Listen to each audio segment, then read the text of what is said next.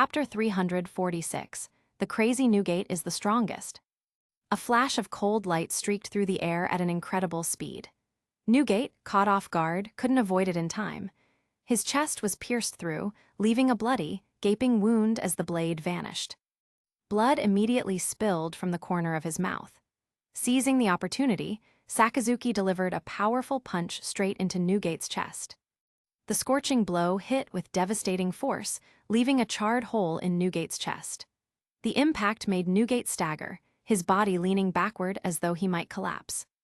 But in the next moment, his feet planted firmly on the ground. Without hesitation, he swung his fist at Sakazuki. Sakazuki made no move to dodge. The moment he attacked, he'd already given up the chance to evade. He quickly raised his arm to block, but Newgate's punch still sent him flying. Blood spewed from Sakazuki's mouth as he crashed to the ground, rolling twice before coming to a stop. Newgate could no longer suppress his injuries. He opened his mouth and coughed up a mouthful of blood.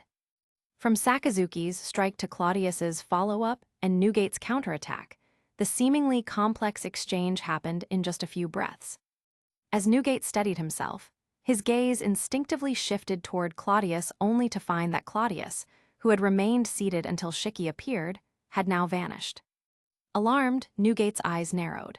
He instinctively raised his fist and slammed it into the air, shattering the space around him. Sure enough, as the cracks spread, a blade shimmering with cold light grazed his waist but missed its mark. If not for the fractured space distorting the blade's trajectory, Newgate would have been struck again. His expression twisted with fury as he roared, "Get out here!" A powerful shockwave erupted from beneath his feet, tearing through everything around him. 3 to 5 meters away, Claudius's figure materialized from thin air. He clicked his tongue regretfully. "Your reactions are sharp, Newgate." Newgate glared at him, voice low and irritated. "Save your flattery, Claudius." This was the first time the two men had met face to face. Though not strangers to each other, Newgate had seen Claudius in the newspapers, and Claudius certainly knew the legendary, strongest man in the world. Claudius smiled faintly. First time meeting, and the last, Edward Newgate. "Arrogant brat," Newgate growled. He slammed his foot into the ground, propelling himself toward Claudius with a vibration-coated fist. Claudius stood his ground. White mist erupted from his hand as he stepped forward to meet the strike. The moment their fists collided, Claudius's arm shattered into fragments. It looked like a clean hit for Newgate, but then a bitter chill spread across his knuckles. His skin turned pale and frostbitten. Newgate's eyes widened in surprise. The freezing energy wasn't like Cuzin's, it was colder, deadlier. Meanwhile, as Newgate battled Claudius and Sakazuki, Sengoku barked into a den mushi. "Activate the encircling wall now." With his command, the port of Marineford transformed. Metallic walls rose from beneath the surface, encasing the harbor. Only the section blocked by the glacier remained open. Artillery ports appeared along the walls, unleashing a relentless barrage on the pirates trapped in the ice. The battle, which had briefly shifted in the Whitebeard pirates' favor, was once again tilted toward the Marines. Newgate recognized the trap. His forces were now cornered, funneled toward a single gap. He turned to aid his crew, but was immediately blocked by Claudius and Sakazuki. Claudius pressed the attack. Nitrogen vapors coiled from his body as he relentlessly slashed at Newgate with the demon blade Shinbu. Forced onto the defensive, Newgate had no choice but to parry with his bare hands. "Sakazuki, melt the harbor ice and drown those damn pirates," Claudius ordered mid-fight. Sakazuki didn't hesitate. He leaped back from the fight, his fists morphing into molten magma. "Great eruption," he roared, launching fistfuls of magma skyward. The burning projectiles collided and then split apart, raining down like a fiery meteor shower. "Meteor volcano."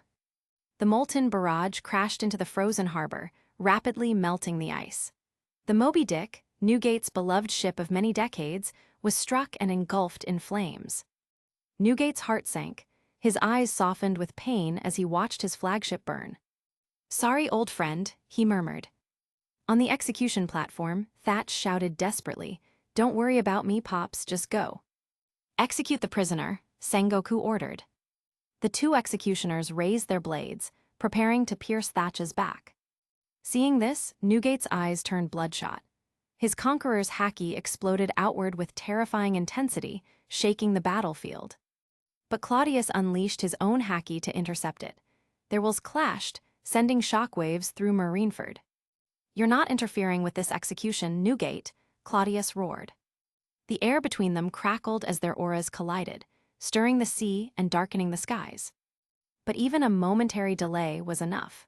With Newgate's haki blocked, the executioners drove their swords into Thatch's chest. Blood spilled from Thatch's lips. He turned his head slightly and shouted, "Run, Pops." "No, Thatch," Newgate bellowed in anguish. The entire Whitebeard pirates wailed in sorrow. Rage surged through Newgate's body. He coughed up another mouthful of blood, but this time, his fury overwhelmed his pain. His conqueror's haki surged again, pushing Claudius back. Newgate's injuries, age, and fatigue no longer mattered. He had nothing left to lose. Without hesitation, he charged Claudius and slammed his fist into Claudius's skull. The blow landed clean. Claudius's head shattered into icy shards, and his body was flung away like a broken puppet. Newgate didn't pursue. Instead, he raised both arms high above his head. His muscles tensed, his face twisted with rage and sorrow. With all his strength, he brought his fists down onto the ground. Chapter 347, Stormhammer Whitebeard. Newgate slammed both fists into the ground, and an invisible shockwave spread outward. The earth cracked beneath him, fractures racing across Marineford with terrifying speed. The colossal fortress of Justice split cleanly down the middle with a thunderous crack, its two halves leaning outward as the island's foundation crumbled. The once solid ground shifted violently from side to side before seawater began to surge up through the cracks, filling the trenches with frothy, churning waves. Countless Marines were thrown into the air by the tremor, crashing into the ground or plunging into the seawater-filled crevices with anguished cries. The execution platform's support pillars shattered, and the structure collapsed. Sengoku lunged forward, knocking the executioners away from the falling debris to save their lives. At the same time, he delivered a palm strike to Weevil's head. The blow left Weevil sprawled on the ground, blood pouring from his nose and ears, his condition uncertain. As the dust settled, Sengoku stepped out of the ruins and surveyed the battlefield. Marineford, an 8th-century-old bastion of justice, was in ruins. The island had been transformed into a fragmented archipelago, crisscrossed with canals of seawater. It resembled water 7 more than Marineford now. Sengoku clenched his fists, his heart aching at the sight, but he quickly suppressed the emotion. "As long as we kill Whitebeard and destroy his crew, this loss will be worth it. Besides, we were planning to relocate Marine headquarters anyway." Newgate's devastating blow had come at a price. After shattering the execution platform and knocking Claudius aside, he staggered. His breathing was ragged, his heart faltering, and fresh blood trickled from his mouth. Suddenly, a cold voice echoed across the square. "Ice Age." Cusin appeared, kneeling on the fractured ground. He pressed one palm against the surface, unleashing a wave of freezing energy. The freezing mist spread in all directions, locking the splintered ground into solid ice and stabilizing the shifting terrain. The surging seawater froze in place, preventing the island from collapsing further. Just as the ground steadied, the ice beneath Newgate's feet grew hot. "Sakazuki." Molten magma burst from the ground as the admiral emerged. "Dark Hound." His magma-coated fist shot upward toward Newgate's chest. Whitebeard's eyes flashed with anger. He swung his fist down, shattering Sakazuki's flaming punch and knocking the admiral back into the ice. Before he could catch his breath, a beam of golden light streaked toward him. Pew! The laser pierced his chest and exploded in a fiery blast behind him. "Father!" Marco roared, seeing the attack come from Borsellino, who had abandoned their skirmish to target Whitebeard. Marco tried to rush to his father's side, but Vice Admirals Onigumo, Doberman, and Mamanga intercepted him, forcing him into a 3-on-1 battle. Whitebeard staggered from the laser wound, his body swaying as his vision blurred. "I'm losing my footing." Before he could recover, Claudius appeared at his flank. Blood dripped from Claudius's mouth, and his eyes were clouded with pain. The blow Whitebeard had landed on him earlier had left him concussed. If I hadn't turned into mist in time, I'd be dead already. But Cladius knew now wasn't the time to hesitate. Whitebeard was faltering. If they gave him room to breathe, they'd lose their advantage. Shinsa. His blade, coated in swirling white mist, slashed toward Whitebeard's waist. Newgate's instincts screamed at him to move. If he tried to stand firm, he'd lose his torso entirely. So, instead of planting his feet, Whitebeard channeled his remaining strength into his fist and swung it toward the oncoming blade. The impact shattered Cladius's ice-coated blade, though the residual frost burned Newgate's knuckles. The force of the blow knocked Whitebeard backward. "Shoot him, Shinsa," Cladius roared. Dog bite crimson, Sakazuki followed. Cladius's sword shot forward like a speeding bullet. Simultaneously, Sakazuki's magma-coated fist crashed down from above. Whitebeard tried to roll away, but as he pushed off the ice, it suddenly froze beneath his hands. Kyuzen. His palms stuck to the icy surface, slowing him just enough. Shinsa pierced his chest. Sakazuki's fiery punch struck his waist, burning a hole just above his navel. Whitebeard gasped. Pain tore through his body, but his instincts kept him moving.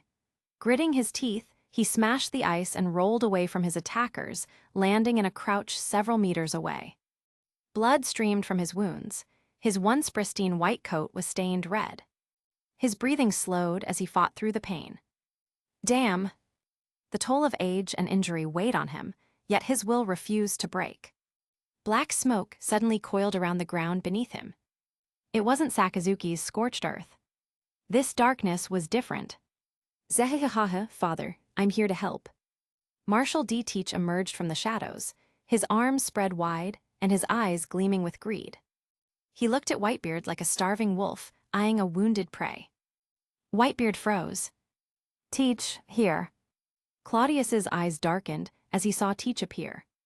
So, this rat was behind the impelled-down breakout. Marine losses had already far exceeded expectations, largely due to the chaos those escapees had caused. Cladius made a decision then and there.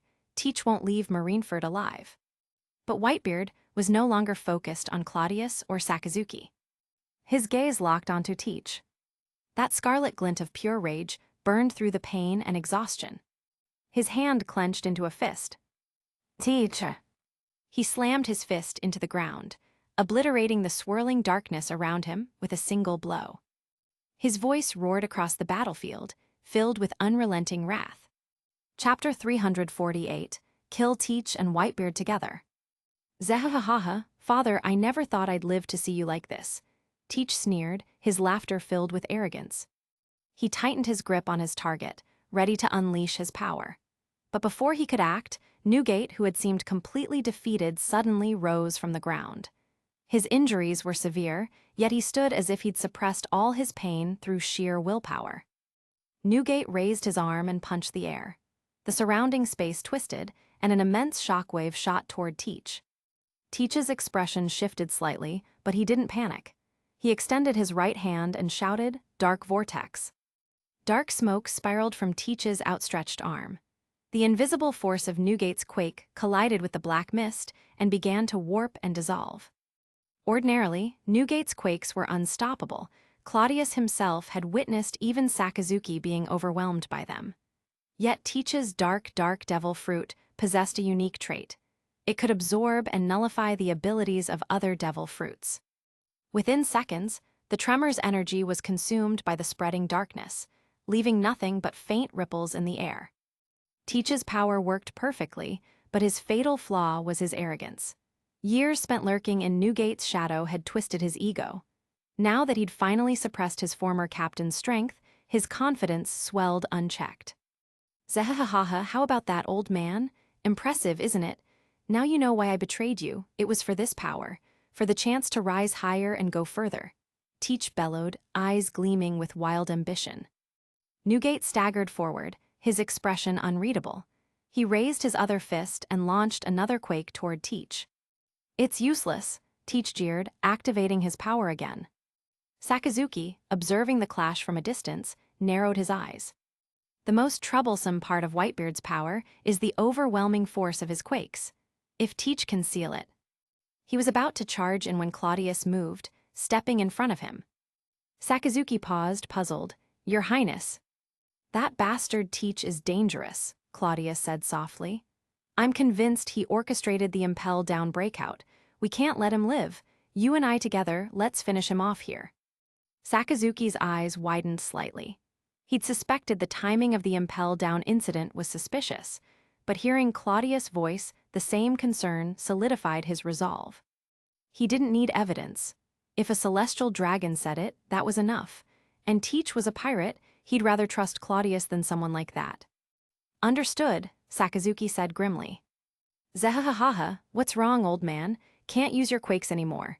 Teach mocked as he grasped Newgate's fist with both hands. From his vantage point, Claudius sighed. "Idiot." Teach had indeed neutralized Newgate's devil fruit powers, but he'd forgotten a crucial detail. Newgate wasn't called the strongest man in the world just for his quake abilities.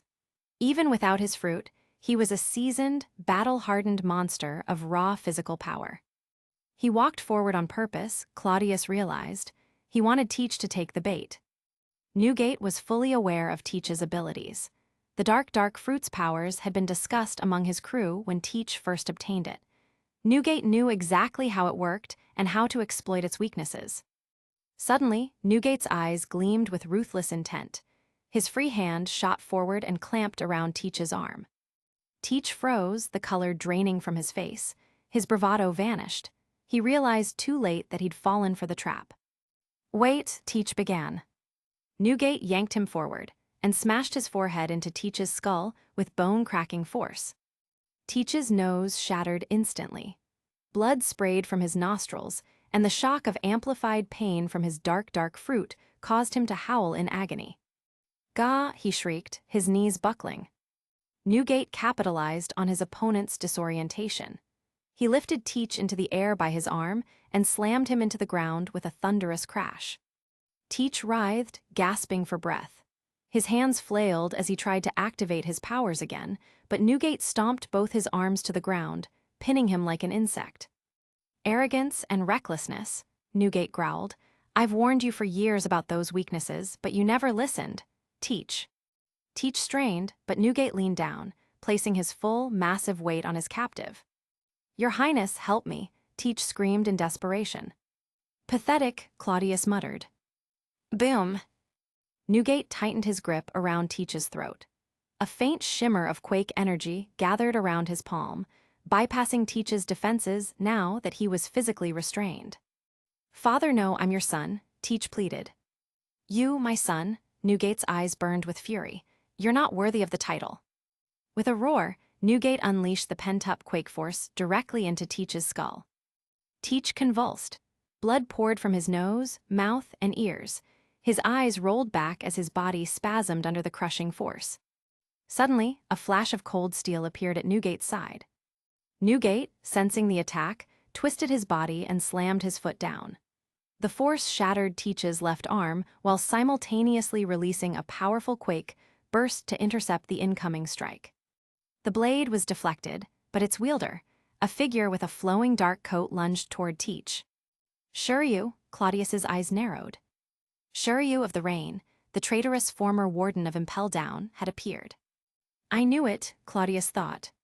As Shiryu bent to grab Teach, Sakazuki erupted from the ground like a volcanic geyser. "Traitors of Impel Down," he bellowed, "I hereby strip you of your title as a warlord of the sea. Die." Mountain Fire Fury. A massive pillar of molten rock burst into existence and surged downward. Shiryu's eyes widened as the blazing magma shot toward him. "Damn it," Shiryu growled, raising his sword and coating it in armament haki. He prepared to slash through the incoming attack. Claudius saw the opening and acted. In the blink of an eye, he disappeared from his spot. Newgate, who had been focused on Shiryu and Teach, felt the disturbance just a second too late. Claudius reappeared beside him. With a swift, fluid motion, he delivered a devastating horizontal kick directly into Newgate's chest. Chapter 349, Whitebeard. In the new era, there is no ship that can carry me. Claudius's kick came so fast that Newgate had no time to react. The impact sent the Yonko hurtling backward. Shuryu, seeing the magma bombs from Sakazuki descending upon Teach, made a split-second decision. Not worth it. He turned and fled, leaving Teach behind. Whatever hopes Shuryu had for Teach's ambitions evaporated in that moment. Teach might have promised greatness, but now, lying there with his body broken, he looked more like a sinking ship. Shuryu had no intention of going down with him. Teach, meanwhile, had just regained consciousness. His blurred vision cleared just in time to see Sakazuki's molten fist descending upon him like a falling volcano.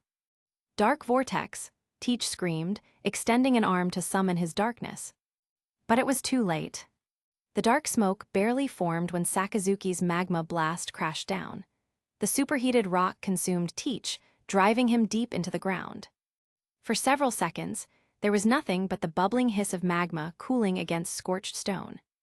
Then, from the molten pit, Sakazuki's figure emerged.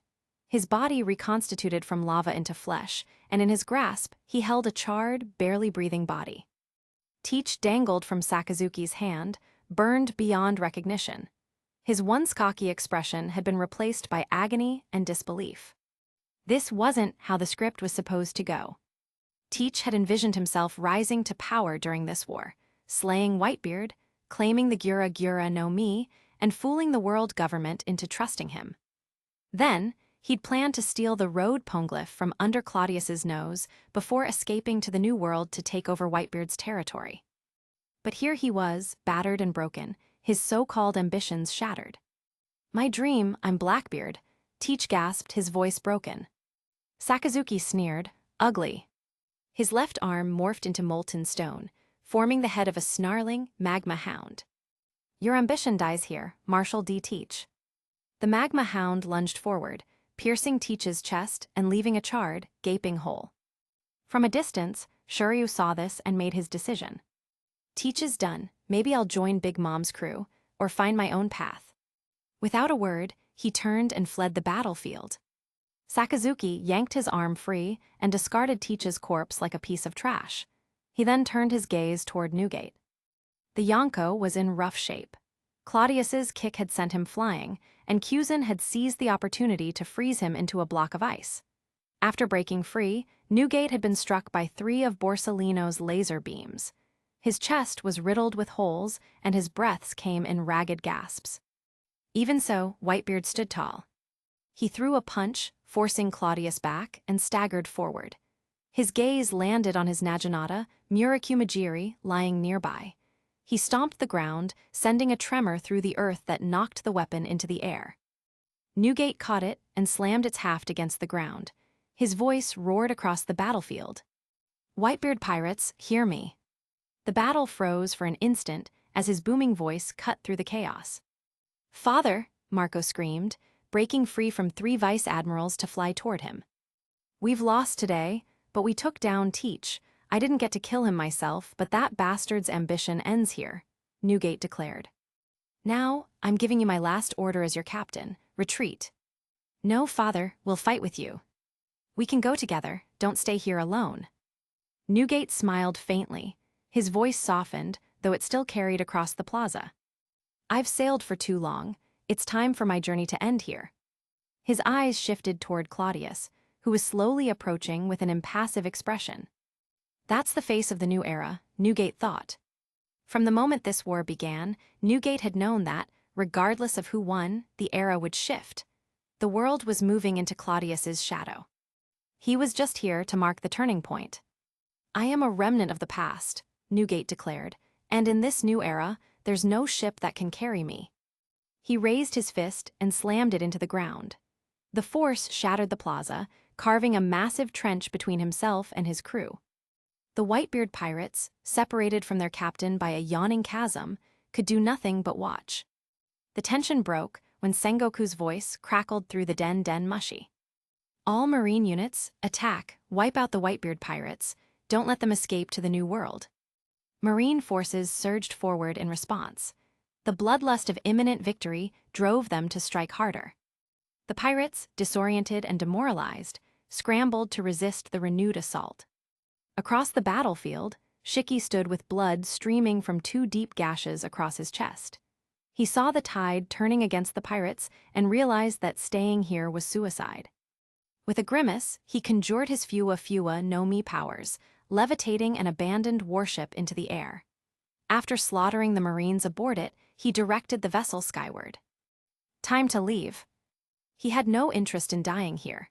He'd return to the New World, bide his time, and reclaim what he'd lost.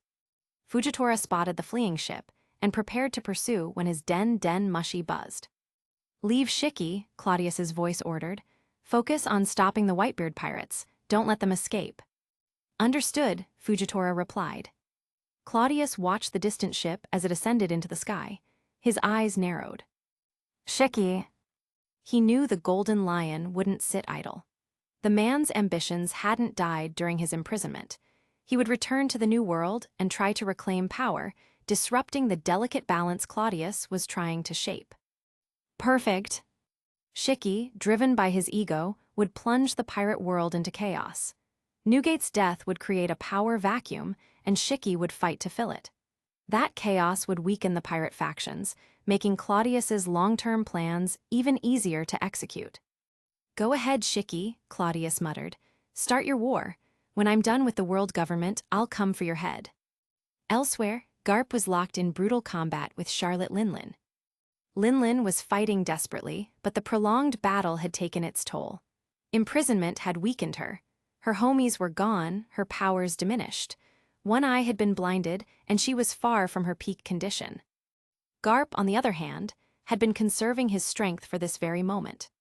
Chapter 350, A Grand Funeral. Shiki had already begun his retreat. Charlotte Linlin, seeing the situation deteriorate rapidly, also decided to cut her losses. She wasn't about to stick around and risk being captured and thrown back into Impel Down. The battle had clearly turned against the pirates. Marineford had been too well prepared. Even with Whitebeard's forces and the chaos sown by Shiki and others, the Marines had maintained control of the battlefield. Newgate was dying. Once he fell, the Marines would have more resources to spare. If she didn't escape now, she'd be next. Garp, watching Charlotte Linlin disengage, hesitated briefly. He then shifted his focus and delivered a crushing punch to Marco, sending the Phoenix crashing to the ground. Let Big Mom go, Garp thought. He wasn't acting out of mercy, but strategy. The remnants of the Big Mom pirates would likely end up with Kaido. If that happened, the two Yonko wouldn't coexist peacefully for long. Either Charlotte Linlin would challenge Kaido's authority, sparking internal strife, or Kaido would try to crush her to maintain dominance. Regardless of the outcome, it would throw the New World into chaos, chaos that would benefit the Marines when they eventually launched their offensive there.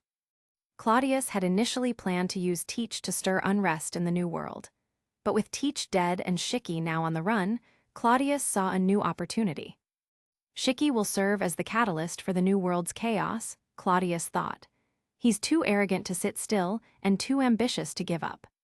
With Teach gone, Shiki would inevitably try to claim territory, pushing the New World's pirate factions into conflict. Better him than Teach, Claudius concluded. The battlefield had descended into chaos. The Whitebeard pirates were desperately trying to escape. The Marines pursued with relentless aggression. Shiki's forces scattered, and no one cared enough to chase them. In the center of it all stood Newgate, facing the combined assault of Claudius, Sakazuki, Kyuzan, and Borsellino. The four high-level combatants worked in perfect harmony.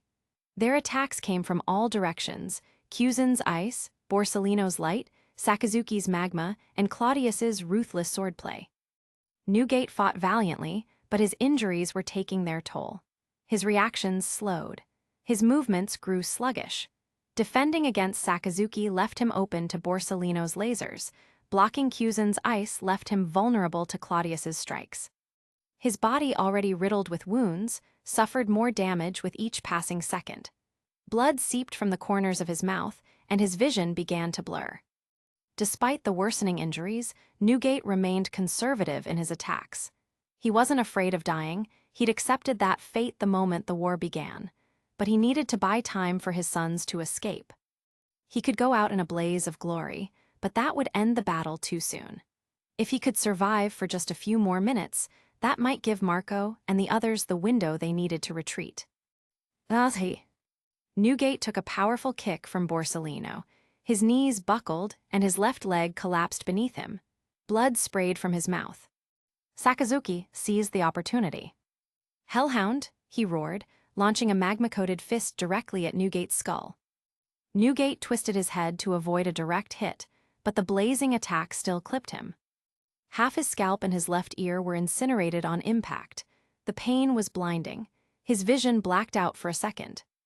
Before he could recover, Cladius struck. His blade Shinda pierced Newgate's chest. "Freeze winter," Cladius intoned. Cold, white mist billowed from the blade. Frost spread outward from the wound, crystallizing across Newgate's torso. A jagged ice flower bloomed over his heart. Cladius pulled the sword free. The wound didn't bleed, the ice had sealed it shut. Newgate staggered, his breath coming in short, shallow bursts. His legs trembled, his eyes dimmed. But then, a smile appeared on his face. "Hess, what a grand funeral," Newgate murmured. Cladius turned and surveyed the battlefield. Marienford, once an imposing fortress of justice, lay in ruins. The great walls were shattered. The plaza was a graveyard of corpses. Fires crackled amidst the debris, while smoke billowed into the sky. Iron, blood, fire. The perfect setting for the death of the strongest man in the world.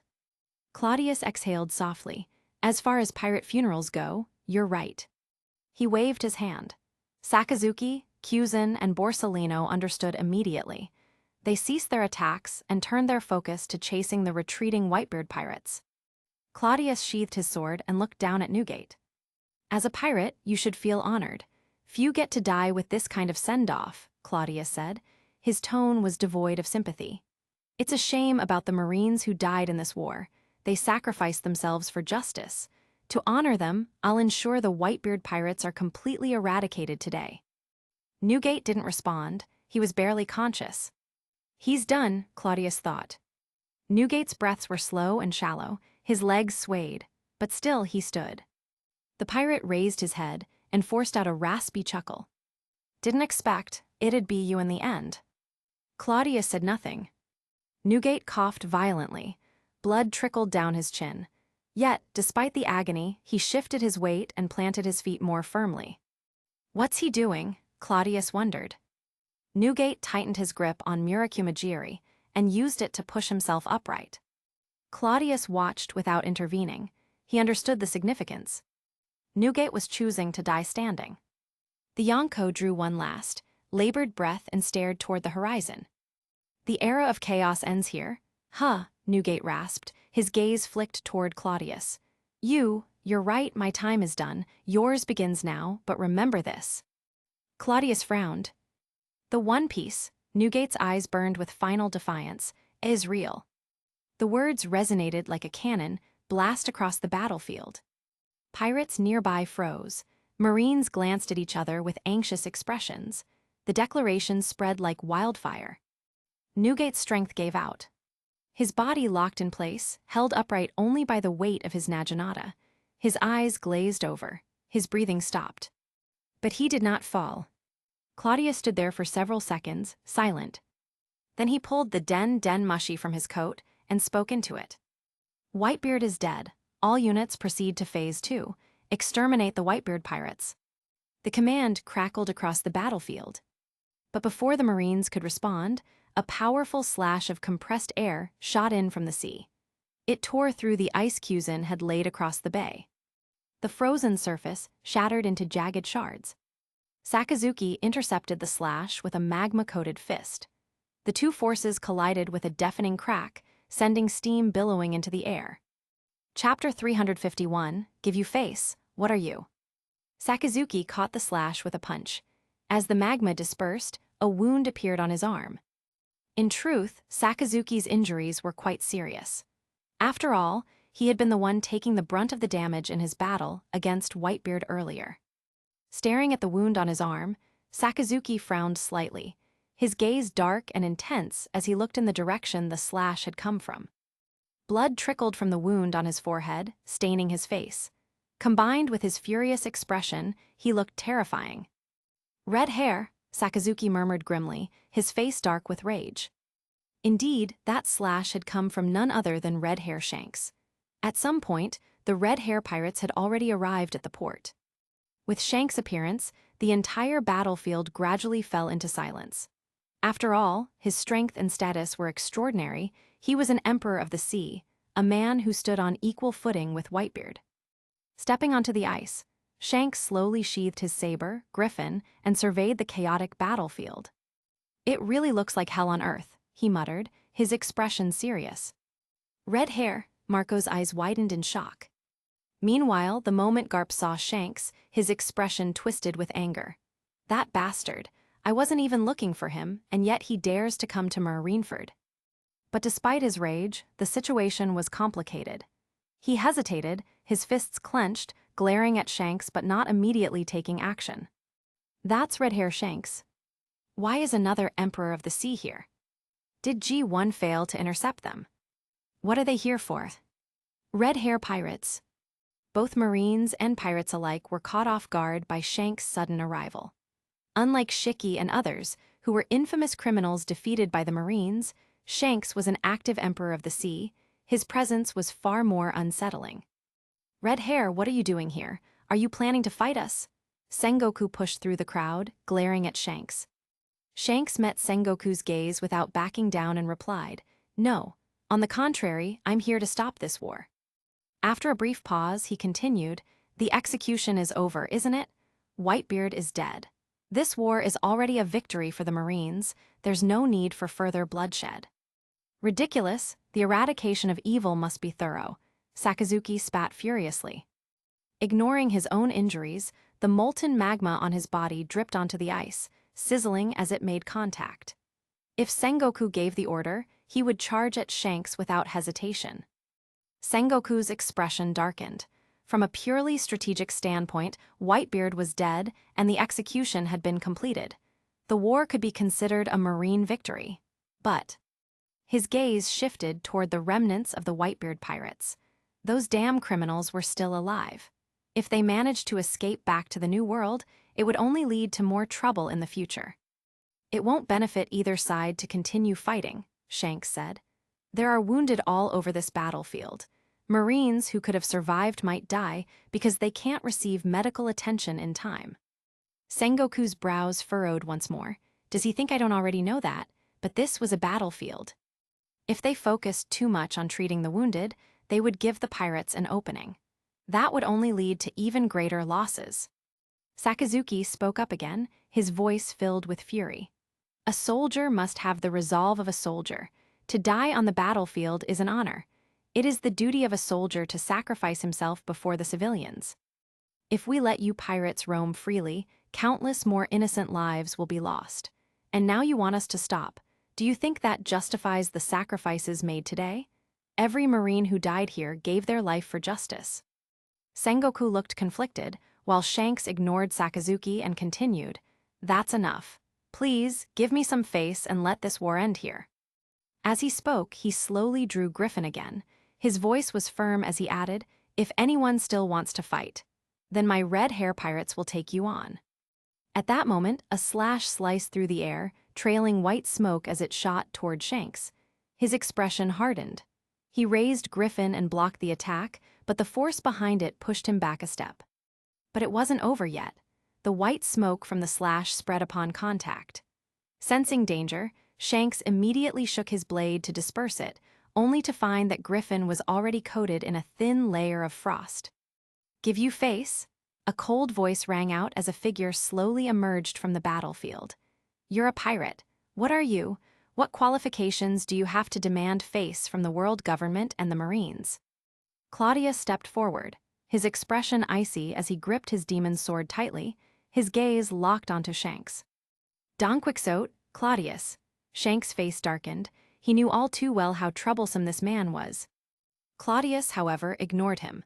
Instead, he pulled out a den mushy and gave a direct order. "All CPX members, listen up. Target the Red Hair pirates. If they show even the slightest intent to interfere with Marine operations, engage immediately. No mercy." Cladius had no intention of giving Shanks any face. If he wanted a fight, then so be it. The moment his words fell, powerful figures appeared behind him. Doflamingo, Crocodile, Enel, Hancock, and Fujitora, all standing at the ready. Claudius lit a cigar, taking a slow drag before exhaling. Fleet Admiral Sengoku, execute justice. Understood, Sengoku responded without hesitation. With Claudius backing him, he no longer held back. Lifting the den mushi, he issued the order. Continue the assault, annihilate the Whitebeard pirates. The moment Sengoku gave the order, all hesitation among the Marines disappeared. Sakazuki made the first move, charging straight for Marco. Kyuzen raised his hand, launching an ice attack at Jazu. Borsellino soared into the air, golden light radiating as he prepared to strike. The Marine admirals and elite soldiers resumed their offensive, bearing down on the remnants of the Whitebeard pirates. Meanwhile, Claudius stood with his cigar between his lips, staring at the Red Hair pirates with a cold smirk. The Red Hair pirates were an elite crew. They didn't have many members, but every one of them was incredibly powerful. But was CPX any weaker? From the start of this war, Claudius had suspected that Shanks might interfere. That was why CPX hadn't fully engaged in battle. He had been waiting for this moment. Now, Doflamingo, Crocodile, and the others were in peak condition, ready to fight at a moment's notice. Lucky took a bite of his chicken leg and chewed thoughtfully before asking, "Captain, what do we do? Are we going to war?" Shanks' expression was grim as he glared at Claudius. "The war is over." "The war isn't over," Claudius retorted coldly. "A pirate like you doesn't get to decide that, we do." "This will only cause more meaningless casualties," Shanks argued. "Meaningless?" Claudius sneered. "No, ensuring that pirates like you never harm the world again is the greatest meaning of all. Don't underestimate justice, you pirate bastard." Shanks clenched his fists, his fury barely contained. Every instinct told him to teach Claudius a lesson. But seeing the CPX members standing at the ready, his rationality warned him this was not a fight worth picking. Chapter 352, Shanks takes his own shame. That's right, he was just meddling. This war had nothing to do with Shanks. The Marines were wiping out the Whitebeard pirates. What did that have to do with the Red Hair pirates? Shanks wasn't some devil fruit user with the power of face fruit. Did he really think that just because he asked for face, Claudius would obediently give it to him? Looking at Claudius now, it was clear, if Shanks dared to interfere, Claudius would take him on to the very end. That realization made Shanks feel a bit awkward. If he could intimidate the Marines into stopping, that would be for the best. But if things went sideways, would he really go all out for the Whitebeard pirates and fight to the death against Claudius and CPX? Shanks didn't know Claudius. He had never even met him before, so he had no idea what kind of person he was. All he knew was that this guy was truly ruthless, having killed many legends. Even Whitebeard had fallen to his hands this time. A person like that was extremely decisive and wouldn't be the type to yield just because of a simple demand. So Shanks had a strong feeling. This Claudius in front of him would actually fight him. And he wasn't wrong. If a fight broke out, Claudius would absolutely see it through to the bitter end. Backing down now would have major consequences. Just think about it, why did Sengoku step down after the Summit War in the original story? Was it because the war was handled poorly? No, on the contrary, it could be considered a major success. Whitebeard was killed, Ace was killed, and the Whitebeard pirates were essentially dismantled. By all accounts, Sengoku had earned enormous merit. But there were two things he didn't handle well. First, the massive breakout at Impel Down. That prison was a subsidiary of the Marines, and allowing such a huge incident to happen meant Sengoku had to take responsibility. The second issue was that he gave way to the Red Hair pirates on the battlefield. A fleet admiral yielding to a pirate? That could be either a minor issue or a massive scandal, but given the war context, it was huge. Claudius had enough to deal with at the upcoming reverie. He couldn't afford to give himself even a hint of a stain. What? Impel Down? That was the Marines' problem. Claudius wasn't going to take the fall for that. If anything, he could help Sengoku shift the blame onto Teach. Wasn't Teach one of the 7 warlords of the sea under Claudius? Hell no. Claudius had already made it clear countless times Teach was ambitious. While using him, they also had to keep a close eye on him. In the end, things turned out the way they did. Could he be blamed for not warning them enough? But the situation right now was complicated. Just as Shanks had said, if the war dragged on, many Marines would die from lack of timely medical treatment. Losing lives in the process of eradicating the Whitebeard pirates was acceptable. That was part of the mission. But if they then started a war with the Red Hair pirates, the losses would be devastating. The Marines simply didn't have the energy to deal with another war against a fresh Emperor of the Sea. At that point, quantitative losses could trigger qualitative change, escalating the damage to an unacceptable level. So while Claudius seemed like he was standing firm, in truth, he was also calculating carefully.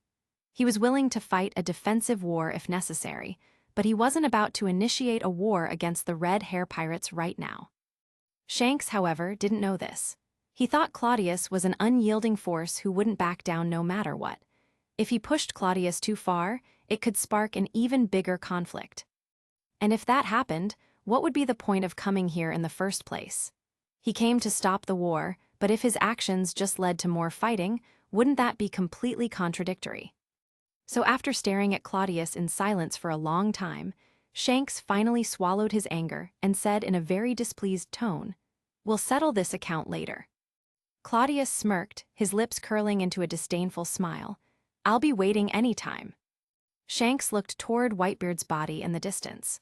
Originally, he had hoped that with the war coming to an end, he could at least take Whitebeard's body and let him rest in peace, his way of honoring a final bond.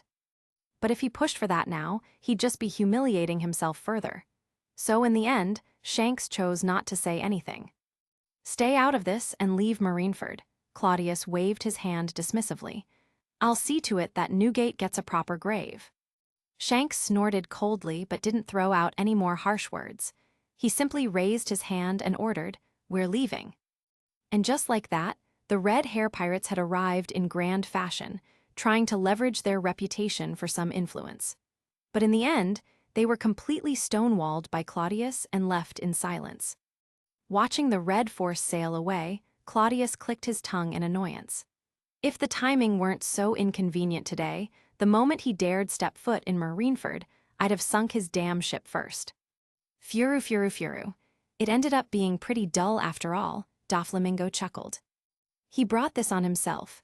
If you don't have the power, don't overreach, Crocodile added with some irritation. Claudius sighed deeply and said in a low voice, even though that guy was meddling, he wasn't wrong.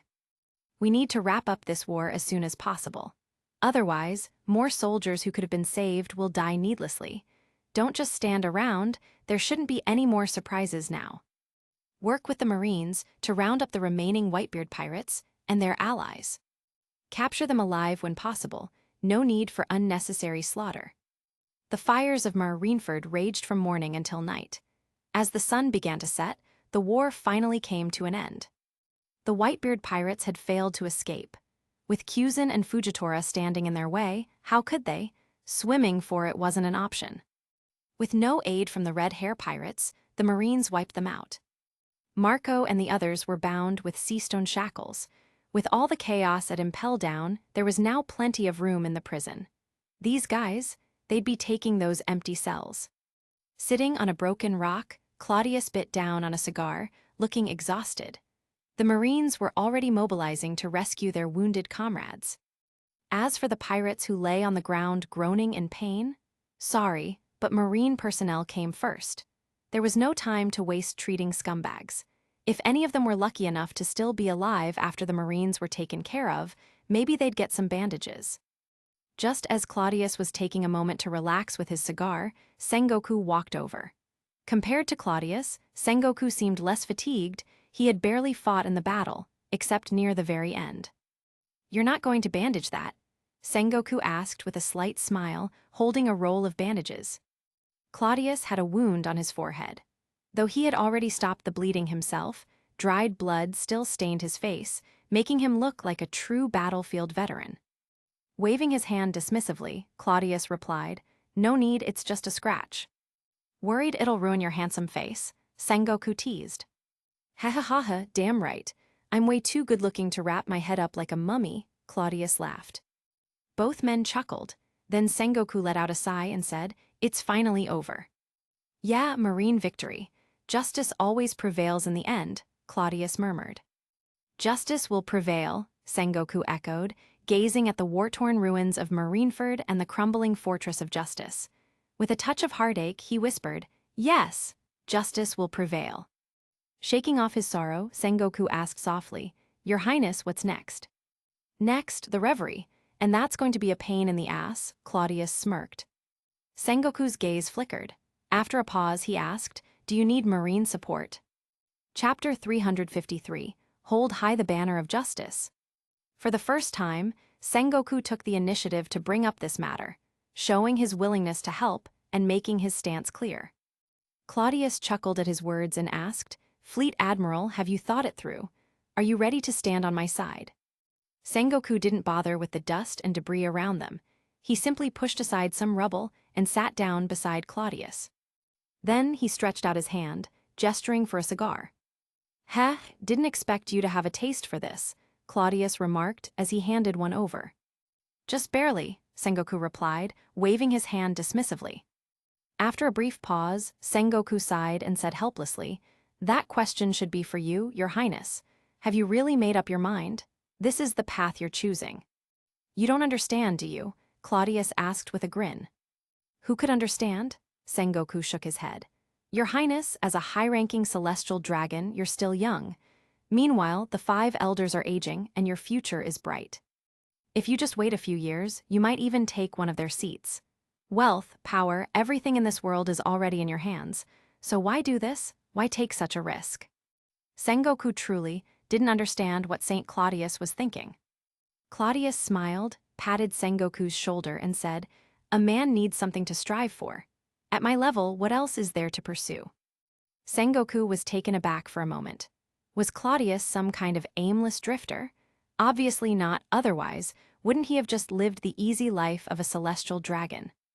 From the moment Claudius started stirring up trouble, forming CPX and putting his own plans into motion, Sengoku had known this prince wasn't simple.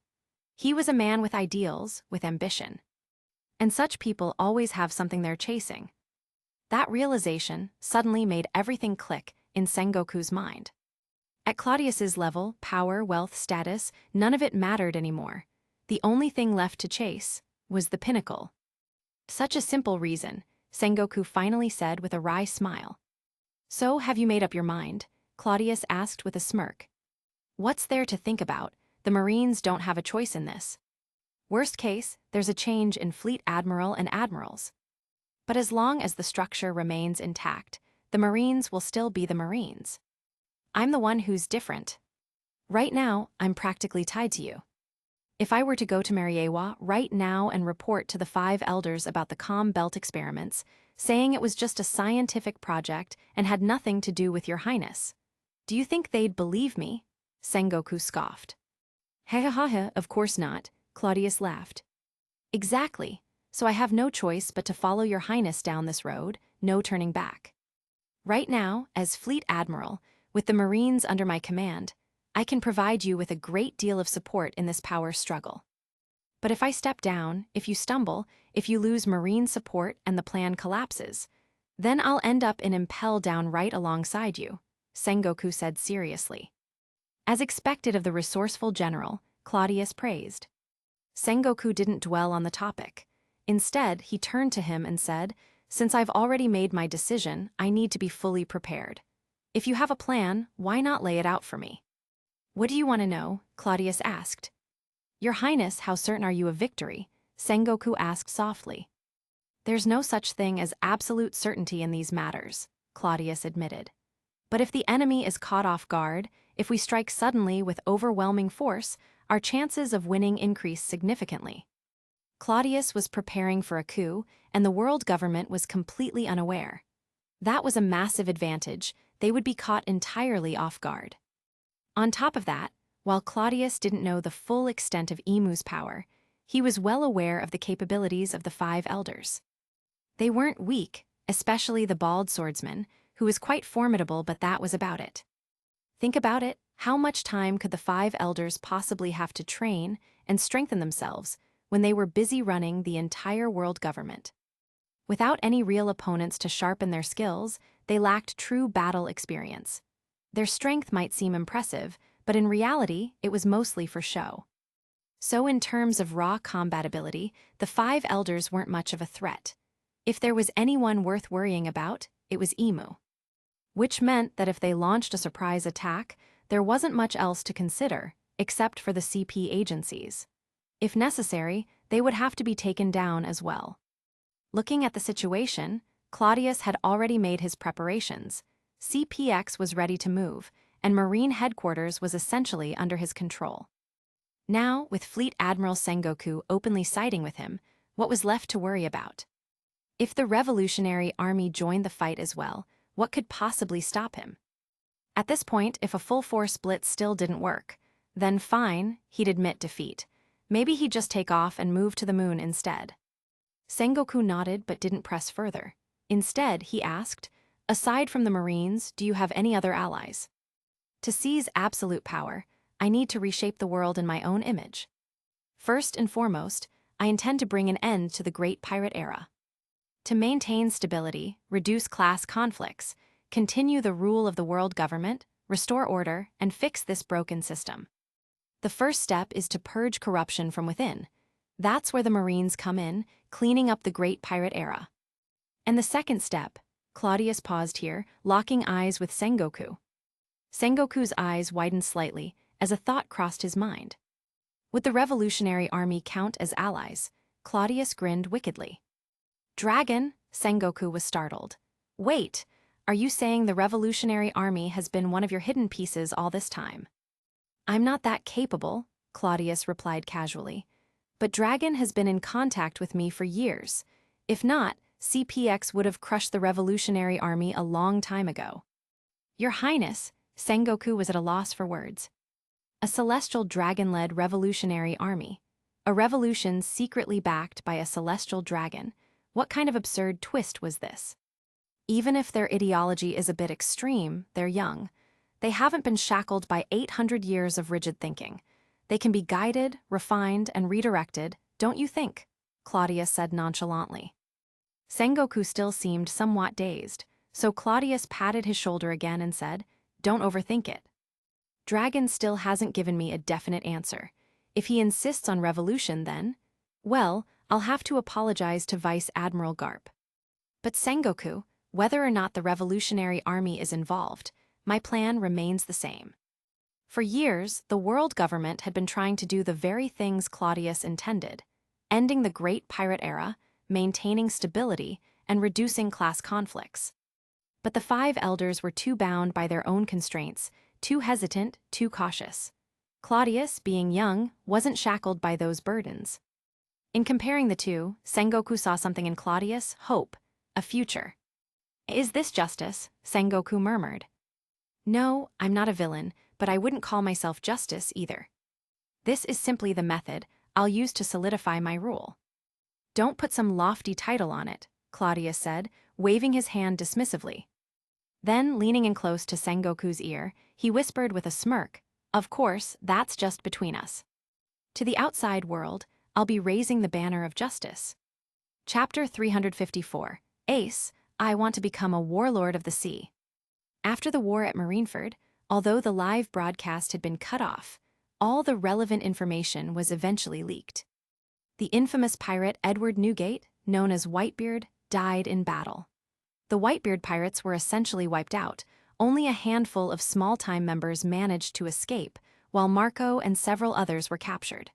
With 7 or 8 key figures imprisoned, the Whitebeard pirates had officially fallen. While the execution was carried out ahead of schedule, news of it was successfully contained, making it a flawless operation. 4th Division Commander Thatch was killed on the battlefield, Buchan was also slain, and Weevil met an especially grim fate.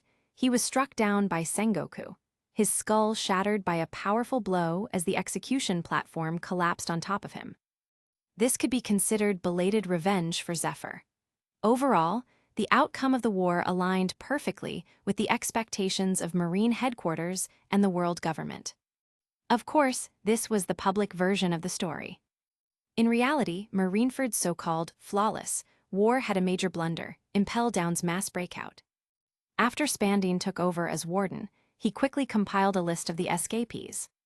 First was the prison's former chief guard, Shiryu of the Rain, who had turned traitor and not only defected but also freed numerous high-profile inmates. Among them were Golden Lion Shiki, Big Mom Charlotte Linlin, Red Earl Redfield, Douglas Bullet, known as the Demon Heir, the infamous Evil King, and several other notorious criminals. In addition to these powerhouses, several lesser-known pirates managed to escape alongside them, taking advantage of the chaos. Fortunately, Spandine and his team acted swiftly, minimizing the damage. Some escapees, such as Byandy World, weren't as lucky. Just as the ice around him began to thaw, he was refrozen before he could break free. It was safe to say he wouldn't be escaping Impel Down anytime soon. The escape of so many high-level pirates, however, had dire consequences. Since Impel Down's security failure threatened global stability, Magellan was held accountable. But Sengoku took full responsibility for the disaster. That's right, Sengoku didn't blame Magellan. In reality, no one could. The true culprit was Shiryu, who had orchestrated an internal betrayal that tore apart Impel Down's supposedly impenetrable defenses. Was Magellan supposed to single-handedly stop that? Besides, Impel Down was originally under Marine Headquarters jurisdiction. After such a catastrophic failure, it was only natural for Sengoku to take the fall. Fortunately, Cladius was able to spin the situation in their favor, shifting all the blame onto Marshal D. Teach Blackbeard. Blackbeard's fate was particularly miserable. He had been pummeled to death by Sakazuki, and Shiryu, now branded a traitor, had earned the reputation of being an instigator of chaos. Of course, this was only the internal report. Publicly, Marshal D. Teach, a supposed model warlord of the sea, was hailed as a hero, a man who fought bravely for the world government until his final breath. At the critical moment, he had stood against Whitebeard, proving himself to be a man of honor and duty. In recognition of his service, the world government posthumously granted him an honorary grave, ensuring he wouldn't die as a nameless ghost. That's right, even though Sakazuki had killed him outright, Teach was now considered a martyr, the only high-ranking casualty from the Marineford War and the only warlord of the sea to perish in battle. With Impel Down's breakout unleashing dangerous criminals and the Whitebeard pirates dismantled, the new world was thrown into unprecedented chaos. But this was just the beginning. For now, Shiki, Big Mom, Bullet, and the others remained quiet, likely assessing the changes in the world after years of imprisonment. Meanwhile, the vast territory once ruled by Whitebeard had been plunged into turmoil. During his reign, Newgate had suppressed countless up-and-coming threats, ensuring a fragile peace among the four emperors. Many ambitious second-rate pirates had refrained from making moves while he was alive. But now, with the Whitebeard pirates shattered, the most stable empire among the pirate forces had collapsed into lawlessness. One of the most contested locations was Hachinasu Island, a haven for pirates deep in the New World. Previously, it had been under Whitebeard's control. In the original timeline, Hachinasu Island would have eventually fallen into Blackbeard's hands, serving as his base and launching pad to becoming an emperor of the sea. But now Whitebeard was dead, Teach was dead, and there was no Blackbeard pirates to seize control. Instead, another pirate crew had claimed the island as their own. The Spade Pirates. Led by the Logia-type Mira no-Mi user, their captain was none other than Portgas D. Ace. In the original story, the Marineford War had revolved around Ace. But due to Claudius's interference, Ace's true identity remained largely unknown. Even Sengoku, despite having held Ace as a child, never investigated further. As a result, the Marineford War had nothing to do with Ace. Ace sat atop the highest point of Hachinasu Island, holding an apple nearly the size of a human head. Taking a big bite, juice dripped down his chin. His Spade pirates had completely taken over the island, establishing it as their base. From here, Ace planned to develop their strength and look for new opportunities. After devouring half the apple in just 2 bites, he shook the newspaper in his other hand and grinned. Pops really went all out this time. He completely wiped out the Whitebeard pirates. As soon as he spoke, a young woman about his age responded. His Highness has never lost a battle. What's so surprising about this? Her name was Koala. Before the war even started, their crew had already conquered Hachinasu Island, which belonged to Whitebeard's forces. Naturally, she and the others had never doubted that Cladius would emerge victorious. Ace leaned back, still chewing his apple, and asked, "Pops is probably too busy to deal with me right now. Koala, you're the smart one, what should we do next?" "Simple.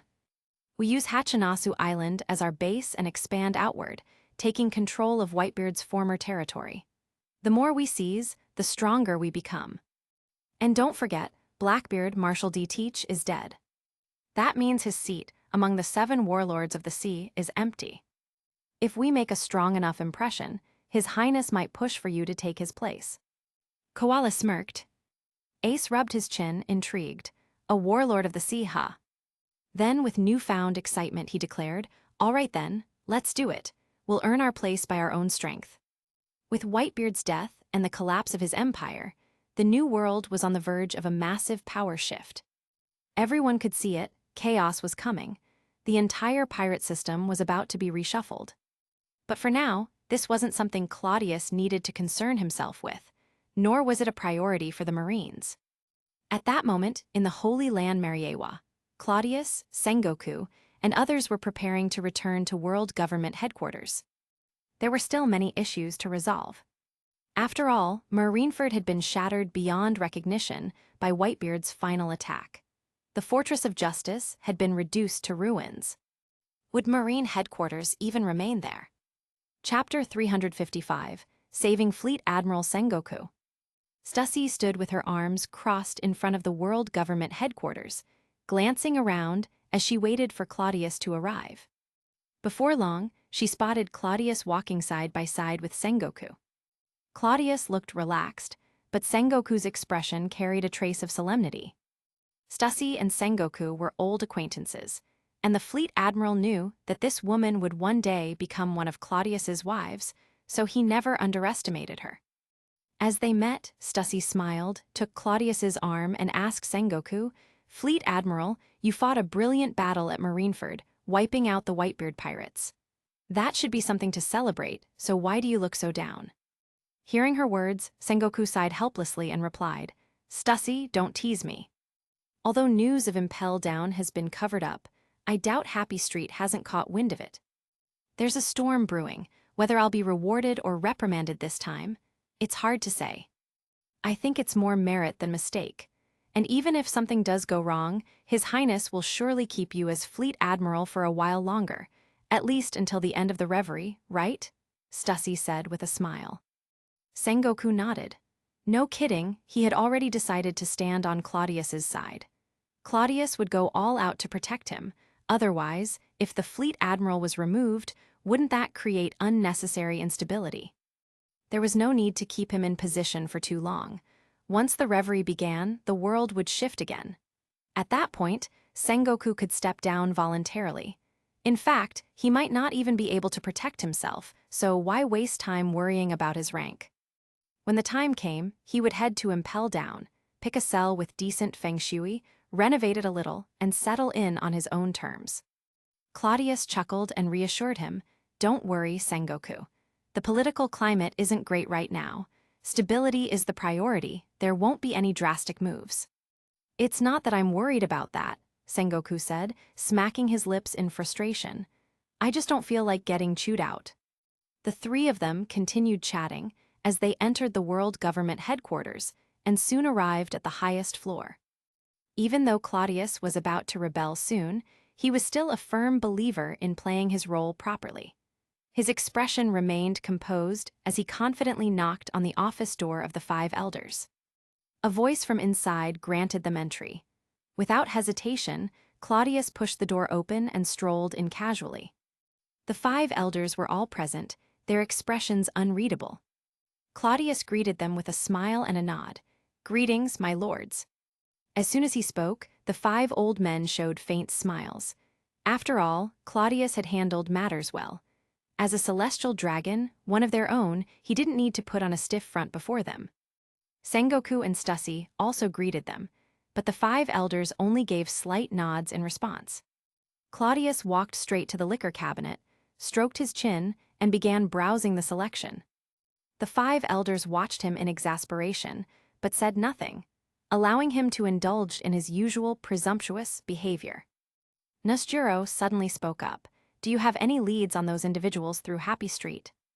The bald elder, Nusjuro, paid no attention to Claudius and instead turned to Stussy, asking in a rather casual tone. He didn't bother exerting any pressure. After all, they all knew she was a woman favored by Claudius. Speaking of which, Claudius was quite an anomaly. Most celestial dragons his age, around 40, already had sons running around, likely learning how to oppress commoners. Yet Claudius had never married. It wasn't for lack of suitors, either. The demon king of Mariewa had no shortage of admirers. Many lower-ranking celestial dragons dreamed of forging a connection with him.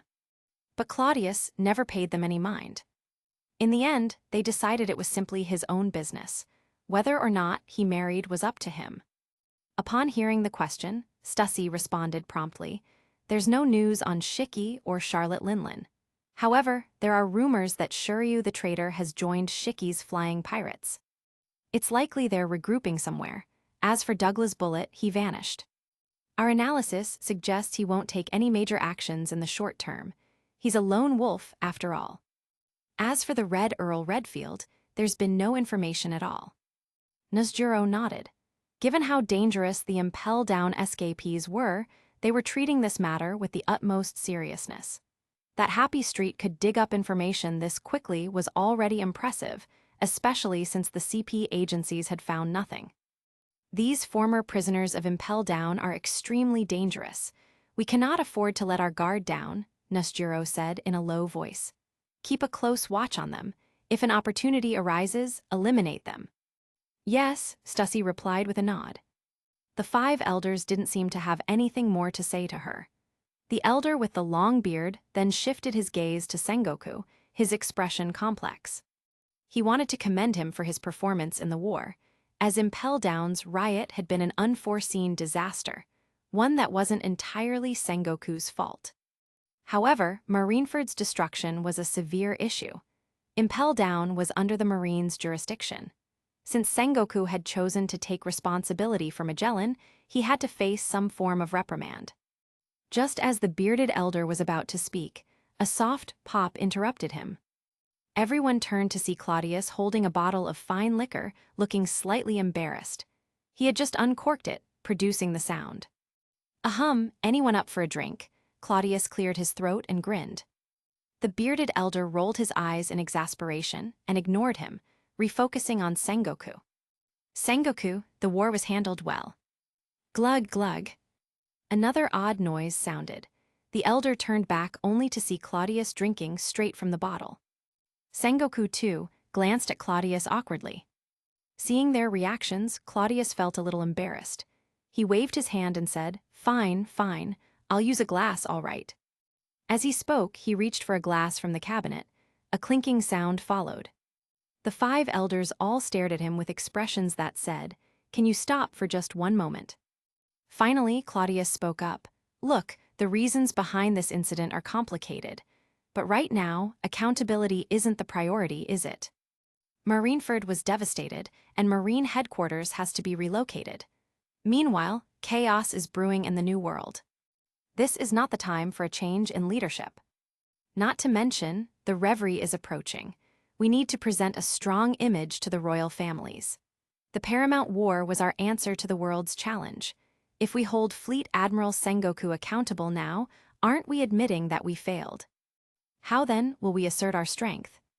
As Claudius finished, the 5 elders exchanged glances before breaking into laughter.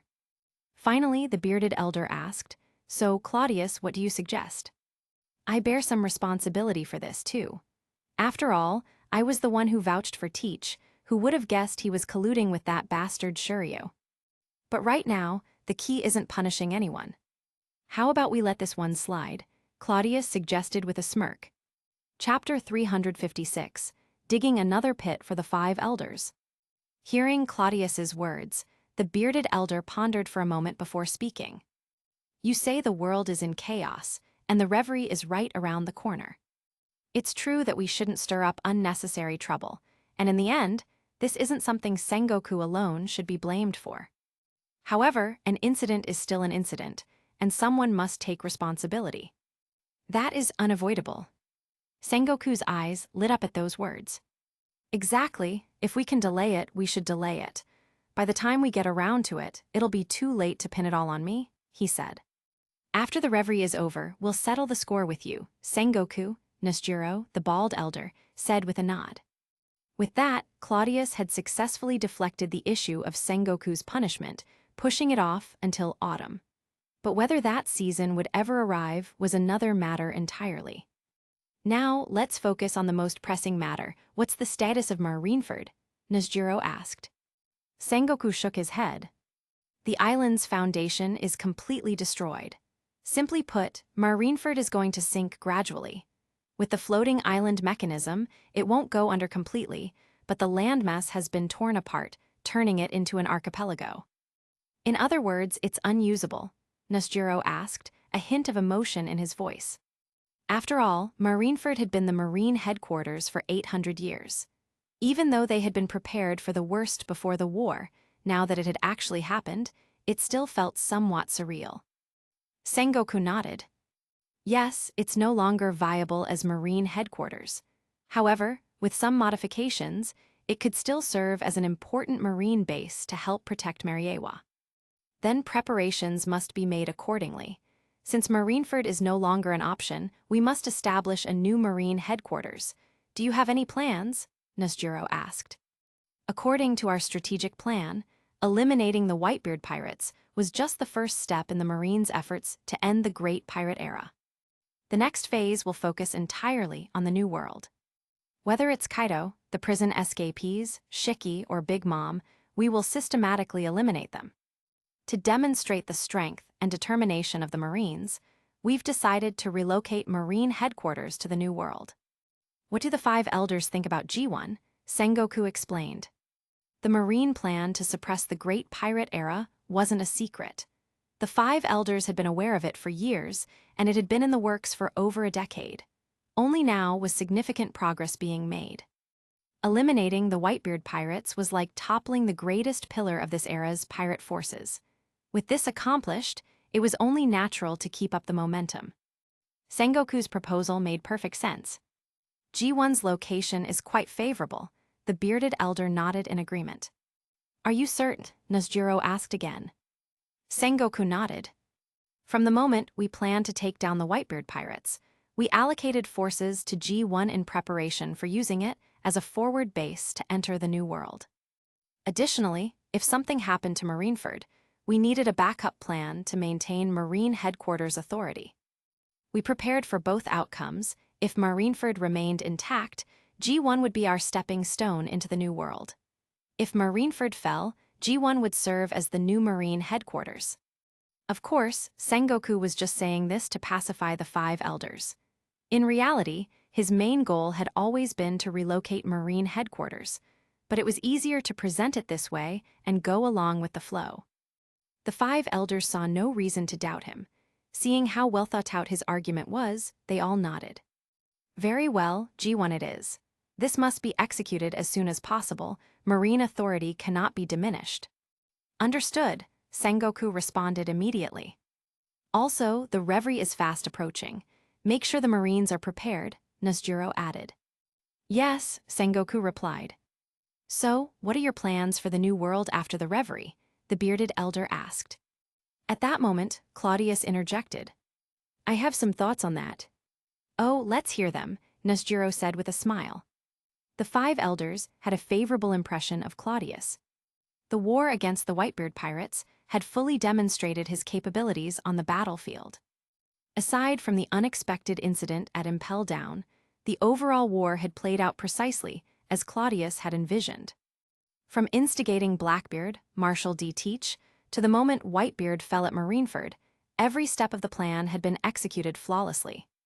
The Whitebeard pirates had been crushed through strategy rather than brute force alone. a testament to Claudius's brilliance. Because of this, his words carried considerable weight. Whether it's Charlotte Linlin or Golden Lion Shiki, neither of them can be allowed to roam free. Right now, they're likely gathering intelligence, trying to catch up on what's happened in the world during their absence. But this adjustment period won't last long.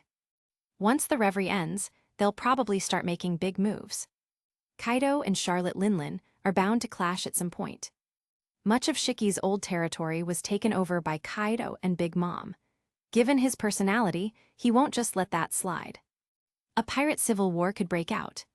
The 7 warlords of the sea might serve as a key force in all this, playing a crucial role in the upcoming conflict, Claudius said thoughtfully. The 5 elders nodded. His analysis was straightforward, nothing surprising, but that didn't mean it was meaningless. "And what do you propose?" the bearded elder asked.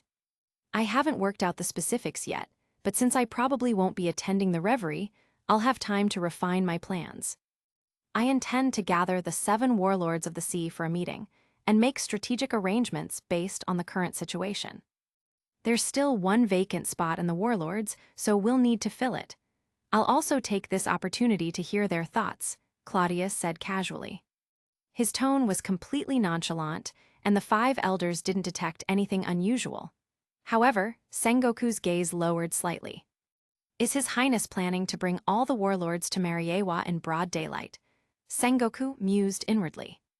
Mariewa held a unique status, and normally the warlords wouldn't be allowed to set foot there so easily, especially not during the reverie. Given Mariewa's security systems, sneaking them in unnoticed would be difficult. Naturally, Claudius needed a way to make this gathering seem legitimate. Under normal circumstances, the 5 elders wouldn't agree to this. But with Claudius backing it, things were different. Besides, 4 of the current warlords, Doflamingo, Crocodile, Boa Hancock, and Enel, were all members of CPX, meaning they were essentially under Claudius's control.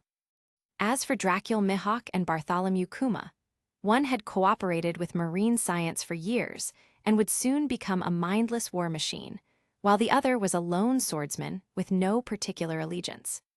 Still, the 5 elders hesitated slightly. Something about this felt off. Noticing this, Claudius casually added, "Doflamingo was already attending the reverie as Dressrosa's king, so it's not an issue. Crocodile will likely finalize his control over Alabasta before the reverie, fully bringing the country under the world government. As for the Pirate Empress, I plan to arrange for Amazon Lily to become an official member of the world government. And Enel, well, he's just an adventurer. That only leaves Mihawk and Kuma, who aren't exactly our people, making them a bit trickier to handle." By framing it this way, Claudius subtly implied that the majority of the warlords were already aligned with them, so there was nothing to worry about. The 5 elders thought about it. Doflamingo would be at the reverie anyway. If Amazon Lily could join the world government, that would be beneficial. This would also be a good time to discuss Alabasta's situation. Seeing the logic, the bearded elder finally said, "Very well." Chapter 357, Lord Emo. After wrapping up the discussion, the 5 elders spoke again. "Sengoku, you and Stussy may leave first. We have something to discuss with Claudius alone." Sengoku nodded, understood. Claudius added, "Stussy, take Fleet Admiral Sengoku to my residence. Once I'm finished here, I still have matters to discuss with him." He said this openly, without the slightest attempt to conceal anything. The 5 elders didn't think much of it. After all, the war at Marineford had just ended. It was only natural for the key figures involved to have further discussions. "Yes, Your Highness," Stussy responded with a nod. With that, Sengoku and Stussy left the room. Once they were gone, the atmosphere in the chamber became noticeably more relaxed. Claudius casually picked up his wine glass, found a sofa to sit on, and waited for the 5 elders to speak. Not wasting any time, the elder with the top knot, Achoku, spoke up. Despite some minor deviations in the Battle of Marineford, the overall outcome was satisfactory. "We are quite pleased." Claudius smiled. "It was all for our sake." "Indeed, all for our sake," the bearded elder echoed with a smile. Nuzjuro took a sip of tea, before speaking in a calm tone. When we discussed this war earlier, do you remember what we promised you? A glint flashed in Claudius's eyes. He nodded slightly and replied, "Of course. You mentioned that after this, you would recommend me for an audience with an important figure." "That's right," Nasjiro confirmed. "You must have heard some rumors, haven't you?" the blonde elder suddenly asked. Claudius didn't try to hide anything. "Indeed. The 5 of you are the highest-ranking celestial dragons, and since you mentioned introducing me to an important figure, then logically, this person can only be the one rumored to be at the top, the so-called king of the world, correct?" Lord Emu. Among the celestial dragons, the existence of Emu wasn't exactly a secret. Many had heard of this mysterious figure, but the information existed more as an urban legend, something discussed in hushed tones but rarely taken seriously. The 5 elders were well aware that they could never completely suppress such rumors, so they opted to neither confirm nor deny them, allowing the mystery to persist. Over time, Emu became an obscure myth that few truly believed in. Since they had personally brought it up to Claudius, it was only natural for him to reach this conclusion. Thus, they didn't find his response suspicious. Nasjiro nodded. "Yes, he is the true ruler of the world, and his name is Emu." "Lord Emu," Claudius muttered under his breath, raising an eyebrow slightly. This was the first time he had officially heard the name from the 5 elders themselves. "Lord Emu thinks highly of you, and is very pleased with your actions. After all, the 5 of us are getting on in years. The future belongs to the younger generation. It's a pity. Over the years, we haven't seen many celestial dragons with your level of talent. Otherwise, perhaps we could have retired already. But that's not important. What matters is that you continue to work hard." Nasjiro spoke gently, but his words carried an obvious implication. If Claudius could gain Lord Emu's favor, then a seat among the 5 elders would be reserved for him in the future. Claudius put on an expression of excitement, though in truth, he wasn't interested in such a position. The 5 elders were merely Emu's servants, wielding power only at his discretion. Claudius had no desire to be anyone's lackey. His interest lay in Emu himself. "Thank you for your support, but I believe the 5 of you are still in your prime," Claudius said modestly. "I am young and inexperienced. I lack the depth and wisdom that you possess. I still have much to learn." "Haha, it'll only take a few more years," Nasjiro said with satisfaction. "Claudius, Lord Emu is not like us. We've watched you grow up, so we allow you certain liberties. But you must not approach Lord Emu with the same mindset. You must be respectful and restrained. When we introduce you to him, be sure to act accordingly," the bearded elder reminded him seriously. "Understood," Claudius nodded solemnly. "In short, prepare yourself. Even though you don't plan to attend the reverie, since you played a leading role in the war, you'll still need to make an appearance and speak about it. Once the conference is over, we will recommend you for an audience with Lord Emu." Nasjiro continued. Claudius sighed, in feigned helplessness before nodding. All right, I suppose I was born to work hard." "Ha, playing the victim even as you benefit," Nasjiro chuckled. Afterward, the conversation shifted to casual topics. As they talked, Claudius felt a slight sense of hesitation. Even now, he hadn't fully decided what to do with the 5 elders. It was clear they genuinely saw him as their successor. Over the years, they had mentored and protected him, treating him with a mix of trust and affection. Though their relationship was intertwined with political interests, there was also a level of genuine camaraderie. Could he really bring himself to eliminate them? "Forget it," Claudius thought to himself. "I'll take it one step at a time. For now, let's just keep them in check." The 5 elders had a great deal on their plate, as did Claudius. After chatting for a while longer, he took the initiative to excuse himself. Meanwhile, in the courtyard of Mariewa, Sengoku had been arranged to rest there. He was engaged in conversation with a young swordsman with green hair.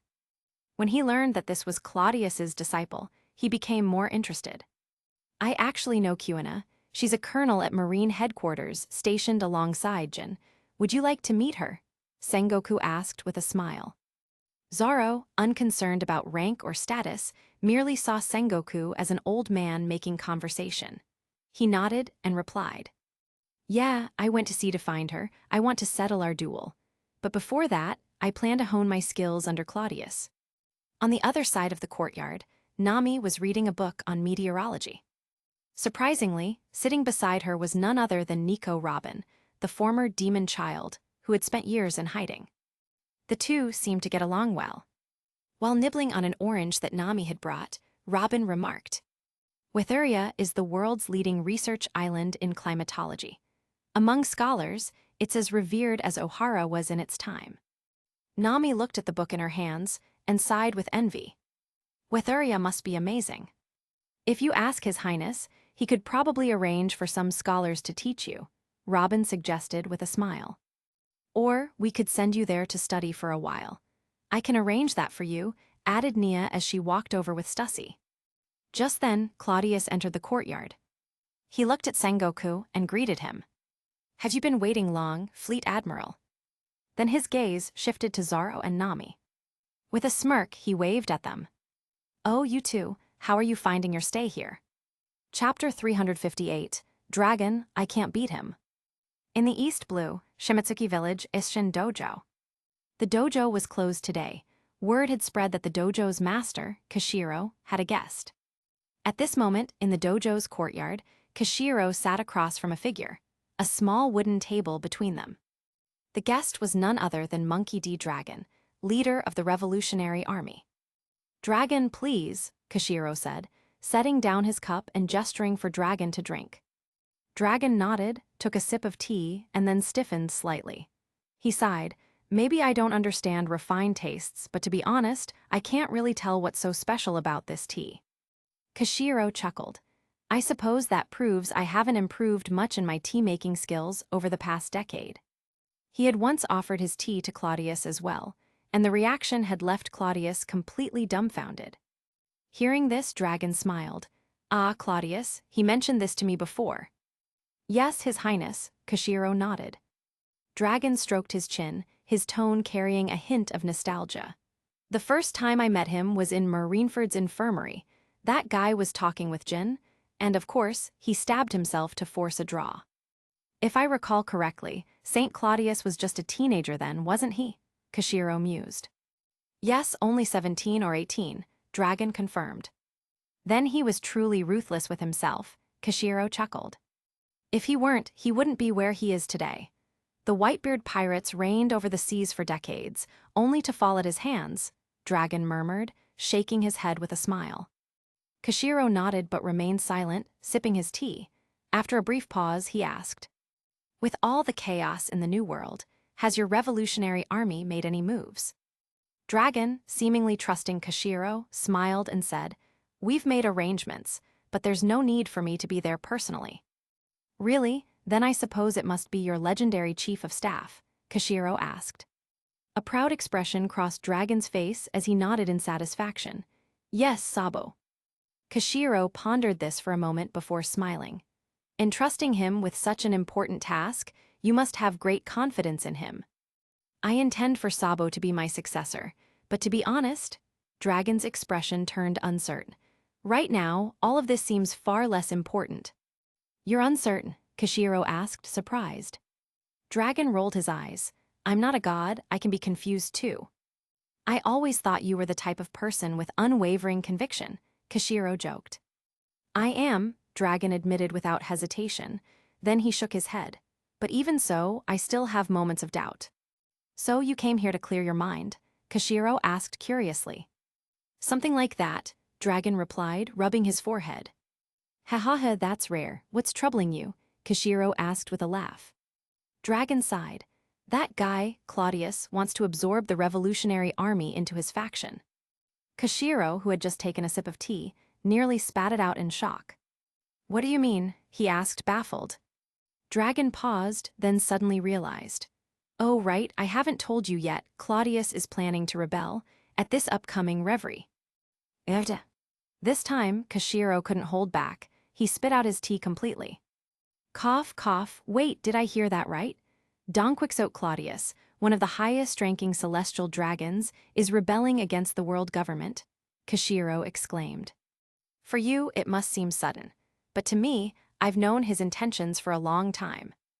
In fact, my decision to leave the Marines and walk this path had a lot to do with him.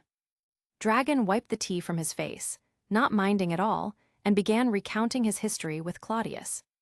Reminiscing, Kashiro listened intently and gradually came to understand the long-standing connection between the two. After a while, Kashiro poured Dragon another cup of tea and sighed. I never would have expected this. I always thought Cladius was different from the other celestial dragons, but I didn't think he was this different. A celestial dragon who wants to overthrow the world government. That's even more rebellious than you, the son of a marine hero.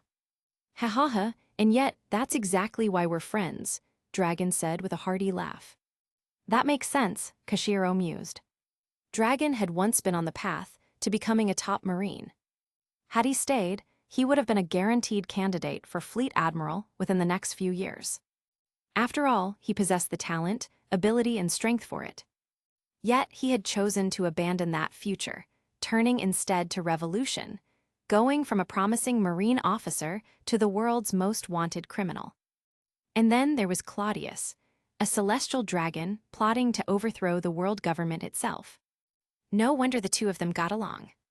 This only proves that both you and Cladius are men of great ambition, Kashiro remarked. That's true, I see him that way as well, Dragon admitted. But let's get to the point, Kashiro said with a smile. What do you think? If I had already made up my mind, I wouldn't have come here seeking advice, Dragon replied, shaking his head helplessly. Kashiro studied Dragon for a moment before speaking. That's not necessarily true. I think you have already made up your mind. Dragon frowned slightly. And why do you say that? With everything happening in the New World, you're not concerned about any of it. Instead, you're focused on one question. If you were to cooperate with Cladius, how would it change the Revolutionary Army? How would it change the world? Dragon froze mid-thought. See, you already have your answer, Kashiro said with a smile. Dragon chuckled, shaking his head. That's quite the trick. You're a bit sly, aren't you?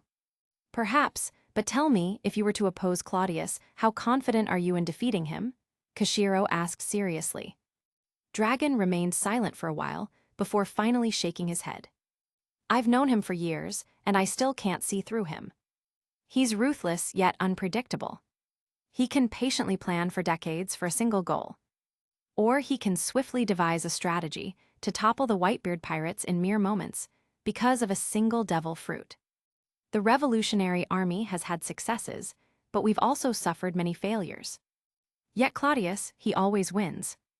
I try to tell myself it's because I started from scratch while he was born into power. But deep down, I don't think I can beat him. Kashiro nodded and said softly. To be frank, Dragon, you can't beat him. From the very beginning, that was already decided. You lost decades ago. Chapter 359. I've been fooled by that damn schemer for so many years. Hearing Kashiro's words, Dragon was taken aback for a moment. He frowned and asked, What do you mean? The ideology of your revolutionary army comes from you, but wasn't your own thinking originally influenced by Cladius? Kashiro asked softly. Dragon thought for a moment but didn't deny it. He wasn't the type to put on airs. He nodded and said, Indeed, many of Cladius' ideas and books had a deep impact on me. Whenever I was confused, unsure of the path forward, he acted as my guide. Over the years, your mindset has changed, and the actions of the Revolutionary Army have changed with it. But in the end, hasn't it always carried his mark? Kashiro asked again. Dragon remained silent for a while before nodding. Yes, that's undeniable. The Revolutionary Army had indeed evolved. In the beginning, their methods were extreme. Back then, Dragon was young and hot-blooded, unwilling to tolerate even a speck of injustice. He often led raids against corrupt royals, eradicating their entire bloodlines. These nobles suffered terribly at their hands. The Revolutionary Army would then place seemingly capable individuals in power, advocating for self-governance and freedom. But in the end, every single one of these revolutions failed. Even when a country's oppressive regime was overthrown, things didn't improve. The new ruling class quickly became corrupt, governance descended into chaos, economies collapsed, and the people suffered even more. There was never a good outcome. After repeated failures, Dragon was forced to confront a harsh reality, one he didn't want to admit but had no choice but to accept. Whether in a nation or in society, the masses must be guided by the elite. If the general populace were to take power en masse, chaos was inevitable. The reason was simple and brutal to admit. They lacked education, vision, and ideology. Most importantly, they had no experience. Dragon didn't deny that there were exceptions, people who could rise from nothing, uneducated yet brilliant, carving out a great destiny. Yes, such people existed, more than just one or two. But compared to the entire class, they were too rare. Imagine liberating a country, redistributing its resources, eradicating the original ruling class, and then placing a farmer, who had never governed, had no formal education, and no understanding of political structure, into a position of power. What would happen to him? What would happen to that country? The answer was obvious: it would be a disaster.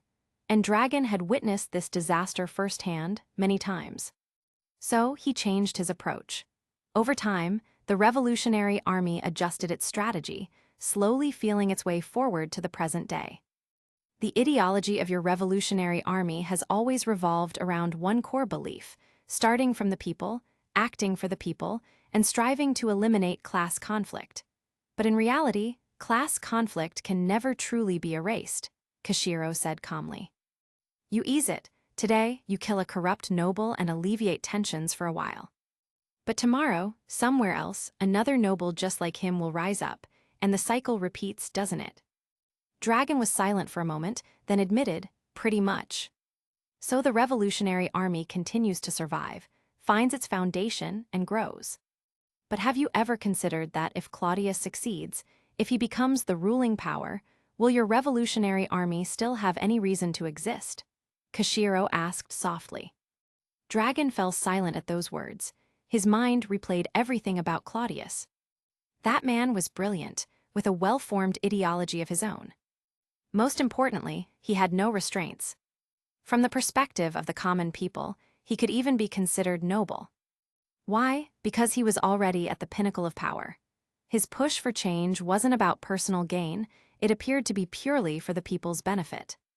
And knowing Claudius as well as he did, Dragon was certain, if Claudius succeeded, he wouldn't allow his new system to collapse. Otherwise, what was the point of all his efforts? If he wanted to fall, he could have done so long ago. So Dragon was sure, once in power, Claudius would act decisively, eliminating class conflicts on a massive scale and genuinely benefiting the people.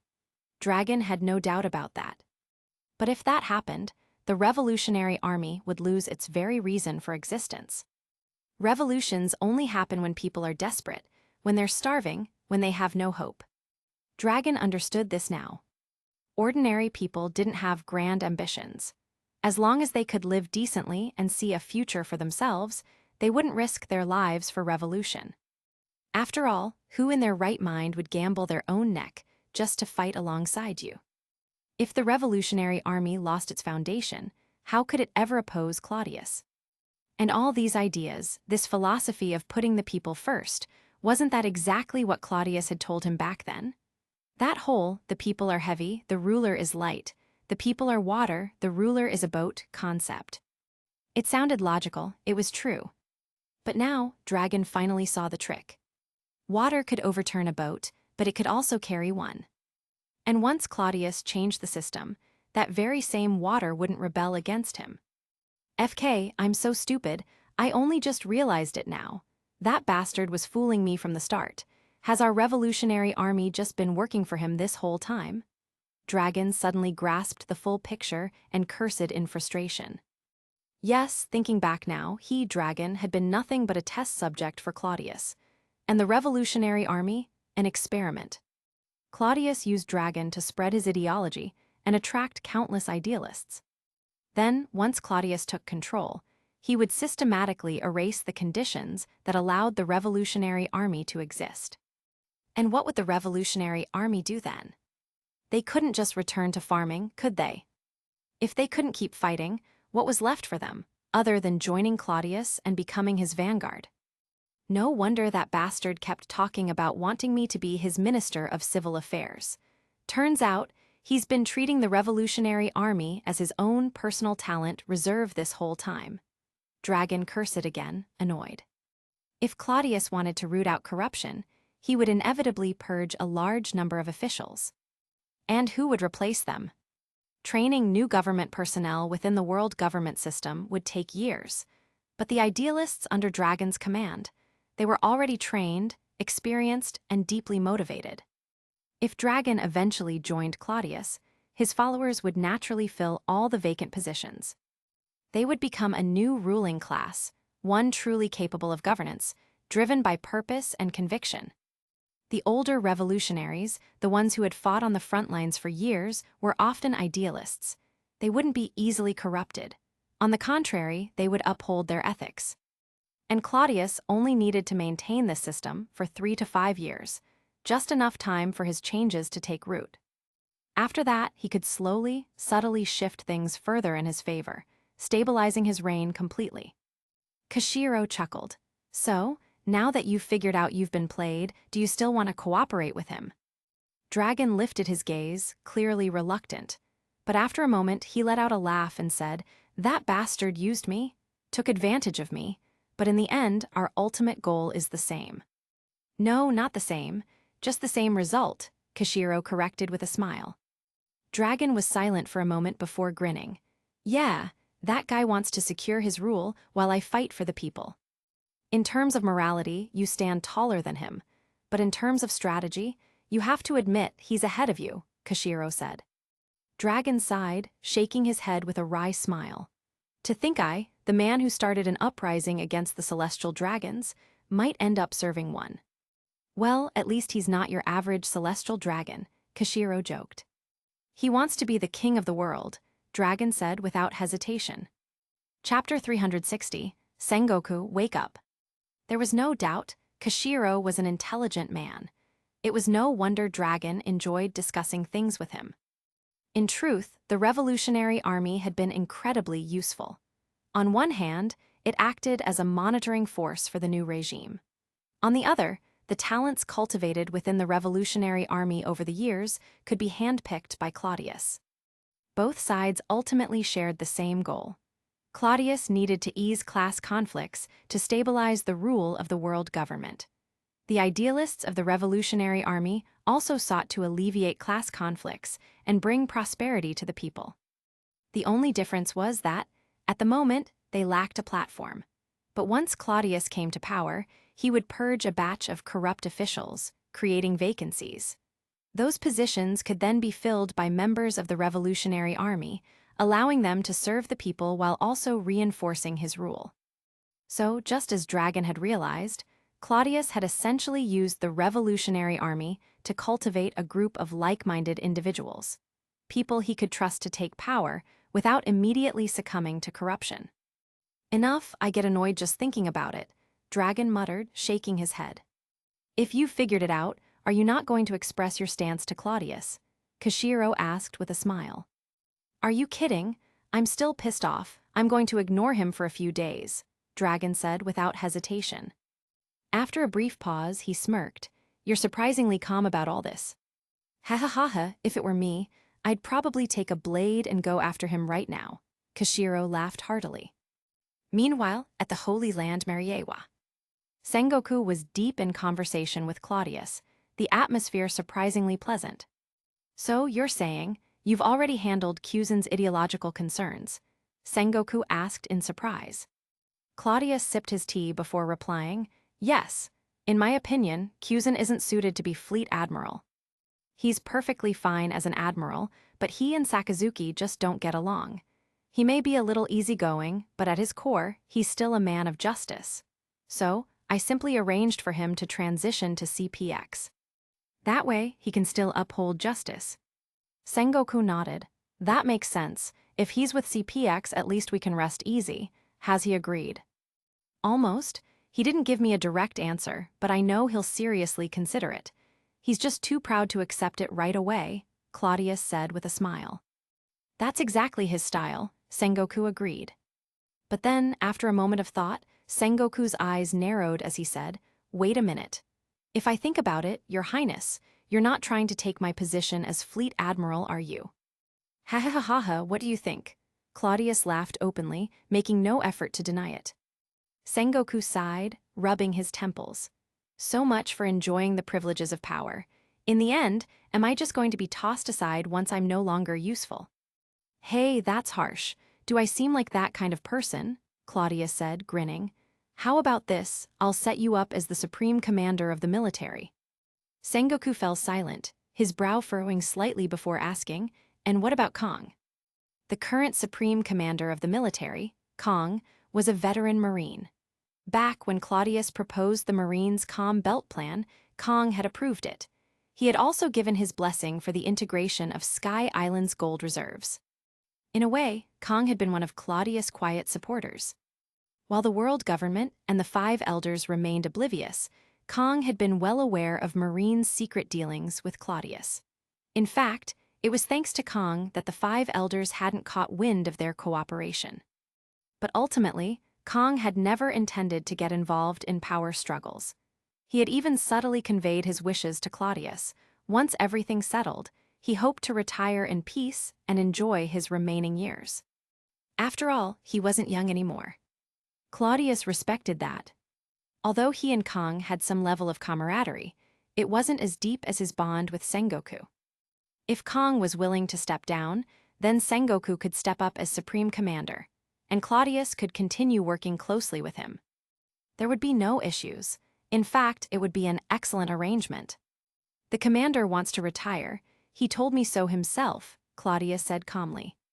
At that, Sengoku felt a weight lift from his shoulders. He sighed in relief and said, "That's good. Kong is getting old after all." "And you think you're still young," Claudius quipped. Over time, Sengoku had been influenced by Claudius' shameless attitude. He simply waved a hand and said, "Compared to Kong, I am young. Look at my thick black hair." "You dye it," Claudius shot back without hesitation. Don't worry about the details," Sengoku deflected. After a brief pause, Sengoku sighed, "I originally planned to become Marine's chief inspector after stepping down. But it looks like I'll be working a little longer." "Your focus will shift significantly. You'll have to look beyond just pirates. As Supreme Commander, you'll need to help me clean up the corruption within the military," Claudius said, his tone turning cold. Sengoku's expression grew serious. "I was powerless to fix it before, and that always bothered me. But now, if Your Highness is committed to tackling this issue, then as Sengoku, I'll support you without hesitation." Claudius nodded, then suddenly chuckled.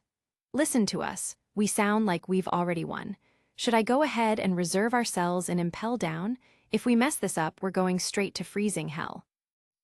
Don't worry. I've already built a house for you there," Sengoku joked with a grin. "Wow, thanks so much," Claudius said, rolling his eyes. After chatting a bit longer, Claudius suddenly leaned forward, smiling mischievously. "You know, I keep stealing people from the Marines. That's not fair, is it? I think it's time I return the favor and send you some talent instead." Sengoku raised an eyebrow. "Oh. Think about it. Once Kyuzen leaves and Sakazuki becomes Fleet Admiral, that leaves 2 vacant admiral positions. That's not a good look," Claudius pointed out. "Marine still has admiral candidates," Sengoku said after some thought. "Come on, do you really think they're ready?" Claudius scoffed. "Jin might be qualified, but what about the other position?" Sengoku hesitated. Maybe Garp. Even as he said it, he sounded uncertain. Claudius rolled his eyes. "You can forget that. Wanna bet? If we call him right now, he's probably drinking some fancy wine and goofing off somewhere." Sengoku knew it was true. Garp was cut from the same cloth as himself, reckless and impossible to control. He had refused promotions before, and forcing him into an admiral role would only make him miserable. "So what's your suggestion, Your Highness?" Sengoku asked. "What do you think of Fujitora?" Claudius raised an eyebrow. "I'm planning to send him to Marine." Sengoku fell silent, thinking it over carefully. Meanwhile, Claudius had his own plans in mind. Unlike in the original timeline, the Marines were currently in peak form thanks to their Calm Belt initiative. Though they had suffered losses in their battle against the Whitebeard pirates, their core strength remained intact. There was no need for a world conscription, the risks were too high. Instead, Claudius intended to push both Jin and Fujitora into admiral positions. Of course, he'll need field experience first, Sengoku finally said. I agree, I'll have him report to Marine soon. Start him off as a vice admiral, let him get a feel for things, Claudius said with a smile. Chapter 361, A Quarter. At the shattered Marine headquarters, Marineford, in an office that had been roughly repaired and was barely functional. Cusin sat there sipping tea, and across from him sat a figure just as tall as him, perhaps even slightly more robust. It looks like I'll have to learn a lot from you during this time, Admiral Cusin, Fujitora said with a smile, lifting his teacup as he took a sip. Cusin chuckled, shook his head, and replied, You're immensely powerful, I admire you greatly. I just hope that in the future, you'll always uphold the righteousness and justice in your heart. Fujitora had recently been appointed as a vice admiral under Cusin's command. He had already made a name for himself during the Battle of Marineford, where he had stopped the infamous Golden Lion, Shiki, and even fought against him. The Marines who had participated in the war were all elite soldiers, and they could tell this man, Fujitora, possessed strength on par with a Marine admiral. Some even suspected that he hadn't shown his full power during the war. In truth, Fujitora had indeed held back. If he had unleashed his full strength, his meteorites would have rained down like a storm, drastically affecting the battlefield. Claudius had arranged for Fujitora to participate in the war for two reasons. First, he was there as insurance against any unforeseen accidents, which, in the end, had proven necessary. Second, he was tasked with cutting off the Whitebeard pirates' escape route. Fujitora had worked alongside Cusin, one blocking the sea, the other using his gravity to suppress the skies. As a result, the Whitebeard pirates were completely trapped. By the end of the battle, aside from a few small fry who managed to slip away, most of the division commanders had been captured. This arrangement allowed Fujitora to establish himself within the Marines smoothly. Of course, at this point, Claudius could have simply installed Fujitora as a vice admiral without issue. However, by letting Fujitora prove himself first, it changed how he was perceived within the Marines. Now, as he walked through Marine headquarters, many soldiers greeted him with genuine respect. This kind of groundwork was invaluable. Thank you for your guidance, Admiral Cusin. I will always uphold the benevolence and justice in my heart, Fujitora said solemnly, nodding. Cusin and Fujitora had rarely interacted before. Prior to the war, they had only met twice. Now, for the first time, they were having an in-depth conversation. Cusin was well aware this was all arranged by Claudius. Fujitora was a candidate for admiral. And if Cusin were to leave the Marines one day, Fujitora would likely take his place. After speaking with him, Cusin found that Fujitora's sense of justice was quite similar to his own, though there were some differences. This made Cusin reflect on his own beliefs. However, he didn't dislike the idea of someone like Fujitora succeeding him. In fact, he had no objections at all. As their conversation continued, Fujitora brought up CPX. Since Fujitora had only recently joined Marine headquarters, Cusin felt it was necessary to discuss CPX with him, especially since both CPX and Marine headquarters served as the world government's highest combat forces. In this regard, Cusin was Fujitora's senior within the Marines. But in CPX, Fujitora was actually Cusin's senior. Fujitora hadn't been in CPX for long, but due to his strong combat ability and the trust he had earned from Claudius, he was highly valued even by Tesoro. As a result, he had gained considerable insight into CPX, especially regarding its finances. So much, Cusin raised an eyebrow, visibly surprised. Fujitora had just told him that CPX controlled roughly 25–30% of the world's total currency in circulation. And that figure was a conservative estimate. The actual percentage could be even higher. Of course, this only referred to money, not total assets. While Claudius had yet to seize control over a quarter of the world's assets, it was only a matter of time. Yes, that much.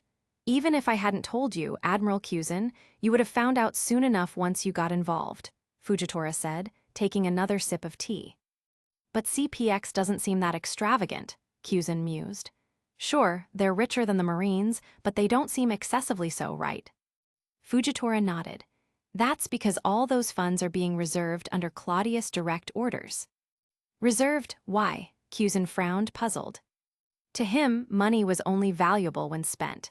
It fueled purchases, strengthened forces, and became a tangible source of power. But if it was just being stockpiled, wasn't it just a pile of paper? His Highness didn't explain explicitly, Fujitora admitted, but I have a guess. He paused before saying in a low voice, "The World Summit." Cusin's frown deepened.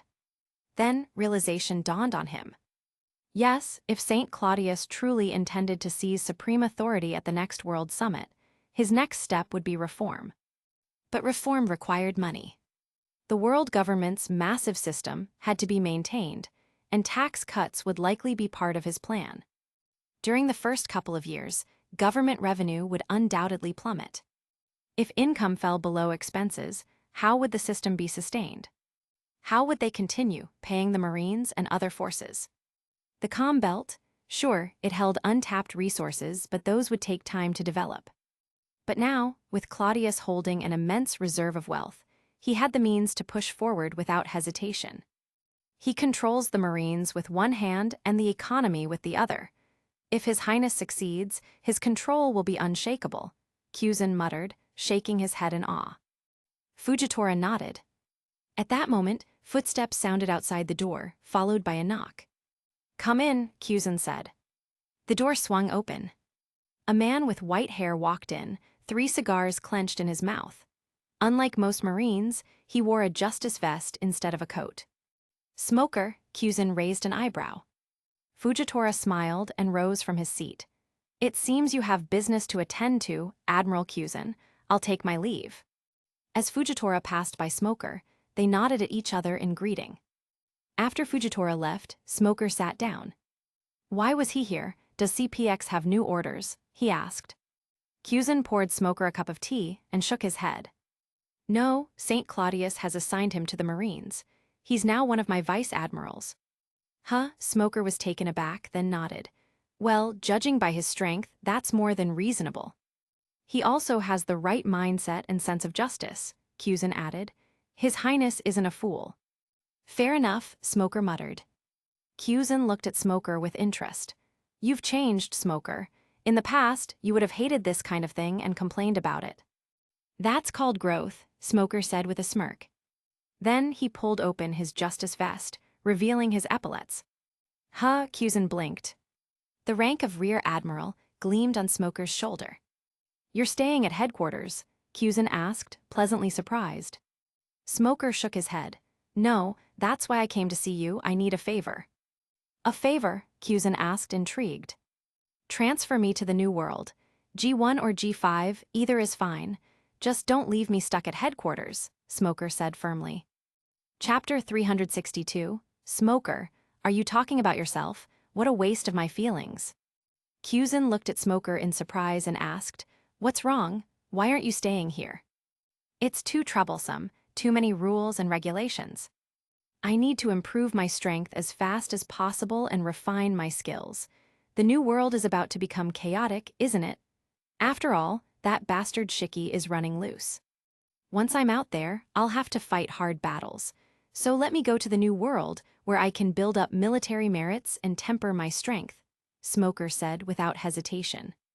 Cusin nodded at his words and then said, "Maybe you don't know yet, but soon, we'll be moving Marine headquarters into the New World." As soon as he finished speaking, Smoker was stunned. After all, this had never happened in the past 800 years.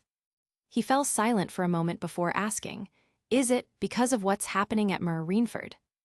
"That's part of the reason. In fact, even before we planned the Summit War, the higher-ups had already considered relocating headquarters. The G1 branch will serve as our new base in the New World. This just happens to be a coincidence," Cusin said, shaking his head. "G1, now I understand why Jin isn't stationed at headquarters. She was transferred to G1.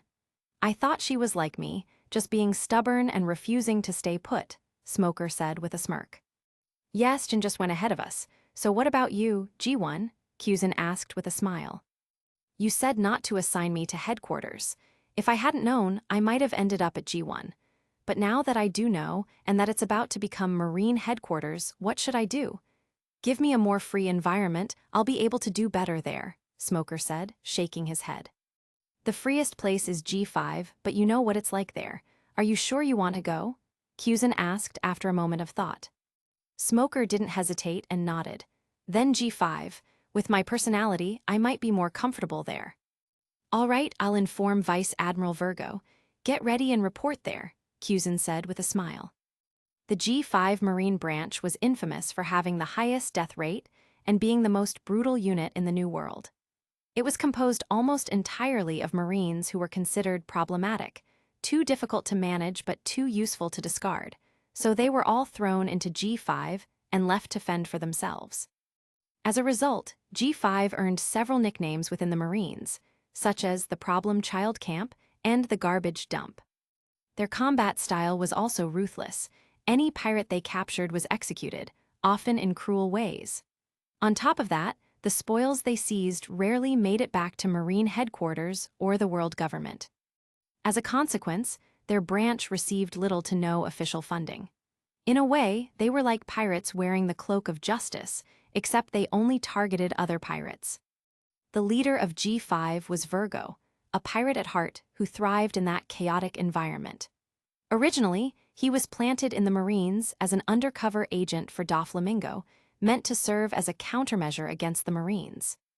However, after Rocinante's death, Doflamingo lost interest in that plan. Besides, with Cladius gradually aligning himself with the Marines, Doflamingo understood that in the grand scheme of things, the Marines ultimately sided with his cousin. So he let Virgo do as he pleased, without giving him further tasks. Since G5 was completely uncontrollable and brutal enough that even Marine headquarters couldn't rein it in, Virgo frequently used its power to aid Doflamingo. Despite this, he never left the Marines, remaining comfortably in his position as a Marine vice admiral. Doflamingo also knew that when his cousin eventually seized power, the Marines wouldn't just be an opposing force, they could potentially become an extension of his influence. Thus, he allowed Virgo to remain in the Marines, where he could be useful. After a brief silence, Kyuzin suddenly smiled and said, "This might be the last time I help you. From now on, you'll have to rely on yourself. Smoker, you're right. If you want to change something, you need enough power in your hands, and you need strong support behind you." For a moment, Kyuzin thought he saw a shadow of St. Claudius in Smoker. Smoker was stunned for a moment, then frowned and asked, "What do you mean, the way you're talking? It sounds like there's something more to it." It didn't feel like Kyuzin was just telling him to be independent. There was a deeper meaning behind his words. Kyuzin didn't try to hide it. He simply smiled and said, "I'm leaving the Marines." Smoker's expression froze. He took a drag from his cigar and asked, "Is it because of Admiral Sakazuki?" Having been under Kyuzin's command, Smoker knew about the conflict between Kyuzin and Sakazuki. That's why he asked. Kyuzin smiled, shook his head, then nodded. "Partly because of him, but the situation is more complicated than that. It's not something simple. But not right now. I want to at least wait until the Marines and the world government stabilize. After that, I'll leave the Marines." Smoker was confused. He understood why Kyuzin wanted to wait until the Marines were stable, probably until the war ended, along with the relocation of Marine headquarters. But what did the world government have to do with it? The world government seemed stable enough, didn't it?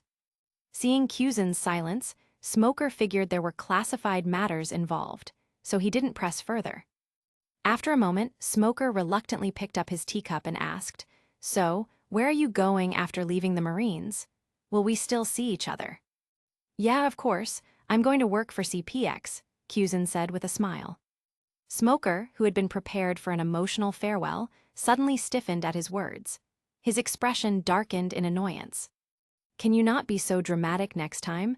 I thought you were planning something drastic," Smoker grumbled. "But after all that build-up, you're just transferring to CPX. What's with the sentimental speech? I thought you were heading off to start from nothing." CPX was still under the world government's umbrella. Over the years, they had worked closely with Marine headquarters, practically functioning as brother organizations. Given Cuzin's laid-back nature, transferring to CPX didn't seem all that different from staying in the Marines. This realization annoyed Smoker. He had been ready to say something meaningful, but Cuzin had just played with his emotions. Ha ha ha ha, Cuzin laughed heartily. CPX is a good place. If anything big happens, don't forget about me. Whether it's catching Golden Lion or taking down the demon heir, take care of me, Smoker said sincerely. To Smoker, CPX was a mysterious and powerful organization. Once the Marines finished their restructuring, it was inevitable that they would crack down on the chaos in the New World. At that point, CPX and the Marines working together would be natural. With Cuzin joining CPX, he would surely be in a high-ranking position, meaning he would have access to first-hand information. That would be an advantage, whether for intelligence or training. Cuzin smiled, nodded, and said, "Don't worry, I won't forget you." "Yeah," Smoker nodded, exhaled a puff of smoke, glanced at Cuzin, and said, "Then I won't disturb you anymore. I'll go pack up and report to G5. "Go ahead. Vice Admiral Virgo is a good person. You should get along with him," Cuzin said with a smile. Smoker stood up, finished his tea, gave Cuzin one last look, nodded, and left. After Smoker left, Cuzin picked up his teacup, took a sip, and murmured to himself, "Times are changing so fast, it's overwhelming." Chapter 363, Morgan's Concerns. At the beginning of the year 1518 in the Sea Circle calendar, 2 months had passed since the Summit War at Marineford. Chaos in the New World was gradually spreading, yet neither Shiki nor Charlotte Linlin, two of the most crucial figures, had made their moves. The Revolutionary Army had taken center stage, the 7 warlords of the sea were scavenging for opportunities, and even some up-and-coming pirate crews had begun to show promise. Among them was Fire Fist Portgas d'Ace, who was steadily making a name for himself. Near the Red Line, a ship adorned with a bird-shaped figurehead and a curved horn sailed toward the port of Mariewa. On board was a man well known in the underworld, Morgans, the one who controlled the world's media narrative. This birdman had started his career by clinging to the world government's coattails, but over time, the World Economy newspaper had grown powerful enough to dominate the information industry. Eventually, Morgan's ambitions swelled. He wanted to be the king of news. He published whatever he wanted, whether it should or shouldn't be reported. The world government had tried to suppress him multiple times, but after laying low for a while, Morgan's would always bounce back. However, at this moment, Morgan's eyes were dull, and his expression was somber, as if he had encountered a difficult problem. He hadn't originally planned to visit Mariewa. Despite being the president of the world's leading newspaper, Morgan's preferred to keep a low profile and rarely set foot in places like this. But this time, he had no choice. He had been summoned by a major figure, someone who made even him, a self-proclaimed big shot of the underworld, feel insignificant. That man was none other than Saint Donquixote Cladius. Morgan's had no idea why Cladius was looking for him. Over the years, the two had barely interacted. The only person from Cladius' circle who had any dealings with him was Stussy. She and Morgan's were both influential figures in the underworld, and in a sense, they were also in the same line of work. One ran Happy Street, and the other ran a global news network. But at their core, both were in the intelligence business. "President, we're almost there," one of Morgan's subordinates approached him and reported. Hearing this, Morgan's lifted his head slightly, nodded, and remained silent, his face still clouded with worry. "President, what's on your mind?" The subordinate, sensing an opportunity to curry favor, asked with concern. Morgan's glanced at him, sighed, and muttered, "I'm wondering if I've offended that highness over the years." Then, without explaining further, he waved a wing dismissively, signaling that he didn't want to be disturbed. Despite his appearance, Morgan's wasn't actually a birdman. He was a Zoan-type devil fruit user. This revelation had initially surprised Cladius, who had assumed Morgan's was a mutated mink or some other bird-like race. But in reality, Morgan's was human. It was Stussy who had shared this information with Cladius. Morgans had consumed a mythical zoan-type devil fruit, the albatross fruit, model, albatross. Not only was he a zoan-type user, but he had also awakened his abilities, allowing him to stay in his hybrid form permanently. Unlike the failed awakenings seen in Impel Down's jailer beasts, Morgans retained full intelligence, making him a perfectly awakened Zoan user. As for his combat strength, Stussy hadn't tested him, but she suspected he wasn't weak. Otherwise, he wouldn't have been able to pull off so many major scoops and travel to so many dangerous places for first-hand reports. That said, he clearly wasn't that strong either. If he were, he wouldn't have bowed to Big Mom in the past, nor would he be afraid of Cladius now. If this were Kaido, would he obediently come to Mariewa just because Cladius summoned him? Well, maybe. But if Kaido did show up, it would most likely be for a fight, not a conversation. At this moment, Morgans was deeply unsettled. Although he had never personally interacted with Saint Claudius, he had gathered enough intelligence over the years to form a clear image of him. The first impression Morgans had of Claudius was always victorious. Since his rise to power, there had never been a single instance of defeat under his name. An ordinary person might assume this was due to media control or propaganda, but Morgans, as a journalist, had extensive intelligence networks. He knew better. Claudius' winning streak was real. The second impression was that Claudius thrived on chaos, a trait that resonated with Morgans. Claudius hated calm seas. The moment stability threatened to settle in, he would stir things up again. This was evident in how he disrupted the Big Mom pirates, and more recently, how he orchestrated the destruction of the Whitebeard pirates. The third impression was that Claudius had an insatiable ambition and an iron will. His actions always reflected boldness and dominance. And the final point, Morgan simply could not predict what Claudius was thinking. For the entire journey, Morgans had been racking his brain, trying to figure out if he had done anything to provoke His Highness. If not, then why had Claudius suddenly summoned him to Mariewa?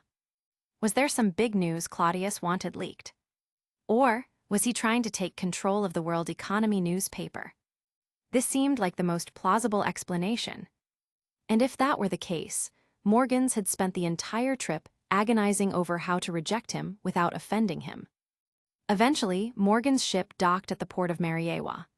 As he disembarked, he spotted a familiar face, his old friend, Stussy, approaching him with a graceful stride.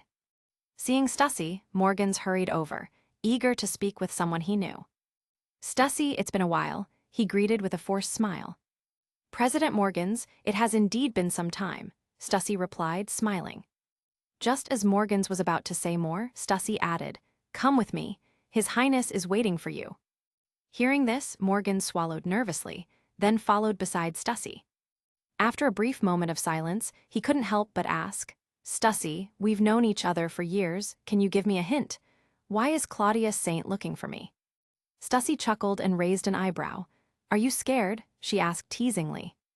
Morgans forced a grin and nodded. "I'd be lying if I said I wasn't. That Highness name alone carries a lot of weight. After all, he's the one who took down the entire Whitebeard pirates." "You, of all people, afraid? That surprises me. I always thought you were the type of birdman who feared nothing," Stussy said playfully. "Ha ha ha," Morgans laughed stiffly, still eyeing her expectantly. As they walked, Stussy finally spoke in a softer tone. "Relax. His Highness isn't summoning you to hold you accountable for anything. Over the years, you haven't done anything to offend him." Hearing this, Morgans let out a huge sigh of relief, straightened his posture, and finally relaxed. Smiling, he asked, "Then what does His Highness want from me?" "You'll have to hear that from him personally. I wouldn't dare speak on his behalf," Stussy replied mysteriously. Morgan's relief was short-lived. His anxiety returned. But seeing that Stussy wouldn't say more, he decided not to press further. He knew better than to provoke Stussy in her own territory. Only someone like St. Claudius can keep her in check, Morgans thought to himself. Chapter 364, So Your Highness is This Clever. Morgans followed Stussy all the way to the domain of the gods. Although he had been to Mariewa multiple times, this was his first time stepping into its most mysterious and exclusive area. This was where the celestial dragons resided, and every step he took was filled with unease. He feared that if he made even the slightest misstep, he might end up beheaded on the spot. Cladius' courtyard was located deep within the domain of the gods, requiring them to walk for quite some time before reaching it. Morgans followed closely behind Stussy, his eyes instinctively scanning his surroundings.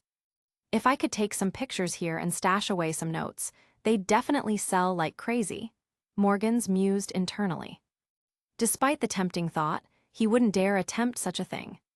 Just as he was getting lost in these thoughts, a group of people suddenly appeared from around a corner. At the center of the group was a celestial dragon surrounded by guards. Morgans immediately recognized him. He was well versed in the identities of various celestial dragons, and this particular one had quite the reputation. This celestial dragon was infamous, known for his bad temper and violent outbursts. He was also incredibly lecherous, having taken more than a dozen wives. And when he grew tired of them, he would either discard them, kill them, or reduce them to slavery. To put it simply, he was scum of the highest order. But no matter how despicable he was still a celestial dragon, someone Morgans couldn't afford to provoke. Especially one with such a volatile personality. So Morgans had no intention of getting involved. Without hesitation, he quickly stopped walking, knelt by the side of the road, and waited for the celestial dragon to pass before daring to stand again. Under normal circumstances, this was a perfectly reasonable response. After all, ordinary people, even nobles, were expected to kneel in the presence of a celestial dragon. And even more so here, within the domain of the gods. However, Stussy, who had been leading the way, suddenly heard movement behind her. She turned around and saw Morgans kneeling, looking completely bewildered. "What's going on? Everything was fine just now. Why are you suddenly kneeling?" Stussy asked in surprise. Hearing her voice, Morgans quickly lifted his head and glanced at her. He was even more confused. Stussy was looking at him with a strange expression, almost as if she didn't understand his actions.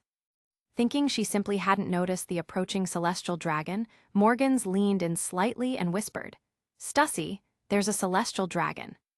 However, Stussy wasn't the least bit concerned.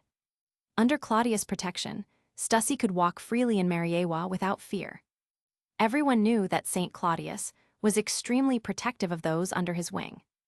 Even a mere maid being bullied would result in the attacker and their entire family suffering severe consequences, let alone someone as important as Stussy. Rumors even suggested that Stussy and Cladius were romantically involved, and given Cladius' unpredictable and overbearing personality, no one would be surprised if he suddenly declared her his wife one day.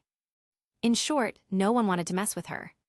So, when Stussy heard Morgan's nervous warning, she finally realized what was going on. Her eyes flickered with amusement as she turned to look at St. Charlos and his entourage. She smirked. At that moment, St. Charlos hadn't noticed them yet. Although he was walking within the domain of the gods, most of the people here were celestial dragons themselves. There was no need for them to constantly demand others kneel. Otherwise, everyone would just be kneeling all day long instead of actually walking. However, the moment Charlos laid eyes on Stussy, his entire body shuddered. His face paled, and a look of panic flashed across his expression. The arrogance of a celestial dragon was nowhere to be seen. Since Stussy, Charlos stammered in shock. "Greetings, Your Highness St. Charlos." Stussy smiled politely and nodded. Her sweet smile nearly made Charlos wet himself in fear. Should he be called cowardly, or was he just not right in the head? Logically speaking, there was no reason for him to be afraid of her. But St. Cladius had left too much of a scar on him. The fear was instinctive. With a nervous crack of his whip, Charlos suddenly lashed at the slave beneath him, then frantically shouted, "Turn around, turn around. We're not going shopping anymore. I want to go home." His entire entourage immediately scrambled to obey, quickly escorting him away without a word. Morgans was stunned. He knew that St. Cladius was feared throughout Mariewa. This man was known for being lawless, unruly, and utterly terrifying. He had beaten so many celestial dragons that the exact number was hard to count. He had even earned the nickname Mariewa Demon King. But that was Claudius himself, a celestial dragon of high standing, personally favored by the 5 elders. That made sense. But what about Stussy? Compared to a celestial dragon, shouldn't she be just as powerless as himself? Yet she had simply stood there, and somehow that alone was enough to scare Charlos away. What the hell was going on? At that moment, Morgans suddenly realized something. Saint Claudius' influence in Mariewa was far greater than he had originally thought. It was to the point that even someone as low-ranked as Stussy could terrify another celestial dragon. Seeing Charlos and his entourage fleeing in a panic, Stussy turned to Morgans and gave him a knowing smile. Feeling awkward, Morgans quickly stood up, dusted himself off, and forced a laugh. "Well, that was unexpected," he said sheepishly. "It's nothing," Stussy replied casually. "This is your first time here, but in the future you'll be coming here a lot more often, and if His Highness favors you, no one in Mariewa will dare touch you. His Highness is extremely protective of his people." Morgans simply nodded, unsure of how to respond. They continued walking for a while, passing through a few secluded alleys before arriving at an enormous, luxurious courtyard. Surrounding it were several other large estates, though they seemed vacant and abandoned. Morgans immediately understood. These had been homes of other celestial dragons, but once Claudius rose to prominence, they had relocated out of fear. No one wanted to risk accidentally offending the Demon King and getting caught in the crossfire. As they entered, Morgans noticed a green-haired man practicing swordsmanship in the yard. But instead of a wooden sword, he was swinging a barbell. "That's His Highness one and only disciple, Rorinoa Zaro," Stussy whispered. Morgans quickly memorized the name, a person to never provoke. A few steps further in, he spotted a small garden with orange trees, where a beautiful young woman with orange hair was humming a tune while trimming the trees with a pair of scissors. Thinking she was just a gardener, Morgans initially paid her no mind. But when she greeted Stussy cheerfully, her casual tone made him reconsider. She clearly wasn't just a servant. Her name was Nami. Another person to never mess with. Eventually, Morgans was led into the inner courtyard, where he finally saw him. There by a pond, holding a fishing rod, sat St. Claudius. Morgans straightened his posture and prepared himself. It was time to meet the man himself. Chapter 365, Cultivating a Pirate King. Morgans followed Stussy and arrived behind Claudius. As he looked around, his gaze suddenly sharpened. He had spotted something remarkable. It was a massive naginata, one so famous that anyone could recognize it at a glance. It was the weapon once wielded by the strongest man in the world, Edward Whitebeard, Newgate. One of the 12 supreme grade blades, a peerless weapon, Murakumajiri. Yet now, it was casually leaning against a tree nearby, as if someone had simply tossed it there after losing interest. This nonchalant display only added to Morgan's unease. It reminded him once again of the terrifying reality. The man sitting before him, with just his back visible, had utterly destroyed the once mighty Whitebeard pirates. Indeed, Murakumajiri was now Claudius' trophy. Originally, it was highly likely that Shanks would have taken the naginata and placed it in front of Whitebeard's grave as a memorial. But this time, Claudius hadn't given Shanks any face. He had forced him to leave in disgrace, so naturally, Murakumajiri never ended up in Shanks' hands. As for Whitebeard's burial, the world government had initially planned to use his severed head as a warning to the New World. However, they were too preoccupied dealing with their own internal chaos to follow through. Instead, Claudius personally chose a prime location for Whitebeard's grave, ensuring he received a proper burial. It wasn't Whitebeard's identity as a pirate that Claudius respected. After all, he had no respect for pirates. What he respected was Whitebeard's strength and his title as the strongest man in the world. And so, Murakumajiri remained in Claudius' possession. He had no interest in using it. He wasn't fond of large weapons, but as one of the 12 supreme grade blades, it was an excellent collector's item. Just a few days ago, Zoro had taken it out to play with, but after messing around for a bit, he had left it there and never bothered to put it back. "Your Highness, Morgans has arrived," Stussy said softly as she approached Claudius. Claudius didn't respond. His gaze remained fixed on his fishing rod, looking somewhat frustrated. Have these fish gotten smarter? He wondered. Lately, it had been incredibly difficult for him to catch anything in this pond. Unbeknownst to him, Nami had been secretly feeding the fish every day, making them completely uninterested in bait. As soon as Stussy finished speaking, Morgans didn't dare delay. Here in the domain of the gods, he might be able to rely on Stussy's protection to avoid bowing to other celestial dragons, but when it came to Cladius, there was no room for hesitation. Without a moment's pause, Morgans immediately dropped to his knees, pressing his forehead against the ground. In a deep voice, he declared, "Morgans greets St. Cladius." "You can get up," Cladius said, still not turning around. At least he didn't torment Morgans. Had it been Teach, he probably would have forced him to kneel for a long time. Come to think of it, Cladius did feel a little nostalgic about that fool. A clever, loyal lapdog, beaten to death by Sakazuki. It was almost a shame. After hearing Cladius' command, Morgans didn't hesitate, he immediately stood up. This wasn't the time to play games. This highness was known for his decisiveness, and the last thing Morgans wanted was to annoy him by trying to act humble. As soon as he got up, Stussy gave him a brief nod before turning and leaving. Meanwhile, Cladius remained motionless, still sitting calmly by the pond, not speaking a word. Morgans didn't dare utter a sound, standing there as silent as a quail. The pond surface was still, and no fish took the bait. Just as Morgan's legs were starting to get sore, Cladius finally broke the silence. "Stussy mentioned that you're a devil fruit user," Cladius asked casually, still not looking back. Morgans immediately answered, "Yes, your highness. I possess a Zoan-type devil fruit, the bird fruit, model albatross." "Ah, so it's true," Cladius muttered. Then he chuckled and added, "You know, at first, I thought you were some kind of mutated mink." Stussy had to correct me, and let me tell you, she laughed at me for ages. Morgans smiled awkwardly. "Your highness, you are all-knowing, surely you don't have time to care about trivial gossip like this," Morgans said, his tone flattering. "If I had a choice, I'd have reincarnated differently. Not as a birdman, but as a being who could stand in your presence without kneeling." His flattery was loud and clear, but Cladius was amused rather than annoyed. "Ha ha ha ha," Cladius burst into laughter. "You really know how to talk." "Your praise is an honor," Morgans responded quickly. "How's the World Economy newspaper doing these days?" Cladius asked. Morgans immediately replied, "Thanks to your highness, business has been booming. The sea has been full of major events, and our sales have been excellent. There's no need for you to worry." "Oh, is that so?" Cladius said. "Got any interesting news for me?"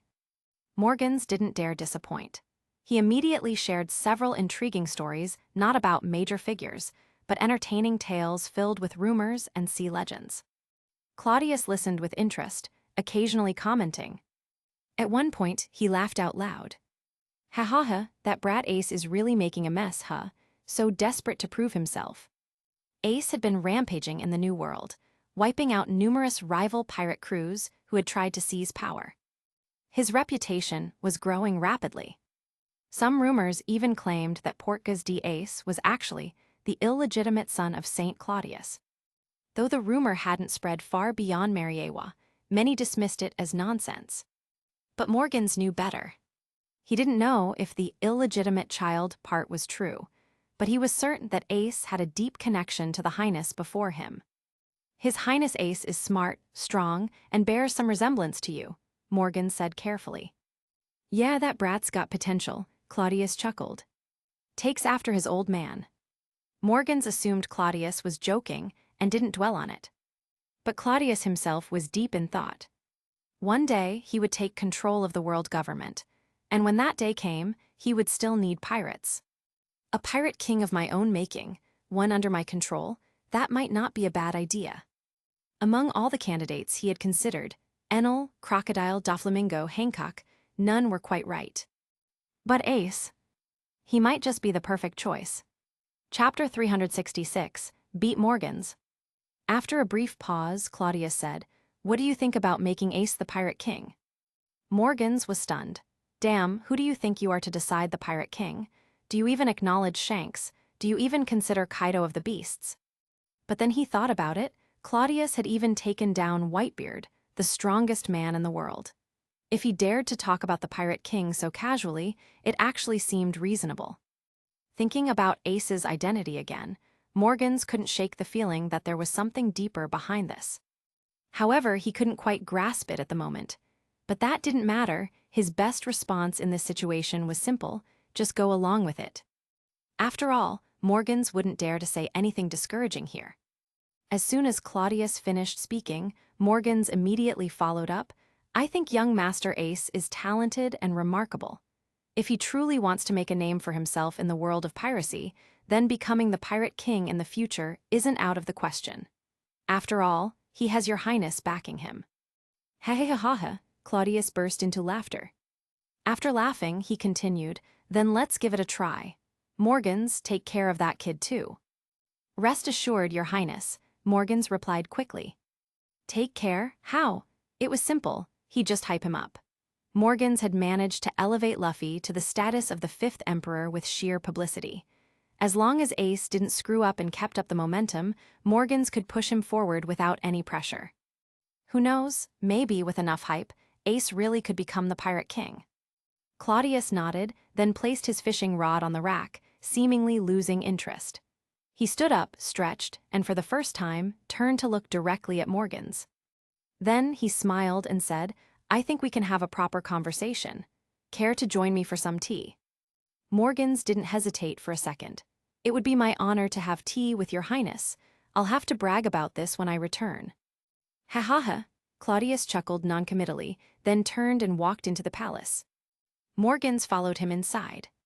Although their conversation had been lighthearted, Morgans felt an increasing pressure from Saint Claudius. It was as if he had no choice but to agree with whatever the prince said. Isn't he angry, a high-ranking celestial dragon? Morgans wondered to himself. As they entered the palace, the faint aroma of incense refreshed Morgan's spirit. He was familiar with this scent, he occasionally used it at home. This kind of incense was extremely expensive.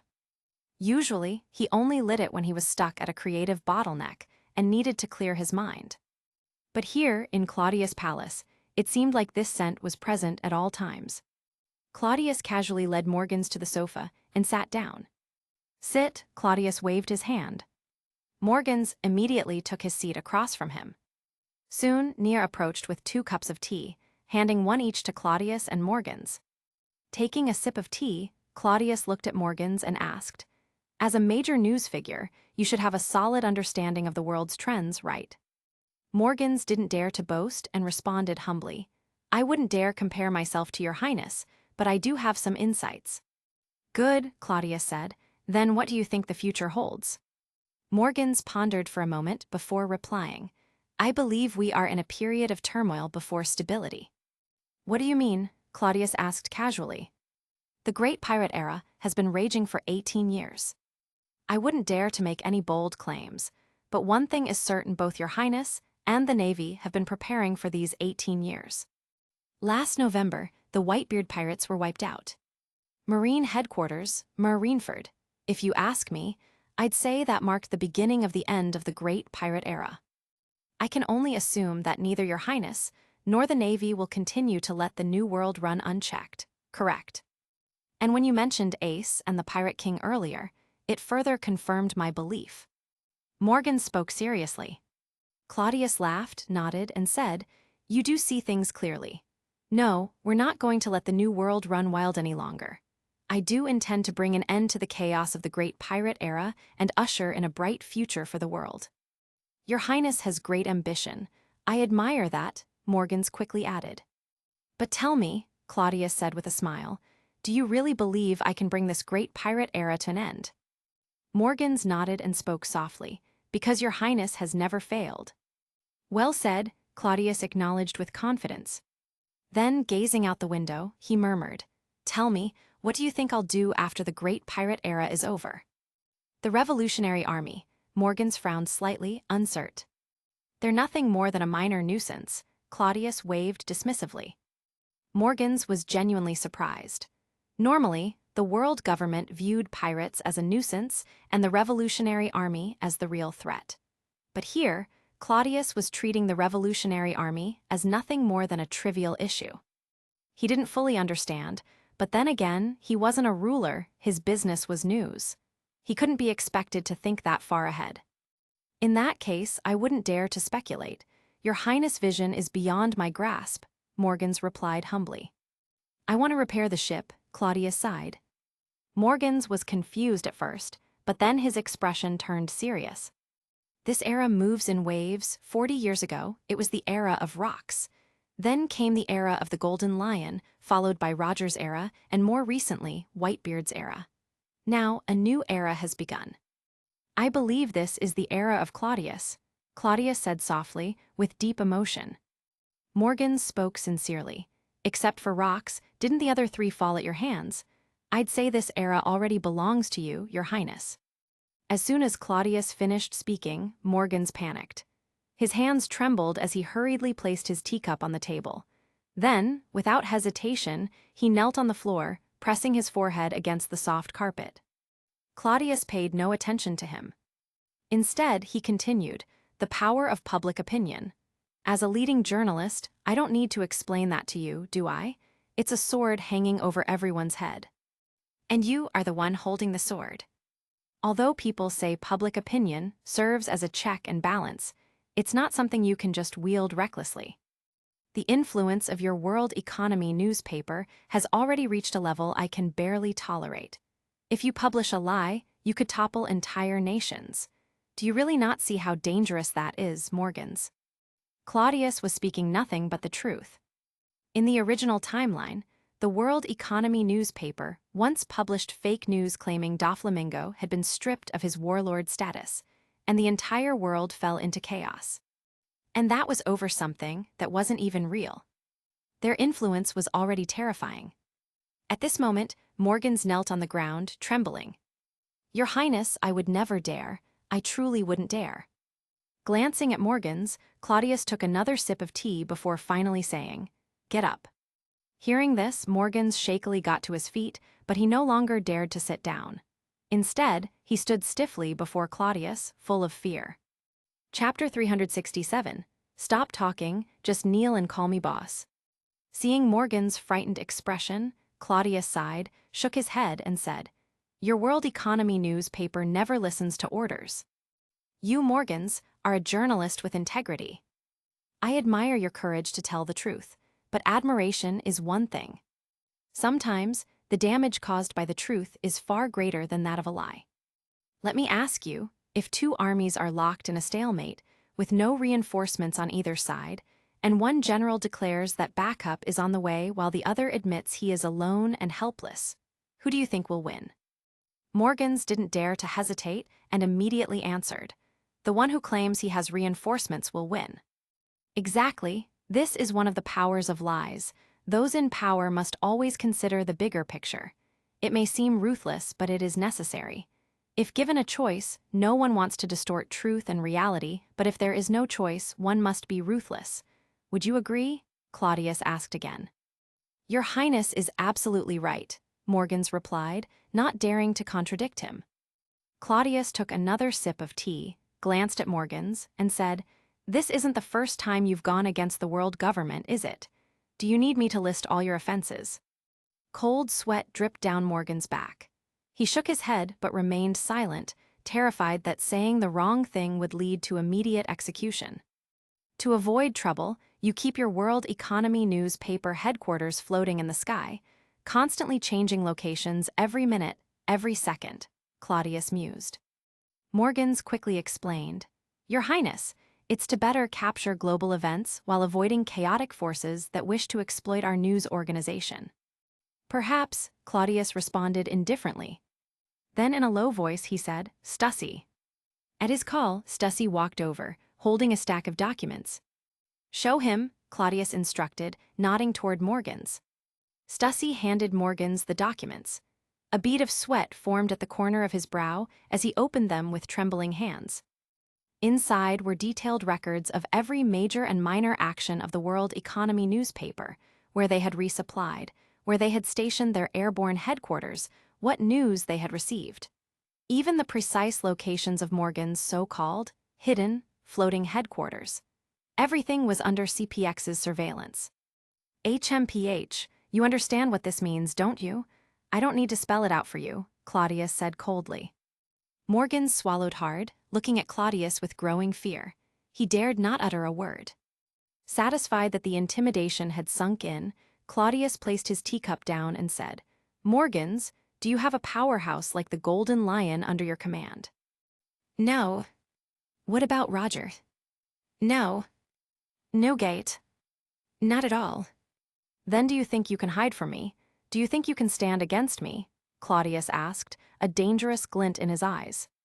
Morgans trembled all over, his teeth chattering.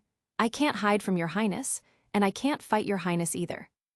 "As long as you understand that," Claudius nodded. After a brief pause, he said, "Sit down." Morgan sat down hesitantly, his body still shaking from fear. "I didn't call you here today to settle old scores, nor do I have the time to dwell on them," Claudius said softly. Hearing this, Morgan secretly breathed a sigh of relief, but he was still on edge. This man was too powerful. Morgans had interviewed countless major figures before: Newgate, Charlotte Linlin, even Kaido.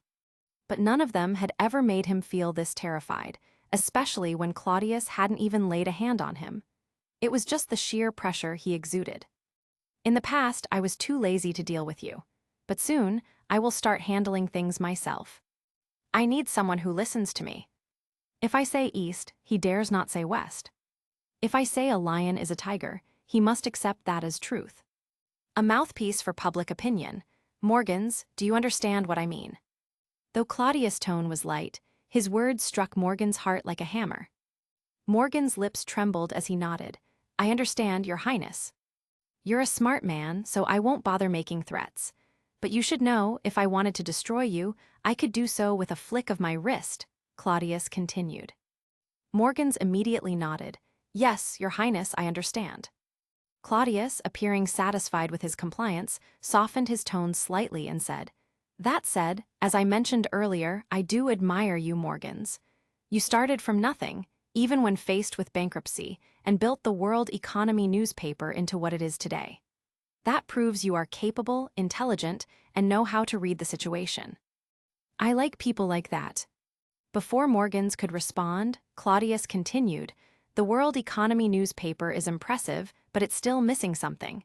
I plan to have Spandine assist you. No objections, I assume." Morgans didn't dare to say a word out of line. He knew exactly what this meant. Spandine, the most loyal hound at Claudius' feet, the ruthless leader of CPX, a man who obeyed orders without question. On the surface, it sounded like Spandine was being sent to help. But in reality, wasn't this just the complete nationalization of the World Economy newspaper? Bitter as it was, Morgans had no choice but to swallow it. "Yes, Your Highness. Thank you for your consideration. I will cooperate fully with Lord Spandine," Morgan said quickly. Claudius nodded again. "Spandine is a busy man. He won't have time to micromanage you. You'll continue your usual work, but when I need you." "I will immediately follow Your Highness' orders and do whatever you ask," Morgans interrupted, his voice full of obedience. "Good, you're catching on quickly," Claudius said approvingly. After a short pause, he continued, "Your current title sounds grand, the so-called Emperor of the Underworld. But in reality, you're just a newspaper vendor. Up until now, you've been free to move as you please. Now you work for me. Shouldn't I at least give you a formal status? Stussy, go to the CPX archives and create a file for Morgans. From today onward, he is one of us." Hearing this, Morgans finally relaxed a little. It seemed His Highness had no intention of killing him. This was, in a way, a form of reassurance. Though the recruitment process had been rather forceful, there was no room for negotiation. Claudius had simply decided, and that was that. But did Morgans dare to refuse? Of course not. In fact, there was even a strange sense of relief. He had just secured a powerful backer. Sure, his newspaper was no longer truly independent, but at least he was still alive. Just moments ago, he had thought he was doomed. Now, he had a way forward. His reaction was swift. As soon as Stussy turned to handle the paperwork, Morgans dropped to his knees again and said sincerely, "Thank you for Your Highness' grace. I am honored." Do your job well. In the future, the world government may establish an official press and propaganda department. If that happens, you could become its minister. Wouldn't that be better than just running a newspaper? Claudius waved him up as he spoke. Carrot and stick, Claudius was no miser. As long as Morgans didn't step out of line, he was more than willing to give the man a future. But if he ever tried to pull any tricks, Claudius would make sure Morgans understood what true terror was. Chapter 368, The King of the Desert. Grand Line, Santin Island, Alabasta. At this moment, in the capital of this ancient kingdom, with a history spanning thousands of years, a chaotic war had just ended. The royal army, 600,000 strong, had been defeated by the rebel forces, leading to the fall of the capital. The Nefertari royal family had met misfortune as a result. In the rebel camp, Crocodile sat calmly. Some of his top officers were present as well. Mr. 3 stood behind Crocodile, trembling. His awe toward his boss had only grown stronger. Following Crocodile, he had witnessed Alabasta, once peaceful, descend into chaos. The once prestigious Nefertari royal family had been completely disgraced. All of this grand spectacle, had been orchestrated entirely by his boss. And now, the final act had concluded. Crocodile seemed to be waiting for something. He sat in the camp, a cigar clenched between his teeth, exhaling puffs of smoke from time to time. His eyes were closed slightly, as if resting. Before long, the tent's entrance was pulled open, and Crocodile's most trusted subordinate, Mr. 1, Daz Bones, walked in. A trace of blood still lingered on his hands, but his eyes were calm, his expression indifferent. Upon entering, Crocodile opened his eyes and asked softly, "How is it?" Hearing his boss words, Daz Bones answered in an even tone, "I've executed Koza and the others." Crocodile nodded at his response, then stood up. Koza, the leader of the rebel army, said to be childhood friends with Princess Vivi of the Nefertari family. Yet, as Crocodile stirred up conflict and sowed discord in this nation, these once close companions had become mortal enemies. With Crocodile's secret support, Koza had expanded his rebel forces, ultimately sweeping across the country and toppling Alubarna, the capital defended by the 600,000-strong royal army. But just now, Daz Bones had quietly eliminated Koza and the other rebel leaders. For years, Crocodile had been secretly backing the rebels. Naturally, he had also planted many of his own people among them. Now, with the true rebel leadership dead, the entire rebellion was under Crocodile's control. At this moment, in Alabasta, apart from the Nefertari royal family, Crocodile was the most powerful figure. The Nefertari royal family was now trapped in Alabasta's palace, like lambs waiting to be slaughtered. In this kingdom, Crocodile had become the supreme ruler. Announce that Koza and the others perished in the Battle of Alubarna. At the same time, as Sir Crocodile, the national hero, declare that we have ended the war and taken control of the rebel forces. Crocodile spoke calmly. Hearing this, Daz Bones and the others immediately responded, "Understood, boss. Seize all the royal army's weapons and temporarily enforce martial law over Alubarna. Once I've dealt with the Nefertari family, I will officially take control of all Alabasta. At that point, whether it's the rebels or the royal army, they will all be mine."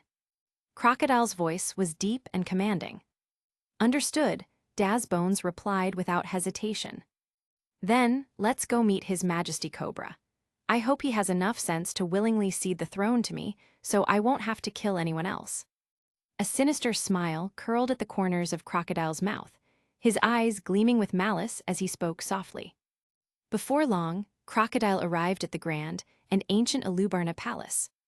At this moment, inside the palace, Nefertari Cobra, the king who had once stood in Mariewa, daring to challenge the greed of the world government, a man who had even defied the celestial dragons, now sat on his throne, looking utterly exhausted. His once dark hair had begun to turn gray. His gaze was dull, his aura filled with despair. Beside him stood a young girl with long blue hair. Her face was filled with confusion and worry, but she had no idea what to do. This girl was none other than Princess Vivi of the Nefertari family. Among the current Nefertari bloodline, only the two of them remained. The massive doors of the throne room slowly swung open. Hearing the sound, Cobra lifted his weary gaze toward the entrance. Footsteps echoed as Crocodile's figure gradually came into view. The moment he saw Crocodile, Cobra let out a bitter laugh, the corners of his mouth twitching slightly. "So, it was you after all. The rebels, the public outcry. You incited it all, didn't you, Sir Crocodile?" Cobra murmured. Crocodile bit down on his cigar, striding toward the throne step by step. He nodded and replied calmly, "Yes, Your Majesty Cobra, it was me." Before Cobra could speak, Vivi shouted angrily, "Why? Why would you do this to Alabasta? Weren't you supposed to be our national hero? My father treated you well, he gave you nobility, he gave you reputation and status." "Don't be so agitated, Princess Vivi. Those weren't gifts from your father. I earned them myself," Crocodile said dismissively. "As for why I did this, let's just say it couldn't be helped, I was merely following orders." Following orders, Cobra's eyes flickered slightly. Then he laughed again, a laugh of resignation, as if none of it mattered anymore. "So, you're an agent of the world government." Crocodile nodded casually and replied, "Under CPX. "I see, so, you serve him. The world government truly intends to erase the Nefertari bloodline," Cobra said, his voice filled with sorrow. "Perhaps," Crocodile responded indifferently. He didn't bother explaining further. The world government had merely wanted to punish the Nefertari family as a warning. The one who truly desired Alabasta's destruction was Cladius. But of course, Crocodile wouldn't say any of that. Let the world government take the blame. Reaching into his coat, he pulled out a document and handed it to Cobra. "This is the reality of the situation. I believe Your Majesty Cobra understands that the Nefertari family's reign has come to an end. Now, sign this document and officially surrender Alabasta's throne to me." Hearing this, Vivi yelled angrily, "Never, you traitor!" "It's not impossible," Crocodile replied with a cruel glint in his eyes. "I'm just trying to make this transition a bit more peaceful." Cobra gently grabbed Vivi, his voice quiet. "If I sign this document, will Vivi be spared?" "Father," Vivi clutched his arm in a panic. Crocodile smiled and said, "As long as Your Majesty Cobra follows my arrangements, neither you nor Princess Vivi will be in any danger." "What arrangements?" Cobra's gaze darkened. "St. Claudius has prepared a large estate for you both in West Blue. You can live out the rest of your days there in peace," Crocodile answered frankly. "Peace," Cobra murmured, repeating the word. "Yes, peace," Crocodile confirmed. The implication was clear. So long as Cobra and Vivi didn't cause trouble, they could live a life of luxury. But if they did try anything, then there would be no mercy.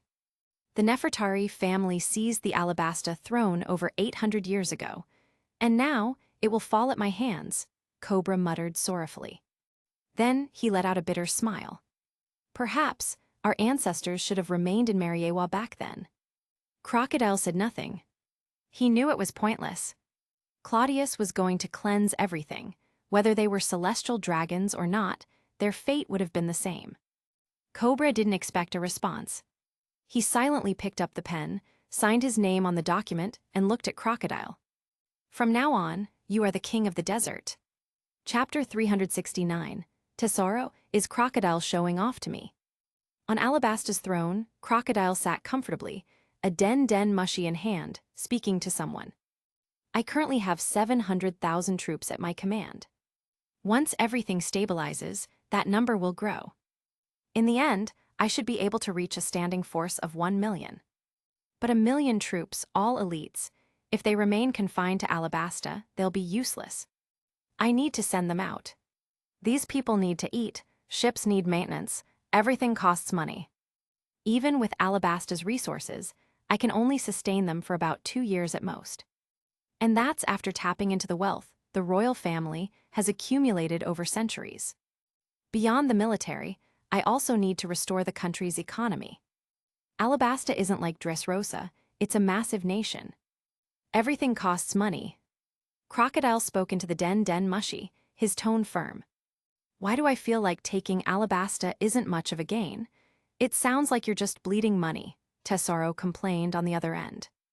You've got nothing but money on your mind, huh? Crocodile scoffed. Alabasta's forces will become a critical asset when we seize supreme power over the world government. Its influence will spread across dozens of surrounding islands and nations, reinforcing our rule. If we act quickly, we might even, forget it. It's pointless explaining finances to you. Claudius has already approved my plan. You just need to provide the funds. If you have a problem with it, go talk to him, Crocodile said, clearly annoyed. Originally, Crocodile took Alabasta as a contingency plan. If the Marines ultimately sided with the world government, Claudius would still have a military force independent from them. In that scenario, Alabasta's forces could unite with the Revolutionary Army, escalating into a full-scale war to seize power. Of course, this was a last resort. The losses would be immense, and even then, Alabasta's army might not be enough to stand against the Marines. But Claudius never gambled everything on a single option. At the time, he was uncertain about the Marines' final allegiance, so he diversified his strategies, ensuring he wouldn't be left without options. Now, the best-case scenario had come to pass. The Marines were on their side. As a result, Alabasta's role had diminished somewhat. However, its formidable military still provided stable support, helping maintain order in the first half of the Grand Line. It also gave the new regime an additional powerful force beyond the Marines, ensuring control over many nations. And if the Marines' battles in the New World became too overwhelming, Alabasta's military could serve as reinforcements. Lastly, Alabasta's strategic location at the entrance to the Grand Line made it the perfect place to begin eliminating piracy at its source. When the time came to end the Great Pirate Era, Alabasta could once again prove its worth. After hearing Crocodile's reasoning, Tesoro sighed heavily and grumbled, "Fine, fine. His Highness approved it, so what else can I say? How much berries do you need?" 200 billion berries for now. More may be required later. I'll also need substantial investments. You should take the lead on that, Crocodile replied calmly. Tesoro felt a pang in his chest. 200 billion berries, he could afford it, of course. Compared to his total fortune, it wasn't a staggering amount. But it still hurt. As for the investments, that wasn't a problem. Alabasta had great potential. The country had just undergone a regime change, and the initial chaos was settling. It was the perfect time to invest, and many people would be interested. Fine, fine, I'll send someone over soon, Tesoro grumbled. Also, I need to build a lot of shipyards. You have a broad network, find me some good shipbuilders, Crocodile added. Tesoro gritted his teeth and snapped, "Do you really think I'm your personal assistant? Why don't you just contact Water 7 directly for this?" Coincidentally, I spoke with Tom recently. He mentioned plans to expand his shipyard operations to other islands. I think you two would have a lot to discuss. Tom wants to open a branch. Crocodile ignored the complaints and focused on the important part. Yes, you brute, your world revolves around fighting and war. You're completely out of touch with the business world, Tesoro scoffed. He then continued, with sea train technology continuing to advance, there's been a massive increase in demand. Water 7 has to undergo some industrial restructuring to expand sea train production. But they can't just abandon their existing shipbuilding business, right? So Tom is considering relocating part of his warship production elsewhere. Water 7 is a small island. Its production capacity is already maxed out. With more funding pouring in, the demand for warships is skyrocketing, and Water 7 alone can't keep up anymore. Crocodile frowned. So what does that mean? Explain it simply. Though he ran casinos and had a hand in military manufacturing with Doflamingo, large-scale industrial logistics weren't his expertise. To put it simply, Water 7's system can't keep up with Claudius' ambitions. In the future, His Highness will massively expand marine development. Water 7 alone won't be enough. They need a mature military production infrastructure, something that you can provide. That's why moving warship production to Alabasta is the best option. It'll stimulate Alabasta's economy, create millions of jobs, and best of all, it gives you the ability to secretly build ships for your own forces. It's a win-win situation, Tesaro explained. Crocodile smirked. So basically, I get to steal Water 7's shipbuilding business. Sounds perfect. More or less. Anyway, I don't have time for your nonsense, I'm busy, Tesoro said impatiently. What are you so busy with? The Calm Belt Project, Golden City? I heard you were hosting a concert, maybe you're busy writing songs, Crocodile teased. Tesoro clicked his tongue. Don't underestimate me, I'm drafting financial plans for His Highness. Based on this year's world government, tax revenue, and the economic conditions of over 100 affiliated nations, I'm calculating a reasonable tax reduction policy. There are also welfare policies to implement, so that once His Highness seizes absolute power, everything can be put into place quickly and smoothly. And now you've robbed me of 200 billion berries, which will definitely mess up my budget, Tesoro said, clearly annoyed. Is that so? Then I won't bother you. Besides, I'm busy too. After all, over 40 million people in Alabasta are depending on me now. I am the king of the desert, after all, Crocodile said smugly. Then he hung up the den mushy. Meanwhile, in the Golden City, Tesoro stared at the silent den mushy on his desk. He rubbed his chin in amusement before glancing at Baccarat, the goddess of luck. Was it just my imagination, or was that damn crocodile showing off to me? Baccarat chuckled and replied, Master Crocodile has been planning this for years. Now that he's won a decisive victory, it makes sense that he'd want to boast a little. Just as His Highness said, that sand crocodile is such a damned tsundere. His personality is so twisted, Tesoro said with a smirk. Then he turned his attention back to his reports, fully immersed in calculating the new regime's financial plans. As he had said, he was really busy. After all, Cladius had already decided, once everything was in place, Tesoro would become the finance minister of the New World Order. And then he'd be even busier. Chapter 370, The Strongest Country in the World, Elbaf. Holy Land Mariewa, inside Claudius' palace, he sat in his study reading. In his hands was a book titled Information about the Kingdom of Giants, detailing the history and structure of the giant kingdom. As the most powerful country in the world, Elbaf possessed an overwhelming military force. Every giant, upon reaching adulthood, could easily attain the combat strength of a marine vice-admiral, with only minimal training, though, of course, they would be at the entry level of vice-admirals. But with sheer numbers alone, this became a terrifying force. Elbaf boasted tens of thousands, perhaps even hundreds of thousands of adult giants. Converted into combat strength, this meant they could field hundreds of thousands of vice-admiral-level warriors at once. And among them, the truly exceptional individuals could grow even stronger, which was not unusual at all. This was the core reason why Elbaf remained firmly seated as the world's strongest nation. Their warriors were powerful, their numbers were immense. When quantity reached a certain level, it naturally led to qualitative superiority. Their solution to any opposition, overwhelming force. The entire nation of Elbaf was divided into two major factions. One faction was wild and aggressive, known to the world as the barbaric giants.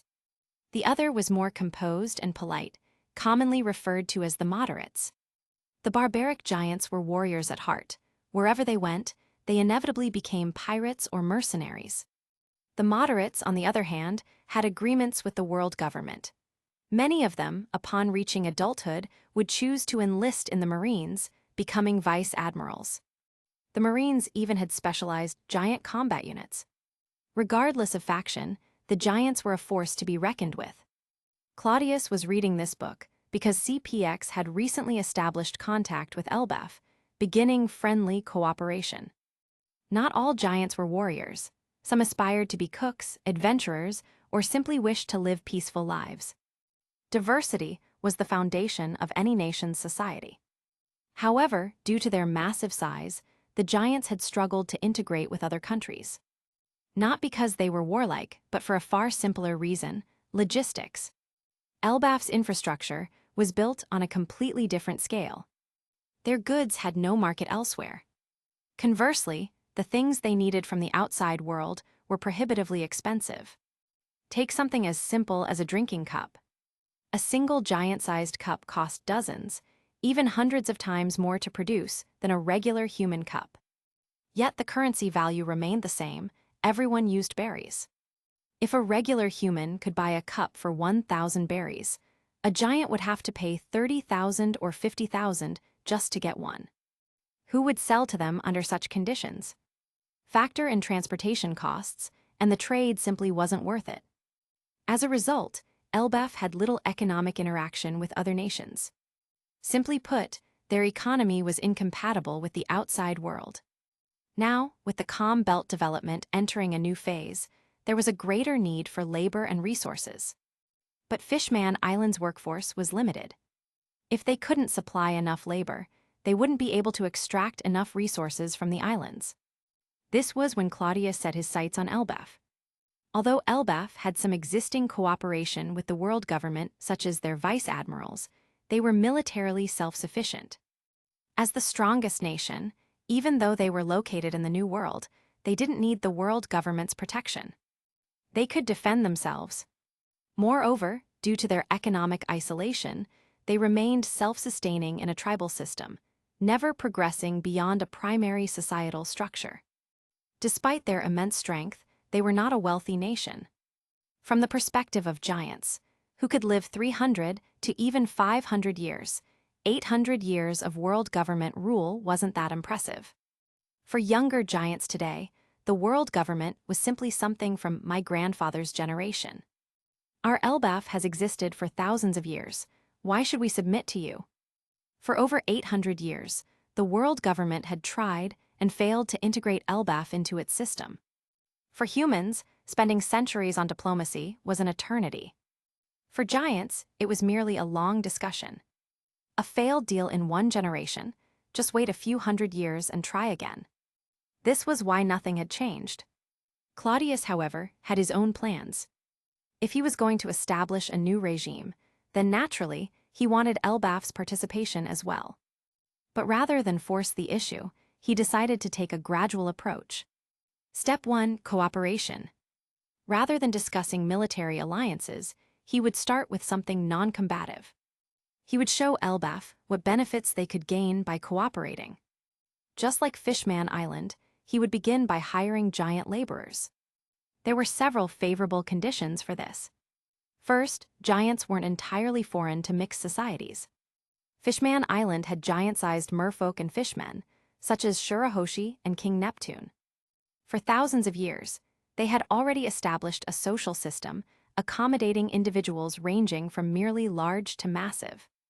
This meant that the infrastructure that worked for Fishman Island could seamlessly adapt to Elbaf. Integration wouldn't be an issue.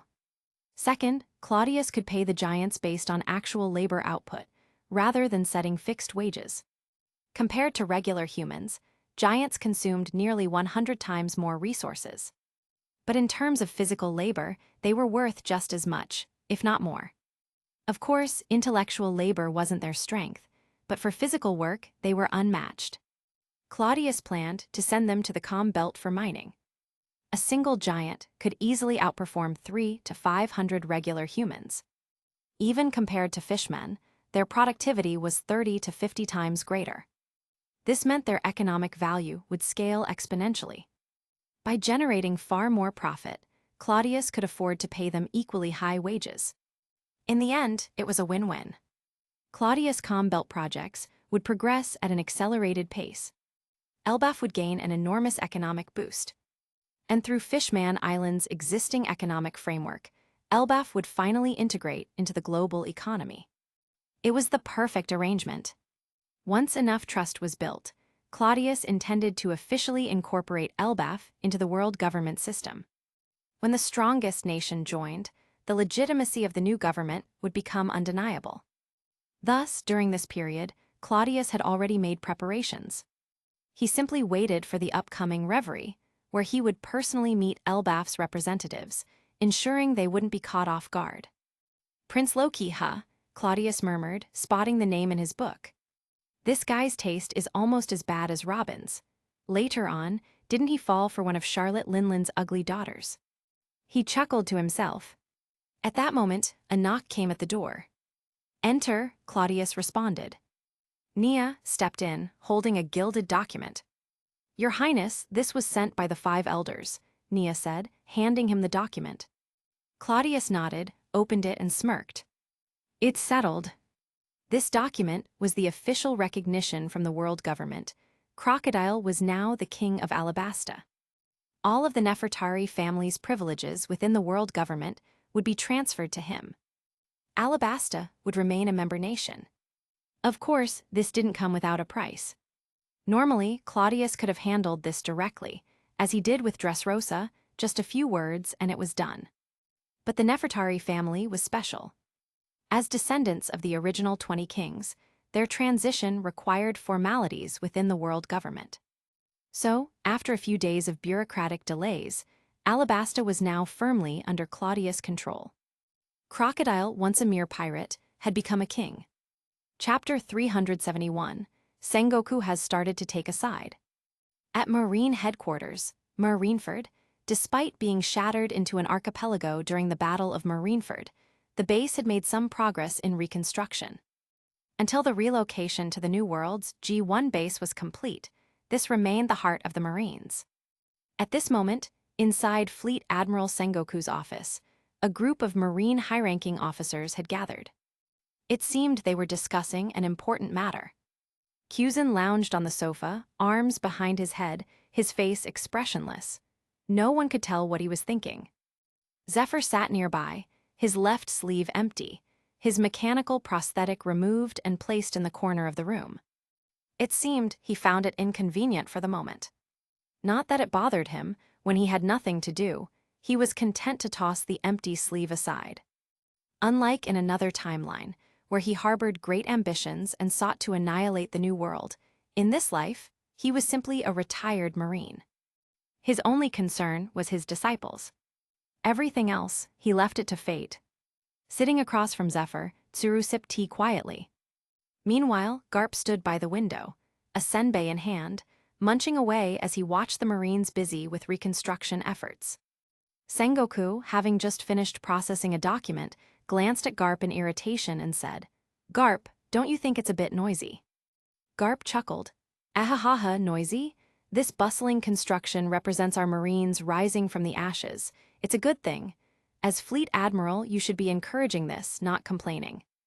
Sengoku's face twitched slightly. Then his expression darkened as he snapped, "I'm not talking about them, I'm talking about you, you bastard. Why are you always eating?" The constant crunching of Garp's senbei was starting to get on his nerves. Garp paused, looking at the senbei in his hand. "I'm attempting a challenge," he said matter-of-factly. "I've been eating senbei continuously, this is the 2nd day. If I last 2 more days..." "Enough, I don't want to hear your nonsense, close the damn window." Sengoku snapped impatiently. Garp sighed, reached out and shut the window. Muttering under his breath, he added, "Wasn't it you complaining about the noise? Hypocrite." Sengoku's expression darkened further. For a moment, he seriously considered turning into the Golden Buddha and slapping Garp through the wall. Taking a deep breath, he forced himself to calm down. Grabbing his tea, he took a few sips to suppress his growing urge to strangle his old friend. Garp, completely unfazed, plopped down next to Zephyr and handed him a senbei. Zephyr took it without complaint, munching on it casually. Sengoku's eyelid twitched again. Before these two completely derailed the discussion, he decided to get straight to the point. "This is a private meeting," he declared. "There's something important I need to discuss with all of you." At these words, the room fell silent. The atmosphere shifted. Even Kyuzan, who had been lounging lazily, sat up slightly. "First, let's talk about the upcoming reverie," Sengoku began. "This summit of the 100 allied nations carries significant weight, and our workload will be much heavier than usual. Additionally, Marine headquarters has its own proposals to submit, such as the official relocation of Marineford, making this year's summit even more critical. At that time, all of you will be heading to Mariewa to participate." Though Sengoku spoke as if it was routine procedure, everyone in the room understood there was more to it. Sakazuki's eyes flickered. Kyuzan's expression shifted slightly. Borsellino even put away his nail clippers. It was clear that something else was at play. Sengoku calmly observed their reactions before taking another sip of tea. "I know you've all guessed it by now," he said, setting his cup down. "You're all high-ranking Marine officers. I can't keep secrets from you. So I'll be direct." The tension in the room thickened. This reverie is not as simple as it seems. I'll be upfront with you. His Highness Claudius intends to win this summit. I won't lie, I don't have much of a choice in this matter. Even if I claimed that I have no particular agreement or collaboration with His Highness, I doubt those at the top would trust me. So I've made my decision. As Fleet Admiral, I am officially taking Claudius' side. And naturally, as the leader of the Marines, I will rally Marine support to back him. Now, it's time for you to make your choice. The room fell into silence. A moment later, Sengoku added, "Of course, no one is being forced into anything. If you choose to stand with me and His Highness, I'll be relying on you during the summit. If you'd rather remain neutral, that's fine too, just stay out of the way. All I ask is that, after all these years as comrades, none of you work against me." Sengoku's words barely settled before Garp casually raised his hand. "I've had enough of those bastard celestial dragons. Claudius is the only one among them I can tolerate. If I have to choose, of course I'm siding with him." "Count me in," Garp said bluntly. Zephyr chuckled, shaking his head. "Everyone already knows St. Claudius is my disciple," he said. "If anything happens, how could I, his teacher, just stand by? Besides, Marineford is my home. I have no other choice but to support him." With these two giants taking a stand, Sengoku felt a bit more confident. He had suspected they were already aligned with Claudius behind the scenes, just as he himself had been drawn onto the so-called pirate ship before realizing there was no way off. But hearing them declare their stance outright still gave him some relief. At the very least, he wasn't the only one caught in this mess. Then his gaze turned toward Sakazuki, Borsalino, and Kyuzan. Sakazuki wasted no time. "After the war at Marineford, His Highness spoke to me personally. I agree with his vision of pushing into the New World and ending this great pirate era. Moreover, among the entire world government, he's the only one with the guts to fully support the expansion of Marine forces. Whether for personal or professional reasons, I will stand by him." Kyuzan watched quietly, licking the corner of his mouth. "You say all that, but let's be real. Claudius already promised you the next Fleet Admiral position, didn't he? He's giving you full authority to lead the Marines exactly how you see fit. Of course you'd support him." Though these were only Kyuzan's internal thoughts, he still respected Sakazuki's convictions. Even if they often disagreed, he knew Sakazuki wouldn't compromise his ideals for just a promotion. Chapter 372. The Marine executives board the pirate ship together. As Sakazuki's voice fell, his gaze shifted to Kyuzan. Given their long-standing differences, he found it difficult to predict Kyuzan's stance. It wouldn't be surprising if Kyuzan chose not to take his side. It would even seem reasonable. However, Sakazuki was well aware of the strong friendship between Kyuzan and Claudius. Their connection wasn't just ideological, there was also personal camaraderie between them. That's why, when it came to Kyuzan's decision, Sakazuki couldn't quite figure it out. Kyuzan glanced at Sakazuki before turning to Sengoku and casually stating, "After the reverie, I'll be heading to CPX." Though his words were light and non-committal, Sengoku and the others immediately understood their implications. Clearly, Kyuzan was siding with St. Claudius. After all, CPX was Claudius' organization. If Kyuzan was already announcing his move to CPX so far in advance, it was impossible to believe that it had nothing to do with Claudius. Sengoku, having been privy to some of these matters beforehand, wasn't at all surprised by Kyuzan's decision. However, Sakazuki was taken aback. His expression froze momentarily before settling into one of realization. He had known that St. Claudius was supporting him, the hawkish admiral, for the position of Fleet Admiral. But Kyuzan's role in all of this had been unclear to him. Initially, Sakazuki assumed Kyuzan would take a firm stance. Perhaps they would have to settle things with a fight. Instead, Kyuzan simply stated that he was switching jobs, effectively handing over the position of Fleet Admiral without a struggle. This left Sakazuki somewhat dissatisfied. It felt like he had thrown a punch at empty air. Still, since Kyuzin had already decided to leave, Sakazuki saw no reason to act as the villain and force him to stay. Despite their differences, they had served together in the Marines for many years. Even if they weren't close, there was still a sense of camaraderie. Moreover, the CPX organization technically held a higher administrative status than the Marines. With Cladius consolidating power, CPX was likely to rise further. Even if Kyuzin seemed indifferent now, this move was essentially a promotion for him, perhaps even a better position than Fleet Admiral. There was no telling whether, in the future, they might have to deal with each other again. It would be unwise to create unnecessary hostilities now. Borsellino, who had previously shared drinks with Kyuzin and Cladius, already knew Kyuzin had made his choice. So, he wasn't the least bit surprised. Garp, on the other hand, was visibly shocked. Kyuzin was like a younger brother to him. Being a carefree troublemaker himself, Garp had never cared about authority. He'd scolded fleet admirals and celestial dragons alike. Even Cladius, whom he treated as an equal, was nothing more than a drinking buddy in his eyes. That's why, even though Cladius was pushing Sakazuki for the position of fleet admiral, Garp didn't hesitate to challenge Cladius and Kyuzin whenever he felt like it. But now, seeing Kyuzin simply walk away from the Marines, that caught him off guard. "You're really leaving?" Garp asked. "We all serve the world government, don't we? So I wouldn't call it leaving, just a job transfer," Kyuzin replied with a grin. Garp frowned. He didn't dwell on it much and instead voiced his own concerns. "I was hoping that once Sengoku retired, you'd take over as fleet admiral. Then no one would be able to boss me around. But now that you're gone, what am I supposed to do?" Sakazuki's expression stiffened at those words. Garp had just flatly declared that he had been looking forward to Kyuzin's promotion, so he could slack off, essentially implying that Sakazuki's authority meant nothing to him. Still, Sakazuki knew Garp's personality well.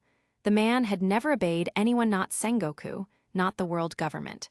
Sakazuki himself had never expected to control him either, so he simply let it slide. Sengoku, on the other hand, was annoyed. "I might stick around for a few more years, Garp. Do you have a problem with me being fleet admiral?" "Ha, Garp-san, if you ask me, you should just retire already. Look at Zephyr, he's living the easy life. You definitely can't count on me to take your side. I've already spoken with St. Claudius," Kyuzin laughed. Garp muttered to himself, feeling slightly tempted by the idea of retirement, but he hadn't made a final decision yet. Instead, he turned to Sakazuki and said, "Well, I'll be counting on you then." There was no doubt that if Kyuzin left the Marines, he wouldn't be fleet admiral. With Borsellino being as laid back as ever, the position would inevitably fall to Sakazuki. And Garp, being the way he was, had no reservations about stating the obvious right to Sakazuki's face. Sakazuki found himself momentarily speechless, his face twitching slightly. But after a brief pause, he composed himself and replied, "I'll be counting on your cooperation as well, Garp-san." "Yeah, sure," Garp responded insincerely. Not wanting Garp to keep stirring things up, Sengoku quickly changed the subject. These bastards, he was still sitting right there, yet they were openly discussing the next fleet admiral as if he were already gone. Still, he couldn't help but smile inwardly. The long-standing issue between Sakazuki and Kyuzin had finally been resolved without conflict. That was good news for the Marines. Sengoku turned his gaze to Borsellino. "And what about you?" Borsellino let out a sigh. He had always followed the principle of neutrality, never taking sides in any conflict. Even as an admiral, he had maintained a relaxed, detached attitude, avoiding unnecessary involvement in political struggles. Especially now, this wasn't just any power struggle. This was a fight at the highest level of the world's hierarchy. Even for an admiral, betting on the wrong side could end in disaster. That was why, up until now, he had done his best to stay out of it. But today, Sengoku had made things clear. With everyone else having already taken their stance, neutrality was no longer an option. After all, Tsuru Hedjin, who was basically with Claudius, that alone made her allegiance obvious. With so many of his colleagues aligning with Claudius, even Sakazuki and Kyuzin, who were like oil and water, had set aside their differences. What choice did Borsellino really have? After a brief silence, he let out a bitter smile and said, "So, you're all just going to drag me into this, huh?" Sengoku responded bluntly, "Borsellino, you're underestimating the situation. At this level of struggle, true neutrality doesn't exist." Borsellino looked at him helplessly. Just moments ago, Sengoku had said there wouldn't be any pressure. Now, he was forcing him to choose. Still, he understood the reality of the situation. It wasn't that Sengoku had lied, he had simply been waiting until everyone had shown their hand. With no other option, Borsellino shook his head and said, "Neutrals are called neutrals because they're caught in the middle. But you've all already taken a side. What choice do I have?" Sengoku laughed. Then Borsellino sighed and said, "Fine, I'll side with Claudius too. But let's be clear, I don't want extra work, okay?" Tsuru suddenly chimed in, "There will be rewards for those who contribute, possibly even generous bonuses." At that, Borsellino immediately straightened up and said, "As a Marine Admiral, it's my duty to take on more responsibilities. Just tell me what needs to be done." Everyone burst into laughter. With that, all of the Marines' top brass had officially aligned with Claudius. Under Sengoku's maneuvering, the Marines had completely boarded Claudius' ship. Chapter 373, Dragon, A Punch of Friendship to the Face. In the courtyard of Claudius' palace, Claudius was holding an encrypted den mushy in one hand, chatting with the person on the other end. At the same time, he held a book in his other hand, reading a story about the Kingdom of Giants. Not far from him, Zoro sat cross-legged, his body occasionally emanating flickers of armament haki. Any skilled observer would immediately recognize this as the early stage of haki manifestation. With constant tempering, haki that was still in its infancy would gradually become an integral part of his strength. After instructing Zoro twice, Claudius no longer paid him any mind. Zoro's talent was truly exceptional. Once taught, he progressed rapidly. More importantly, he was diligent. He never wasted a second on unnecessary distractions. Except for drinking, his entire life revolved around the sword. "Anyway, I appreciate it, Sengoku. With the Marines now on my side, I feel much more confident in what I need to do," Claudius said with a smile to the den mushy. "We're just helping each other. Your Highness, just don't forget about us Marines when the time comes," Sengoku replied with a chuckle. "Don't worry about that. Once you take over as Supreme Commander of the Armed Forces, is there anything you wouldn't have access to?" Claudius teased. Just as he finished speaking, a breeze rustled through the courtyard's grass.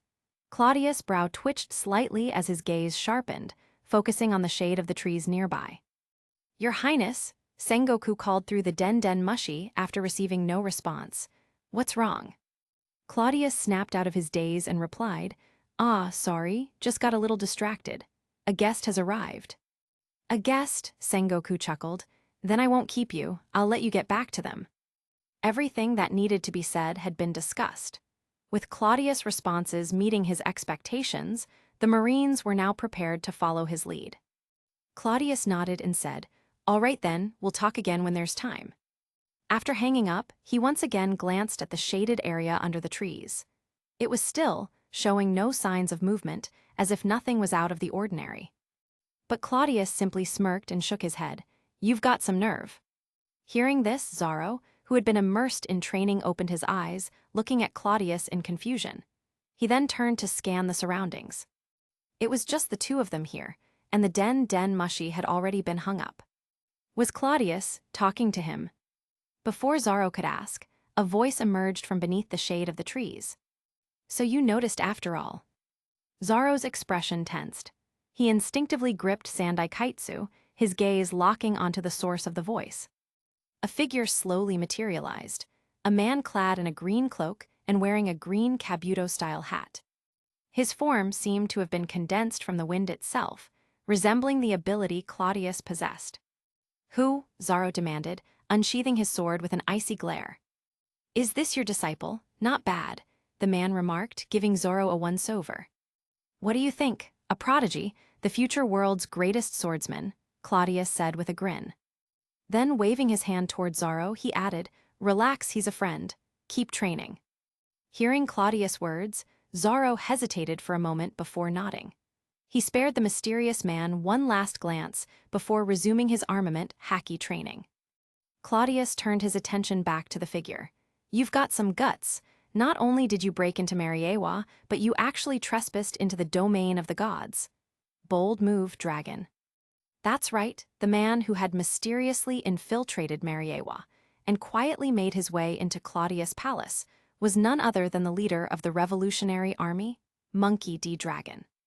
Hearing Claudius' words, Dragon smirked. He removed his kabuto hat, revealing his face. It's been a while. It has, Claudius nodded. The last time we met was in Alabasta. Yeah, things are different now, Dragon mused.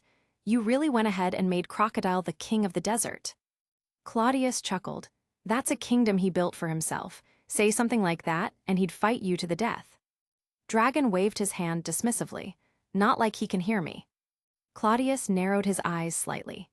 You didn't risk sneaking all the way into my home just to chat about nonsense, did you? What, are you here to seek justice for the Nefertari family? Dragon's face darkened slightly. I'm not that bored. I already promised you that I wouldn't meddle and I don't break my promises. But you. What about me? Claudius asked, raising an eyebrow. In the next instant, Dragon moved. He struck fast, a sudden punch aimed straight at Claudius' face. Claudius never expected Dragon to throw a punch in this situation. After all, this was Mariewa. Even if they were at odds, an outright attack should have been unthinkable. At worst, he might have expected an assassination attempt, but this was outright ridiculous. If this incident spiraled out of control, there was no chance Dragon would make it out of here alive. Oi, what this? Claudius barely reacted before taking the punch to the face. He stumbled back, clutching his eye. Son of a... The punch hurt, but there was no excessive force behind it. Dragon had clearly held back. But did that excuse it? Hell no. Acting on instinct, Claudius kicked out, his foot landing squarely on Dragon's side and sending him sprawling. Dragon face-planted into the ground. The hell's wrong with you? Claudius growled, rubbing his eye. Dragon got up calmly, dusted himself off, exhaled and grinned. I've wanted to punch you for a long time. Finally got my chance today, he said, utterly pleased with himself. Now that I've got it out of my system, how about buying me a cup of tea? Claudius, still clutching his eye, cursed. You punched me out of nowhere, and now you want me to treat you to tea? You do realize I could just have you arrested and thrown into Mariewa underground prison for a lifetime supply of pork chop rice. Dragon scoffed. For all the crap you've pulled on me, a single punch is getting off easy. Consider this karma. Claudius' expression stiffened. What the hell are you talking about? Dragon scowled. Oh, don't play dumb. You know exactly what I mean. What the hell do you think of my revolutionary army? You've been stringing me along for years. You think one punch is enough payback. Claudius' face twitched. He hesitated for a moment before muttering, no idea what you're talking about. Not bothering to argue further, Claudius led Dragon into the house. Inside, Nia had witnessed the entire scene. She barely held back his laughter as she served them tea. Claudius shot her a deadly glare. Laugh again, and I'll make sure you silently laugh yourself to sleep tonight. Nia hurried off. Dragon picked up his tea, took a sip, and smirked. You really don't think you owe me an apology? Claudius scowled, clicking his tongue in annoyance. Fine, sorry. The way he said it made Dragon's teeth ache. He briefly considered throwing another punch. Still, knowing Claudius for years, this was the first time he had ever backed down. That alone was unexpected. And maybe it was enough. Chapter 374, The Noble Revolutionary, Dragon. Claudius took a sip of tea before saying, You bastard, you got your punch in. If there's nothing else, how about leaving now? Dragon scoffed. I barely sat down and you're already trying to kick me out. You're calling yourself a guest? Did I invite you? Claudius said, clearly annoyed. I have every reason to suspect that you snuck in here just for the sole purpose of punching me. If you actually had something important to discuss, couldn't we have just talked over a den mushy? Hearing this, Dragon chuckled, waving his hand. Well, you guessed right, I really just came here to punch you. He had spent nearly a month traveling by ship. then infiltrated Mariewa, sneaking all the way into the domain of the gods, all just to land a single punch on Cladius. After all, most things could be discussed over a den mushy. There was no real reason for him to take such a risk. "You're seriously petty," Cladius muttered. "You deserved worse," Dragon retorted with a smirk. Cladius fell silent, and Dragon quietly sipped his tea. For a few minutes, the room was filled with an awkward silence. Finally, Dragon set down his teacup and sighed. "Damn it, you bastard. You really set up both me and the Revolutionary Army." Cladius paused for a moment before speaking softly. "What, are you saying this wasn't exactly what you wanted? Didn't things turn out in line with your revolutionary ideals?" Dragon shot him a glare. "That's exactly why you used me so shamelessly, isn't it?" Cladius, utterly unfazed, simply curled his lips. "I said it from the beginning, this was a partnership. Don't try to twist it into something else." "Partnership, huh?" Dragon muttered, his expression stiffening. A partnership indeed, one where he took advantage of Cladius, only to find that, in the end, he had to pay back everything he gained while still being forced to clean up after the mess. But at this point, Dragon knew there was no changing things. This was the best possible outcome, a result that ultimately benefited both sides. So in the end, he let it go. "Don't get too cocky yet," Dragon warned. "If your plan falls apart, all of your ambitions will amount to nothing. I've even kept a spot open for you in the Revolutionary Army. You're always welcome to be my subordinate." Cladius smirked. "I truly appreciate that. So if I lose, I should just grab my family and come join Uncle Dragon's cause." In truth, Dragon wasn't wrong. If Cladius' plan collapsed, leaving immigration to the moon and rotting in Impel Down would be his only options. At best, he could consider joining the Revolutionary Army to continue causing trouble for the world government. After a bit more playful bickering, the two finally settled down. Cladius then asked, "So, have you thought about what I asked you before?" Dragon fell silent for a moment before answering, "I don't want us to end up as enemies. Right now, you have the advantage. If you can push these changes forward sooner, the world will see progress faster. If I try to hold you back now, I'd be going against everything I believe in." Deep down, Dragon knew that the Revolutionary Army wasn't yet capable of overthrowing the world government or bringing down the celestial dragons. Even if given another 5 to 8 years, success wasn't guaranteed. But Cladius was already at the final step. If he succeeded, the world could begin its transformation years earlier, saving countless ordinary people from oppression. So, on both a personal and ideological level, Dragon had no reason to stand in the way. In fact, he should be helping. "Glad you understand," Cladius said with a nod. "I won't bore you with the details. During the reverie, your Revolutionary Army will make a move to assist me." Dragon didn't protest. Instead, he cut straight to the point. "Let's skip the talk about success or failure. You've already made your decision. Now, let's talk about what matters. After everything is done, what does the Revolutionary Army get in return?" Cladius tapped his fingers on the coffee table, falling into brief thought before replying. "As I said before, you'll become the Minister of Civil Affairs in the new government, overseeing governance and reforms. That's a pretty big deal, isn't it?" Dragon scoffed. "Even if I don't ask, you don't really have any other choice, do you? After all, you don't exactly have the right people for this. Besides, the ones you do have, they aren't exactly trustworthy." Cladius clicked his tongue in annoyance. "I gotta say, who the hell helped you figure all this out? With your intelligence, you shouldn't have been able to put this together yourself." Hearing that, Dragon's face darkened slightly. It wasn't a matter of intelligence. He had simply been too involved in the situation to see things clearly. But did Cladius think he was a complete idiot? If he were truly that clueless, how could he have built the Revolutionary Army in the first place? In the end, Dragon calmly answered, "It was Master Kashiero." Cladius raised an eyebrow. "That guy, he was living in seclusion just fine. Why the hell would he decide to jump into this mess?" His gaze briefly shifted toward Zaro, who was still training outside. Sighing, he asked, "All right, so what do you want from me?" Dragon chuckled. "Do you really think I'm the kind of person who does things without expecting something in return?" If I'm being honest, yeah, Claudius responded without hesitation. After all, every time Dragon had contacted him in the past, it was either to gather information or request assistance. It wasn't unreasonable to say that Dragon never did anything without a clear purpose. Dragon's face twitched at the blunt response, but after a brief pause, he let out a small sigh. Normally, I'd definitely try to squeeze something out of you, but this time, I'll let it go.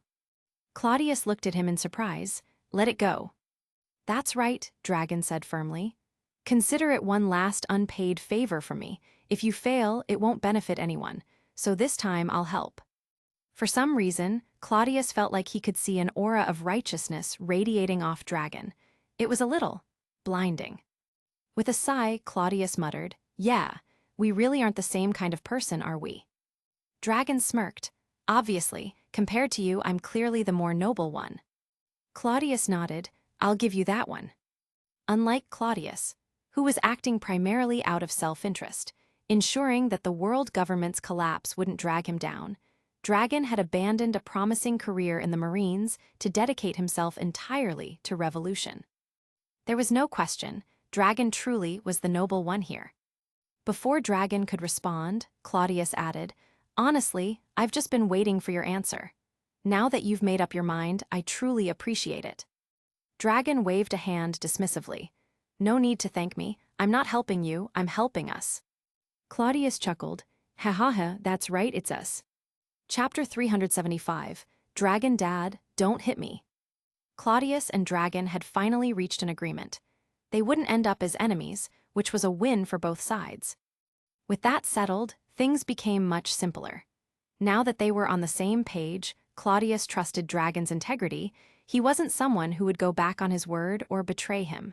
So, Claudius openly shared many of his plans. As the leader of the revolutionary army, Dragon had spent years waging a battle of wits and strength against the world government.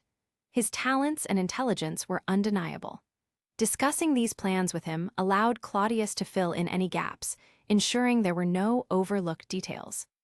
When Dragon learned that Claudius had already crippled the entire Marine High Command, he was both surprised and a little amused. So basically, aside from training a revolutionary army, you're doing the exact same thing as me.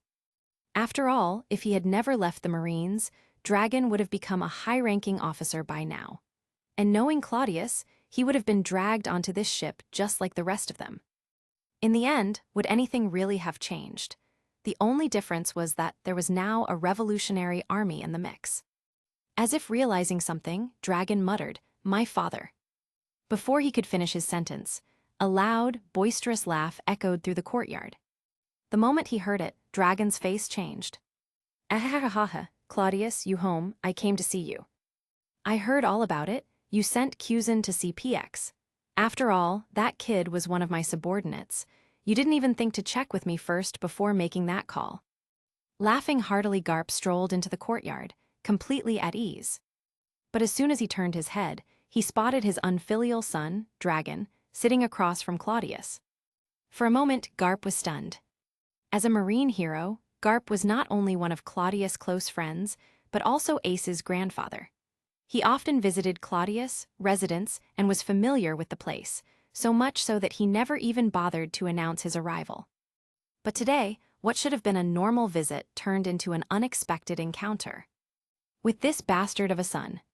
The confusion on Garp's face quickly vanished, replaced by anger. "You little bastard," he roared. With a powerful stomp, he launched himself straight toward Dragon. Dragon panicked. He was the leader of the revolutionary army, feared by the world government, but in front of his own father. He was still just a son, facing his old man.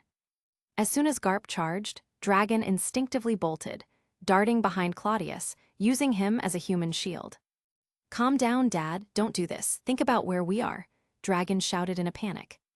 "This is Mariewa, the domain of the gods. There's a celestial dragon right in front of you. You can't just start throwing punches." Claudius, clearly enjoying the chaos, waved his hand dismissively. "It's fine, don't mind me. There aren't any celestial dragons around here brave enough to live near me anyway. It's an open space, you two go ahead and fight all you want." Dragon gaped in disbelief. Claudius, you bastard, I agreed to help you, and this is how you treat me. Claudius shrugged. If this were official business, of course I'd step in. But isn't this just a good old-fashioned family matter? What's there for me to say? They say even an honest judge won't interfere in family disputes, so I'm staying out of it. Garp, completely ignoring Dragon's protests, removed his shoe and brandished it like a weapon. Pointing it at Dragon, he yelled furiously, "Get over here. You and I have a lot to settle." Dragon stared at the shoe. He could already feel the pain just looking at it. The tattooed markings on his face seemed to burn in embarrassment. "I have a reputation now, you know. You should show me some respect," Dragon protested. Garp snorted. "Respect? What a joke. I'm a marine hero and you're the world's most wanted criminal, and you want me to respect you." Dragon shot back, "What's with all the fuss? In the end, aren't we standing on the same side? After all this is done, I'll be the Minister of Civil Affairs. My rank will be higher than your Vice Admiral status. I'll outrank you by 2 levels. That statement hit Garp right where it hurt. For a moment he was speechless. He simply stood there, shoe in hand, glaring. You. Dragon pressed on. "What? That's just how things are now. At the Reverie, we'll probably have to fight side by side. Just think of me as an undercover agent, okay? The ultimate double agent." Claudius laughed. "That's actually a great idea. You were originally a Marine, and you're Garp's son. If we spin it right, clearing your name will be easy. We can just say you were secretly planted as an undercover agent for all these years, sent to infiltrate the Revolutionary Army and prepare for major global changes." Garp grumbled, "I don't care about any of that. All I know is, I can't rest easy until I beat some sense into this brat." For a while, father and son continued bickering. Eventually, Claudius, having had his fill of entertainment, stepped in to mediate, offering a way for both sides to back down. Garp, still fuming, sat opposite Claudius, arms crossed in frustration. Dragon, not wanting to risk another smack, avoided sitting near them. Instead, he walked over to Claudius' wine cabinet, pulled out a bottle, and sat at a separate table, drinking on his own. Watching this, Claudius chuckled. "This guy really acts just like me." He was just as casual in the 5 Elders' office, drinking and lounging around like he owned the place. "That bottle starts at 1,000,000 berries. You sure you can afford it?" Claudius teased. Dragon smirked. "Corrupt bastard." Taking another sip, he added, "What about one worth 100 million? Claudius laughed. "Doesn't matter, as long as you're happy." Turning back to Garp, Claudius said, "Honestly, Garp, Dragon has a point. In the end, you two aren't really on opposite sides, are you? Why not just let this go?" Garp still looked irritated, but his anger was fading. As much as he wanted to throttle his son, he couldn't bring himself to do it. Besides, as both Claudius and Dragon had pointed out, if everything went according to plan, Dragon's criminal status would be erased. Instead of being the world's most wanted man, he'd become a high-ranking official of the new government. It would restore honor to the monkey family name. With that realization, Garp sighed. "Fine, I'll let it go this time." Claudius grinned, while Dragon let out a quiet sigh of relief. Although he and Garp had different ideals, they had avoided becoming true enemies, and that was enough. Finally, Claudius asked, "So, what did you come to see me for? Don't Marines have their hands full with the Reverie?" Garp waved him off. "The others are busy. I'm not. The only thing I have to do is escort the Neptune family. I heard Cusin got tricked into joining CPX, so I came to complain. Who knew I'd run into this unfilial son of mine?" Chapter 376, Spandine, the King of Agents. At Mariewa Port, Lucci stood near the edge, as if waiting for someone. If he hadn't been stationed at Claudius' palace, Dragon would have had a much harder time sneaking in. Beside Lucci stood a somewhat wretched-looking figure. Both were dressed in black suits, but their temperaments couldn't have been more different. Lucci was cold and composed, exuding a sense of authority, while the other man had an almost lackey-like demeanor. That man was Spandam, the son of Spandine. Years ago, Spandine had sent Spandam to serve under Claudius, initially as a lowly errand boy, fetching tea and running small tasks. After spending a few years by Claudius' side, he was later placed under Lucci's command, where he served as a secretary, a position that didn't really seem necessary for someone in Lucci's role. Was it corruption? Possibly. But to Spandine, it was a solid arrangement. His son would have a stable future, a secure position, and most importantly, he'd be safe. Not long ago, Spandam had his first child, officially making Spandine a grandfather. Having had a taste of parenthood, Spandam took his child's future very seriously. He was determined to train and groom him properly to make sure his son wouldn't grow up to be as incompetent as he had been. Despite technically being Lucci's secretary, Spandam's true identity was still that of Spandine's son, someone personally valued by Cladius. Because of that, Lucci never looked down on him. After all, Spandine had done him a favor in the past, and in a way, there was a half-father-son dynamic between them. So, while Lucci sometimes found Spandam annoying, he still looked after him like a younger brother. Suddenly, Spandam's eyes lit up as he spotted a familiar figure stepping off a recently docked ship. "Lucci, look, my father's here," Spandam said excitedly. Lucci simply nodded. "I see him." A moment later, Spandine approached them. His face had more wrinkles than before, his temples streaked with white, but his eyes were as sharp as ever. Dressed in his black suit, he also wore a dark brown cloak over his shoulders, a gift from Cladius, one he treasured greatly. Behind him followed several subordinates, also clad in black suits. He carried himself like a true boss, moving with confidence and authority, a stark contrast to the bootlicking lackey he had once been while serving Cladius directly. Only when he reached Lucci and Spandam did his expression soften slightly, a small smile forming at the corners of his lips. First, he nodded at Lucci, then turned to his son. His gaze held a mix of helplessness and fatherly warmth. Spandam, still excited, said, "Father, it's been so long since you last came back." Spandine shook his head, reached out, and ruffled Spandam's hair. "I can tell just by looking, you still haven't improved much. Honestly, if it weren't for my relationship with His Highness, you'd probably be struggling just to get by. You should be grateful that you're being taken care of." Spandam laughed awkwardly, not daring to argue. His father was a seasoned intelligence officer, someone who had handled major, high-level cases. He had seen more than Spandam could even comprehend. There was no fooling him.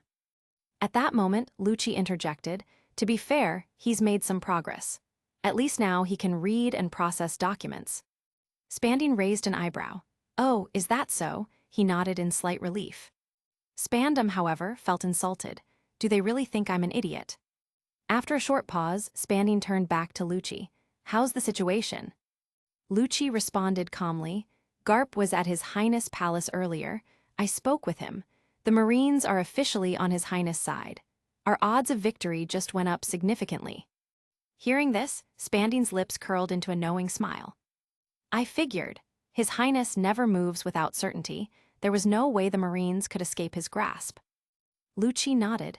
"Not that it matters. Even if they had refused, Lord Crocodile has already prepared an entire army. We have plenty of options." Spandine chuckled. "His Highness is a man of wisdom and compassion. If he can accomplish this without bloodshed, he will. If things escalate to full-blown warfare, our losses will be greater. This peaceful approach is ideal." Lucci smirked. "You and His Highness think exactly alike." Spandine raised his eyebrows proudly. "Well, of course, I've been by His Highness' side for years. If I didn't understand his way of thinking by now, how could I serve him properly?" Lucci shot him a flat look. "His Highness isn't even here right now. You don't have to try so hard to kiss up." Spandine shrugged, unfazed. "That wasn't flattery, it was genuine respect. Now let's not keep His Highness waiting." With that, they began making their way toward Claudius' palace. As they walked through Mariewa, Spandine took a moment to take in the scenery. The grand architecture, the high-ranking nobles bustling about. For centuries, this place had remained unchanged. 20 years ago, Spandine never would have imagined that Mariewa, this so-called sacred land, would one day face the risk of being completely overturned. But now, a beast had emerged from within the Holy Land itself. A beast that was ready to swallow it whole and reshape the world. Even more astonishing was the fact that he, Spandine, had become a key player in this grand event. If Claudius succeeded, His role in history would be no less than that of the 20 kings who founded the world government 800 years ago. The thought made his blood race with excitement. Still, years of experience had made him a cautious man.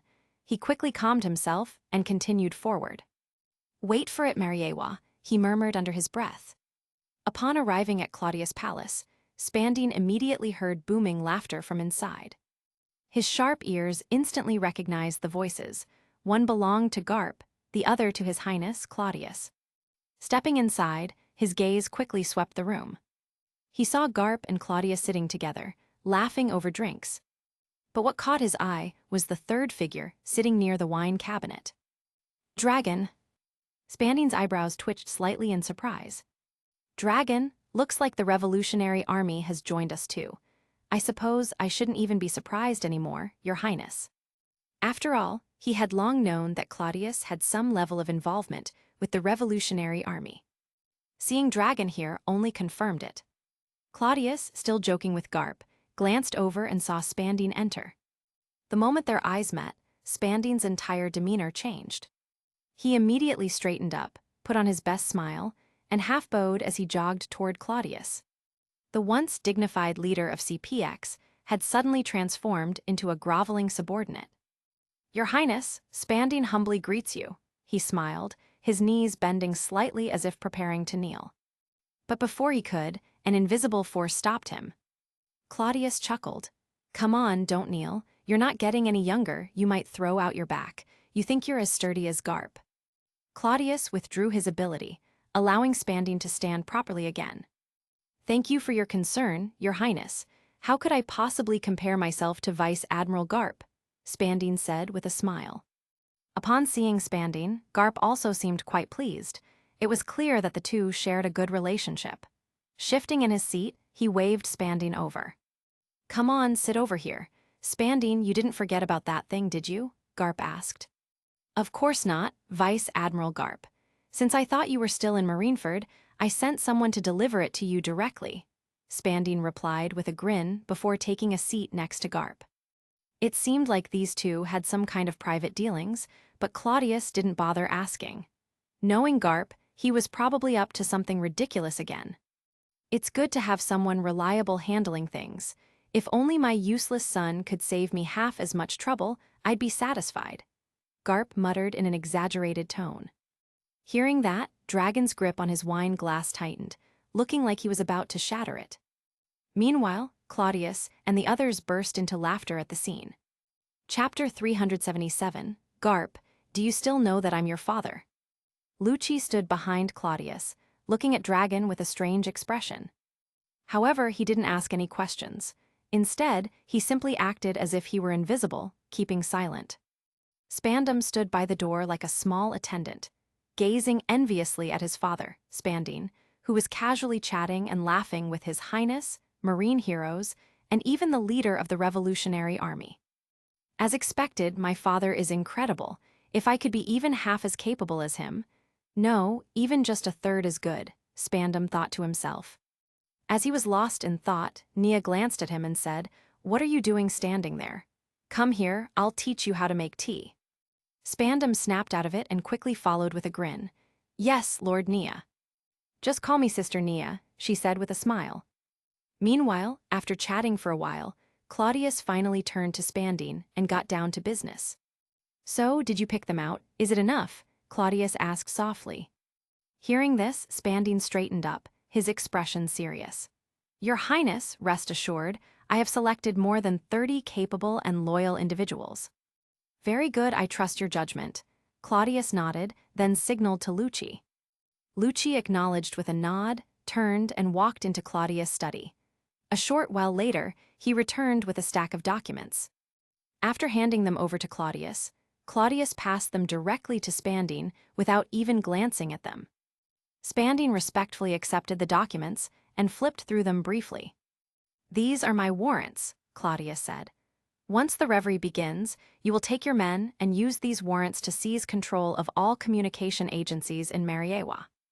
The moment I give the signal, Mariewa will be cut off from the world, a complete blackout. Nothing will be transmitted in or out." Claudius' voice was deep and resolute. Without hesitation, Spandine responded, "Yes, Your Highness." After a short pause, he grinned and added, "Not only will nothing be able to get out, but nothing will be able to get in either.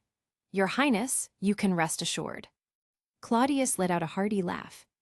Once his laughter subsided, he turned to Dragon before shifting his gaze back to Spandine. "Do you have the confidence to smuggle the revolutionary army into Mariewa unnoticed?" Spandine glanced at Dragon, who gave him a friendly nod. Spandine smiled back but then furrowed his brow, deep in thought. Claudius didn't have to wait long. After a brief moment of contemplation, Spandine said, "Under normal circumstances, smuggling in ordinary Revolutionary Army members isn't difficult, as long as they're not too well known. But senior cadres are different. Their identities are already registered in the CP agencies." "Is it difficult?" Claudius asked. Dragon rolled his eyes and said, "Of course, it's difficult." Spandine chuckled. "It is a bit tricky, but not impossible. The CP agencies will be handling part of Mariewa security during the reverie, but they wouldn't dare to provoke the Marines, especially now, with Marine headquarters being so powerful that it's completely suppressing the CP organization." "So what are you suggesting?" Claudius asked again. Spandine looked over at Vice Admiral Garp and then said with a smile, "If the Revolutionary Army arrives on a Marine warship and we have CPX covering for them, I doubt the agents from CP will dare to investigate too closely." Claudius nodded and turned his attention to Garp. Garp, a straightforward man, immediately thumped his chest. "The Marines have already decided to stand with you this time, so this kind of thing, I can handle it no problem. When the time comes, our warship will enter Mariewa carrying the royal family and the Revolutionary Army. No one will suspect a thing." As one of the key figures in Marine headquarters, Garp held considerable authority. Though he never actively sought power, any major Marine decisions always had to go through him. Moreover, most of Marine headquarters' senior officers were already siding with Claudius. Forming alliances to increase their chances of success was a given, and assisting in this kind of favor was only natural. Since Garp had taken responsibility for the task, Claudius had no doubts about his ability to get it done, so he nodded. He then addressed both Spandine and Dragon. "All right, we'll go with this plan. With the Marines backing it up and CPX covering for them, your Revolutionary Army shouldn't have any trouble getting into Mariewa on a large scale." Dragon smirked slightly and said, "With all the different people attending the reverie, even without your help, our Revolutionary Army could still find a way in." But after a brief pause, he added, "That said, your plan is the safest approach. I won't argue, I'll go along with your arrangements." Just as he finished speaking, Garp snorted coldly, pointed at Dragon, and said, "I don't care about the others, but you, brat, you're coming with me. Hand over your Vivre card. I'll personally take my warship and pick you up." Dragon's face fell, the corner of his mouth twitching. "No, I can get in on my own. Look, I've already infiltrated the so-called Holy Land, and no one even noticed." As soon as he said that, Lucci's gaze sharpened slightly, and he remarked, "That's only because I wasn't here. There are plenty of strong agents in CP. You might not be as lucky next time." Dragon felt helpless. Was that the point I was trying to make? Can't you guys see I'm trying to dodge this? Wouldn't it be much easier for me to sneak in with Spandine later? Garp followed up on Lucci's words, saying, "Exactly. The security during the reverie is far tighter than it is now. Don't mess up our operation, brat. Just hurry up and hand over your Vivre card." As he spoke, Garp reached out his hand. Dragon looked conflicted but eventually sighed, reached into his coat, and pulled out a Vivre card. "Here, this is mine." "What, are you afraid that your old man will betray you?" Garp glared at him, clearly annoyed. Vivre cards are commonly used as tracking tools, much like log poses, except they track a person's unique life force. Claudius had never made one for himself. After all, if not used carefully, a Vivre card could be a double-edged sword. Take Dragon, for example. If his Vivre card fell into the hands of the world government, he'd have nowhere to run. He'd be hunted day and night by CP agents with no place to hide. After taking the Vivre card, Garp tore it in half.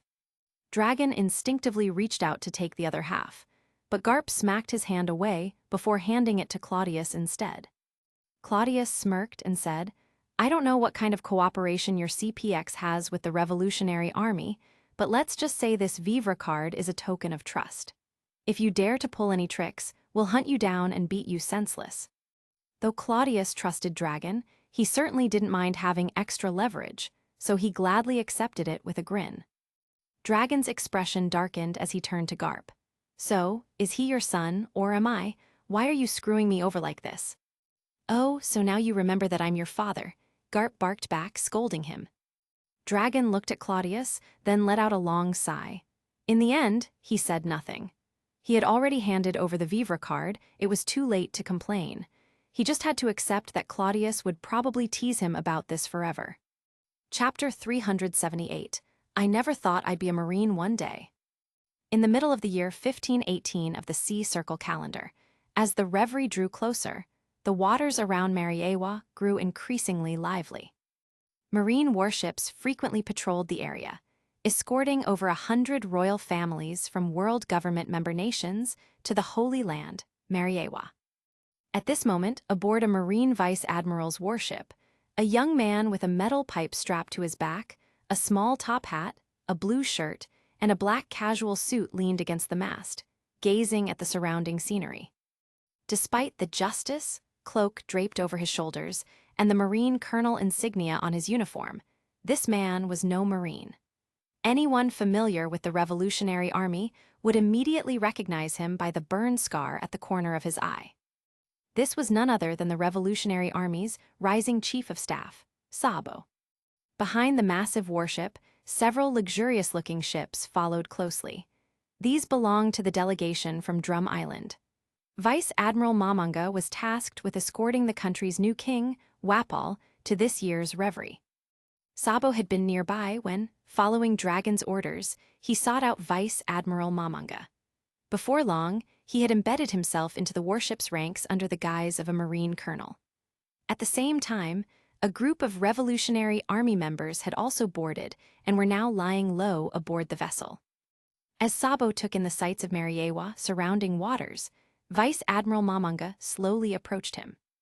Hearing the footsteps, Sabo turned his head, glanced over, and smiled. "Vice Admiral, thank you for taking care of us along the way." Mamanga was one of the Marine officers responsible for overseeing operations in the Calm Belt. As a vice admiral, he wielded significant authority, holding considerable influence even on a global scale. After all, the Calm Belt was a challenging region to manage. Not only did he have to liaise with Amazon Lily, dealing with the pirate Empress Boa Hancock, whose pride was as high as the heavens, but he also had to maintain relations with the labor forces of Fishman Island, coordinate with the sea train system in Water 7, and possibly even establish diplomatic ties with Elbaf after the reverie. In short, Mamanga's duties required him to be highly adaptable and diplomatic. Over the years, he had become quite skilled in navigating complex political landscapes. Although he had initially been ordered to cover for the Revolutionary Army, he was also well aware of the nature of their struggle. Having fought against them for years, it was almost amusing that they now found themselves on the same side. But at the end of the day, a soldier's duty is to follow orders. If he had spent years handling affairs in the Calm Belt without question, then taking on this mission was no different. Thus, he picked up Sabo and his fellow Revolutionary Army members, and together, they set sail for Mariewa. At first, when Sabo met Vice Admiral Mamanga, he had been somewhat wary, not out of fear of Mamanga's strength, as he was confident in his own abilities, but rather due to the sheer strangeness of the situation. The Revolutionary Army had never directly cooperated with the Marines before. To suddenly go from being enemies to allies left Sabo somewhat bewildered. However, since Dragon himself had approved of the arrangement, there was no reason to doubt it. Surely Dragon, the very founder of the Revolutionary Army, wouldn't betray the cause, right? With that in mind, Sabo boarded the warship. Over the course of the journey, he had gradually warmed up to Mamanga, and they had even developed a somewhat cordial relationship. Hearing Sabo's words, Mamanga chuckled, nodded, and said, "This is certainly a novel experience. I never imagined that one day I'd be chatting and laughing with the Chief of Staff of the Revolutionary Army aboard a Marine warship. Ha ha ha, I never thought I'd be traveling alongside one of Marine headquarters' most renowned vice admirals either, Sabo replied with a grin. Mamanga smiled knowingly. He understood that when Sabo mentioned vice admirals, he was excluding the likes of Jin, Takakake, and Garp, figures who, despite holding the rank of vice admiral, were in an entirely different league. Some were admiral candidates, while others were legendary heroes. In reality, no one truly regarded them as mere vice admirals. It was just a technicality. I'm not too familiar with Mariewa, Sabo admitted. I've never been there before, so I don't know what to expect. Vice Admiral, how long until we arrive? And once we're there, how should we conduct ourselves? Mamanga gazed out at the sea before responding with practiced ease. We'll reach Mariewa in about 2 days. There are plenty of rules, but we Marines have our own procedures. Our job is to escort the royals safely. Once we arrive, you'll wait at the Marine base. As long as you don't leave the base, there shouldn't be any problems. The rest of my colleagues will also be escorting your fellow Revolutionary Army members to Mariewa one after another. The two continued their conversation pleasantly. Just then, Sabo's sharp eyes caught sight of a pirate ship in the distance. What surprised him was that the ship wasn't avoiding the Marine fleet at all. In fact, it sailed boldly, with an upright and dignified air, almost as if it were part of the Marines. Pirates, Sabo immediately warned. Though the Revolutionary Army was primarily at odds with the world government, that didn't mean they had any fondness for pirates. In fact, they often clashed when their paths crossed. Mamanga's expression shifted slightly, showing a hint of surprise. In previous reveries, pirates had generally followed an unspoken rule. They avoided conflicts with the Marines during this period. Otherwise, they'd face immediate and overwhelming retaliation. The only pirates who dared to disrupt Marine operations at this time were those specifically targeting the royal families. Such groups were rare, but when they did appear, they were known for their sheer brutality. Given that they were already so close to Mariewa, and that this route was separate from Sabyati Archipelago, running into pirates here was highly unusual. Instantly on alert, Mamanga pulled out a single-lens spyglass and peered at the pirate ship in the distance. After a brief look, he relaxed and even smiled as he put the spyglass away. Seeing this, Sabo was puzzled. Aren't Marines supposed to fight pirates? Why did he just shrug it off? Judging by the ship's bold approach, it didn't seem to belong to the 7 warlords of the sea. Is that a warlord's ship? Sabo asked instinctively. Mamanga chuckled and waved a hand dismissively. No, all the warlords are already in Mariewa. St. Cladius summoned them a month ago. Then if it's not a warlord, why is that pirate ship just sailing around so casually? Sabo asked, growing suspicious. Mamanga, with his thick eyebrows and stern expression, seemed like a righteous man. Could it be that there's some shady deal between him and this pirate crew? Did I just stumble onto something corrupt? Am I going to get silenced now? Mamanga had no idea that Sabo's imagination was running wild, but he chuckled and said, "That's no ordinary pirate crew, that's the Spade Pirates. They're returning to Mariewa." Sabo was taken aback. Having spent years in the Revolutionary Army, he had clashed with CP agents frequently, but his knowledge of pirate crews was somewhat limited. He had vaguely heard of the Spade Pirates before. Apparently, they had made quite a name for themselves in the New World.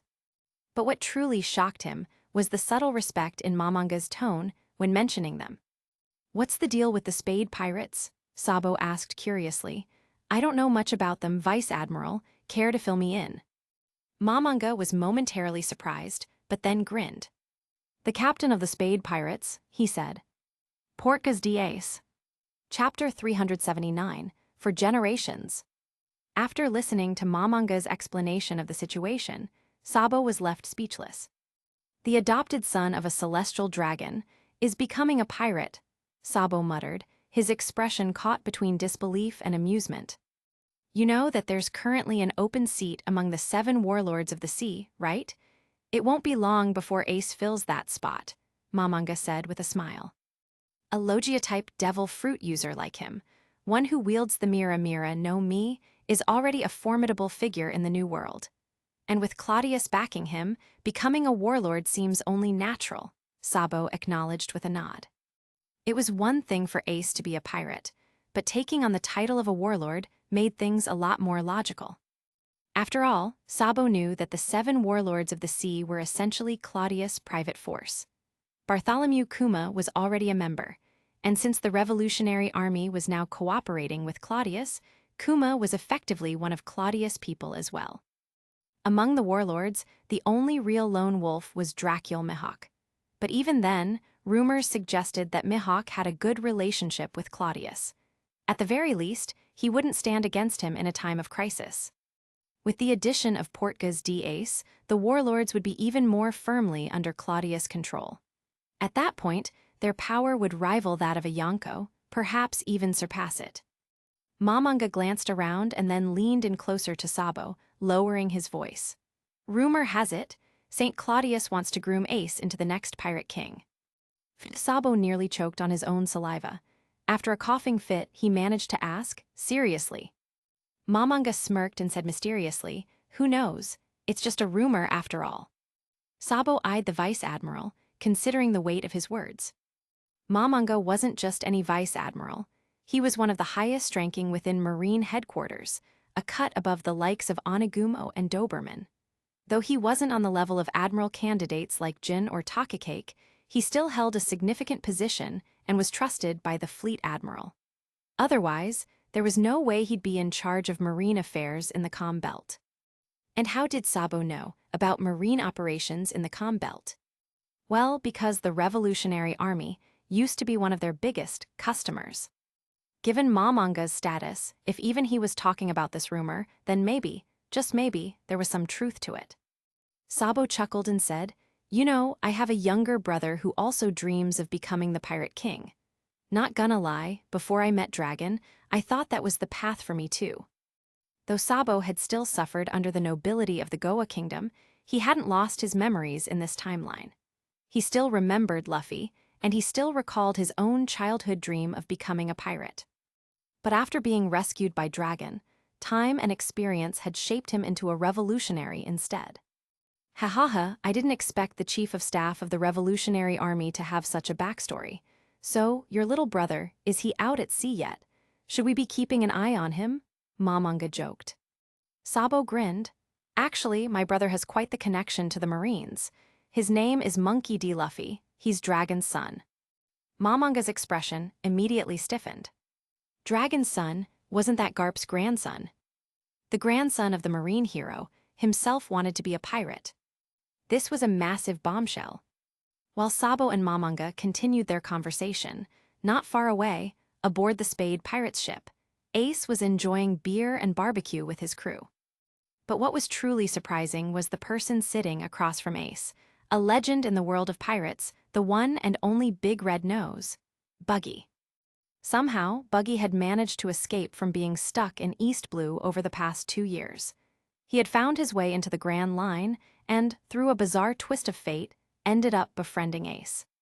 The two hit it off instantly. They had similar personalities, shared plenty of laughs, and naturally became close friends. Though they eventually went their separate ways, their bond remained strong. After the events of Marineford, Ace had stirred up the New World, becoming a well-known and feared pirate. Buggy, on the other hand, had caught wind of Ace's background and suddenly realized Ace was a gold mine. Buggy had always been a pirate for simple reasons: to live comfortably, amass wealth, and secure a good life. So when he discovered just how influential Ace was, he knew he had struck gold. On top of that, Ace genuinely liked Buggy. After making a name for himself, Ace hadn't forgotten about his old friend and had personally invited Buggy to join forces. He even suggested that Buggy bring his crew along so they could merge into a larger pirate group. Buggy didn't hesitate for a second before agreeing. His thought process was simple. He couldn't stay in East Blue forever. Sooner or later, he had to enter the New World, the true stage for pirates. But as a former crewmate of Gall D. Roger, if that fact got out, he'd be in serious danger. Ace, however, was different. With his powerful connections, Buggy saw a chance to not only profit but also gain protection. Plus, Buggy considered himself well acquainted with the big shots of the New World. With his experience, he figured he could help Ace navigate pirate politics. Thus, the Buggy pirates merged with the Spade pirates, and Ace personally sought out Buggy to bring him aboard. Now, Ace was returning to Mariewa, specifically to introduce Buggy to Cladius. After all, Ace had just learned that Buggy was a former crew member of Gall D. Roger. If Buggy wanted protection, it was only right to inform his father, right? Up in the crow's nest, Koala put down his spyglass and called out, "Ace, it's a marine ship. Looks like it belongs to a vice admiral." Buggy immediately tensed up at the word marine, looking ready to bolt. Before he could react, though, Ace spoke up. "A vice admiral? That means they're heading toward Mariewa. Don't worry, it's fine. That guy has a good relationship with my father. He manages the marine trade in the Calm Belt, which is an important business hub for us. As long as we don't provoke him, they won't bother us," Ace said with a smile. Hearing this, Buggy let out a long sigh of relief. "See? That's how people with connections talk. Meanwhile, look at me." After Ace had exposed Buggy's past, he had bombarded him with questions about Roger. Ace was genuinely curious about his biological father, but he had never revealed his own lineage to Buggy. If Buggy ever found out that Ace was Gall D. Roger's son, he'd probably drop to his knees on the spot. "The son of my old captain is now my captain." Was this fate? And if Buggy also discovered that Cladius was grooming Ace to become the next pirate king, he might just die from shock. At that point, wouldn't Buggy technically have served 2 generations of pirate kings? Wouldn't that make him a legend? Though Ace was well aware of his own origins, thanks to Cladius' guidance, he didn't care much about his bloodline. His upbringing had been vastly different from what Roger had experienced. And while Cladius and his circle didn't necessarily approve of Roger, they also didn't look down on him. In fact, Cladius even admired Roger in some ways. They were simply too different to see eye to eye. As a result, Ace wasn't ashamed of his heritage, but he rarely mentioned it. It was a complicated topic, one that could cause unnecessary trouble if word got out. And so, with the Spade pirates, a marine fleet, and the Drum Kingdom's delegation all sailing together, they continued toward Mariewa in an oddly peaceful formation. Chapter 380, Mihawk, I didn't expect to be alienated. In recent days, Mihawk had felt increasingly uneasy. About a month ago, he and the other 7 warlords of the sea had all arrived at Mariewa. This time, however, it wasn't about chaos, nor was there any battle against the Whitebeard pirates. Instead, they were supposedly here to discuss the New World's balance of power and decide who should replace Blackbeard and the warlords after his death. On paper, these were important matters. Yet, after being here for half a month, Mihawk realized that no one was actually discussing them. Cladius, the very person who had summoned them, hadn't even brought it up. Instead, the other 5 warlords spent their days whispering among themselves, secretly engaging in discussions with Cladius. This made Mihawk very uncomfortable. We're all 7 warlords of the sea. We all have the same official status, granted by the world government. We're all legitimate, contract-bound employees of the system. So why the hell does it feel like I'm an outsider here? Did they give me the wrong ID? Am I just a temp worker? Of course, this wasn't a new issue. Mihawk had always known that most of the warlords were closely tied to Cladius. But back when Blackbeard and Bartholomew Kuma were around, Mihawk never felt out of place. Now, though, Teach was dead, obliterated by Akinu during the war at Marineford. Kuma, despite his simple and sincere demeanor, had ultimately sided with Cladius and his faction. It was practically written all over his face. He was completely Cladius, man now. Mihawk found himself feeling excluded. It even crossed his mind that this meeting wasn't about adding a new warlord. What if they were discussing kicking me out instead? After all, it wouldn't be the first time a warlord was removed. Moria's fate was still uncertain, but Teach, he was dead, undeniably so. The world government had no qualms about eliminating warlords when necessary, and Mihawk knew that better than anyone. But then again, Mihawk and Cladius had never had any bad blood. In fact, they were on good terms, perhaps even friends. No one had restricted his movements either. He could leave whenever he wanted. So, was he overthinking things? Mihawk, what's with you? Zoned out again? Am I too slow for you or something? Zoro frowned as he spoke. Since Mihawk had nothing better to do, he had been sparring with Zoro occasionally, offering guidance.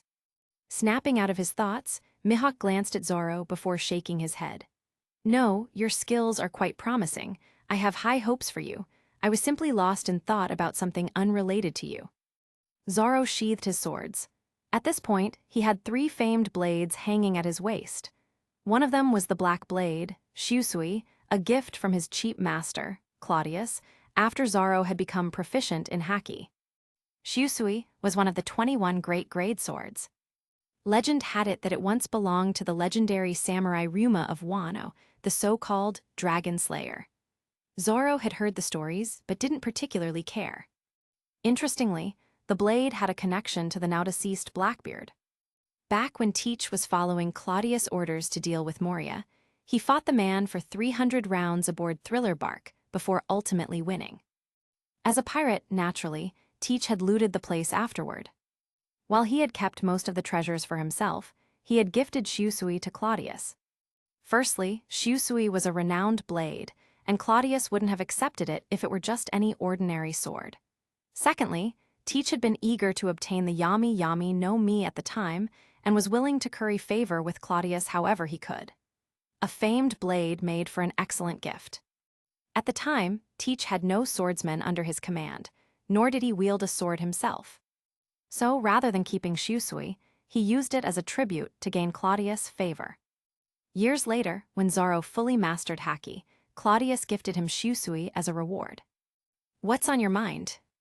Zoro asked, seeing Mihawk still deep in thought. Mihawk studied him for a moment. Since Zoro was one of Claudius' disciples, perhaps he knew something. Have you noticed anything unusual lately? Mihawk asked. Zoro scratched his head, looking a bit confused. He had been training endlessly in the palace, focusing solely on his swordsmanship. He paid no attention to politics or anything beyond his blade. After thinking for a moment, he furrowed his brows. The atmosphere does feel off, he admitted, but I figured it had something to do with the reverie, so I didn't really care. After a pause, he looked Mihawk straight in the eye and said, "If you're really curious, why not just ask Claudius directly? No point in overthinking it." Mihawk blinked. Then he chuckled. "You're right, I'll just ask Claudius. No need to sit here stewing over it." With that, Mihawk turned and left. Zoro watched him go, thinking that for the world's greatest swordsman, Mihawk sure didn't have the sharpest mind when it came to this stuff. Then again, Zoro didn't care.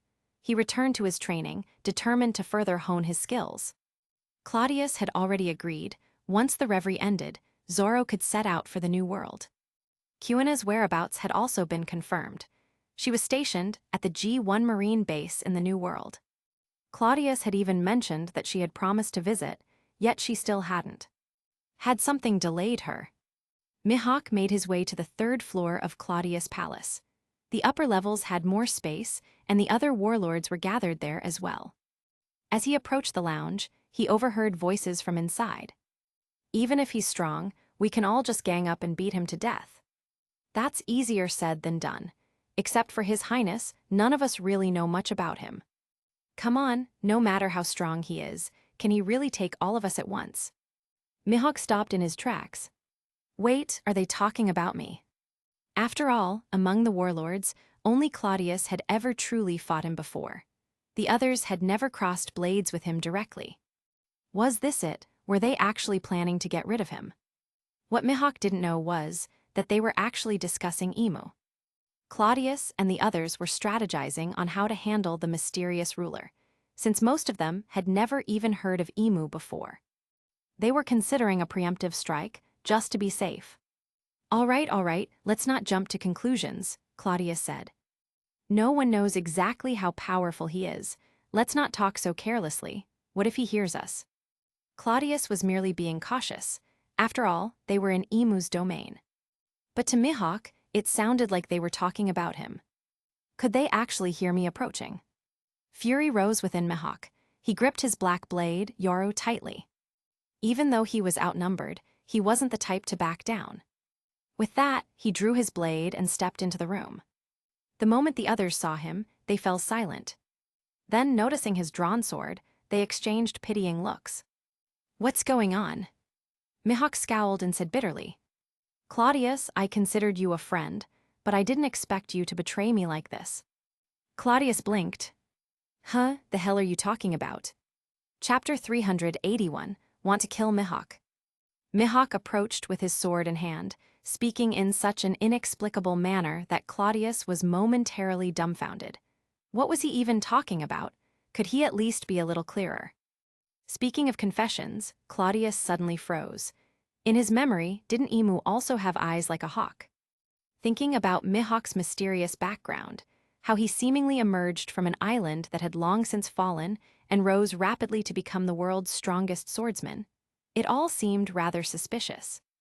In his past life, there had been rumors speculating that Mihawk had some kind of connection to Emu, but Claudius had never taken them seriously. However, now that Mihawk had suddenly appeared like this, Claudius couldn't help but be surprised. Could it be? His expression darkened slightly at the thought. Mihawk noticed the change and became even more convinced this bastard really was plotting against him.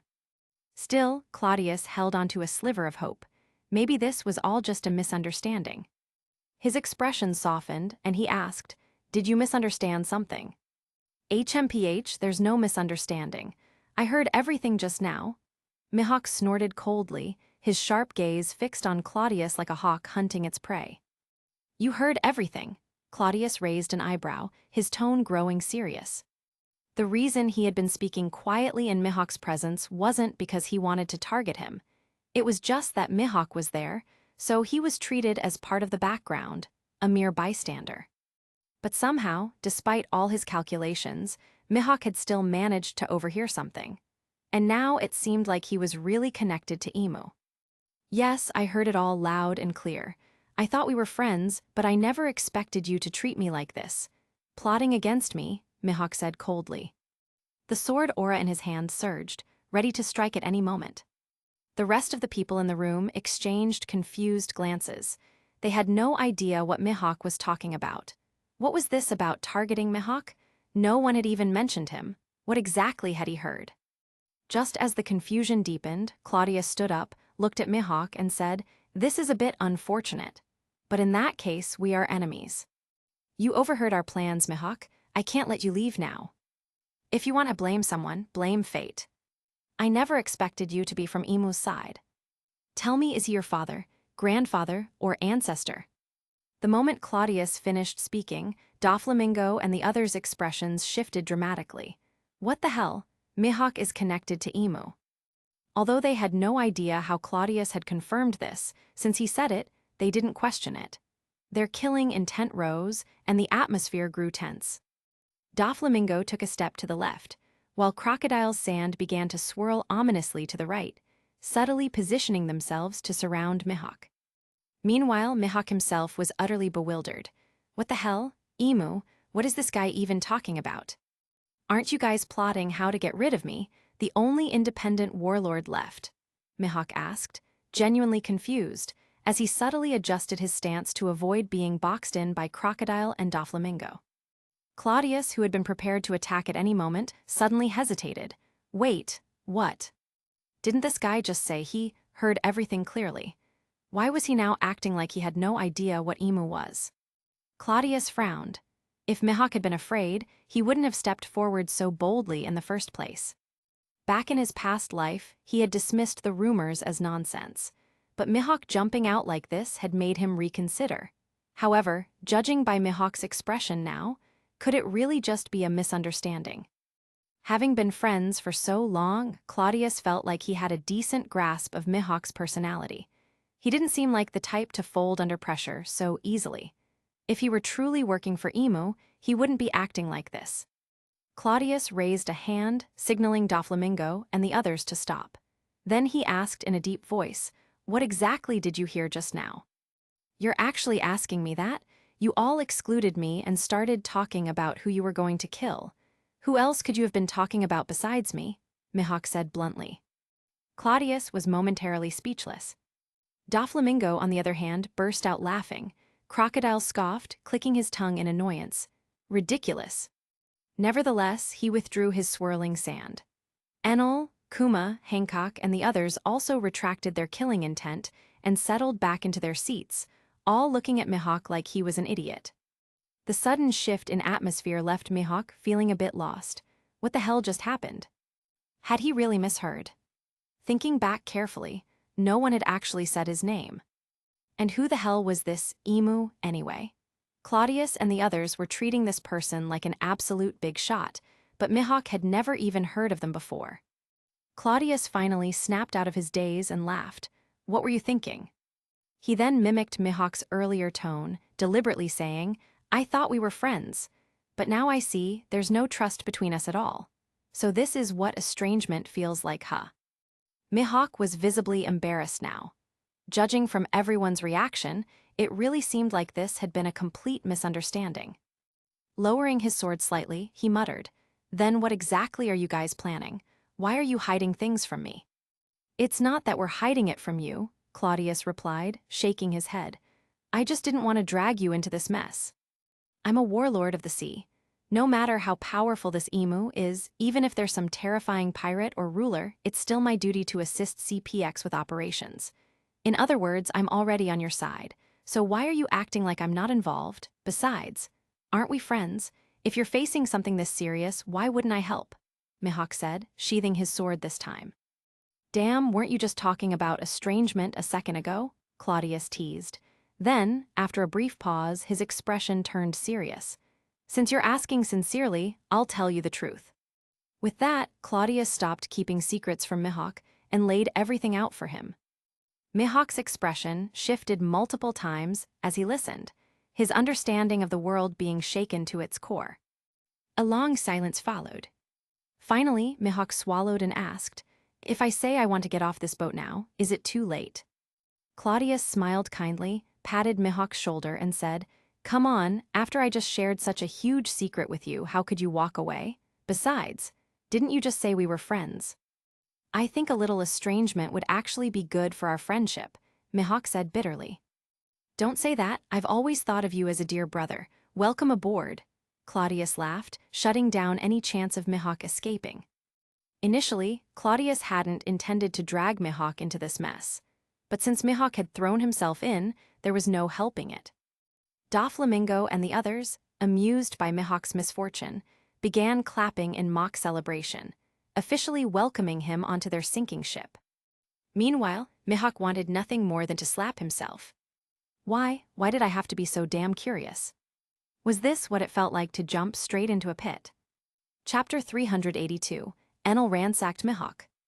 Cladius slung an arm over Mihawk's shoulder, sitting down with a pleased expression. Gaining a powerful ally all of a sudden, it felt great. Meanwhile, Mihawk wore a bitter expression as he sat beside Cladius. He grabbed a cup of tea from the table without a second thought, took a sip, and asked, Everything you just said. It's true. Would I lie? Cladius nodded without hesitation. Even if this Lord Emu exists, what does that have to do with you? Shouldn't you, of all people, be on his side? Why are you running around stirring up trouble? Do you seriously want to overthrow the celestial dragon's rule? You are a celestial dragon yourself, Mihawk said helplessly. He really couldn't understand it. Was Cladius just bored? Did he have nothing better to do?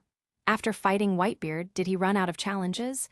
Was his new hobby causing trouble for his own kind? It's not about overthrowing, it's about cleansing. Cladius waved his hand dismissively. Forget it. Just think of me as a noble, ambitious, self-sacrificing man who wants to return the world to the people. Mihawk gave him a deadpan look, then shook his head.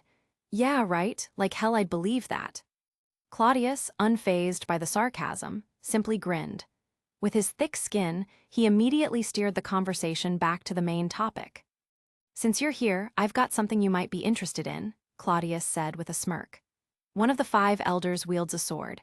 Not just any sword, the first-generation kaitsu, one of the 12 supreme grade blades. Normally, a penniless guy like you would never get a chance to meet someone like that. Even if you did, you wouldn't be able to do anything about it. But this is a once-in-a-lifetime opportunity. Mihawk's eye twitched. Penniless? He straightened his posture and scoffed. "Pardon me, but I must introduce myself properly. I am Dracul Mihawk, an orthodox noble." Claudius blinked, then looked at Mihawk, then at himself before smirking. "Oh, my bad. Let me introduce myself, too. I am Donquixote Cladius, World Government CPX Commander. One of the 20 royal bloodlines that created this world 800 years ago. To me, anyone who isn't of noble blood like mine is just another commoner." The moment Claudius finished speaking, the entire room erupted in laughter. Mihawk, though a little exasperated, didn't take it personally. He knew Claudius was joking, but if another celestial dragon had said this, it wouldn't have been a joke at all. After all, to the celestial dragons, there were no nobles besides them. If a king knelt before them, that wasn't considered an insult, it was just expected. At that moment, Enel suddenly spoke up. "Wait, Mihawk, wasn't the kingdom of Kuregana destroyed in a civil war years ago? I went treasure hunting there once. There was a really nice castle, filled with gold and silver. I cleaned it out and made a killing." Silence. Doflamingo turned to stare at Enel, eyes wide in surprise. Crocodile gave him a look that screamed, "You absolute madman." Even Claudius was momentarily stunned. Damn, this guy really plays dirty. Meanwhile, Mihawk, who had been calmly sipping his tea, suddenly froze. His expression darkened, his eye twitching violently. His voice came out in a low growl. It was you, you bastard, who ransacked my home." 3 years ago, Mihawk had been living on Kuregana Island. Bored out of his mind, he decided to set sail for some excitement, nothing unusual. He did it all the time, sometimes disappearing for 2 or 3 years without returning home. Kuregana Island was a rundown, desolate place, home to a bunch of annoyingly strong human drill monkeys. After the kingdom collapsed, trade routes to the island were abandoned. Nobody lived there except for Mihawk. There were no merchants, no civilians, no reason for pirates to visit. It was a ghost island. So Mihawk had never worried about leaving his castle unattended.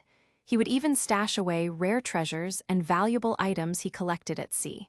Why not? It wasn't like he had to spend money on anything. He wasn't a typical pirate. He had a refined, noble demeanor. He didn't go around robbing people for fun. But 3 years ago, when he finally returned home, his entire castle had been cleaned out. Every last berry, every single valuable, all of his carefully collected red wine gone. Not even a single strand of hair left behind.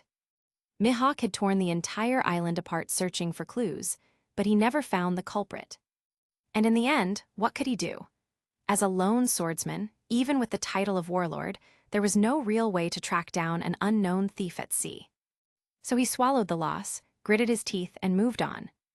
Or rather, he spent the next few months venting his frustration by hunting down pirates, far exceeding his quota for the world government's annual capture missions. And now, after all these years, he had finally found the thief. It was Enel, one of his own colleagues. Someone he had even worked with before. Mihawk clenched his jaw so hard, it was a miracle his teeth didn't crack. Meanwhile, Enel, still completely oblivious, scratched his head in confusion. Ransack? What ransack? Doflamingo, barely holding back his laughter, quickly filled Enel in on Mihawk's tragic backstory. Enel finally realized what had happened. He had assumed that the castle was abandoned. He had no idea it was Mihawk's home. This was very awkward. Rubbing the back of his head, Enel muttered, "Oh, yeah, total misunderstanding. I thought it was an empty island. Didn't know it was your place." Claudius, seeing the tension rising, quickly stepped in. All right, let's chalk it up to a misunderstanding. We're all respectable men here, so let's not hold grudges. How about this? After the reverie, Enel will take you to his home, and you can take whatever you want in return." Mihawk knew it really was a misunderstanding. Enel wasn't a complicated man out of all the pirates out there. He actually found Enel to be one of the more tolerable ones. Not to mention, since Whole Cake Island, they had worked together a few times and built some level of camaraderie. So in the end, he sighed, waved his hand dismissively and said, "Forget it. It's in the past." But his sharp gaze landed on Enel. "The wine, the collection passed down in my family for generations, that you will return to me, every bottle you took." Enel blinked, then, hesitating, he slowly pointed at Claudius. I don't really drink, so I gave all of that to His Highness. Mihawk froze. Then slowly, his gaze turned to Claudius.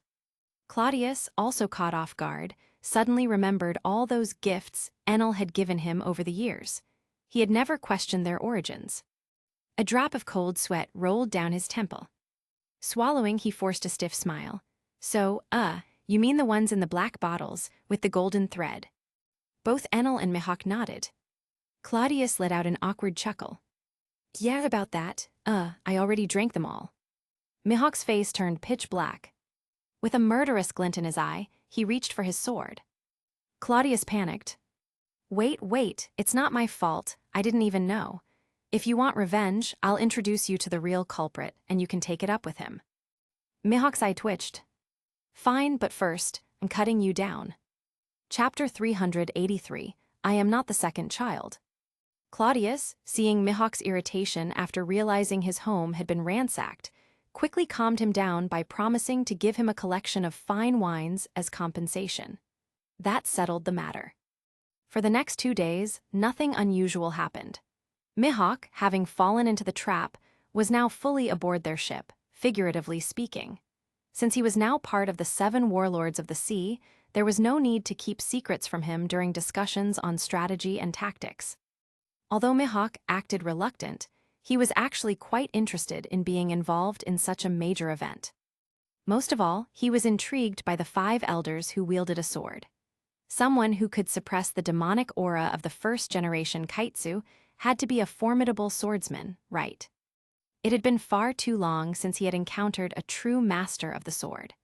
This was a rare opportunity to test himself against a warrior who wielded one of the strongest blades in the world.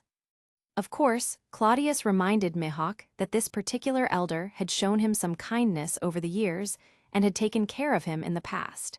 He hoped Mihawk wouldn't actually kill the old man. 2 days later, Mariewa Harbor. A marine warship, led by Vice Admiral Mamanga, and a pirate ship were moored side by side. Fortunately, several ships from Drum Kingdom were docked between them, preventing any immediate conflict. Wapol, the current ruler of Drum Kingdom, was making waves back in his own country. Despite his foolish appearance, he wasn't completely oblivious to the importance of the situation here in Mariewa. Following behind Mamanga, Wapol was escorted to Pangaea Castle, where special residences had been prepared for the 220 royal families attending the reverie. As for Sabo, he hadn't interacted with Ace on the journey. It would have been inconvenient, after all, he was traveling under the guise of a marine, and any unnecessary actions could have caused misunderstandings. Now that they were in Mariewa, he remained even more low-key. Ace was a well-known figure in Mariewa. Even though he was officially labeled a pirate, he enjoyed treatment close to that of a celestial dragon. After all, who didn't know that he was Claudius's illegitimate son? The way some factions saw it, maybe one day His Highness Ace would be legitimized and fully acknowledged as a celestial dragon.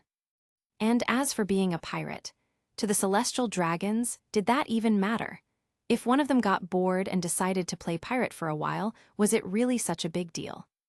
Because of this, Mamanga had arranged for Sabo to be discreetly stationed at the marine base in Mariewa, where several high-ranking Revolutionary Army members were already present. One of them was Below Betty, one of the 5 army commanders of the Revolutionary Army. She had arrived first, also disguised in marine attire. Whether it was her naturally wild demeanor or some sort of intentional exhibitionism, she was dressed in a way that made heads turn. The way she wore that marine uniform, well, let's just say it left little to the imagination. It was almost like she was trying to cosplay as Smoker possessing Tashigi. A cigarette dangling from her lips, she smirked when she saw Sabo approach. About time, second child. Sabo's expression stiffened. Betty, please, stop calling me second child. Sure thing, second child, Betty replied without hesitation, clearly ignoring his request.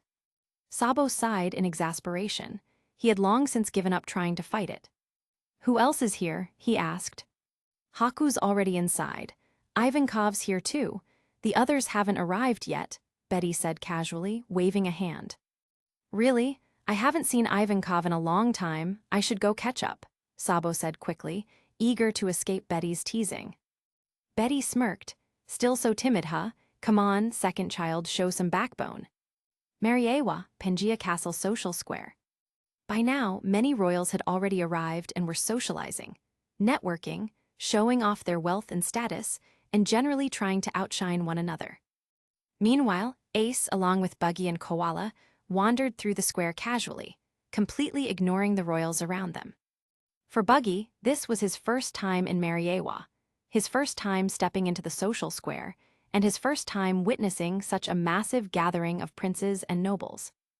Even though he was accompanying Ace, he still felt a little out of place. And yet, despite his nervousness, his big red nose and clown-like attire made him stand out more than anyone else. The trio had barely taken a few steps before they ran into an unpleasant sight: Wapol. After Mamanga had escorted him to Mariewa, Wapol had immediately rushed to the social square, eager to mingle with the other royals and show off. After all, this was his first time attending the reverie, having only recently inherited his throne. Wapol's eyes landed on Buggy.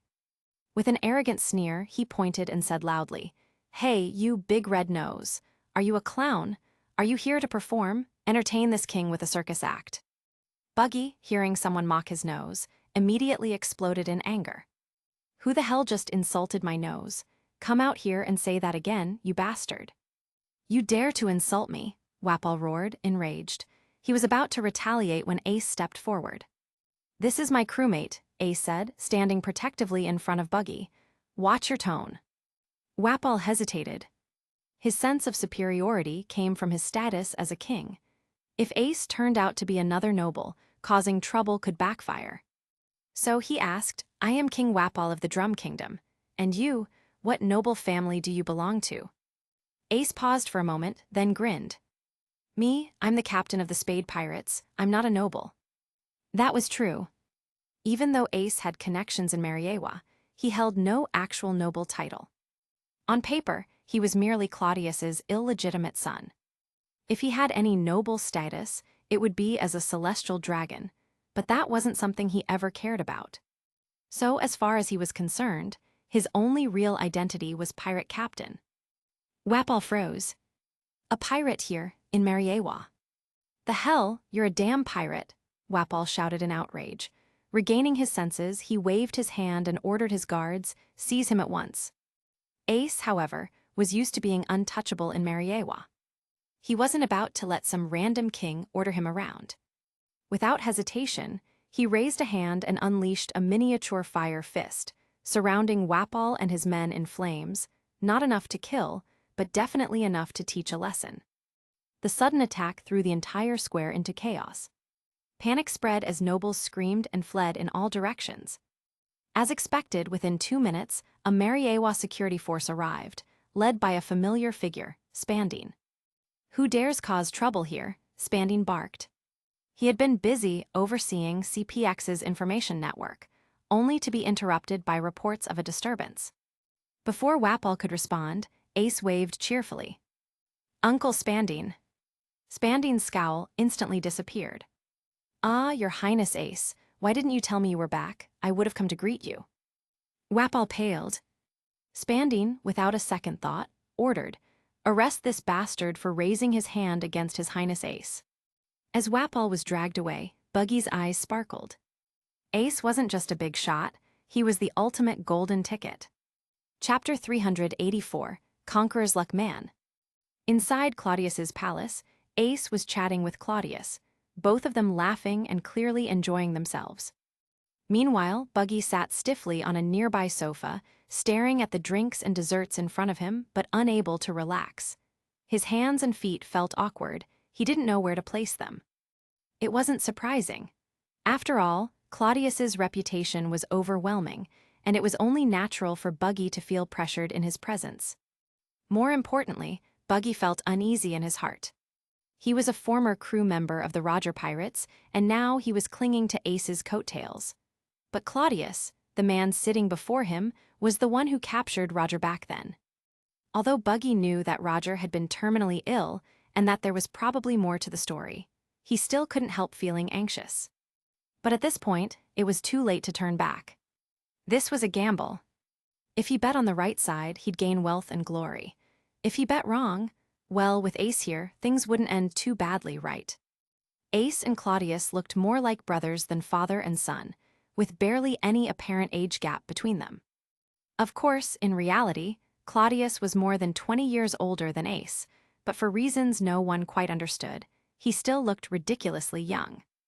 Ace didn't seem to care, though. He casually referred to Claudius as Dad over and over, making Claudius sound like an old man despite his youthful appearance. But Claudius had indeed raised Ace as his own son, so he didn't mind. After chatting for a while, Claudius asked, "Koala didn't come with you?" After all, Koala was someone he had personally saved and raised, practically a half-daughter to him, just like Ace was a son. She came, but she said she had something to take care of and wouldn't be back until she was done, Ace replied casually. Claudius didn't press further. The kids were all grown up now, so he didn't need to concern himself with every little detail. He simply nodded and let it go. Suddenly, Ace changed the topic. "Oh yeah, Dad, I'm kind of a big deal now, you know? I've got Hachinasu Island as my base, and I control 10 surrounding islands. My name, Fire Fist Ace, is pretty well known in the New World. My strength isn't weak either, right?" He raised his brows, giving Claudius a knowing look. Claudius smirked and waved his hand. "Just spit it out already." "Heh, Dad, I've built up my career and I haven't embarrassed you, right? So, how about you give me the title of 7 Warlords of the Sea?" Ace grinned, clearly trying to butter him up. Claudius chuckled. "I knew it. The moment you suddenly came back, I figured you were here to ask for something." "What do you mean? I missed you, of course. I was already nearby, so how could I not stop by? I was literally at the doorstep, of course I had to come see you," Ace said, playing it up. Claudius smirked. "You didn't learn much out there, but you sure got better at sweet talking." Ace just grinned and said nothing, waiting expectantly. Claudius thought for a moment, rubbing his chin. 7 Warlords of the Sea, huh? Not a bad idea. You are qualified. Purely based on merit, Ace did meet the requirements. His strength, his reputation in the New World, and the territory he controlled, all of it justified his place among the warlords. Ace's eyes lit up. He looked genuinely excited. In this timeline, the 7 Warlords of the Sea were different from their portrayal in the original story. While Doflamingo, Crocodile, and Hancock were still warlords, the title itself held much more weight. Each warlord was a true powerhouse. Doflamingo and Hancock alone might not be able to match a Yonko, but if 2 warlords worked together, they could definitely shake the balance of power. And for warlords like Mihawk, Enel, Crocodile, and Kuma, their personal combat ability was so strong that even against Shanks or Kaido, they wouldn't go down easily. Simply put, this version of the warlords was fearsome. They were genuine top-tier pirates, the only recognized group that could challenge the Yonko. So naturally, Ace was very interested in joining. But just as he was about to say something, Claudius shook his head. "Not yet. After the World Summit is over, I'll name you a warlord." Ace frowned. "Why wait until after the World Summit?" "Because right now, I don't have time to deal with small matters like you," Claudius said bluntly. "I also need a period of calm. I don't want any trouble before the summit." He didn't elaborate, brushing Ace off casually. Ace, stunned for a moment, suddenly had a realization. "Dad, you're about to do something big, aren't you?" "More or less," Claudius said with a mysterious smile. "But it's none of your concern, kid." "I'm not a kid, okay? I'm the famous Fire Fist Ace of the New World," Ace protested. Claudius ignored him and instead turned his gaze toward Buggy. The moment Buggy realized Claudius was looking at him, he immediately sat up straight, feeling nervous. After a second, he considered standing up, but that felt awkward too. In the end, he awkwardly perched himself on the table in front of Claudius, mimicking Ace's casual posture. Claudius chuckled and gestured with his hand. "Relax, no need for so much formality." Ace grinned. "Don't worry, Buggy, my dad isn't stuck up, you're my friend." Claudius smirked. "No need to be so obvious about hinting at it. Since he's your friend, I'll look after him." Buggy visibly relaxed, but deep down he was still on edge. Claudius studied Buggy for a moment, feeling a bit amused. This was his first time meeting Buggy in person. Back in Logtown, when he had captured Roger, he had been too focused on the captain himself to pay attention to a mere cabin boy. Originally, Claudius had assumed that, because of his interference, the timeline was too messed up for Buggy to ever cross paths with Luffy. Without Luffy's influence, Buggy might have just remained stuck in East Blue forever. But somehow, Buggy still managed to cling to a powerful ally. Instead of Luffy, he had attached himself to Ace. This guy really was a conqueror's luck man. He always knew how to pick the strongest thigh to cling to. Still, Claudius had no dislike for Buggy. If anything, he found him amusing, someone who could bring entertainment just by being himself. Since he had somehow become Ace's sworn brother, there was no reason to interfere. "I heard about you from Roger," Claudius suddenly said. "Back when you were just a cabin boy on the Oro Jackson, right? You and Shanks were apprentice pirates together." Buggy froze, his face stiffening. Even Ace looked surprised. He hadn't introduced Buggy yet, so how did Claudius already know? Buggy swallowed nervously and forced a smile. Yeah, that's right." Claudius chuckled. "Relax. Since you and Ace are brothers, I won't cause you trouble. You already know about your captain's condition, don't you?" He leaned back with a smirk. "Oh, and if you have time, you should visit Rayleigh on Sabyati Archipelago. He's an old friend of mine." Chapter 385, The Beginning of Change. Claudius didn't have much to say about Buggy. Since he had latched onto Ace, there was no need to worry about him. Buggy's status as a former Roger Pirates crew member might be a big deal in other people's eyes, but to Claudius, it was nothing special. He also knew that Ace had brought Buggy along this time specifically to smooth things over, to make sure Claudius would look after him and keep him out of trouble. This was a trivial matter that Claudius had no reason to refuse. If he could protect Rayleigh, then protecting Buggy was hardly an issue. As long as Buggy didn't stir up trouble or make a mess, Claudius wouldn't do anything to him. Knowing that Claudius was planning something big during the World Summit, Ace wasn't in a hurry to leave. Instead, he spent his days wandering around Mariewa, ready to witness whatever major event was about to unfold. As time passed, the World Summit drew closer. One by one, royal families from across the world arrived at the holy land of Mariewa. High-ranking Marine officers also began gathering, while Revolutionary Army commanders infiltrated Mariewa under various disguises. That morning, Claudius was sitting in his palace's living room, casually sipping tea. Soon, Doflamingo, Crocodile, and Hancock came downstairs. Doflamingo glanced at Claudius, then smirked. "Cousin, you're not coming with us." Today was the official start of the World Summit. Some royals had already entered the massive conference hall. Doflamingo, Crocodile, and Hancock were all participating as special cases. Crocodile and Doflamingo had successfully taken over as kings of their respective nations, Alabasta and Dressrosa. Their positions were officially recognized by the world government, allowing them to attend as royal representatives. Hancock, meanwhile, had not yet been formally acknowledged as a royal, but this World Summit was expected to confirm Amazon Lily's status as a newly affiliated nation. Since she was set to join the world government, she was allowed to participate in the discussions. The others, however, had no reason to attend. Enel was too lazy to care. Mihawk technically ruled Kuregana Island, but the nation had long since fallen, meaning he wasn't qualified to represent it. Bartholomew Kuma had been a royal in the past, but after his rebellion, the world government had labeled him a tyrant, leading him to secretly cooperate with Dragon and join the Revolutionary Army. Claudius turned his head to look at them, then smiled. "You all go ahead, I'll join later." Doflamingo chuckled. "Ah, I see, the big shots always arrive last, huh?" Claudius raised an eyebrow. "Glad you understand." Crocodile scoffed. "How pointless."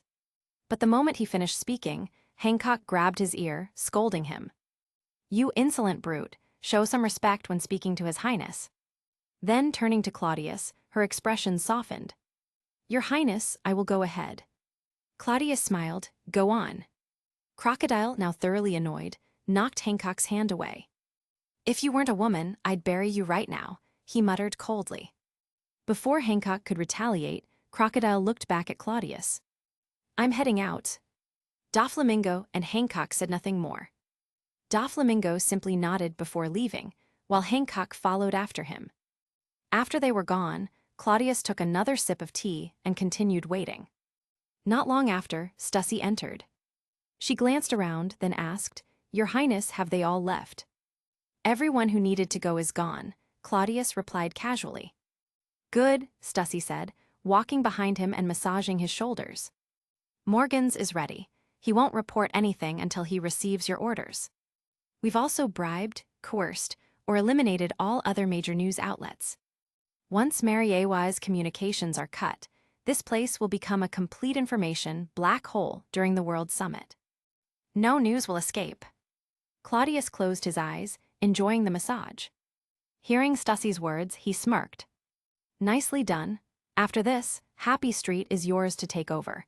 Make sure you keep feeding false information to the outside world." "Understood, Your Highness," Stussy replied softly. Then silence. After a moment, Claudius suddenly asked, "Are you nervous, afraid?" Stussy's hands paused for a second before she smiled. "Not afraid, but definitely nervous. If we fail, we're all dead." She hesitated, then asked, "Your Highness, did you really not leave yourself any escape route?" Claudius laughed. "For something like this, there's no room for retreat. The fact that we can't back down is precisely why we have to move forward. If we don't succeed, we die trying." Stussy fell silent for a moment, then sighed. "You're really going all in on this." Claudius smirked. "That's the only way to win." Shortly after, Nia entered the room with a freshly brewed pot of tea. Although she was well aware of Claudius's plans, there wasn't much she could do to help. So she simply poured him a new cup and said, "Your Highness." Claudius glanced up at her. "Ahem." With a bright smile, Nia said, "May you always triumph in battle. May you remain undefeated." Claudius chuckled, "Don't worry." At that moment, Spandine entered. Seeing Claudius, he paused, then grinned. "Am I early?" Claudius smirked. "Even you are trying to sound clever now." Spandine quickly straightened his posture, his tone turning serious. "Your Highness, CPX has finished preparations. Everything is in place. Mariewa's entire communications network is under our control. The moment you give the signal, we can shut it all down instantly." Claudius nodded. "What about the port?" Spandine's eyes darkened. "We can lock it down completely at any time." Claudius took a sip of tea, then said, "Make sure the civilians are evacuated." "Understood," Spandine nodded. "Good," Claudius exhaled slowly.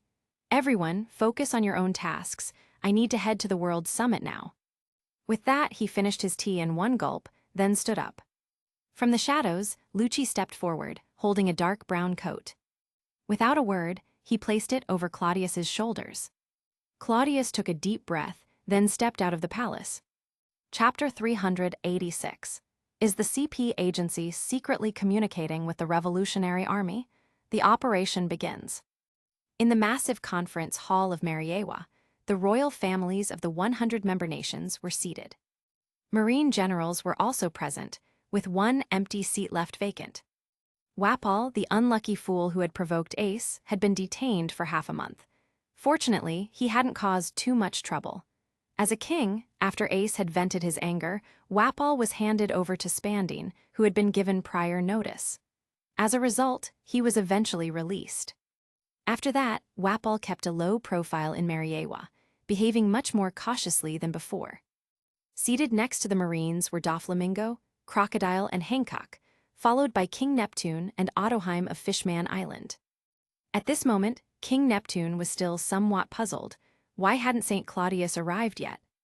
As he was lost in thought, footsteps echoed from the conference room's entrance. Moments later, the 5 elders walked in one after another, taking their seats at the highest positions in the room. After sitting down, they surveyed the hall, their gazes briefly sweeping over the Marine delegation before showing a hint of surprise. "Where is Claudius?" asked the bearded elder in a soft voice. "I don't know," Nesjuro, the bald elder, shook his head.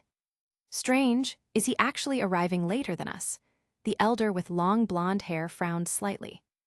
Neptune was also surprised. The 5 elders were already here, yet St. Claudius had yet to show up. "Your Highness Doflamingo," Neptune whispered. Doflamingo, seated beside him, looked up and chuckled. "Relax, great knight, my cousin will be here soon." Hearing this, Neptune felt somewhat reassured. It seemed there were no unexpected changes. Sure enough, after just 3 to 5 minutes, more footsteps sounded. Claudius entered the room, followed closely by Lucci, who remained silent, his presence like a shadow. "Ahahaha, my apologies. Something unexpected came up on my end, so I kept you all waiting," Claudius said with a broad grin as he stepped inside. However, most of the gathered kings simply kept their heads down, their expressions neutral as if they hadn't seen him at all. Nesgiro glanced at Claudius and said with mild displeasure, "Claudius, be more mindful next time." Claudius nodded, next time." Seeing that the 5 elders weren't particularly bothered by this minor issue, the other kings subtly relaxed. It seemed that Saint Claudius truly held significant influence in Mariewa, otherwise, the 5 elders wouldn't be so tolerant of his transgressions. As a result, some of the royals who were either already acquainted with Claudius or sought to establish a connection took the opportunity to greet him. Claudius nodded and responded casually as he made his way to his seat. Removing the cloak from his shoulders, he sat down, while Lucci took the cloak and silently stood behind him. Sengoku tilted his head slightly, casting a wary glance at Claudius. However, seeing that the prince remained calm and composed, with no intention of speaking, he felt somewhat reassured. It seemed that everything was proceeding as planned.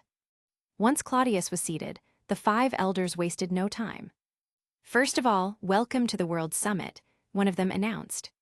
What followed was a series of formalities, welcoming the gathered royals, emphasizing the importance of international cooperation, and introducing newly ascended kings such as Wapol and Crocodile. They also took time to formally acknowledge Hancock. Claudius leisurely sipped his tea as he listened. Meanwhile, the other kings took this opportunity to familiarize themselves with the new rulers. Sengoku held his own cup of tea, appearing to sip it nonchalantly. However, in reality, he murmured under his breath, "Your Highness, when does it begin?" "It should already be underway. Don't worry," Claudius replied softly without shifting his gaze. Soon, the 5 elders concluded the opening formalities, and the World Summit officially commenced. The first matter on the agenda was the admission of Amazon Lily, ruled by the pirate empress, Boa Hancock, into the world government. Hancock, with her arms crossed over her chest, flaunted her stunning figure. Her chin was raised slightly, her gaze carrying a hint of disdain, exuding an air of arrogance. Yet, despite this attitude, no one voiced opposition to Amazon Lily's entry into the world government. On one hand, Hancock's irresistible charm made it difficult for most to refuse her, especially these flawed, self-indulgent royals. On the other hand, it was widely known that Hancock, as a warlord of the sea, had a close relationship with Saint Claudius. Considering her beauty, it would be stranger if Claudius didn't have any designs on her. Amazon Lily had remained independent in the Calm Belt for hundreds of years. Why choose to join the world government now? Anyone with half a brain could see that Saint Claudius was involved. Given this, who would dare object?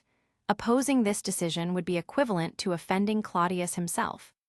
As expected, during the voting process, all 100 kings unanimously approved. Thus, Amazon Lily officially became a member nation of the world government. Meanwhile, outside the world government headquarters, as the World Summit continued in Pangaea Castle, a group of Marines and CPX agents in black suits gathered outside the headquarters of the world government. Before long, another group emerged from the headquarters, agents clad in white suits. The leader, wearing a mask and dressed as if attending a funeral, stepped forward, his tone displeased. "What is the meaning of this?" Shortly after, Vice Admiral Mamanga and Spandine emerged from behind the formation. Spandine shot a disdainful glance at the CP agent before him and sneered. "Guise, drop the act." "Spandine," Guise responded coldly. Once upon a time, Spandine had been under Guise's command in CP9. Later, he was reassigned at Claudius's behest. Originally, Gies thought that Spanding, having come from the CP agency, would serve as a bridge or a liaison between CP and St. Cladius. But that wasn't the case. After joining Cladius, Spanding changed completely. Not only did he align himself with the Marines, but he also made life difficult for the CP agency. However, St. Cladius continued to protect him. Spanding's influence had grown considerably, making Gies increasingly reluctant to confront him directly. Suddenly, "I won't waste words." Spanding's expression turned serious. "His Highness has issued an order. Every CP agent in Mariewa must assemble immediately and cooperate with Marine and CPX in an ongoing investigation. Gies, gather your people now." A sharp glint flashed in Gies' eyes as he demanded, "What has our agency done to offend His Highness? What is this investigation about?" "We suspect that your CP agency has been secretly communicating with the Revolutionary Army. We have obtained evidence to support this claim. Cooperate, or things will get ugly." Spanding's tone carried a subtle warning. Hearing this, Gies' face darkened beneath his mask. "Nonsense. The CP agency's primary mission is to eradicate the Revolutionary Army. How could we possibly be colluding with them?" Mamunga stepped forward, tossing a folder into Gies' hands. "This is the evidence we've gathered. Take a look." Gies hesitated, then flipped open the file. As he read, his expression grew increasingly grim. What the hell was this? If he didn't know for a fact that his agents had no contact with the Revolutionary Army, even he would believe they had switched sides after reading this. This was absurd. But of course, this was all orchestrated by Cladius. With Dragon now fully cooperating with him, fabricating evidence was the easiest thing in the world. "Impossible," Gies snarled. "Nothing is impossible. You're no longer trusted. Come with us for questioning," Spanding said with a smirk. Chapter 387, The Surprise of Mariewa. Gies' eyes flickered with hesitation. If he followed Spanding back, there might not be a problem initially, but it would turn into one. After all, CPX and the Marines had a close relationship and had long treated the CP agency with indifference. Now, these two forces were working together to target the CP agency. There was no way this wasn't part of some greater scheme. Still, Gies didn't consider the possibility of outright rebellion. He only saw this as a political power struggle. "Our CP agency reports directly to the Celestial Dragons. We act under the orders of the 5 Elders. Without their command, it would be difficult for us to comply," Gies finally said after a moment of silence. His plan was simple: stall for time. Once the 5 Elders finished the summit, they would step in to ensure fairness. No matter what Spanding and the others were plotting, they wouldn't be able to act unchecked. Gies also understood that while the 5 Elders clearly favored St. Cladius, even those in power had to maintain a balance. If a subordinate faction grew too powerful, it would become a problem. Balance and restraint were necessary to keep subordinates obedient. As long as the CP agency was innocent, there was no reason they could be taken down so easily. Spanding sneered at his words and said, "His Highness is a celestial dragon and has direct authority over the CP agency. He just rarely concerns himself with you. That doesn't mean he lacks the power to order you around. Gies, are you defying His Highness's orders? Do you intend to rebel?" If His Highness were to give the order himself, I naturally wouldn't object. But how do I know you're not just using his name? This matter can wait until the 5 Elders return, Gies replied after a brief pause. Ridiculous. The 5 Elders are hosting the World Summit. It usually takes 7 to 8 days to conclude. And this time there are 100 kings in attendance. Who knows? The meeting could last 10, maybe even 15 days. You think we'd just sit back and let the evidence be destroyed in the meantime? What kind of fool do you take me for? Spanding scoffed. Gies was about to argue further, but Spanding cut him off, waving his hand. "This is my final warning, Gies. Call in your CP agency personnel in Mariewa and cooperate with our investigation immediately. If you refuse, don't blame us for being ruthless." As soon as Spanding finished speaking, Mamunga placed his hand on the hilt of his saber. The surrounding Marines and CPX agents loaded their rifles, aiming their guns forward. Seeing this, Guy's aura surged, and the pressure of a top combatant filled the air. "Spandine, do you realize where we are?" he said in a deep voice. "Of course I do," Spandine replied coldly. "That's exactly why we can't let suspected traitors remain here. Guise, think carefully." Guise glared at Spandine, his gaze icy. After a long silence, he finally said, "I will remember this, Spandine. When my CP agency emerges from this, you'd better be ready to face my wrath." In the end, Guise had no choice but to give in. Spandine had a pile of fabricated evidence, and St. Cladius was a celestial dragon. In terms of hierarchy, he did have the authority to command the CP agency. If Guise resisted, and this escalated into a full-blown conflict, even he wasn't foolish enough to think he could win. He wasn't that ignorant. At this moment, he still believed this was just a power struggle between the three major organizations. He assumed the CP agency was simply at a disadvantage for now, but would have the chance to settle the score once the World Summit concluded. Meanwhile, Spandine smirked inwardly. "As long as you come with us, whether you leave alive or not, depends entirely on His Highness's mood."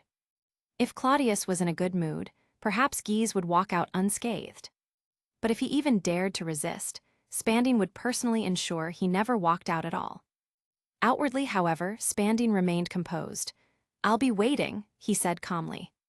At the gates of the celestial dragon's residence, at the entrance to the domain of the gods, Vice Admirals Onigumo, Doberman, and Hashasan led a force of Marines to blockade the residence of the celestial dragons. On the other side of the gate, the celestial dragon guards stared in shock, completely baffled. What were the Marines doing? Blocking their gate. Were they insane? Still, the guards didn't act immediately.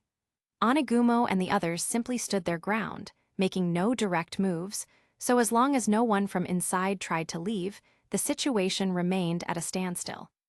But soon enough, a celestial dragon, seated on the back of a slave, approached with an entourage, preparing to leave for Mariewa.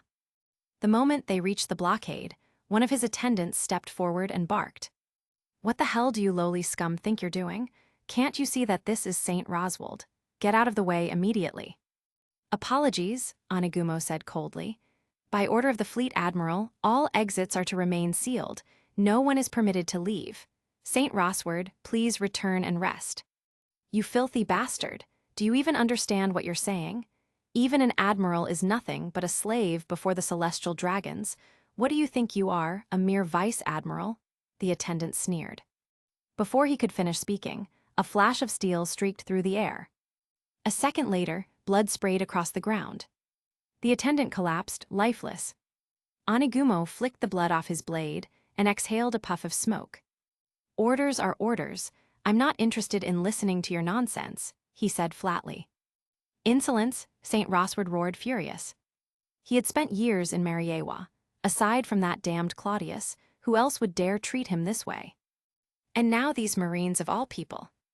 "You filthy Marines, this saint commands you to step aside immediately. Otherwise, I'll have all of you turned into slaves." But just as he finished speaking, another cold glint of steel. In the next moment, St. Rosward felt a sharp pain in his chest as he was thrown off his slave's back. With a sickening thud, he slammed into the city wall, impaled by a sword. "Ahhh," Rosward howled in agony. Onigumo turned back in mild surprise, his eyes falling on the one responsible. "Jen." The swordswoman, dressed in her signature attire, strode forward gracefully, a scabbard hanging from her waist, her blade still embedded in Rosward's chest. "No need to waste words on trash like this," Jen said coolly, raising her chin slightly. "Anyone who tries to leave, nail them to the wall." Her words carried an unmistakable authority. The celestial dragon attendants trembled in shock. The Marines just nearly killed a celestial dragon. What the hell was happening? Onigumo gave a nod, understood. At the same time, he waved his hand. "Kill all of them, take over the gate, seal off the domain of the gods." The Marines moved swiftly, disarming and subduing the celestial dragon guards. Moments later, the gate was completely under Marine control. In the Supreme Commander's office. Inside his office, Supreme Commander Kong stood before a flustered Mariewa defense officer. The officer, trembling with rage, bellowed, "Commander Kong, the Marines have lost their minds. They've blockaded all 6 ports of Mariewa. The entire world is cut off. The Grand Line, both the first half and the New World, are completely sealed. Are you just going to stand by and do nothing?" Kong didn't answer immediately. Instead, he gazed at a framed photo on his desk, a picture of himself alongside Sengoku and the others from their Marine days. After a long silence, a smile slowly spread across his face. "Times have changed," he murmured. What do you mean?" Boom! Kong suddenly swung a fist. With a sickening crunch, the officer's skull was crushed like a watermelon, blood and brain matter splattering everywhere. Kong let out a deep, satisfied laugh. "I've always hated your pathetic ass," he sneered. "But before, you were clinging to the celestial dragons, and I just couldn't be bothered. But now, now I can." Chapter 388, In My Name, Donquixote Cladius. Inside Pangaea Castle, the 5 elders were presiding over the World Summit, completely unaware of what was happening outside. Cladius, however, had a general understanding. So long as the meeting proceeded without interruption, it meant that Spandine and the others were executing their plans smoothly. Otherwise, someone would have already come to report an issue. The downfall of the Whitebeard pirates marks the beginning of the world government's cleanup of the New World. For the past 18 years, the era of the great pirates has wreaked havoc across the world. Countless nations have suffered under its chaos. But soon, all of this will settle.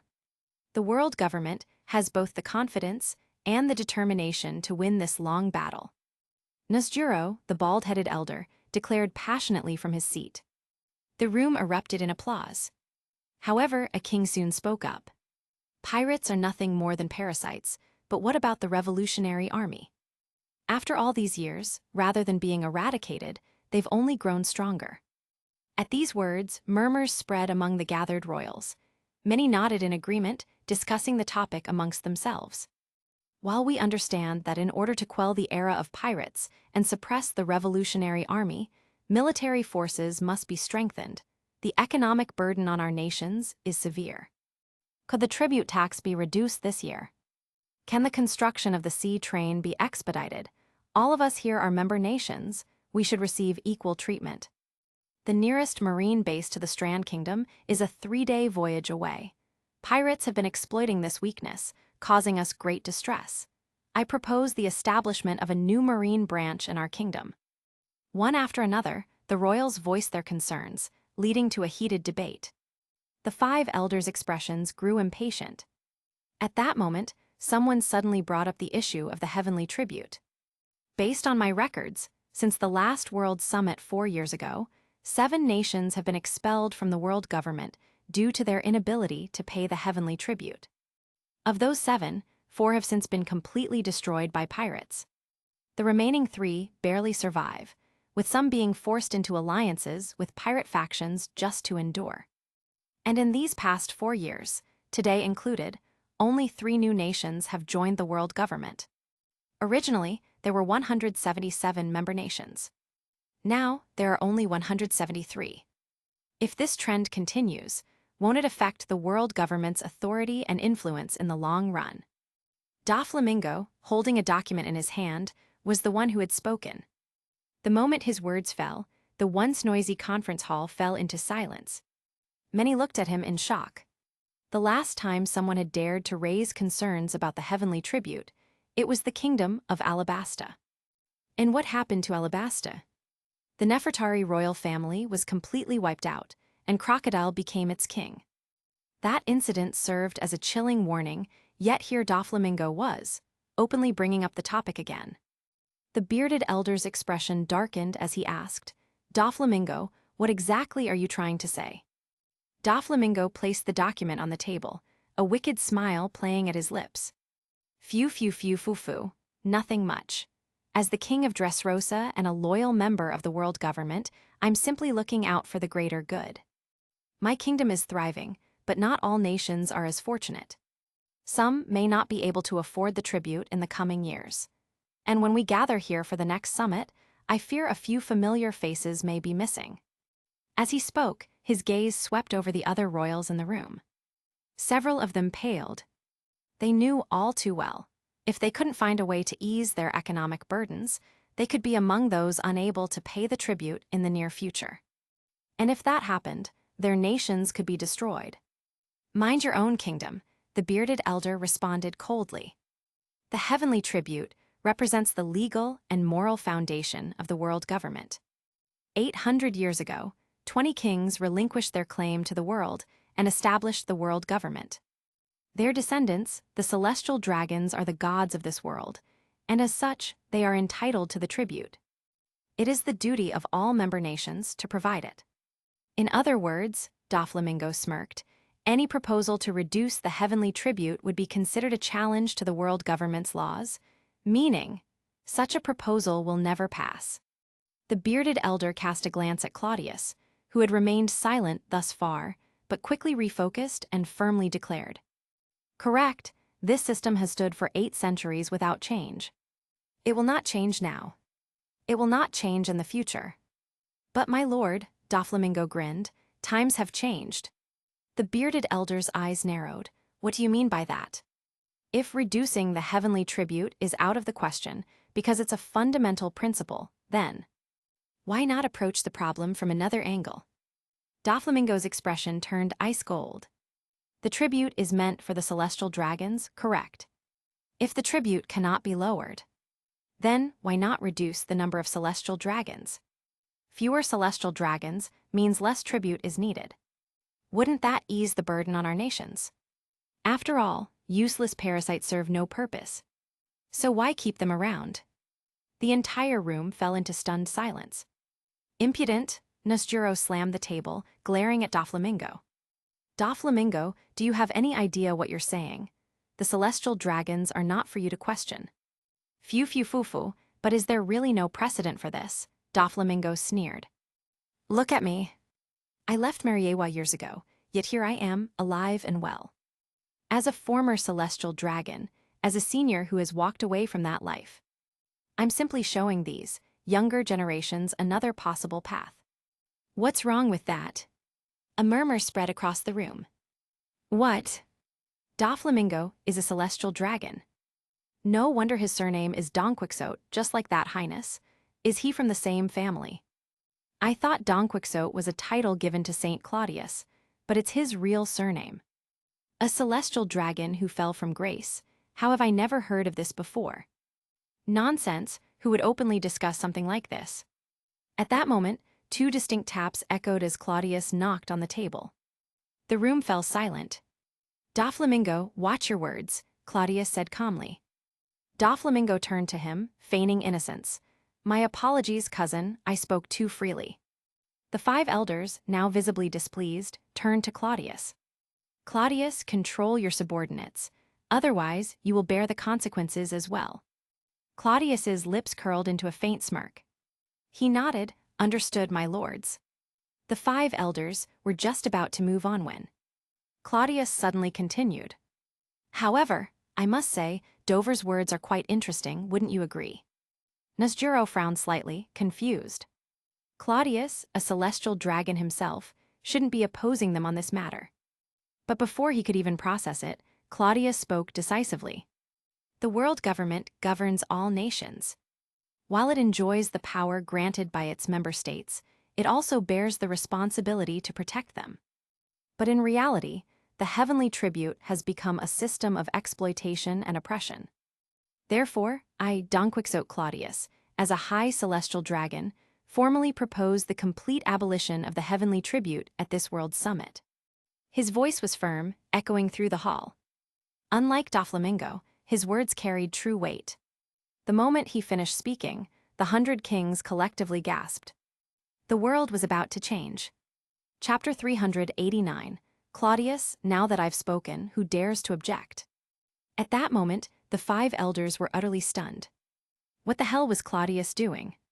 Was he out of his mind? As a high celestial dragon, how dare he utter such blasphemous words? Despite their shock, those who had been prepared in advance wasted no time. As soon as Claudius finished speaking, Doflamingo immediately stood up. In the name of the king of Dressrosa, I second this proposal. In the name of Amazon Lily, a newly joined nation, agrees to St. Claudius's proposal. Boa Hancock raised her chin, her voice haughty as always. The king of the desert, Crocodile, in the name of the king of Alabasta, I second this proposal. Crocodile added with a sneer. The room fell silent for a brief moment before all eyes turned toward King Neptune. Neptune took a deep breath, then raised his hand. I, the great knight of the sea, Neptune, in the name of Fishman Island, and as the ruler of Ryugu Kingdom, I second St. Claudius's proposal. With these four powerful figures speaking in support, the room descended into stunned silence. But soon, a few bold royals followed suit. I, Vinsmoke Judge, in the name of the King of Germa Kingdom, second this proposal, Judge suddenly declared. Among the many rulers present, Judge was an exceptionally ambitious one. Originally, he had only attended this summit to make an appearance. After all, Germa Kingdom, though under the banner of the world government, had always been treated with indifference, neither fully accepted nor truly valued. So Judge had never held a favorable opinion of the world government. And now, he had stumbled upon a golden opportunity. A faction within the world government, led by none other than Donquixote Cladius, was shaking the very foundations of the system. How could he not take advantage of this? His Germa Kingdom had no real loyalty to the world government. For the past few years, Judge had grown increasingly disappointed in them. His ambition to restore Germa's former glory had only intensified. And if the world government was in turmoil, then what did he have to fear? So, without hesitation, Judge decided to stir the waters even further. Claudius looked at Judge curiously upon hearing his words. Judge responded with a slight nod, his expression calm. The kingdom of Rommel seconds the proposal. At that moment, an elderly king suddenly spoke up. This was none other than Cavendish's father, the ruler of Rommel Kingdom. For reasons unknown, he had chosen to support this radical proposal. The Sorbet Kingdom seconds the proposal, another king declared. The Sorbet Kingdom had once been ruled by Bartholomew Kuma, who later left to become a pirate. Ever since, the kingdom had held deep-seated resentment toward the world government. And now that a powerful figure was openly challenging the system, they had no reason to hold back. The Kingdom of Prudence seconds the proposal. King Elizabelo II finally spoke up after a moment of contemplation. He was the man who wielded the legendary King Punch, rumored to have the strength to take down a Yonko in a single blow. Of course, that was just a legend. The reality was that, despite its formidable power, even Bartolomeo had survived its impact. The idea of it taking down a Yonko was pure nonsense. At this point, Nasjuro, the bald-headed elder, looked visibly furious. His gaze darkened as he glared at Claudius. He didn't care about the kings, who had seconded the proposal. To him, they were insignificant. What truly infuriated him was Claudius himself. In a deep, ominous voice, Nasjuro demanded, "Claudius, what do you think you're doing? This is not a matter to joke about." Claudius calmly took a sip of his tea. Then, with a smile, he replied, "My lord, please rest assured." Nasjuro narrowed his eyes in suspicion. But before he could respond, Claudius set down his teacup and spoke again. "This time, I am dead serious. And I mean every single word I just said." Bang! Nasjuro slammed his hand against the table. "Claudius, don't go too far," he roared. But Claudius ignored him. Instead, he turned to face the gathered rulers, his lips curling into a faint smirk. "What's wrong? Does this proposal not align with your interests? Or is it that you're too afraid to speak up?" As his gaze swept across the room, some of the struggling nations, the ones teetering on the brink of financial ruin, unable to pay the heavenly tribute, gritted their teeth. Then, one by one, they stepped forward and raised their hands. They seconded the proposal. Soon, the number of supporting nations rose to 26. Most of the remaining kings remained silent. They did not approve the proposal, but they also did not oppose it. Instead, they simply observed the situation. After all, the world government had held absolute power for 800 years. Even though St. Claudius was a powerful figure, this sudden upheaval was too shocking. Moreover, no one could tell whether this was all just a political ploy. What if Claudius and the 5 elders were actually working together? What if this was a trap to flush out those who secretly opposed the heavenly tribute? If that were the case, then anyone who spoke up now would be eliminated later. The 5 elders still didn't fully understand Claudius's motives. But when they saw that the situation had somewhat stabilized, and that only 26 nations had seconded the proposal, they felt slightly relieved. At least it hadn't spiraled completely out of control. Cladius, Nasgiro said coldly, "Whatever you're plotting, it ends here. Your proposal has not been accepted." But Claudius simply laughed. "No, my lord. I believe this proposal has been accepted." HMPH, stop twisting the truth. Out of the 100 kings present, only 26 nations voted in favor. That means the proposal is rejected, the bearded elder scoffed. Claudius, still smiling confidently, replied, "No, my lord. The votes at this summit are not counted that way." Then, turning his attention back to the gathered rulers, he spoke in a cold, commanding tone. "The kings who supported the proposal just now have seconded it. But now that I've finished speaking, who dares to object?" A heavy silence filled the hall. None of the remaining rulers spoke. They did not dare to approve it outright. But they also did not dare to oppose Claudius. Because at this moment, no one knew for sure. Would Claudius emerge victorious? Or would the 5 elders crush him? It was too soon to tell. So why take unnecessary risks? After all, even if they didn't openly support the proposal, if it passed, wouldn't they still benefit? And so, in the face of Claudius's unwavering authority, not a single king dared to object. The 5 elders' faces darkened. They finally realized. Claudius had planned this from the very beginning. And now, grinning at the 5 elders, Claudius declared, "See, my lords, that's the result. Now, shall we move on to discussing the details?" The 5 elders sat in furious silence, their eyes burning with rage. They had underestimated him. Badly. Chapter 390, St. Claudius has gone mad.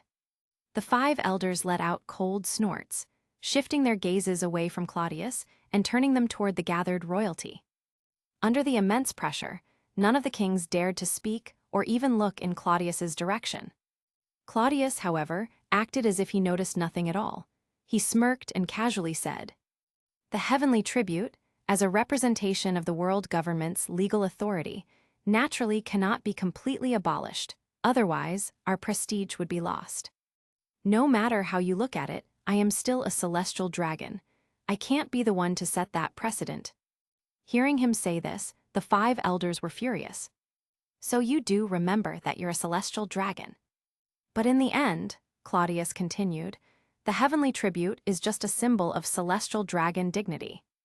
It was never meant to be an economic burden on the world. Over the past 800 years, however, it has evolved into a heavy financial strain on every nation. So, I propose that we restore the original system from 800 years ago. The heavenly tribute should be purely symbolic, a representation of honor, not a tool for oppression. Every year, the 173 member nations will contribute a symbolic 100 million berries to the world government and celestial dragons. This way, celestial dragon dignity is maintained, while we also demonstrate the generosity and magnanimity of both the world government and the celestial dragons. What do you all think?" Claudius grinned as he spoke, his tone playful yet unwavering. 100 million berries per year was still a significant sum, but compared to the astronomical tribute currently demanded, it was an insignificant fraction. For most nations, 100 million berries was easily manageable. Right now, the world government demanded 10 billion berries in tribute per nation, per year.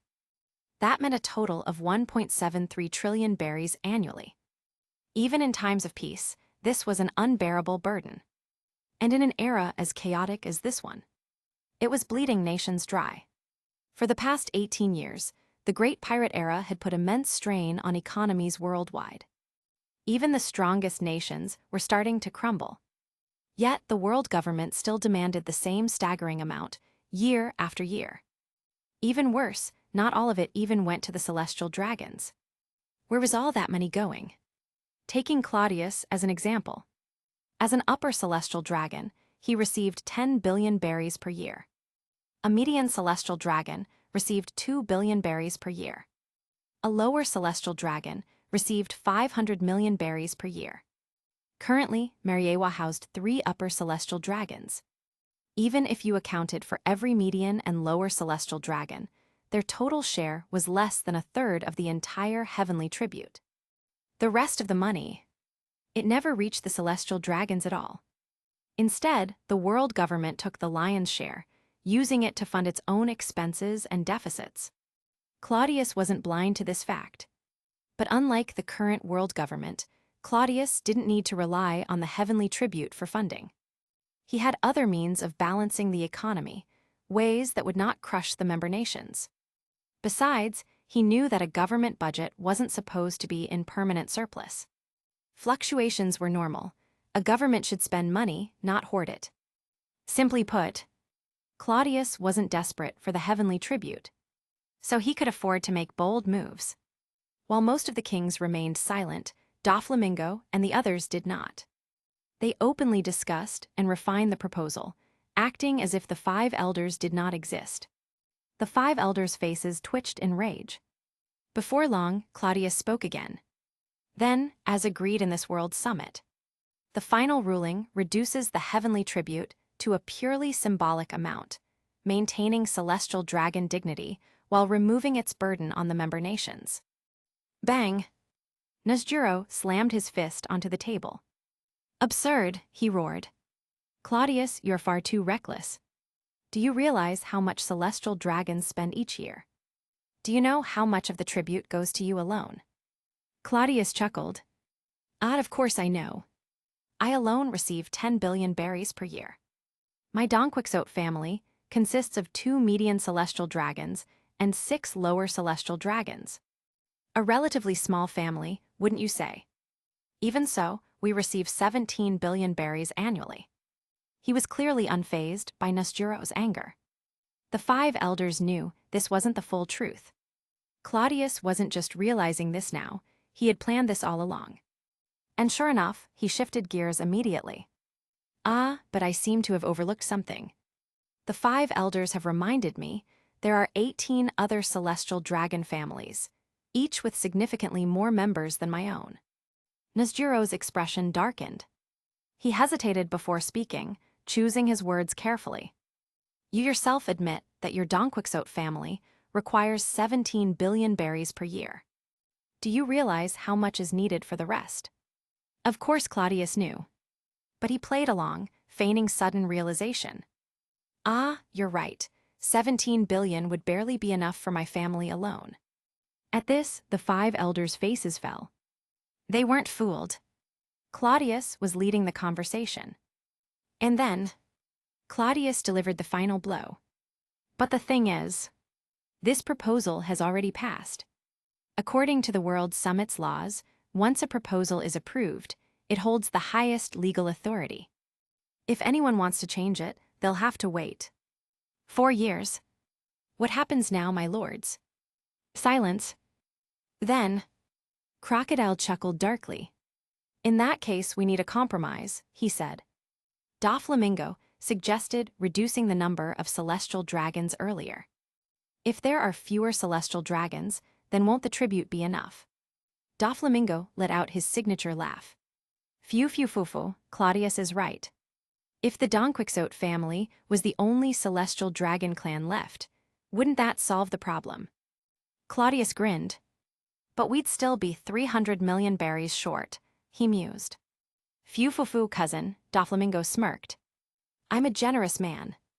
Why don't we reinstate my celestial dragon status? I can pay 200 million berries annually. That leaves just 100 million, easy, right? Cladius laughed heartily. That actually makes perfect sense. Bang!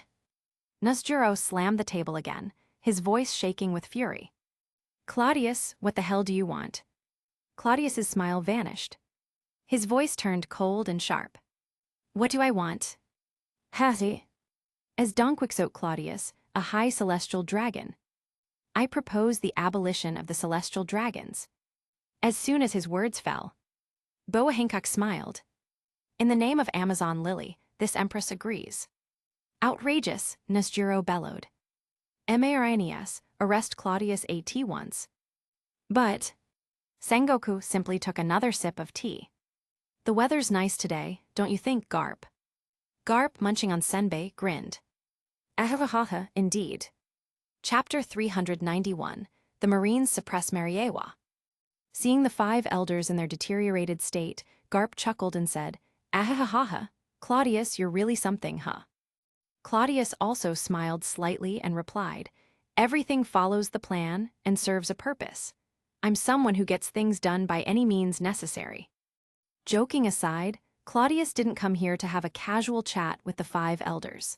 His primary objective today was to seize absolute authority, abolish the power of the world government, and establish a new regime. If circumstances were different, Claudius wouldn't mind sitting down with the 5 elders. But if there's a more efficient and secure way to accomplish his goal, of course, he'd choose that option. The poison was prepared specifically for the 5 elders. Mihawk and the others were a contingency plan. If the poison wasn't effective, they would use force to subdue them. After all, the 5 elders have ruled the world government for countless years. Who knows if they possess any hidden strength? But now it seemed they couldn't withstand it. In a way, that made things easier for Claudius. Nasjuro, the bald elder, felt the effects taking hold. A flicker of hesitation crossed his eyes before he subtly pressed a button on his cuff. This was the 5 elders' emergency directive. However, with the Marines already siding with Claudius and CP0 rendered useless, their only hope lay with the CP organizations scattered across Mariewa. Mariewa had a considerable number of guards. Technically, they could be called an army, but they lacked formal organization and functioned more as a security force. If the CP agencies could mobilize effectively, they might have a chance to rescue the 5 elders and rally with the guards to turn the tide. However, the moment Nasjuro pressed the button, alarms blared at CP headquarters within Mariewa. This was the highest-level alert. Upon receiving it, all CP units were to rush to the 5 elders' location and carry out emergency rescue and security operations. But this time, there was no response from CP headquarters. Spandine leaned against the wall with a smirk, listening to the blaring alarm. Then, he reached out and flipped a hidden switch on the wall, silencing it. What a shame, no one is coming to save you, Spandine chuckled. At the same time, Guise, who was gripping a seastone-forged nightstick, was dumbfounded. Hearing Spandine's words and recalling his own experiences, Guise quickly pieced things together. If he still didn't understand what was happening, he'd be a fool. Spandine, you betrayed the world government, you turned your back on the 5 elders. Have you also betrayed His Highness? Guise demanded, struggling to make sense of the situation. In his mind, Claudius was still a celestial dragon. He initially thought Spandine and the Marines were up to something sinister. But instead of answering, Spandine suddenly swung his hand, landing a vicious slap across Guise's face. The force shattered his mask, revealing his pale, shocked expression. Guise, you can say I betrayed the world government, and you can say I turned my back on the 5 elders, but one thing you must never say, don't ever claim I betrayed His Highness. My loyalty to His Highness is something you could never comprehend, Spandine said coldly. Hearing this, Guise was stunned. He had to consider the worst possibility. Could it be that Saint Claudius himself was the mastermind behind this entire operation? And was Spandine so devoted to him that he dared to follow Claudius in such an audacious coup? Ignoring Guise, Spandine turned to his subordinates and commanded, "The alarm has been triggered. That means His Highness has begun. Start the Operation Occupy and suppress Mariewa." The 5 elders never expected that their emergency signal would not only fail to activate the CP agencies, but would instead serve as Spandine's cue to launch the takeover. Standing behind Spandine, Mamanga nodded and said, Per Fleet Admiral Sengoku's orders, the Marine headquarters will fully cooperate with CPX for this operation. Spandine, you are the commander this time. Much appreciated, Spandine replied with a smile. Deep down, he was grateful. His Highness Cladius had entrusted this critical mission to him, a man with no combat prowess. That level of trust was beyond words. Taking out a den mushy, Spandine spoke calmly into it. All units follow orders. Proceed with the plan, take full control of Mariewa, suppress all resistance. If any obstacles arise, ignore casualties, eliminate them without hesitation. The moment Spandine's command was issued, hidden forces across Mariewa sprang into action. In the marine base within Mariewa, Dragon held a den mushy, listening to Spandine's voice on the other end. In terms of strategic planning, Dragon was not inferior to Spandine, the master tactician. However, when it came to familiarity with Mariewa, Spandine had the upper hand. That's why Dragon followed his lead for this operation. Stowing away the den mushy, Dragon smiled and said, "All right, it seems His Highness has started. As planned, the Revolutionary Army's target is..." "The World Government Headquarters Building," Sabo interjected. "Correct, then let's move, secure everyone inside. No one is allowed to escape," Dragon declared. Meanwhile, at the port, Marine officers who had been negotiating with the guards received their orders. Without further delay, the warships opened fire, bombarding the port.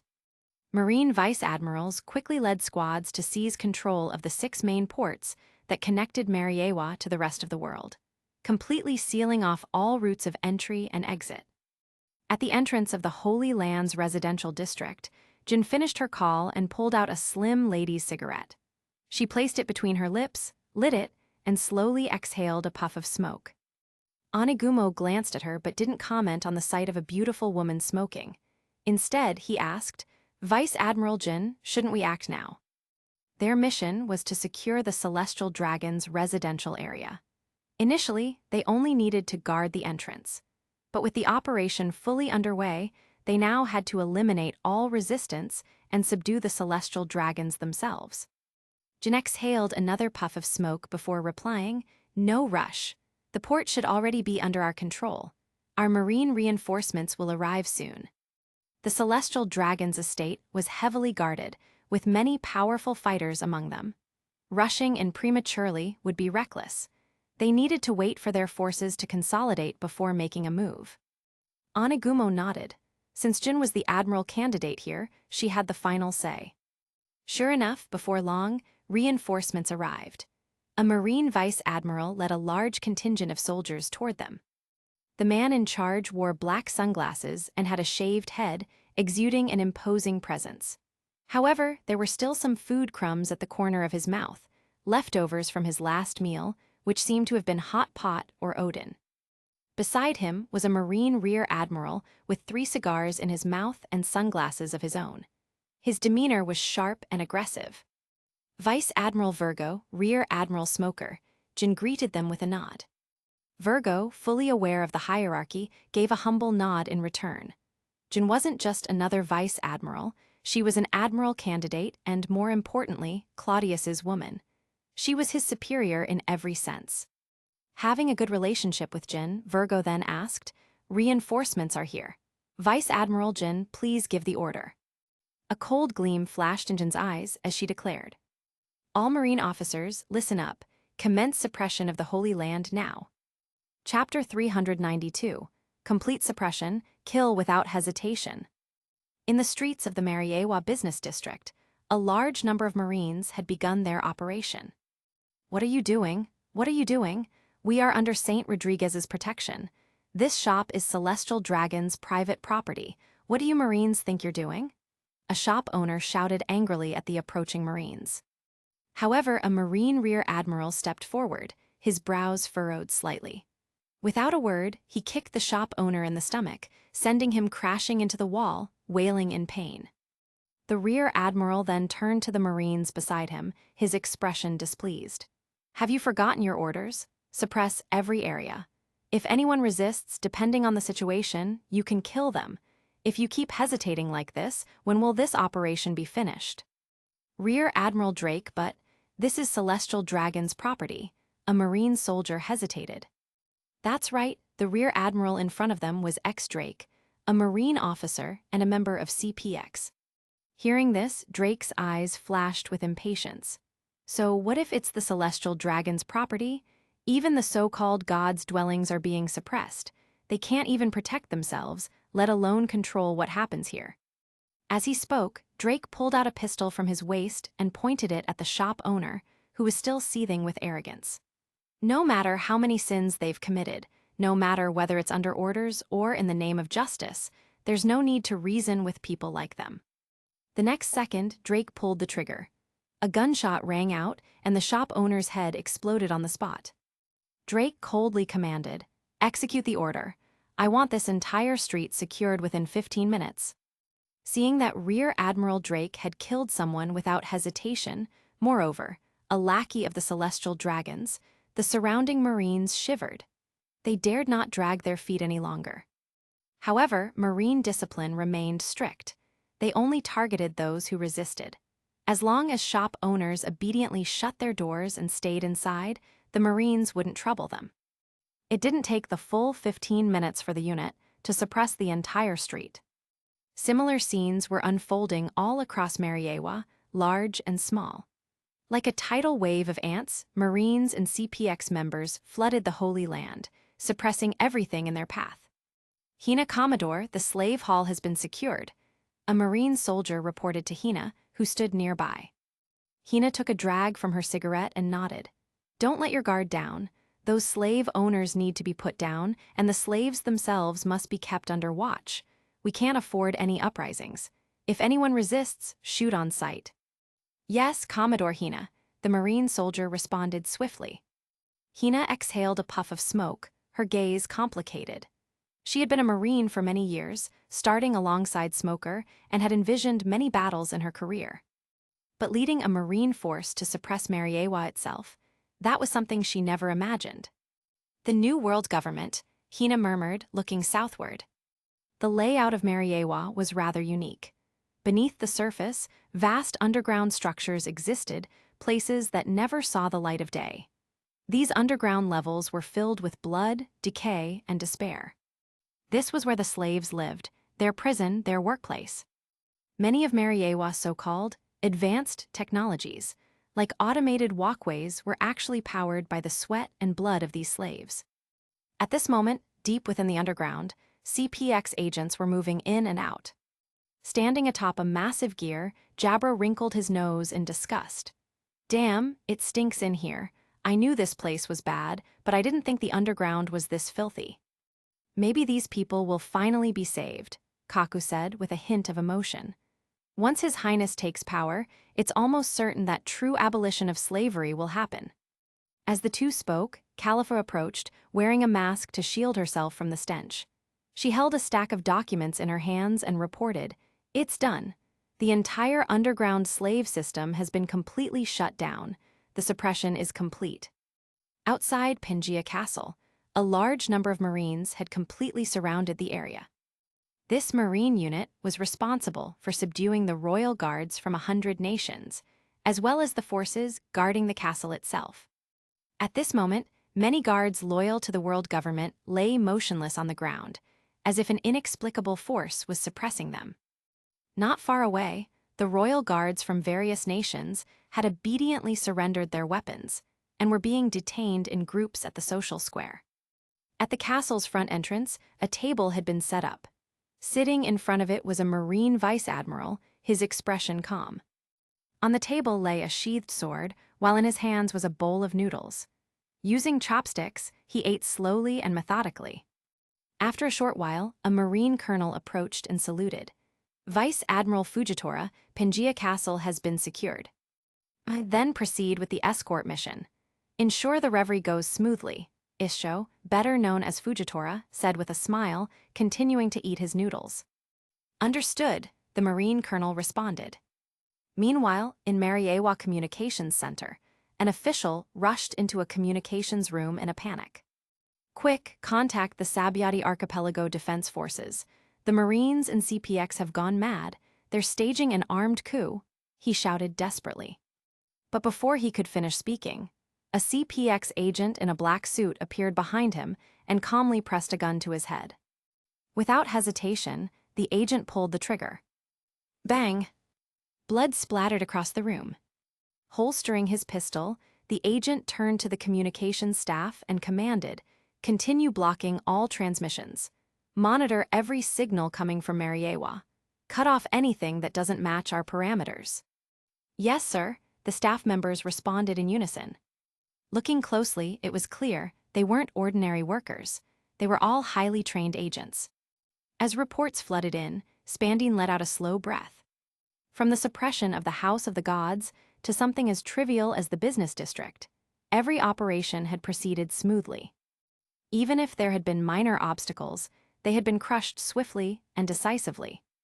Glancing at the map, his gaze landed on the Void Throne's location, not far from Pangea Castle, the very place where the 5 elders resided. That area was strictly off-limits.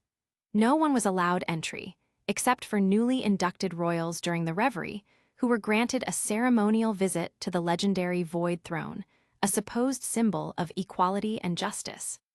Outside of that occasion, even Cladius had no authority to step foot there. On the surface, it was the 5 elders' residence.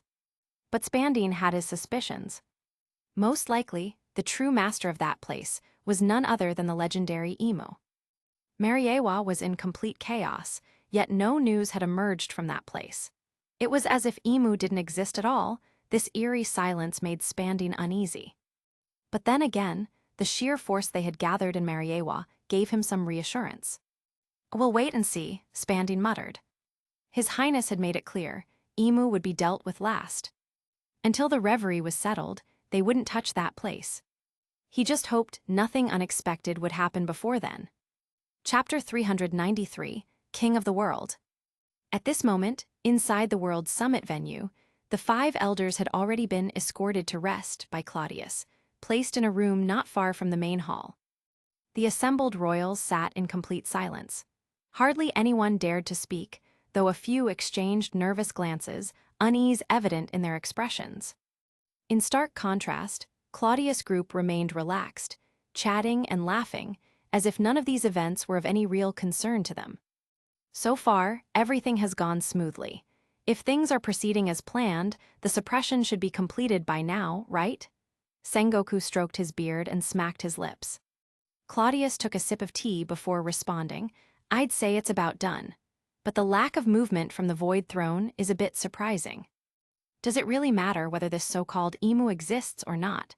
Sengoku's gaze darkened slightly. "It's best to stay prepared," Cladius murmured. Before long, a figure entered the conference hall, Spandine. He swiftly approached Cladius, bent slightly, and whispered, "Your Highness, all suppression efforts are complete. However, there's still no response from the Void Throne. How should we proceed?" Cladius nodded and said, "Leave it alone for now. Since your part is done, it's time for me to handle these royals." "Understood," Spandine quickly replied before leaving the hall. As Spandine departed, Cladius stood up, sweeping his gaze across the entire assembly. A slight smirk played on his lips as he stepped onto the central podium, the very spot where the 5 elders had been presiding just moments ago. Every royal in attendance turned their eyes toward Cladius. Clearing his throat slightly, he spoke. "Does anyone have any objections to the 2 proposals put forward?" The moment his words fell, not a single person dared to respond. A joke, surely. Even the 5 elders objected just now, and where did that get them? Arrested on the spot. If they, mere rulers of affiliated nations, dared to speak out, what would happen to them? At the same time, many present gained a newfound understanding of the Donquixote name. They had long heard rumors of the clan producing some rather peculiar individuals. But this was on another level. Astounding, admirable, insane. "Well, it seems no one has any objections," Cladius said with a grin. He continued, "In that case, the proposal to reduce the number of celestial dragons is officially passed under the highest authority of the World Summit. Effective immediately, all members of the celestial dragons, except for the Donquixote family, are stripped of their status. They will no longer enjoy any privileges as celestial dragons." The moment those words left his mouth, Claudius didn't bother to check whether anyone approved or not.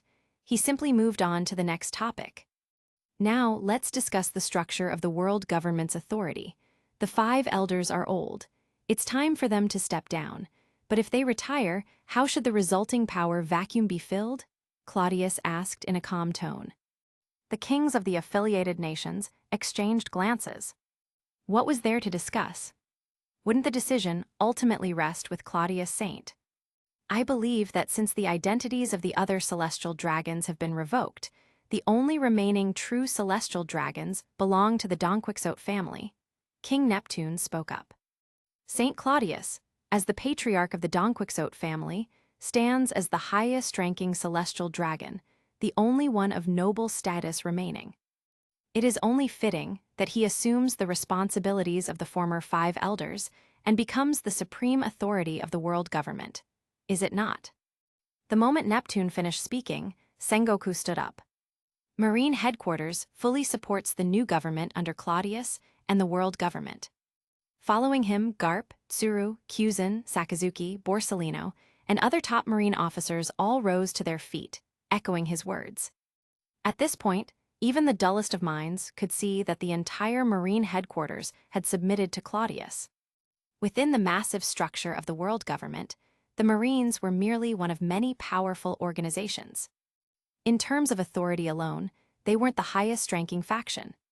Institutions, such as the world government's senior officials and the chief executive officers, held greater bureaucratic influence. But there was one undeniable fact. The Marines possessed the most formidable military power. And now they had pledged allegiance to Claudius. Who else within the world government had the strength to resist? Even those with political influence held nothing but hollow authority, without military backing. Claudius acknowledged Sengoku and the others with a nod, then turned his gaze back to the assembly. In that case, he declared, I, Donquixote Claudius, will assume the highest authority of the world government and reorganize its various institutions. The administrative departments will be restructured to better serve the allied nations of the world government. Does anyone have any objections to this new government? Silence. Then, Alabasta approves. Crocodile was the first to raise his hand. Amazon Lily approves. Hancock followed. Dressrosa approves. Doflamingo chimed in. One by one, more nations gave their approval. Germa Kingdom, Fishman Island, and others, until all 100 votes had passed in favor of Claudius assuming control. At that moment, through the authority of the World Summit, Claudius legally and officially seized the highest power of the world government. Of course, one lingering threat remained, one that had yet to be addressed. When all was said and done, further arrangements would be necessary to eliminate it completely. As this realization settled in, Doflamingo grinned. Since the highest authority of the new government is now concentrated in a single person, it wouldn't make sense to continue using the title of 5 elders, would it? Following Doflamingo's comment, several royal figures began eagerly proposing titles. Indeed, St. Claudius' power far exceeds that of the 5 elders. A new title is needed. How about Heavenly Dragon King? No, God King sounds more fitting. A wave of sycophantic suggestions flooded in: Heavenly Dragon King, God King, Supreme Lord of the Celestial Dragons, each title more extravagant than the last. But Claudius rejected them all. Why? Because they all sounded ridiculous. Then, a voice from the crowd suddenly spoke up. How about King of the World? After all, he is now the ruler of the world government, the king of all 173 member nations. For a brief moment, silence filled the hall. Then, Crocodile smirked. I like that. Seeing Crocodile, one of Claudius' direct subordinates, approve of the title, the other royals quickly followed suit. Yes, King of the World, only Claudius deserves such a name. The supreme ruler of the world government, our Lord and Sovereign. The title quickly gained unanimous approval. At that moment, Claudius declared, Then so be it. I, Donquixote Claudius, from this day forward, assume the highest authority of the world government as the King of the World. The assembled royals erupted in praise. But while Claudius outwardly accepted their reverence, his thoughts were already moving ahead. Next, it was time to deal with these so-called loyal rulers. Moving forward, we shall begin discussions on the formation of a new government. We will restructure taxation, drastically reducing the financial burden on allied nations, and implement new laws and policies. A brief pause. Then, let's begin with the tax reforms. Chapter 394. 5 Elders, this is too difficult for us. The tax reform plan in Claudius' hands was drafted by Tesaro, who had worked tirelessly on it, refining every detail to ensure it aligned with the average economic level of each nation. Of course, this so-called average was somewhat misleading. It was like saying if Claudius, in his past life, averaged his wealth with that of Jack Ma, he too would be counted among the top 10 richest people in the country. But in practical governance, average economic levels were crucial. If tax policies were tailored individually for each nation, giving special treatment to poor countries while heavily taxing the rich ones, resentment would inevitably build over time. Sure, Claudius had the power to force compliance, but deep-seated discontent would only grow. Thus, a unified taxation standard was essential. Once that was set, economic aid and poverty alleviation could be implemented as needed. That way, no one could claim unfair treatment. Even though Claudius had just overthrown the 5 elders, and the 100 allied kings each had their own agendas, taxation was a matter of national survival. Even with Claudius' authority, they couldn't just blindly approve it. They had to review and debate every detail carefully. After all, submission didn't mean immediate surrender. This process would take time. But the World Summit wasn't meant to be rushed. There were too many new policies to establish, and Claudius was in no hurry. Previously, Tesaro wouldn't have even been allowed to attend the World Summit. But now, with Claudius controlling the entire venue, Tesaro walked in freely. You'll oversee the discussions on economic development, tax reform, and other related matters, Claudius said quietly to Tesaro. I have something else to take care of. Tesaro, despite being the ruler of Grand Tesaro, felt a little nervous. Suddenly being asked to set global tax policies for 100 kings, that was a whole different level of power. But he knew this was only the beginning. Claudius, wise and powerful as he was, couldn't handle everything alone. Now that he was king of the world, he had to oversee the entire world government. He would need people like Tesaro to support him. This was a test, an opportunity to prove himself. Tesaro quickly nodded. Understood, Your Majesty, I will do my best. Claudius patted his shoulder. Don't stress too much, these guys won't dare push back too hard. With that, Claudius turned and walked over to Fleet Admiral Sengoku and the top marine officers. I'm going to check on the 5 elders first, he said quietly, and see if Lord Imu decides to show himself. Sengoku nodded. We'll be ready at any time. Claudius didn't even acknowledge the gathered kings. Without another word, he left the venue, Rob Lucci following silently behind him. The kings were curious about what Claudius was up to, but no one dared to ask. Instead, they buried themselves in reviewing the tax reform plans. At this moment, the 5 elders were being held in a room near the conference hall. 2 CPX agents stood guard outside, not that they were worried about the elders escaping. After all, Fujitora was casually eating noodles just downstairs. There were no harsh restrictions placed on them. Inside the room, they were free to move around. There were drinks, tea, snacks, and desserts available. Still, the atmosphere was heavy. The sword-wielding elder, drained from overusing haki, lay motionless on a sofa. His body was weak, though he felt no pain. His expression, however, was dark and grim. The bald elder, Nasturo, sat on another sofa, his elbows resting on his knees, fingers interlocked under his chin. His body was slightly hunched, his expression ugly, somber, even sorrowful. And why wouldn't he be? He was the closest to Claudius among the 5 elders. He had watched Claudius grow up, treated him as a future leader. Yet that heir had now become the enemy, a villain in the eyes of the old order. Who wouldn't feel sad about this? The room remained eerily silent. No one spoke for a long time. Finally, the blonde elder at the desk broke the silence. He came fully prepared. He let out a sigh. The CP agencies haven't responded at all. No reinforcements, no counterattack. That leaves only two possibilities, the bearded elder added with a sigh. Either they were wiped out, or they switched sides. Both conclusions were equally disastrous. If CP hadn't intervened, it meant they had been neutralized beforehand, either through force or political maneuvering. Either way, Cladius had planned too far ahead. The curly-haired elder, who had remained silent until now, finally spoke. All these years, we saw Cladius as competent and reliable. But we never truly felt the pressure he could bring. His voice was filled with emotion. Now, standing against him, I finally understand just how terrifying he really is.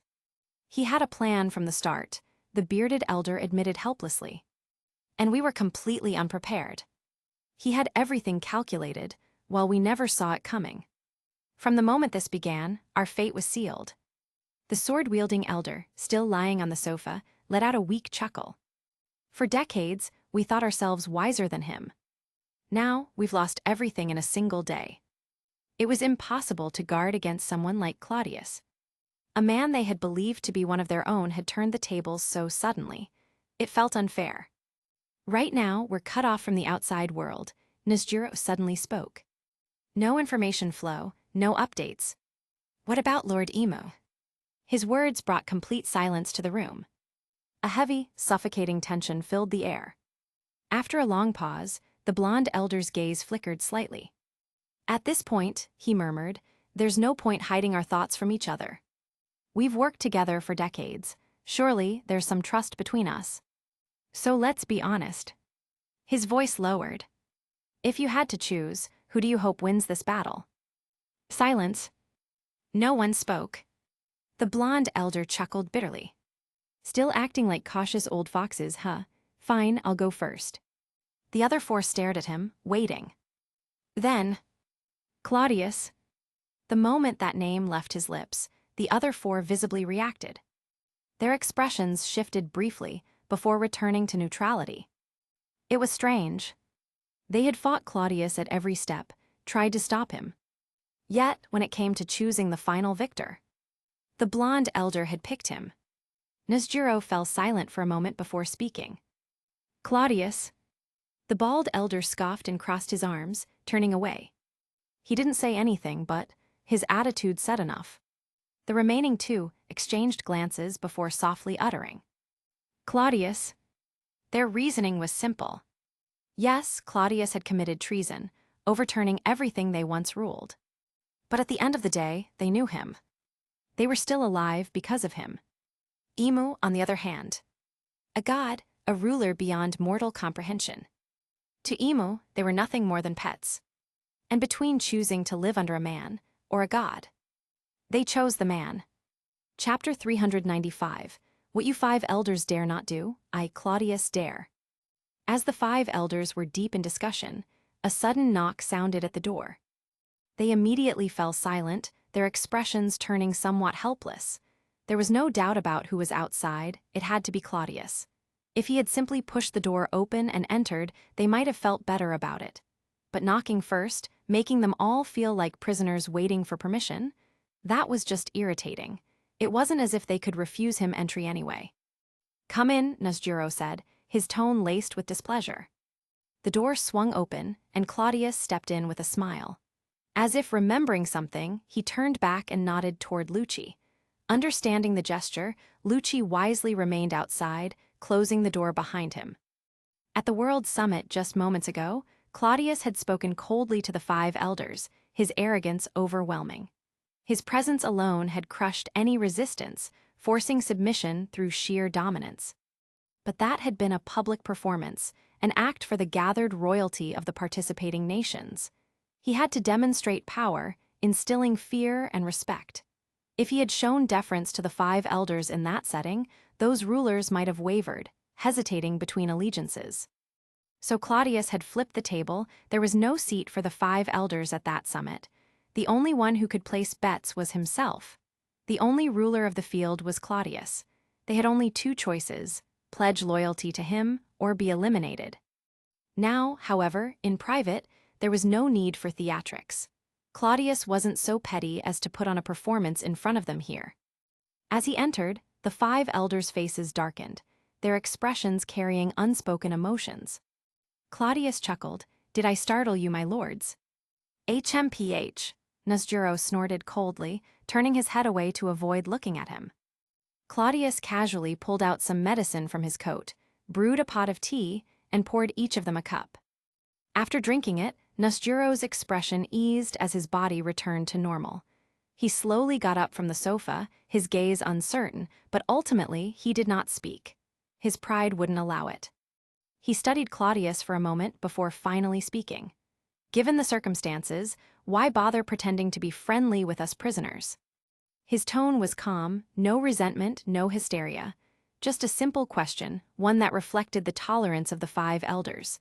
They had lost, and they could accept it. Claudius poured himself a cup of tea, took a sip, and then smiled. "My lord, if you say that, then you underestimate me. Public matters are public matters. Publicly, we're on opposite sides because I seek the highest authority of the world government.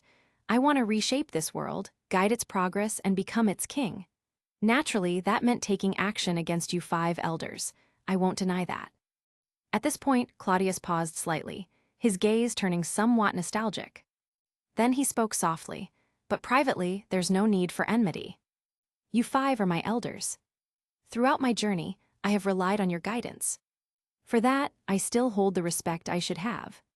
Hearing this, the 5 elders' emotions grew complicated.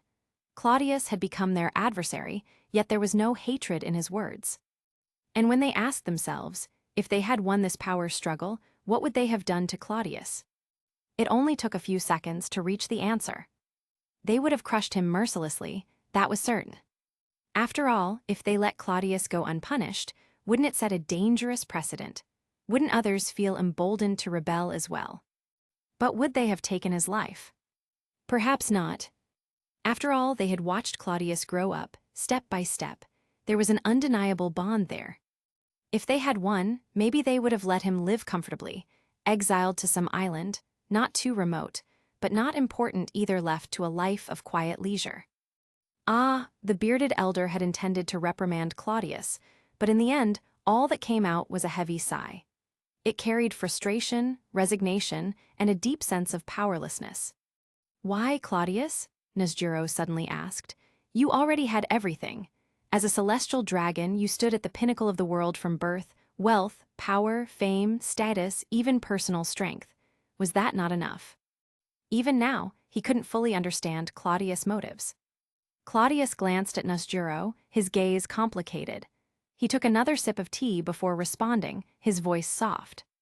"Yes, as a celestial dragon, I was entitled to everything. But those who lack long-term vision will always face immediate dangers." His eyes sharpened slightly. "You 5 know this, you just refuse to admit it." The room fell into silence. The expressions of Nosjuro and the others shifted subtly, but none of them spoke. "Of course you know," Claudius continued. "Half of the world government's great ship has already sunk, and there's no saving it. All of us are men of the sea. When a storm comes, you make a choice. Do you let the ship go under? Or do you patch the holes? Or do you throw overboard the dead weight that drags us down?" Claudius' voice was calm, but the meaning was clear. The 5 elders didn't need to think hard to understand what dead weight he was referring to. It was the 18 celestial dragon families he had just purged. To be honest, the 5 elders had always known that those families were a burden, parasites feeding off the world government. But what could they do? Like Claudius said, even if they wanted to cast them aside, they lacked the resolve to do so. Claudius, however, was different. He had the courage they lacked. What they dared not do, he dared. Before they could respond, Claudius continued. "And that's just the public side of things. I enjoy the power and status the world government gives me. Naturally, I want to maintain that power and status to keep this ship afloat. Anyone who threatens that, I eliminate them. So I acted decisively, no hesitation. Whoever dares stand in my way, I will kill them." His words carried an unmistakable coldness. The 5 elders knew the fate of those 18 celestial dragon families was sealed. None of them would meet a good end. But then Claudius softened his tone. Of course, my lords, as well as your close kin, have nothing to worry about. You are safe. Although the 5 elders had already assumed Claudius wouldn't kill them, hearing it from his own mouth brought a sense of relief. As for my personal reasons, Claudius' voice grew quieter. I simply don't want to end up like you. Silence fell over the room again. The 5 elders' expressions were complex. They understood what he meant. He was giving them face by not saying it outright. But his meaning was clear. He did not want to become another one of Imu's loyal dogs. The king of the world, Nasjuro murmured. For the first time, he didn't know what to say. His thoughts were jumbled, his words unclear. Chapter 396. Imu, the ancestor of the Donquixote family.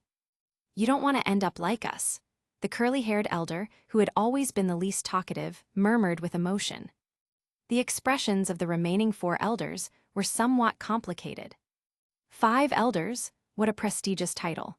As the highest authority in the world government, countless people dreamed of sitting in their position. But the burden that came with it was not light. The so-called highest power of the world government was nothing more than an illusion. They wielded immense authority, yes, but they were far from being the true rulers. Before Lord Imu, they were nothing more than domesticated dogs. Even as the highest-ranking celestial dragons, they had to bow their heads and kneel before him. This stark contrast between light and shadow was suffocating. The longer they sat in power, the more unbearable it became. Imagine it, on a daily basis, the world treated them with the utmost respect. But when the time came to face that one person, they had to kneel and kowtow. How could anyone feel at ease with such a reality? Especially when the world believed them to be the highest authority, yet deep down, they knew they were mere pawns. Over time, if one didn't develop inner turmoil from this, then something was truly wrong. Since coming into this world, Claudius had enjoyed all the privileges of a celestial dragon. Perhaps he showed respect to the 5 elders and certain individuals when necessary, but he had never once bowed to anyone. And most importantly, though he had become a celestial dragon later in life, over the past 30 years, he had cultivated his own arrogance. This was undeniable. Now, having reached the peak of his power, that arrogance had only solidified. To ask him to become Lord Imu's lapdog now. Sorry, but I'd rather die than submit. Yes, I, Claudius, may sound arrogant, but I do not believe myself inferior to anyone in this world. In other words, there may be those who kneel before me, but I will never kneel, Claudius declared without hesitation. Claudius, he's incredibly powerful. The blonde elder suddenly spoke softly. Claudius grinned and asked, and is Claudius weak? He has lived for 800 years. You should know the legend of the Devil Fruit. That devil fruit holds the power to grant eternal life. Imu obtained that power over 800 years ago. For 8 centuries, he has remained above the clouds, and who knows how many hidden cards he holds. He has always been there, watching everything. Do you understand? The bald elder, Nasjuro, added. Claudius nodded and replied, I understand completely. That's why I've made full preparations. 7 warlords of the sea, marine admirals, marine heroes, the fleet admiral, and myself, along with the strongest CP agents. To be honest, I don't believe there's a single individual in this world who can stand against such overwhelming power alone. But if there is, then I will admit defeat. The 5 elders listened to Claudius's words with increasingly complex emotions. His forces were indeed formidable. Even they, when comparing the power Claudius had assembled against Imu, felt that their so-called lord had little chance of victory. Claudius genuinely believed he had reached the ultimate peak, if he still lost despite everything. If Lord Imu is truly that invincible, then fine. I, Claudius, will surrender and bid farewell. The reason I came here today, first and foremost, is to speak with you all and reassure you. Although we were enemies before, you are still my elders, so please rest assured. That's my first point, Claudius said, pausing. The bearded elder then followed up. And the second point, you want more information about Lord Imu from us, don't you? That way, you'll be better prepared when facing him. But Claudius, think about it. Lord Emu has lived for 800 years. This isn't the first time someone has tried something like this. Do you really think he'd be unprepared? How much do you think we actually know? In the end, we're just his dogs, Nusjuro said suddenly, a trace of loneliness in his voice. When he was young, he had been a swordsman who pursued strength with unwavering courage. If it's information you seek, perhaps there is one thing that may be of use to you, the blonde elder said softly. Claudius was momentarily stunned before replying, "Please tell me." "You certainly know how to show respect when you need something," the blonde elder muttered, somewhat displeased. Claudius chuckled awkwardly. But the elder was only complaining out of habit. He understood that Claudius was simply drawing a clear line between public and personal matters. "Consider this a parting gift from us," the blonde elder continued. "Emu is not his real name. No one knows when he started being called Lord Emu, but according to ancient records, his surname was likely Donquixote." The moment Claudius heard this, his expression shifted slightly. But soon, realization dawned upon him. First and foremost, Emu was certainly a celestial dragon. The 5 elders had confirmed that he had lived for 800 years, meaning he must have been one of the original 20 kings, or at the very least, a direct descendant of the first generation of celestial dragons. Among the 20 kings, only the Nefertari family had chosen not to reside in Mariewa.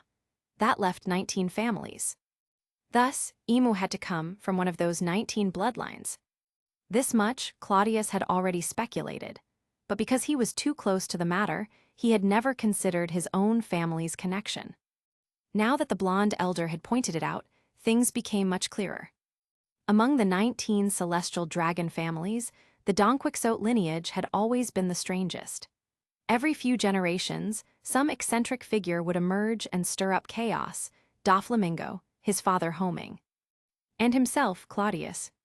The past 50 years alone had been particularly turbulent for their family. Even Lancelot, whom Claudius had personally killed, must have inherited this strange bloodline. After all, he had dared to assassinate a celestial dragon. Was that not bizarre enough? Claudius had never thought much about it before, but now, after hearing this revelation, he couldn't ignore it. 800 years ago, those 20 kings defeated their enemies and established the world government. Regardless of their morals, their intelligence and ambition were undeniable. They couldn't have been fools, otherwise, their enemies wouldn't have lost. At that time, the world government had been filled with ambition and drive, not the corrupt system it had become today. The original kings must have been remarkable figures. So why would they allow a single individual to rise above them and become a dictator? Thinking about it this way, the most likely explanation was that Emu, like every eccentric Donquixote before and after, had gone too far in his madness and took control for himself. Claudius couldn't guess the specifics of how it had happened, but if it was attributed to the Donquixote bloodline, then it made perfect sense. Why do I suddenly feel this inexplicable sense of shame? Is the Donquixote bloodline really this bizarre? Claudius thought helplessly. Chapter 397. Claudius, are you discriminating against the Donquixote name? The empty throne, a symbol of equality and justice, was one of the defining emblems of the world government. The hall where the throne was located wasn't far from Pangaea Castle. At this moment, Claudius, Fleet Admiral Sengoku, Vice Admiral Garp, Crocodile, and the 3 Marine admirals were all gathered near the entrance of this grand hall. Mariewa was now under the control of the Marines and CPX. A large number of Marine soldiers and CPX agents stood guard in front of the hall, ensuring security. The reverie had been temporarily suspended for the day.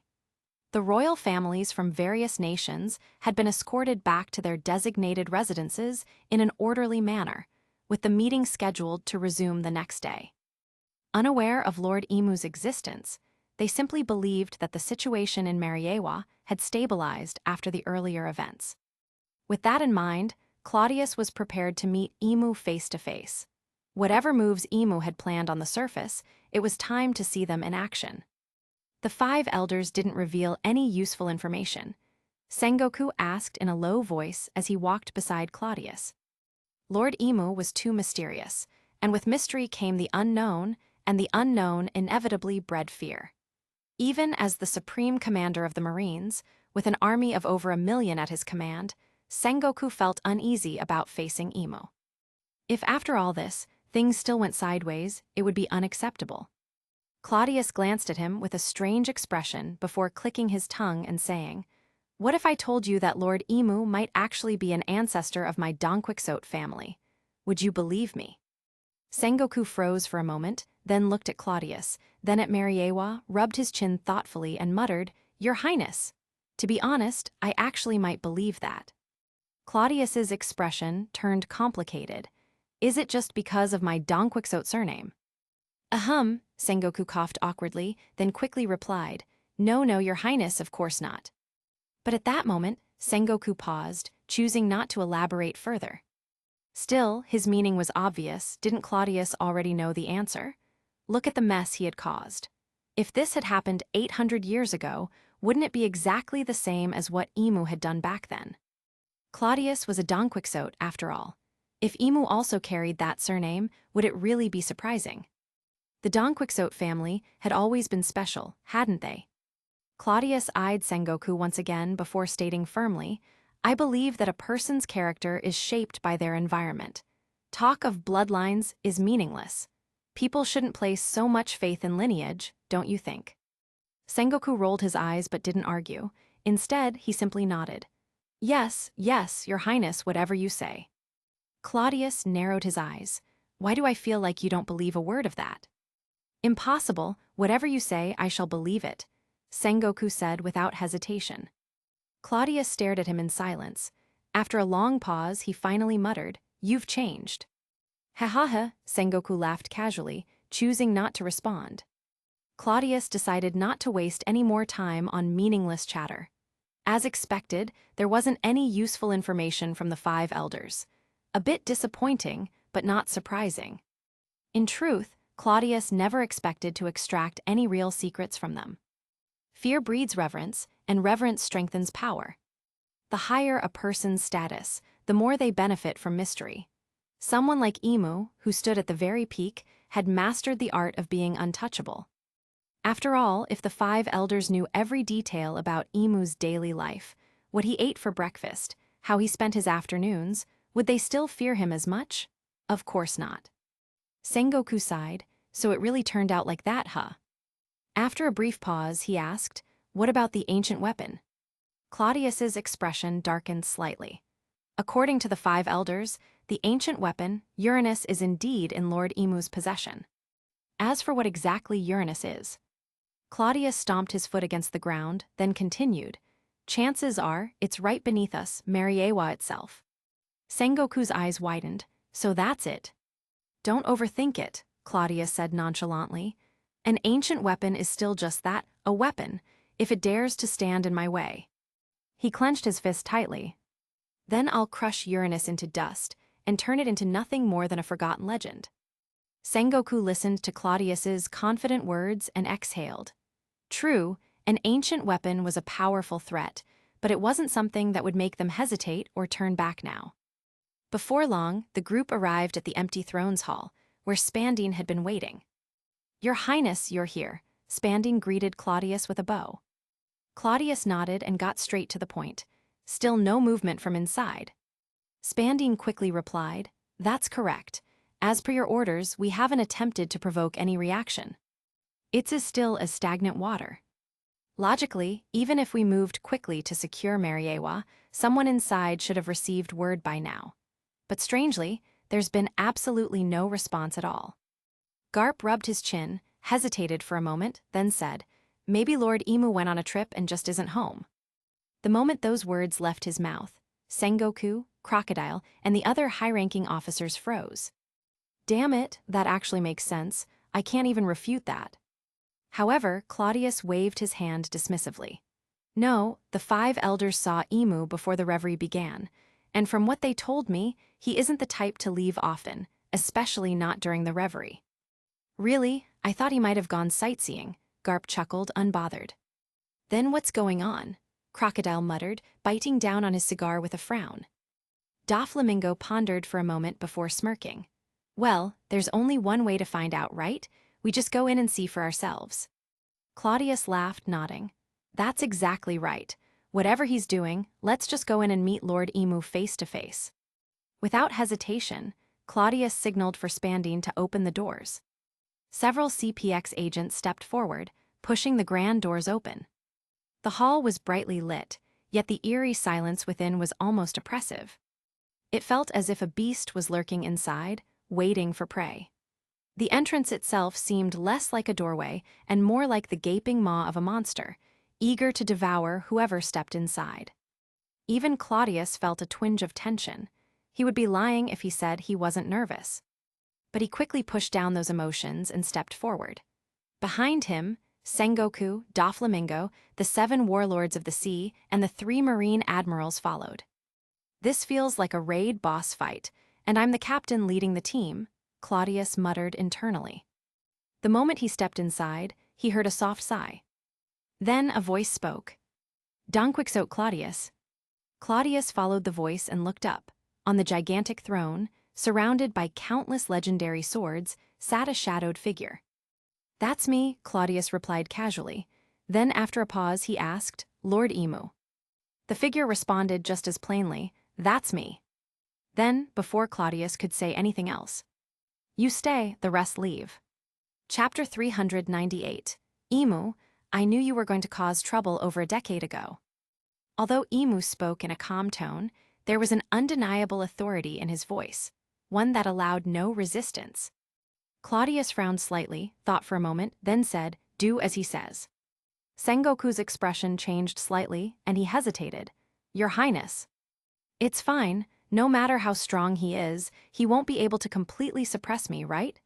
Just wait for my signal outside. Claudius waved his hand dismissively. Seeing how firm Claudius was, Sengoku remained silent for a moment before nodding. If anything happens, I'll come for you immediately. With that, he turned and left the hall with the others. As soon as they exited, the grand doors of the throne room, which had been left open, began to close on their own, though it was unclear by what mechanism. Now in the vast void throne chamber, only 2 figures remained, Claudius and Emu. The king faces the king. There is an old saying, the king does not meet the king. It means that when 2 dominant forces in the same field cross paths, a clash is inevitable, one where only one can walk away. At this moment, Claudius and Emu had reached the final stage. Between them, the battle for survival had already begun, whether through words or swords. Yet Claudius didn't move.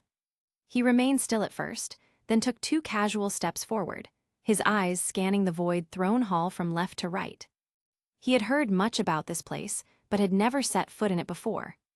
It was the highest symbol of power in the world government. It also represented justice and equality. The irony, however, was that for 800 years, no one was supposed to sit on the empty throne.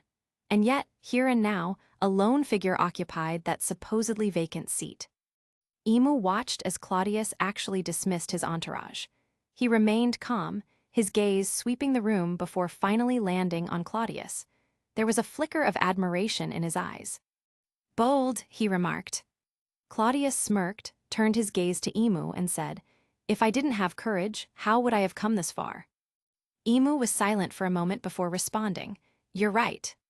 From where he stood, Claudius couldn't see Emu's face clearly. Curiosity gnawed at him. But at this point, they were already enemies, there was no need for excessive politeness. So he strode forward fearlessly. Without hesitation, he ascended the steps leading to the void throne. As he approached, Emu's appearance gradually became clearer. He wasn't the ancient, imposing elder that Claudius had imagined. But he wasn't young either. Instead, Emu looked like a middle-aged man in his 40s or 50s. His face was ordinary, perhaps even handsome in a subtle way. The majestic presence from his voice alone had made him seem larger than life, but up close, he lacked the overwhelming aura Claudius had anticipated. Only his eyes held a distinct pressure, like a falcon, sharp yet restrained. Unlike Mihawk, whose gaze was piercing, Emu's seemed to hold everything back, keeping his true presence hidden. He leaned back against the throne, his posture relaxed and casual. His clothing wasn't extravagant, simple even. But beside the void throne, a sword rested against the seat. Though it hadn't been drawn, it was clear at a glance, this was no ordinary blade.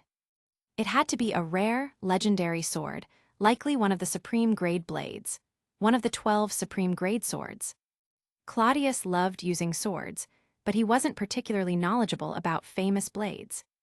If not for Sengoku mentioning that Whitebeard's Naginata, Murakumajiri, was one of the supreme grade weapons, he might have mistaken it for just a normal weapon.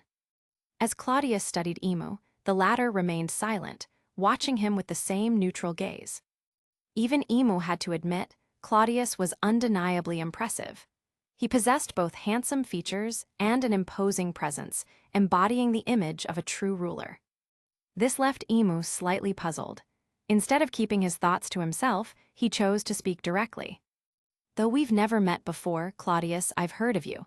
If I recall correctly, you should be 42 this year," Imu asked. His tone was calm, lacking the overwhelming authority from before. Claudius nodded and smiled. "Yeah, that's correct." Without waiting for Imu to continue, Claudius curiously asked, "How old are you?" There wasn't a trace of respect in his tone, but Imu didn't seem to mind. He even answered casually. "I don't remember exactly. Around 815 years old, I think," Imu said after a moment of thought. Claudius nodded. He had finally confirmed it. Imu really was an ancient monster. "Did you gain immortality from the opope fruit, or did you drink from some kind of fountain of youth?" he asked. Imu looked at him curiously. Claudius waved a hand dismissively, then casually leaned against the railing. "No, I haven't done anything special." "I know what you're wondering. Why does my face look so young? I look like I'm in my 20s, right?" "Honestly, I have no idea. Just chalk it up to a gift from time or something." Imu wasn't particularly surprised. He was a bit curious but didn't press further. He simply nodded. "I see." Then Claudius suddenly asked, "By the way, I heard you're the ancestor of my Donquixote family." Imu didn't hide it. He seemed patient and interested in Claudius. He nodded and replied, "Yes, I officially became Imu about 500 years ago." Claudius raised an eyebrow. "Then what was your name before that?" Maybe he could even look him up in the family records later. Imu was silent for a moment, then murmured as if recalling something. "Before, my name was Donquixote Nimugal." "Nimu, Imu," Claudius repeated in his mind. He had actually seen that name before in the family's genealogy records.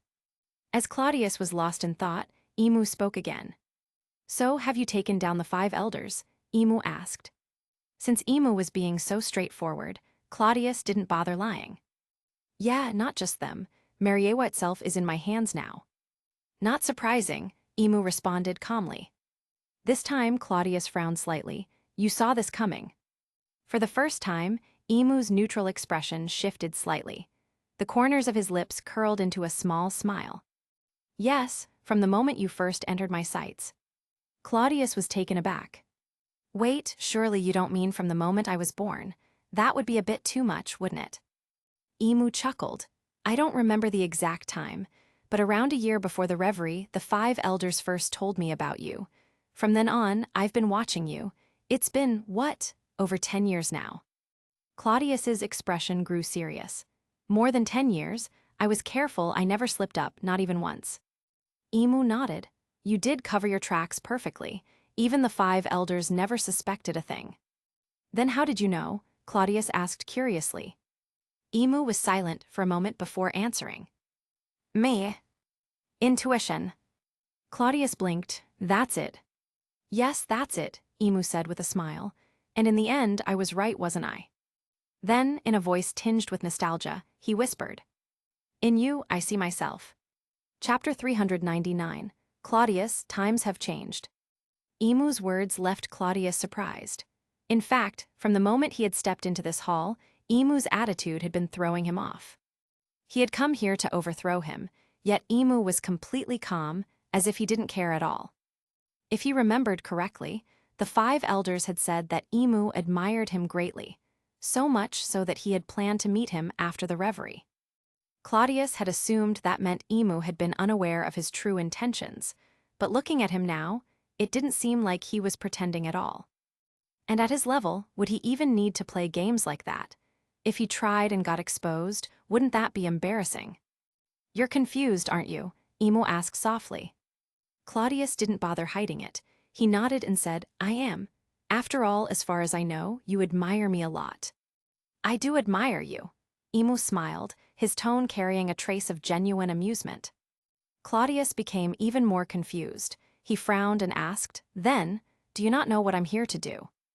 Emu smiled again, casually patting the armrest of his throne before replying, You want to sit in this seat. You want the void throne, to become the so-called king of the world. Claudius fell silent. It was clear that Emu wasn't stupid. There was no way he wouldn't see through his intentions. And yet you still admire me, Claudius asked again. Emu raised an eyebrow. Is there a contradiction? Claudius was momentarily stunned. Then, after hesitating for a moment, he replied, Isn't there? Is there? Emu chuckled, seemingly amused by Claudius's confused expression. Claudius tried to follow his train of thought, but quickly realized he had been playing along with Emu's rhythm ever since he stepped into the room. I came here to fight you, so why does it feel like I've been dragged into some kind of deep conversation? And worse yet, this rhythm felt so natural that it didn't even seem wrong. Should he be impressed? This guy really was an ancient monster who had lived for over 800 years. Maybe I should just listen and see where this goes, Claudius thought. After all, he was genuinely curious about Emu. All right, Emu nodded, completely unbothered. So let me get this straight. You admire me, and you've known all along that I was planning to overthrow you, yet you still let me grow unchecked. Until I finally stood here before you? Claudius asked. Emu nodded again and added, Not just until now, even now I admire you. Claudius was completely lost at this point. Are you trying to get yourself killed? He asked bluntly. No, Emu didn't seem offended at all. In fact, he answered honestly. Then what the hell do you mean? Claudius pressed. Emu glanced at him, then said softly, Claudius, times have changed. Hearing these words, Claudius suddenly felt a strange sense of déjà vu. Usually, he was the one saying cool lines like that to others. Now hearing Emu say it to him, it was almost embarrassing.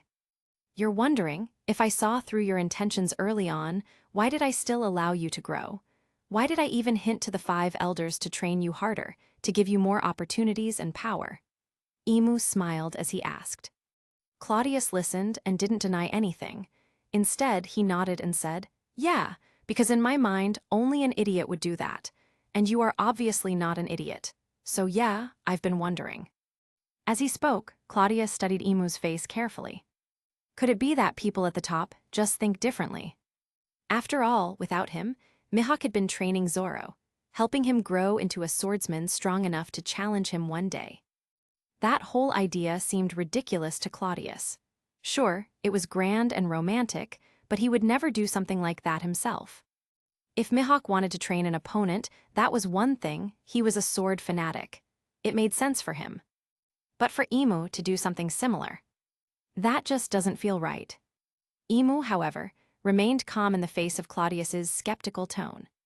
The reason you can't understand is because we see the world from different perspectives, hold different positions, and think on different scales. That's all. Claudius frowned and replied, I don't want to sound arrogant, but I think my perspective is big enough. That's just what you think, Emu replied without missing a beat. Claudius nearly choked on the response. Damn it, I was just being polite. You were supposed to deny it. But Emu ignored his reaction and continued. From the beginning, you've always seen me as an enemy. That alone proves your perspective is still limited. Claudius blinked.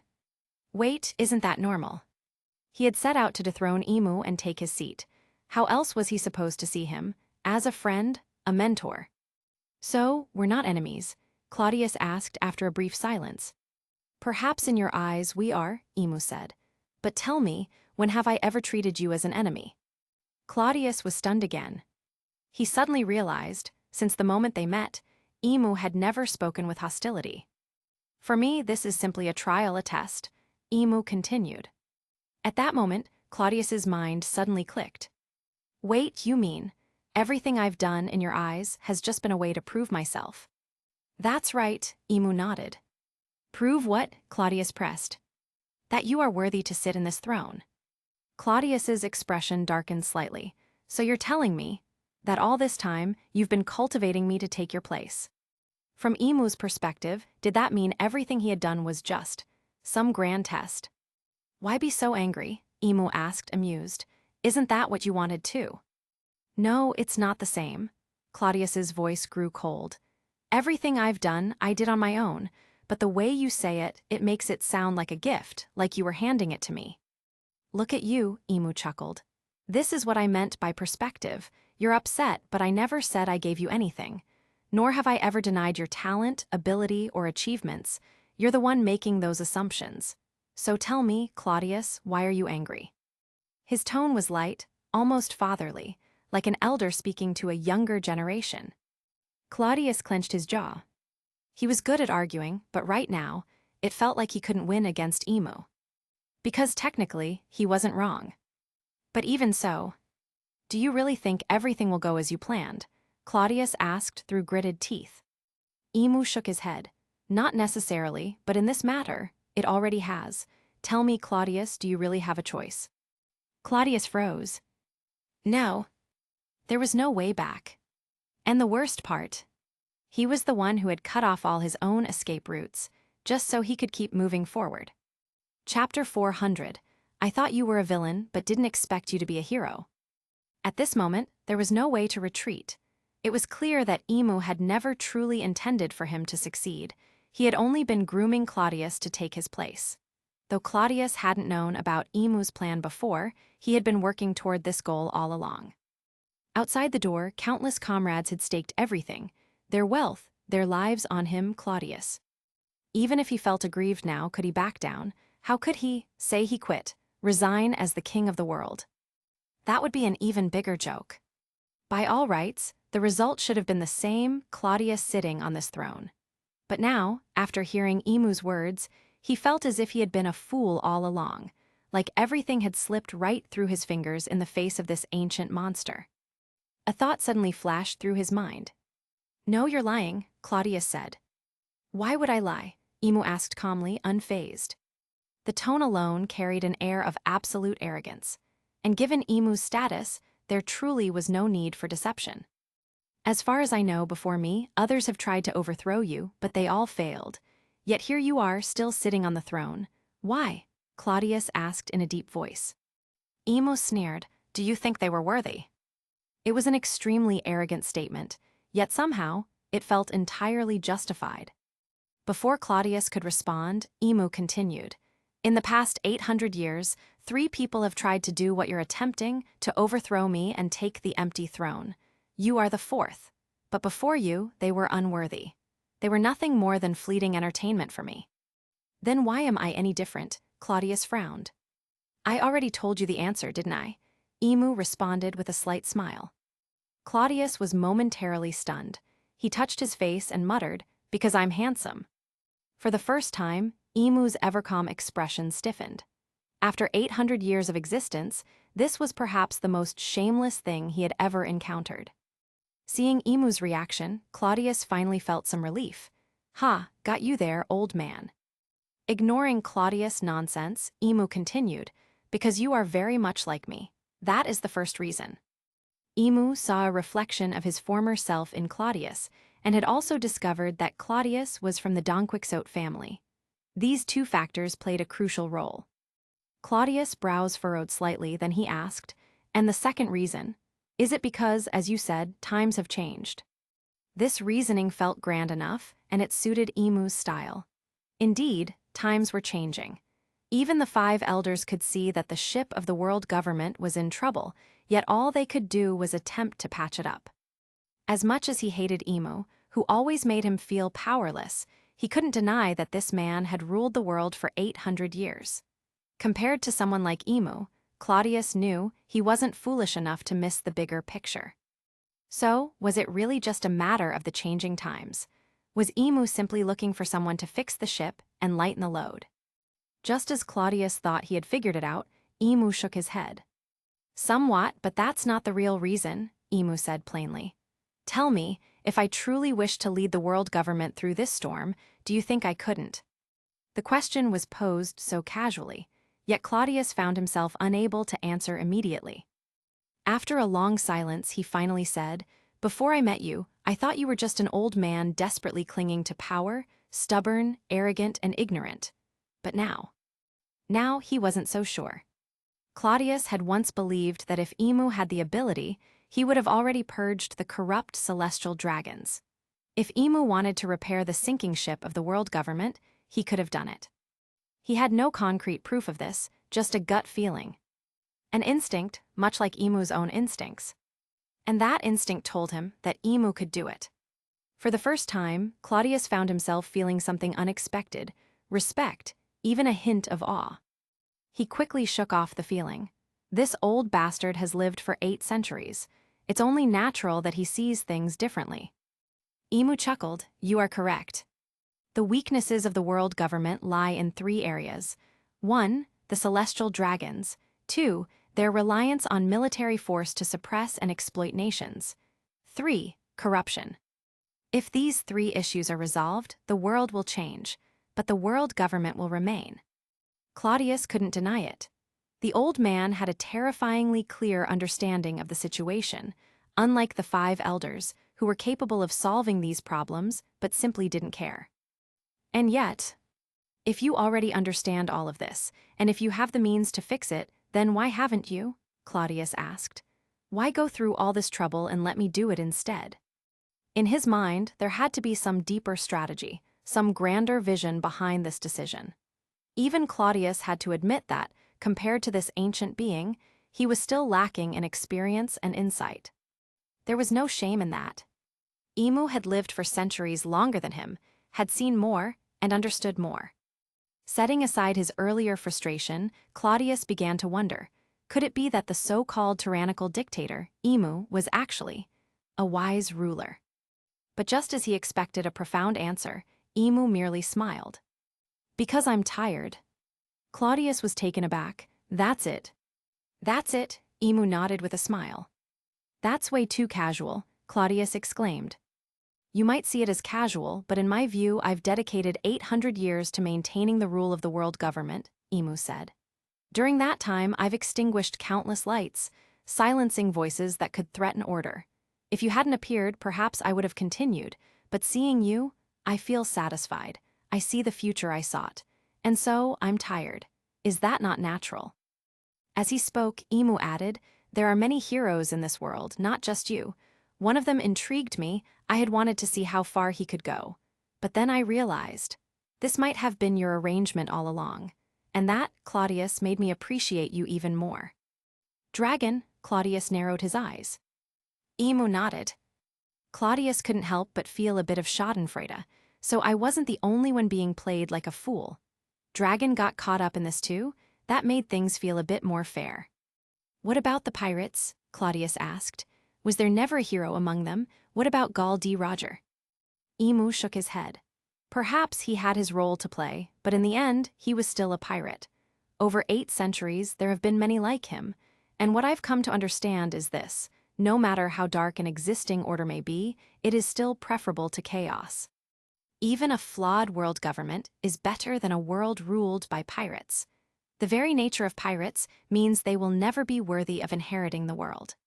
Claudius fell into deep thought. As a pirate himself, he knew firsthand that when push came to shove, pirates would do anything to achieve their goals.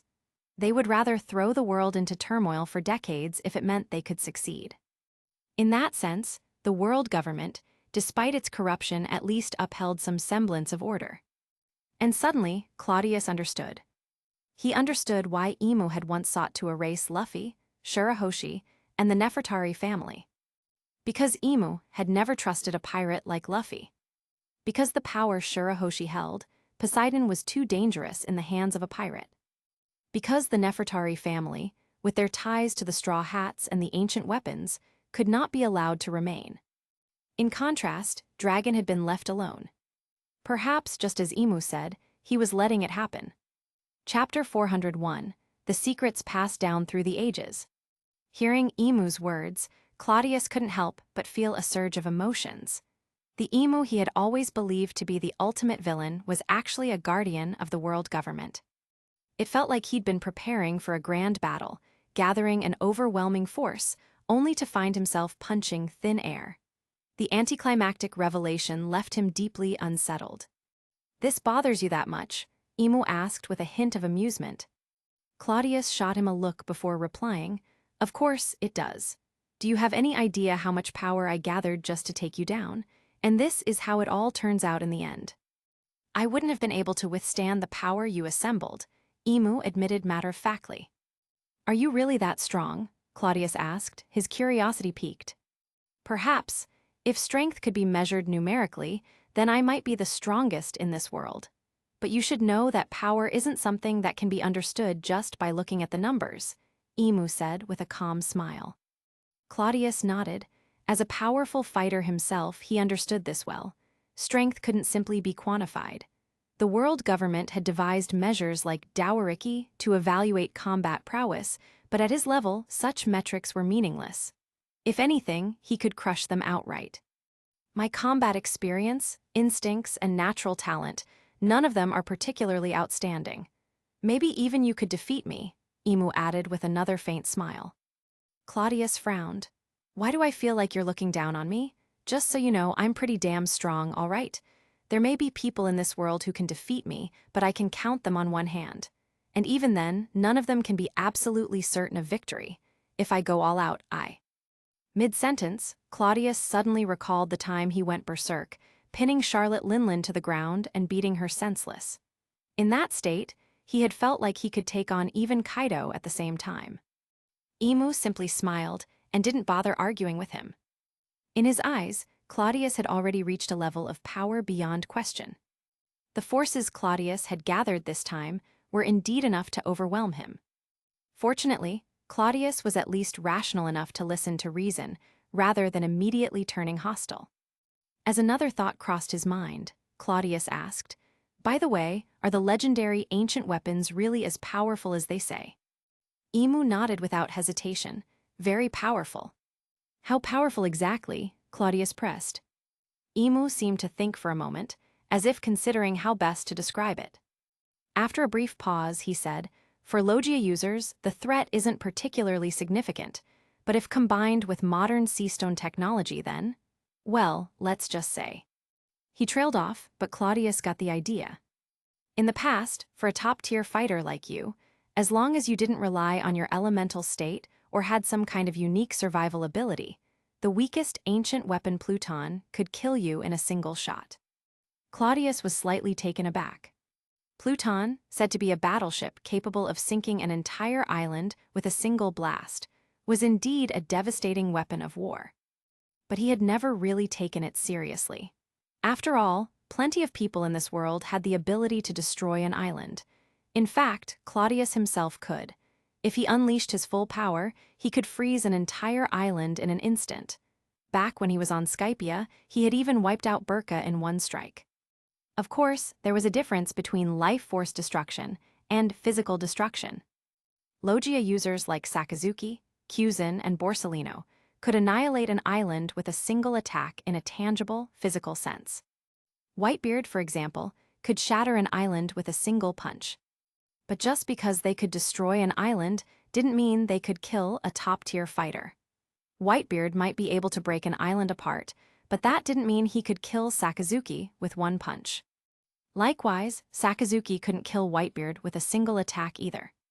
Yet, according to Emu, if Pluton hit its mark, it could wipe out Whitebeard or Sakazuki in one blast. "The weakest, huh?" Claudius questioned skeptically. "Relatively speaking, yes," Emu confirmed. "In theory, Poseidon might be something you're not entirely familiar with." However, before Emu could continue, Claudius waved his hand dismissively. "No, I already know. Poseidon is the bloodline of the Ryugu Kingdom's royal family. This generation's Poseidon is Princess Shirahoshi." Emu raised a slight eyebrow in surprise, though only for a moment. He didn't seem too concerned about how Claudius had come by this knowledge, and continued. "From a weapon perspective, Poseidon has the potential to destroy the entire world in a very short time. Pluton, on the other hand, would take several times longer to achieve the same level of devastation, which makes it weaker by comparison." What about Uranus? The legendary Uranus, is it in your hands? Claudius asked quickly. Emu, seemingly unconcerned with keeping secrets from Claudius, nodded and admitted it without hesitation. The land beneath our feet, Mariewa, is Uranus, Emu stated plainly. Claudius's eyes gleamed with realization. He had suspected as much for a long time and had even investigated related clues. When he first arrived, he had nearly confirmed it from the words of the 5 elders. And now, Emu had admitted it outright. The Holy Land, Mariewa, was Uranus. How powerful is Uranus? Claudius asked. If it were fully operational, Uranus could take flight. Even from Mariewa, it could obliterate Wano in a single attack, Emu replied calmly. Claudius was stunned. Wano was thousands of miles away from Mariewa. If Uranus could destroy it in one strike, then its power was truly terrifying. No wonder the world government has been able to maintain control for 800 years. With a trump card like that, it makes sense, Claudius remarked seriously. But then he noticed Emu looking at him with an amused expression. Something about that gaze made Claudius uneasy. He frowned and asked, "Wait, what do you mean by if it were fully operational? Is it not?" Emu chuckled. 800 years ago, it was because of the ancient weapons that the 20 kings were able to dominate the world and establish the world government. Uranus was a crucial part of that, Emu explained. But, he continued, the 20 kings also understood that such power, in anyone's hands, could lead to the world's destruction. Claudius nodded silently. Poseidon is indestructible because it exists within a bloodline. Unless the entire royal family of the Ryugu kingdom is wiped out, it will continue to exist, but whether that would even stop it is uncertain. Pluton, on the other hand, was entrusted to the Nefertari family. But I can tell you with certainty that Pluton can no longer be activated. As for the rumored blueprints said to have been passed down in Water 7 by the ancient shipwrights, whether they are real or not is unknown. But it remains a dangerous possibility, which is why the world government has been investigating it. And Uranus. At this point, Emu's tone grew faintly nostalgic. Claudius watched him intently, listening as he unveiled these ancient secrets. Uranus was dismantled and turned into Mariewa itself. The 20 kings were determined to destroy all ancient weapons capable of ending the world, and they succeeded. That is why Uranus and Pluton can no longer be used. Claudius was stunned, but at the same time he understood. If he had been in the same position as the 20 kings, he might have done the same. Destroying these weapons ensured that no one, not even the world government itself, could be overthrown by them in the future. And indeed, the world government had ruled unchallenged for 800 years. Perhaps, in the end, the decision of those 20 kings had been the right one. Chapter 402. Emu, you can't imagine the joy of eternal life. So, ancient weapons don't actually exist? Claudius asked after a brief silence. That's right, Emu admitted frankly. He had no ancient weapon that could be used. Hearing this, Claudius felt an urge to laugh. It seemed like the entire world had been played for fools. Aside from Poseidon, the so-called ancient weapons were nothing more than myths. And even Poseidon, the easiest of them to deal with, wasn't a true weapon on its own. As long as the person wielding its power was eliminated, the threat was gone. Take Shirahoshi, for example. Despite possessing the ability to destroy the world, she could be killed by a second-rate or even third-rate fighter. Perhaps that was why Poseidon had been allowed to exist, while Uranus and Pluton had been completely destroyed. At the same time, Claudius now understood why rumors of the ancient weapons had been allowed to persist throughout history. They were a deliberate smokescreen. Think about it. Someone who opposed the world government but didn't know how to fight it directly would naturally seek out a power capable of destroying it, an ancient weapon. But after wasting countless hours, manpower, and resources, they would ultimately realize the truth: ancient weapons didn't exist. That revelation alone was enough to drive anyone to despair. Meanwhile, the world government sat back and watched, letting these people exhaust themselves on a wild goose chase. They didn't even need to intervene. By the time their enemies realized the truth, they were already too weak to pose a threat.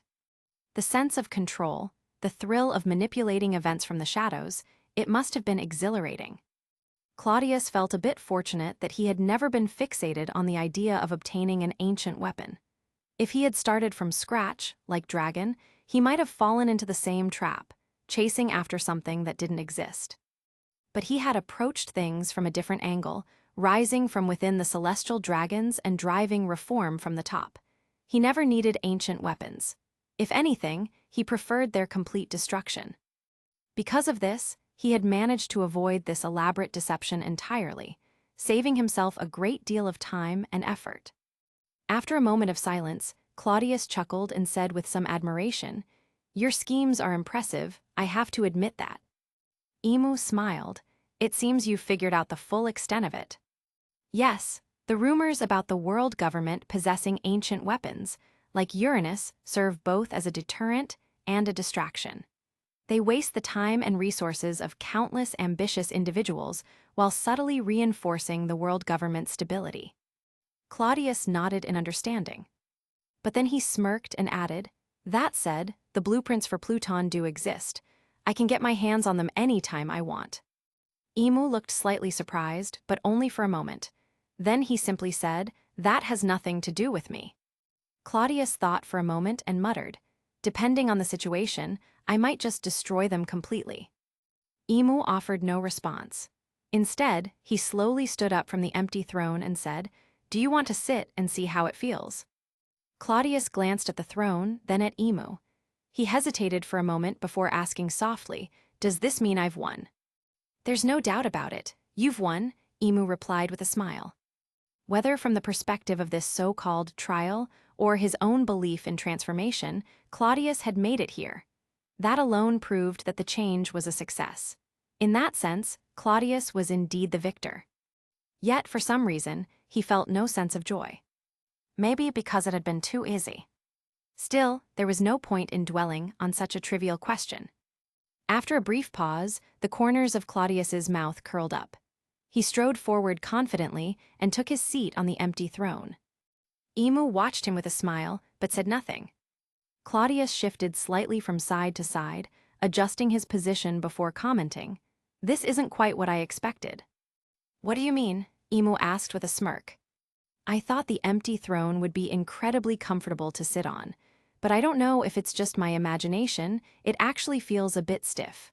The backrest is kind of hard too. Honestly, it's not that comfortable at all."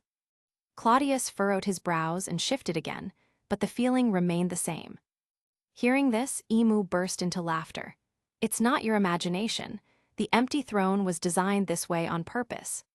As long as you sit on it, you'll always feel that slight discomfort. It's a constant reminder that ruling from the seat is not meant to be easy." Claudius was momentarily stunned by this revelation. Then, he chuckled in understanding. "So, it's a constant reminder to whoever sits on it, huh?" Emu nodded. "Now it's yours." Claudius looked at him curiously. "What about you? After living for 800 years, are you finally tired of this world and ready to stop?" Emu glanced at Claudius and replied, "When did I ever say I was tired of this world? I'm just a little exhausted. Isn't there a saying that immortality is actually a curse? That those who live forever are doomed to loneliness? That watching everyone around you grow old and die one by one eventually becomes unbearable, leading some to take their own lives?" Claudius asked with a grin. Emu laughed. "That's just meaningless self-pity. Yes, immortality comes with endless partings. But Claudius, if you weren't immortal, would you never experience loss? Everything has a price. Maybe this is the price of eternal life. But the benefits are just as obvious. I have an infinite amount of time to do what I enjoy. I don't have to worry about how long I'll live. 800 years ago, my interest was in ruling the world government. Now that I've grown tired of it, I can simply find a new interest. With endless time ahead, there's always something new to explore. The joy of eternal life is beyond your comprehension." Claudius thought for a moment and asked, "Eternal life might be enjoyable for a while, but can it really stay enjoyable forever?" Emu raised an eyebrow before grinning. "Yes, I've enjoyed it forever and I still do. Maybe someday I'll feel truly satisfied, but that day hasn't come yet." Then, after a brief pause, he glanced at Claudius again and said softly, "The empty throne is yours now. The world government is yours. I'll be somewhere in this world, watching you." Claudius frowned slightly. "Watching me? That sounds a bit unsettling." Emu chuckled and shook his head. "No, Claudius, you should know by now, I have great admiration for you. I have complete faith in you. This isn't surveillance, it's witnessing. I will witness the changes you bring to this world, as an observer. Perhaps one day, I'll even write a book about you, an epic to sing your praises. The pioneer of a new era, the king of the world, His Highness Donquixote Claudius." Claudius met Emu's gaze. After a long silence, he finally laughed and said, "Then I wish you a pleasant journey, Donquixote Nimugal." Emu smiled, nodded one last time and turned away, walking toward the back of the hall. Claudius briefly considered saying something like, "You're already surrounded, there's nowhere to run." But then he thought better of it. Did someone like Emu even need his concern?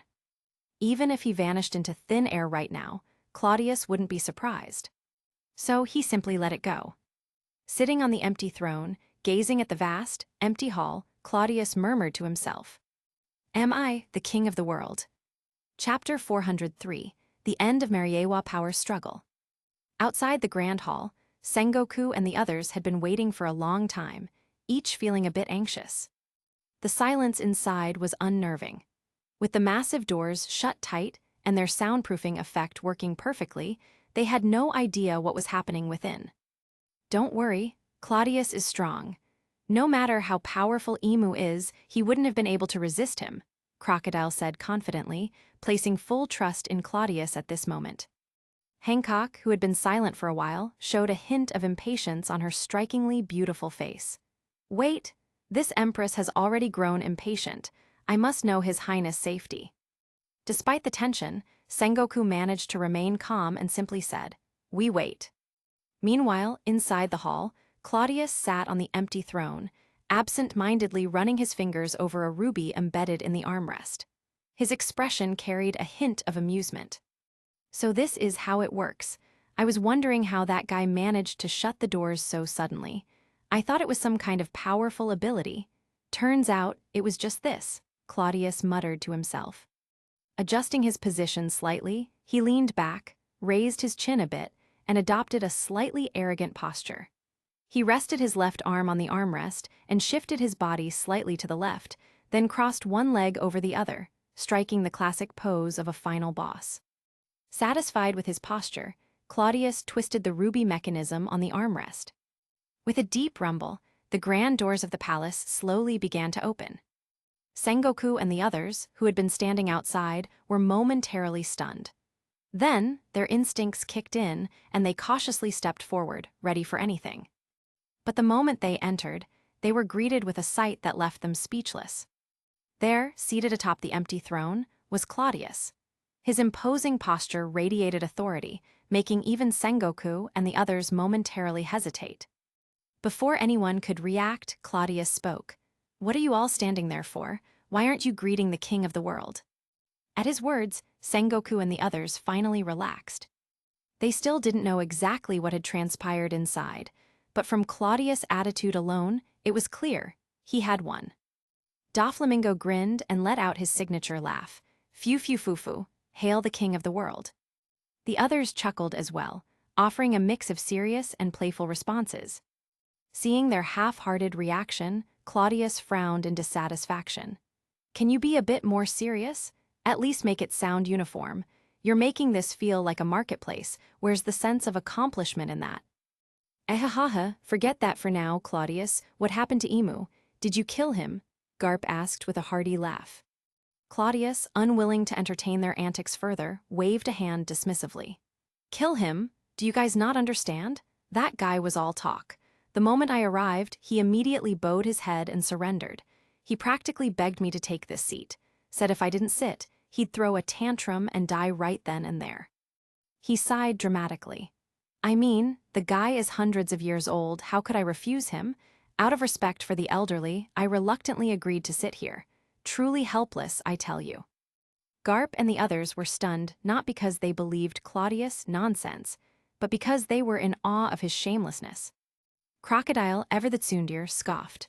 "Oh, if you really don't want the seat, why don't you get up and let someone else take it?" Claudius grinned. "Nah, forget it. Truth be told, this chair is ridiculously uncomfortable, but I shall bear the suffering alone." "Haha, that's fine, I'll sit on it instead. Maya is big, so maybe I'll fit more comfortably," Garp joked. Claudius quickly waved him off. "Nonsense. I made a promise to the old guy that I'd sit here, and I intend to keep my word. You don't have to trouble yourself for me, I can handle the burden." At that, he burst into laughter, and the others joined in. There was a lightness to their laughter, a shared relief that filled the room. None of them knew exactly what had transpired between Claudius and Emu, but in the end, the outcome was clear. Claudius had claimed victory. "The king of the world," Sengoku murmured with a small smile. "It looks like the single rooms we prepared at Impel down won't be needed after all," Chief of Staff Tsuru remarked with a chuckle. "Yeah, no need anymore," Sengoku agreed, laughing. "Guess I'll have to keep working for a few more years." As the group continued to chat and inspect the hall, the doors suddenly swung open once more. A figure rushed inside. It was Dragon. After finishing his business elsewhere, he had hurried over, intent on assisting Claudius. But the moment he arrived, he was greeted by the sight of Claudius sitting on the empty throne, looking down on everyone with an air of arrogance. Dragon's eyes narrowed slightly. "I was too late." Claudius grinned, clearly in the mood to show off. "Yeah, too late. It all happened so fast." Emu took one look at me, grabbed my hand, and burst into tears. Said he'd been waiting centuries for a wise man like me to appear. He begged me to take the throne, swore he'd die right there if I refused. I mean, what could I do? I had no choice but to accept. Dragon, unfazed, walked closer and asked plainly, "So it's over?" His simple question cut off Claudius, grandstanding, much to the relief of everyone else in the room. Listening to Claudius' exaggerated bragging had already been a test of patience. His delivery wasn't even particularly convincing. He acted as if he truly believed his own nonsense, which made it all the more annoying. So when Dragon interrupted, everyone felt a silent wave of gratitude. Taking the cue, they spread out, inspecting the hall rather than enduring more of Claudius' theatrics. Claudius clicked his tongue in mild annoyance and shot Dragon a look. Way to kill the mood. But despite his words, Dragon already had his answer. His expression grew complicated, his thoughts clearly stirring. After a moment, he reached out and placed a hand on the back of the empty throne. "So this is the seat of the king of the world," he murmured. Claudius, sensing his emotions, put away his playful tone and nodded solemnly. "Yeah, this is it." "For the first time in a long while, things feel a little empty," Dragon admitted. The great mission was complete. The Revolutionary Army's purpose had been fulfilled. And yet, despite the sense of finality, there was also an undercurrent of anticipation, of excitement for what came next. "Haha, I'm planning to rebuild the government from the ground up," Claudius announced. "Monkey D. Dragon, I, Donquixote Claudius, extend an invitation to you and the Revolutionary Army. Join the new world government. For the world, for our shared future. What do you say?" Dragon looked at Claudius for a long moment. Then, the corners of his mouth lifted slightly, and he spoke with conviction. "Dragon, leader of the Revolutionary Army, accepts. We will serve the new world government, standing at the forefront under the king of the world." Claudius grinned. "Great, Minister of Civil Affairs, it suits you, don't you think?" Dragon chuckled. "I'll look forward to it." Then Claudius turned to the others. "With this, it's over. Mariewa, the world government, they're in our hands now. Starting tomorrow, we focus on building the new government. And as for the World Summit, it's time to prepare for that too." Chapter 404. Doflamingo, take these celestial dragons on parade. After several days, the World Summit finally concluded. The kings of the 100 participating nations left Mariewa under the escort of the Marines, returning to their respective countries. Many topics were discussed during the summit: taxes, policies, and various governance matters. But none of that was the real headline. The most significant news was that Donquixote Claudius had officially become the undisputed ruler of the world. On the final day of the summit, He shattered an 800-year-old tradition of the world government by allowing the assembled royalty to enter the chamber of the empty throne, where they personally witnessed him sitting upon it in all his majesty. These monarchs, unaware of Emu's existence, had always believed that the empty throne had remained unoccupied for over 8 centuries, symbolizing equality and justice. But now, St. Claudius sat upon it, making it clear there was no need for hollow symbols of equality. He was the king of the world, and all others would stand beneath his throne, awaiting his orders. This raw display of power left the royal families of the world with complicated emotions, but none dared to challenge him. After all, the world government remained as powerful as ever, perhaps even more so, now that Claudius had taken control. With the Marines firmly under his command on one side, and the revolutionary army fully integrated into the new government, on the other, Claudius' authority was absolute. Many royals had never expected to see the revolutionary army, their longtime enemy, standing within the halls of Mariewa, not as invaders, but as allies of the new regime. Dragon, once the world's most wanted criminal, had been reformed, taking on the role of the new government's Minister of Civil Affairs. The Marines on one side, the Revolutionary Army on the other, and CP0, along with the vast intelligence network of the Cypherpol agencies, all serving under him. And as if that weren't enough, Claudius also controlled the financial backbone of the world. The infamous Golden Emperor, Guild Tesaro, had been appointed Minister of Finance, overseeing the new government's economy. The monarchs of the world understood this much. Claudius held both military and economic supremacy in his hands. Even the World Economy newspaper had fallen under his influence. Big News Morgans, once a private media mogul and underground broker, had been transformed overnight, from a kingpin of the underworld into a high-ranking government official. Now he was the Minister of Propaganda. With every pillar of power, military, intelligence, economy, and media, firmly under Claudius' control, who could possibly oppose him? He had ascended to the throne of the world, and no one had the strength to stop him. Even the 5 elders had been rendered powerless against him. Who else could possibly stand against him? But despite this overwhelming dominance, there was one undeniable truth: the new ruler was fair. Claudius had reduced the heavenly tribute, the oppressive tax that nations paid to Mariewa. Beginning next year, countries would only be required to pay 100 million berries annually as a symbolic gesture toward the celestial dragons, who, under the new government, were no longer an elite ruling class. For the first time in centuries, the financial burden on nations had been eased significantly. And that was just the beginning. Claudius' most decisive action was his purge of the celestial dragons. Under a World Summit decree, 18 celestial dragon families in Mariewa were officially stripped of their status, leaving only the Donquixote family as the last true noble house of the celestial dragons. All others were cast down from their privileged status, losing the rights and protections they had enjoyed for centuries. At first, the world assumed that this was where it would end.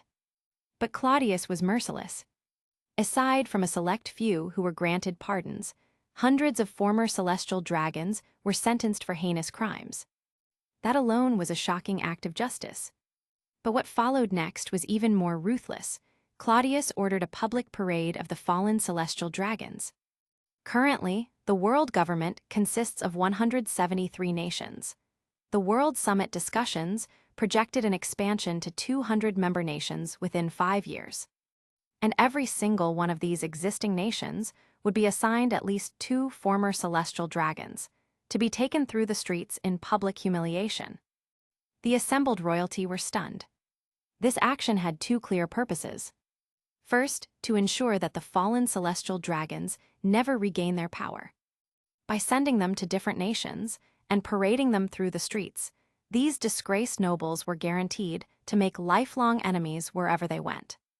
With the entire world witnessing their downfall, no one would dare attempt to restore them.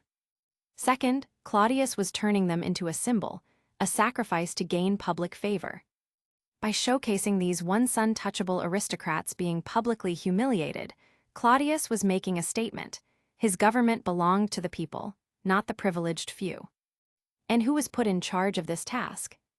None other than Donquixote Doflamingo, the man who hated the celestial dragons more than anyone.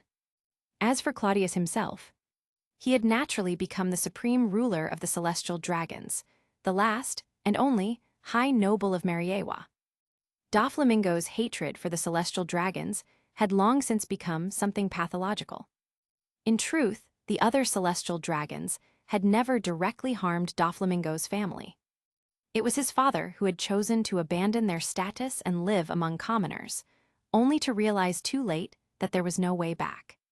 The celestial dragons had refused to let them return, because if every noble could simply leave and rejoin at will, what meaning did their status even hold? But to Doflamingo, none of that mattered. His hatred ran deep. Perhaps the seeds of his vengeance had been planted when he was still a child.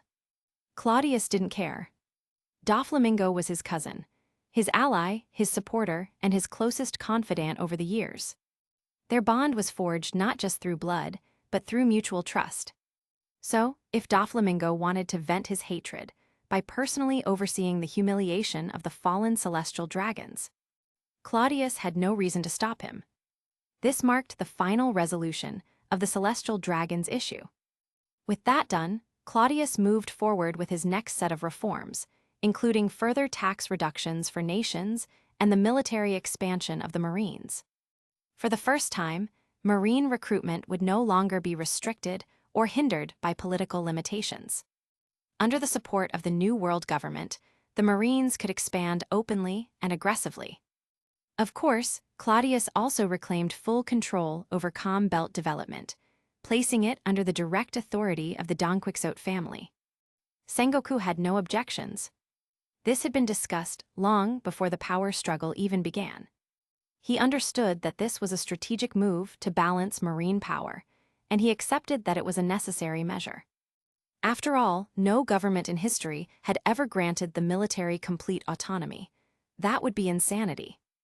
Unlike the old world government, however, Cladius actively supported the Marines' growth. And soon, Sengoku would be promoted to commander-in-chief, placing him at the top of the military structure. At that point, he would have direct influence over marine affairs, ensuring their continued development. As for the Calm Belt development rights, they had not been returned to the world government, but instead handed to the Donquixote family. Sengoku didn't interfere. Self-interest was a natural part of politics. It was understandable. And even if he had an opinion on the matter, there was nothing he could do to change it. Furthermore, as someone close to Cladius, Sengoku knew the truth. Cladius had restricted the extravagant privileges of the celestial dragons on the surface. But in reality, he had merely shifted their power from the public eye into the shadows. And that was fine. Sengoku had no intention of meddling in matters that weren't his concern. Chapter 405, Sweeping the World, No Enemies Left. At the Sabyati archipelago, inside Shaki's ripoff bar, Silvers Rayleigh sat with a newspaper in hand, reading the latest headlines from the World Summit. His expression showed clear shock. Beside him, Shaki was equally stunned. The news was simply too astonishing. These were real events that had shaken the entire world. The headline was simple yet overwhelming. King of the World. The front page featured a photograph of Donquixote Cladius, seated firmly upon the empty throne. Below him, 100 kneeling monarchs of the world government's affiliated nations bowed in submission. The newspaper reported extensively on the key events of the World Summit. The first major story was the complete resignation of the 5 elders, who had long stood as the highest-ranking figures of the celestial dragons. They were stripped of their supreme authority, while Saint Cladius was officially crowned the king of the world, securing the allegiance of all nations. The second major event was the dismissal of the celestial dragons. 18 noble families that had ruled from Mariewa for centuries were completely abolished. Even the 5 elders lost their status as the highest-ranking celestial dragons. They were fortunate that Cladius granted them positions as the 5 great nobles, preventing them from being reduced to commoners. However, the vast majority of the celestial dragons lost all privilege, and many were imprisoned as criminals, set to be paraded through the streets of various nations in the coming year. From now on, only the Donquixote family would hold the sole legitimate celestial dragon lineage under the world government's authority. Moving on, the newspaper detailed another shocking revelation. The former leader of the Revolutionary Army, Monkey D. Dragon, had apparently been an undercover agent all along. The world's most wanted criminal had been completely pardoned, becoming a high-ranking official of the new government, appointed as the Minister of Civil Affairs. It was almost unbelievable. Not only was Dragon himself granted amnesty, but the entire Revolutionary Army was absorbed into the government. Over time, its cadres and members would be integrated into the system, becoming part of the administrative machinery of the new world government. Then came the financial reforms. The heavenly tribute, once an oppressive burden on nations, had been greatly reduced. Each country was now required to pay only 100 million berries annually, making it a symbolic tribute rather than an economic stranglehold. This was followed by sweeping tax reforms. Instead of a flat tax system, taxation would now be class-based and industry-specific. Wealthy industries would be taxed at higher rates. Agriculture and low-income sectors would have minimal taxation. Essential industries would receive tax reductions or even full exemptions to maximize economic growth and improve the lives of citizens. Furthermore, with the world economy news paper now officially under government control, the new world government would regularly publish and explain its policies, preventing corrupt nobility and officials from blaming tax hikes on Mariewa. In the past, local rulers could secretly raise taxes and shift the blame onto the world government. Now, that was no longer possible. The new world government would make its policies transparent through public media campaigns, ensuring that the common people knew where their taxes were actually going. Of course, nations still retained autonomy, similar to a feudal system. Cladius, as the king of the world, held dominion over all, while the nobility and rulers of various nations governed their own territories. As long as they didn't act against the interests of the world government, they were free to rule as they pleased. However, if rebellions broke out due to poor governance, the world government would not intervene unless the situation became severe. Each ruler was expected to handle their own internal affairs. If they couldn't, they would lose their throne. The world government's priority was the stability of nations, not individual rulers. But if someone attempted a coup, or a rogue faction threatened government stability, the world government would dispatch forces to suppress them. This provided some level of protection for the ruling class. As long as they remained loyal to the world government, their positions would be secure. Still, there were many internal policies yet to be finalized, as the new world government was still in its early stages. Another critical announcement was the structural overhaul of government agencies. Within the next 1 to 2 years, the outdated, corrupt administrative system would be completely replaced with an efficient new structure. Claudius also made one thing abundantly clear. Corruption would no longer be tolerated.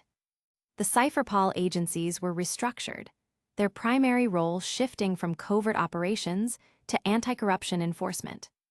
All former CP organizations, including GIS and others, had pledged loyalty to the new government.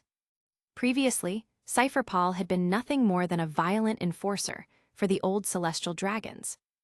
Now, under Claudius' leadership, they had no choice but to adapt or be eliminated.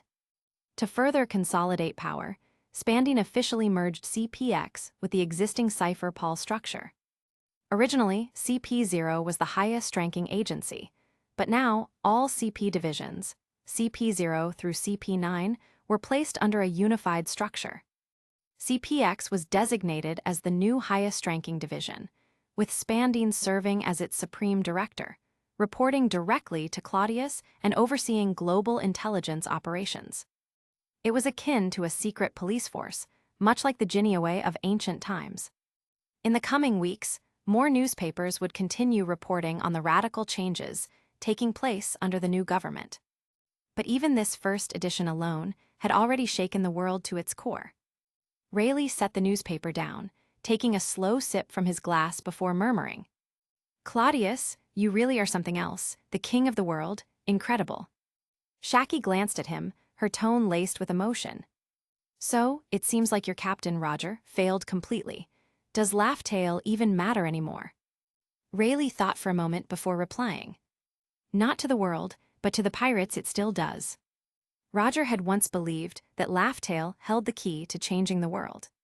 But now, there was no need for Laugh-Tale. The secrets of 800 years ago, the truth of the world, it no longer mattered.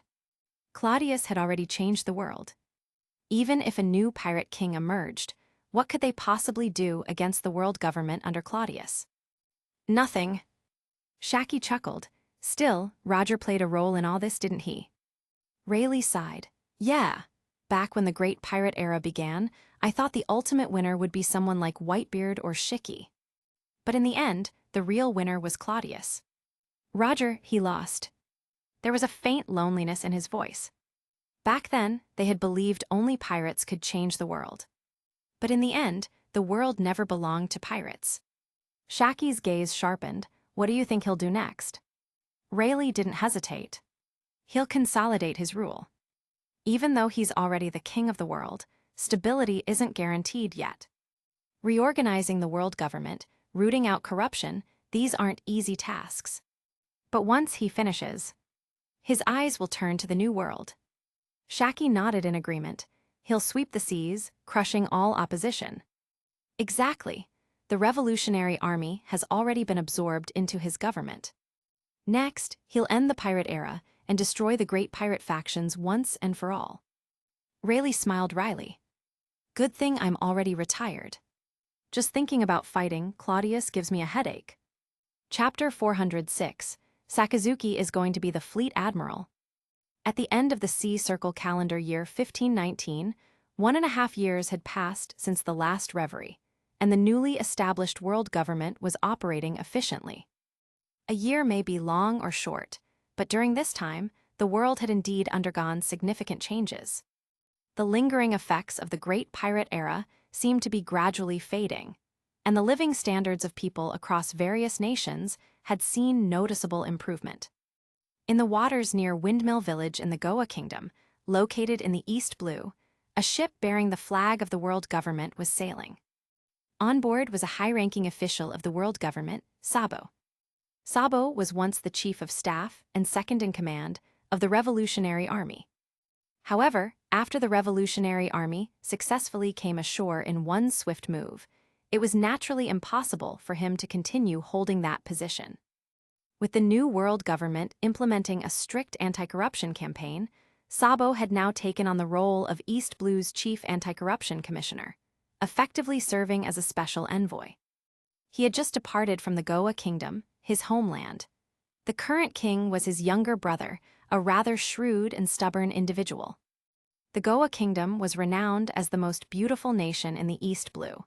However, beneath its surface lay a deeply entrenched darkness. The kingdom strictly enforced isolationist policies, sealing off all trash from its borders to maintain its so-called beauty.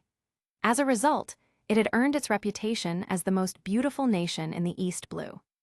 But Sabo's visit shattered that isolation policy.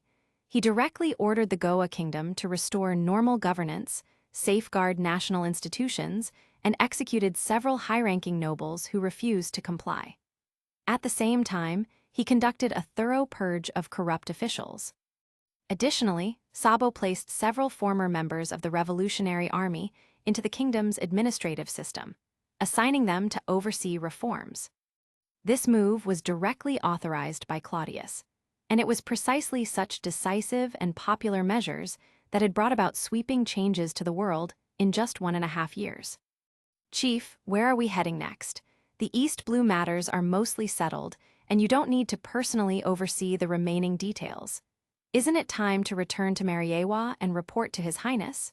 A world government official asked with a smile. Like Sabo, this official had also come from the Revolutionary Army. He never imagined that in the blink of an eye, he would become an official of the world government. I told you, stop calling me chief. Just call me Sabo, Sabo replied with a smile. Then, gazing at the distant sea, he continued, we're heading to Windmill Village. My brother is there. I haven't seen him in a long time. He used to dream of becoming a pirate, but now I need to talk him out of it." The official was momentarily stunned before laughing. Piracy is a dead-end career. Once the nations stabilize and the internal issues are dealt with, His Highness will surely turn his attention to the pirates. Hearing this, Sabo fell silent for a moment before saying, "Yes, perhaps you haven't heard yet, but Marine headquarters will soon relocate to the New World. Fleet Admiral Sengoku is stepping down and will be promoted to Supreme Commander of the Armed Forces." "Huh?" The official was taken aback but quickly grew excited. "This is it, isn't it? The prelude to a major offensive." "That's right," Sabo replied softly. "The next fleet admiral will be Admiral Sakazuki. Sakazuki is a well-known hardliner. Appointing him as fleet admiral at this time, the intent behind it is obvious. The pirates in the New World are doomed. They even went ahead and formed a so-called Four Emperors system. Ridiculous. If His Highness had had the time to intervene earlier, they wouldn't have had any room to grow," the official sneered. Indeed, the pirate forces in the New World had undergone significant shifts over the past year and a half. First and foremost, Charlotte Linlin and Kaido had formed an alliance. Although they initially clashed, they eventually came to terms and reorganized the Big Mom pirates. Linlin had not abandoned her ambition and was preparing to reconstruct Tato land. The Big Mom pirates at their core revolved around Charlotte Linlin. Without her, they were nothing more than scattered sand. But with her in command, they remained a formidable force. Now, they had established themselves as one of the so-called pirate emperors. Another major development was the return of Golden Lion Shiki. Dissatisfied with the current state of affairs, he swiftly reassembled the flying pirates. Shiryu of the Rain and several other powerful individuals had joined his ranks. With Shiki's legendary reputation, his influence rapidly expanded, elevating him to the status of a pirate emperor. However, Shiki cared little for titles. In fact, he despised them. He held no respect for Kaido or Charlotte Linlin. To Shiki, these were just kids who had somehow risen to his level, something his pride could never accept. But in this world, personal grudges meant little. Unless he could eliminate the other three, he had no choice but to coexist with them. Over the past year, Shiki had actively sought conflict, engaging in skirmishes with all three of the other emperors. However, he ultimately gained nothing from these battles. And so, the four emperors of the New World had officially taken shape, each vying for dominance. Of course, Cladius was well aware of these developments. However, he had been too preoccupied with internal affairs to concern himself with the pirates' infighting. Now, although there were still many unresolved issues, the anti-corruption campaign had entered a more stable phase, and early resistance had been largely suppressed. With the administrative structure gradually falling into place, Claudius was finally able to delegate responsibilities to subordinates. Soon, he would be free to shift his focus outward. The anti-corruption measures and governmental stabilization efforts were aimed at cleansing internal chaos, while the upcoming war against piracy was meant to eliminate external threats. In the New World, relatively few nations were aligned with the world government. This was because the region had long been a breeding ground for piracy, producing countless notorious figures. As a result, the countries that had survived there were generally strong. The weak had either been wiped out or forced to submit to the world government. Many nations in the New World remained independent, operating as non-affiliated countries. For Claudius to incorporate them into the world government, he would first have to deal with the overwhelming influence of the pirate factions. At Marine headquarters in Marineford, though technically an archipelago now, the base had yet to be relocated, so it remained operational. After more than 2 years of reconstruction, order had been fully restored. Inside the fleet admiral's office, Sengoku was packing his belongings. He was in excellent spirits. Over the past year, St. Claudius had kept his word, supporting the Marines wholeheartedly and entrusting them with significant authority. Even though Sengoku was only the fleet admiral, he had often been invited to high-level governmental meetings, where his input was valued. What did this mean? It meant that His Highness was a man who valued loyalty. Humming a cheerful tune, Sengoku even swayed his hips slightly as he packed. Clearly, he was in a great mood. At that moment, the office door swung open, and Garp walked in with his usual carefree demeanor, followed by Sakazuki and Kyuzen. Sengoku froze for a moment before quickly straightening his posture. "Garp, could you at least knock next time?" "Ahahaha, you won't be the fleet admiral much longer," Garp laughed. Sakazuki glanced around the room and asked in mild surprise, "Fleet admiral, are you already packing up?" Sengoku smiled. "I want to clear the way for you before we move Marine headquarters." "So soon?" Sakazuki frowned slightly, puzzled. "The relocation of Marine headquarters is crucial. It will help solidify your authority as Fleet Admiral. I, for one, will stay out of it," Sengoku said with a grin. Chapter 407, Reorganizing the World Government's New Structure. Seeing how open-minded Sengoku was, showing no attachment to his position and actively paving the way for him, Sakazuki didn't bother with unnecessary formalities. He simply nodded and said, "Then I'll take over, Commander." Sengoku nodded with a smile, then turned to Kyuzen and asked, "What about you, Kyuzen?" "Me? I'm resigning from the Marines. I'm transferring to the world government, where I'll be responsible for restructuring the police and security forces. In a way, you could say I'll be a fleet admiral of my own," Kyuzen replied with a grin. Originally, Kyuzen was supposed to be transferred to CPX, but after 2 years of changes, his future had taken a different path.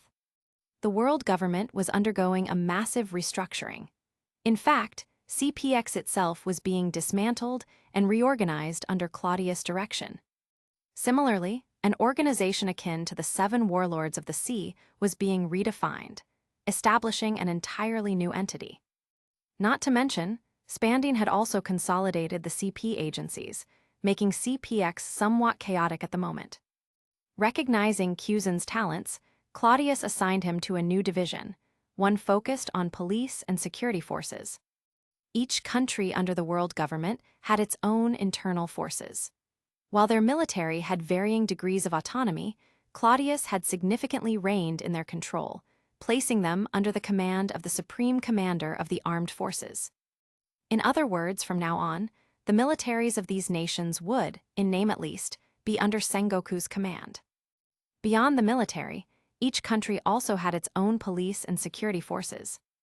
Nami's adoptive father, Genzo, was a local patrol officer in Kakasi village, while Lafitte, who now served under Shiki, was originally a security officer from the West Blue. These two systems were disorganized and largely ineffective. They had functioned more like idle, ornamental forces. However, Claudius saw the untapped potential in them. With proper organization, they could serve as the first line of defense in maintaining civil order across the world government's territories. Thus, his new government had begun the process of restructuring and managing these previously chaotic police and security forces. Eventually, all of these powers would be centralized under the world government, allowing for standardized deployment and coordination of law enforcement across all nations. This initiative was not just about protecting the rights and well-being of citizens, it was also aimed at curbing disorder in the underworld. After all, it wasn't just pirates causing chaos. The criminal underworld was just as rampant, albeit less overtly dangerous. Claudius understood that such elements could never be entirely eradicated, but at the very least, a specialized agency would now be tasked with managing them. Kyuzen would serve as the head of this new department, and he seemed quite interested in the underworld. Stussy was set to become his second-in-command, assisting him in establishing the division's framework. This new department was tentatively named the World Government Department of National Security. Its highest-ranking officer, above Kyuzen, was still the Supreme Commander of the Armed Forces. Holy Land Mariewa. Within the headquarters of the world government, what was once the Five Elders' office had now become Claudius' office. Mariewa had been the first place to restore order following the reforms. Many former Revolutionary Army members, along with Claudius' loyal officials, were now serving as high-ranking government administrators. Each had their own office, making it highly convenient for Claudius to summon them for discussions. As for the domain of the gods, the lavish residential area formerly occupied by the celestial dragons, it had now become the private property of the Donquixote family. The luxurious palaces of the celestial dragons had been completely looted, then either demolished, sold off, or repurposed. The entire district was being transformed into a city within a city. It was an incredibly lucrative venture. After all, looting the celestial dragons was no small feat. In the past, Cladius had engaged in occasional underhanded dealings, making a few opportunistic gains. But now, he had absolute authority. With the celestial dragon's entire class dismantled, he could do as he pleased, unchallenged. The sheer amount of wealth the celestial dragons had accumulated over 800 years was astronomical. To some extent, this had significantly eased the financial burden of Claudius' new government. In fact, they had an overabundance of resources, enough that they didn't even need to collect taxes for the next 3 years. If needed, they could even distribute financial aid to allied nations, boosting their economies. Furthermore, Claudius already had several fully developed industrial chains and a vast amount of capital under his control. In short, the world government was now financially secure, with no concerns about funding. Inside his office, Claudius held a baton in his hand, gesturing toward a world map pinned to the wall as he spoke. Gathered before him were Dragon, Crocodile, Tesoro, Doflamingo, and several other key officials. Enel, Mihawk, and Hancock, on the other hand, had returned to their respective domains. Hancock to Amazon Lily, Mihawk to his lone fortress, and Enel to who knows where. Sabyati Archipelago has always been directly governed by the world government, but that alone isn't enough. The world government needs to strengthen its influence and establish a foundation that is entirely its own. Therefore, from now on, Water 7, Dressrosa, and Alabasta will also be placed under direct government control, Claudius stated firmly. He didn't mention the Calm Belt. That region was already private territory belonging to the Donquixote family, serving as a key economic stronghold under his control. Doflamingo had no objections. After all, he was now among the highest-ranking celestial dragons. Dressrosa no longer held the same significance to him. Crocodile glanced at Claudius and casually responded, "No problem." Claudius nodded. "This won't affect your position. Your thrones will remain intact, after all, we're all on the same side." Dragon, however, frowned slightly. "Isn't this layout a bit scattered? Dressrosa is in the New World, Sabyati Archipelago is at the end of Paradise, Water 7 is in the middle, but Alabasta is all the way at the beginning." "This has nothing to do with geography," Claudius explained. "It's about power and industry. Alabasta possesses a strong military force, but more importantly, it has a fully developed military-industrial complex that supplies marine headquarters. This has become Alabasta's primary industry, and in the future will expand it even further. It will become a true military production nation, providing high-quality equipment not only for the Marines, but also for the national militaries of all allied nations. In short, the world government must directly control this strategic resource." Dragon nodded in understanding. "I see. Water 7, meanwhile, is the birthplace of the sea train system. Even though its warship industry has shifted to Alabasta, it remains highly important, so it must also be under direct control." "Exactly. As for Dressrosa, that's simply because it's the ancestral land of the Donquixote family," Claudius added with a smirk. After a brief pause, he continued. "Direct government control aside, we must also redraw the jurisdictional map of the world. New World is its own beast, but the 4 blues and the first half of the Grand Line must be subdivided into regional zones under world government authority. This will allow us to project power more effectively and streamline governance. In the past, the world government had operated from Mariewa as a centralized authority. But Claudius was now implementing regional administrative divisions, ensuring more detailed management and control over the world. If the world government were a country, then Mariewa would be its imperial capital, while these new regional divisions would function as provinces governing the kingdoms beneath them. And now, Claudius was about to establish those provinces, laying the foundation for a new world order. Chapter 408. Catch one, catch the whole family, kill the whole family. Claudius and the others carefully examined the division of regional jurisdictions, ultimately breaking them down into 7 districts. At one point, Claudius even considered whether, after subduing the pirate forces in the New World, he could establish a new system, perhaps something akin to the 7 warlords of the sea, distributing power among these 7 districts while keeping pirate influence within manageable limits. As for the New World itself, perhaps it could have its own pirate king to maintain balance. Of course, this was merely an ambitious thought, something for the distant future. For now, he put the idea aside. This is the latest anti-corruption report and asset seizure summary for the quarter. Have a look, Dragon said, handing a document to Claudius. Claudius nodded, taking the file in one hand while lifting a teacup with the other. What's the situation? Dragon chuckled wryly. Same as before. Even though I expected it, it's still unbelievable. The sheer scale of corruption is staggering. These bastards have committed countless crimes, so much so that the extent of their greed is beyond imagination. As Dragon vented his frustration, Claudius flipped through the report. His expression darkened as he read. Indeed, corruption within the former world government had reached an absolutely abhorrent level. Had he taken power 10 years later, the rot might have been beyond repair. The system had already decayed to its core.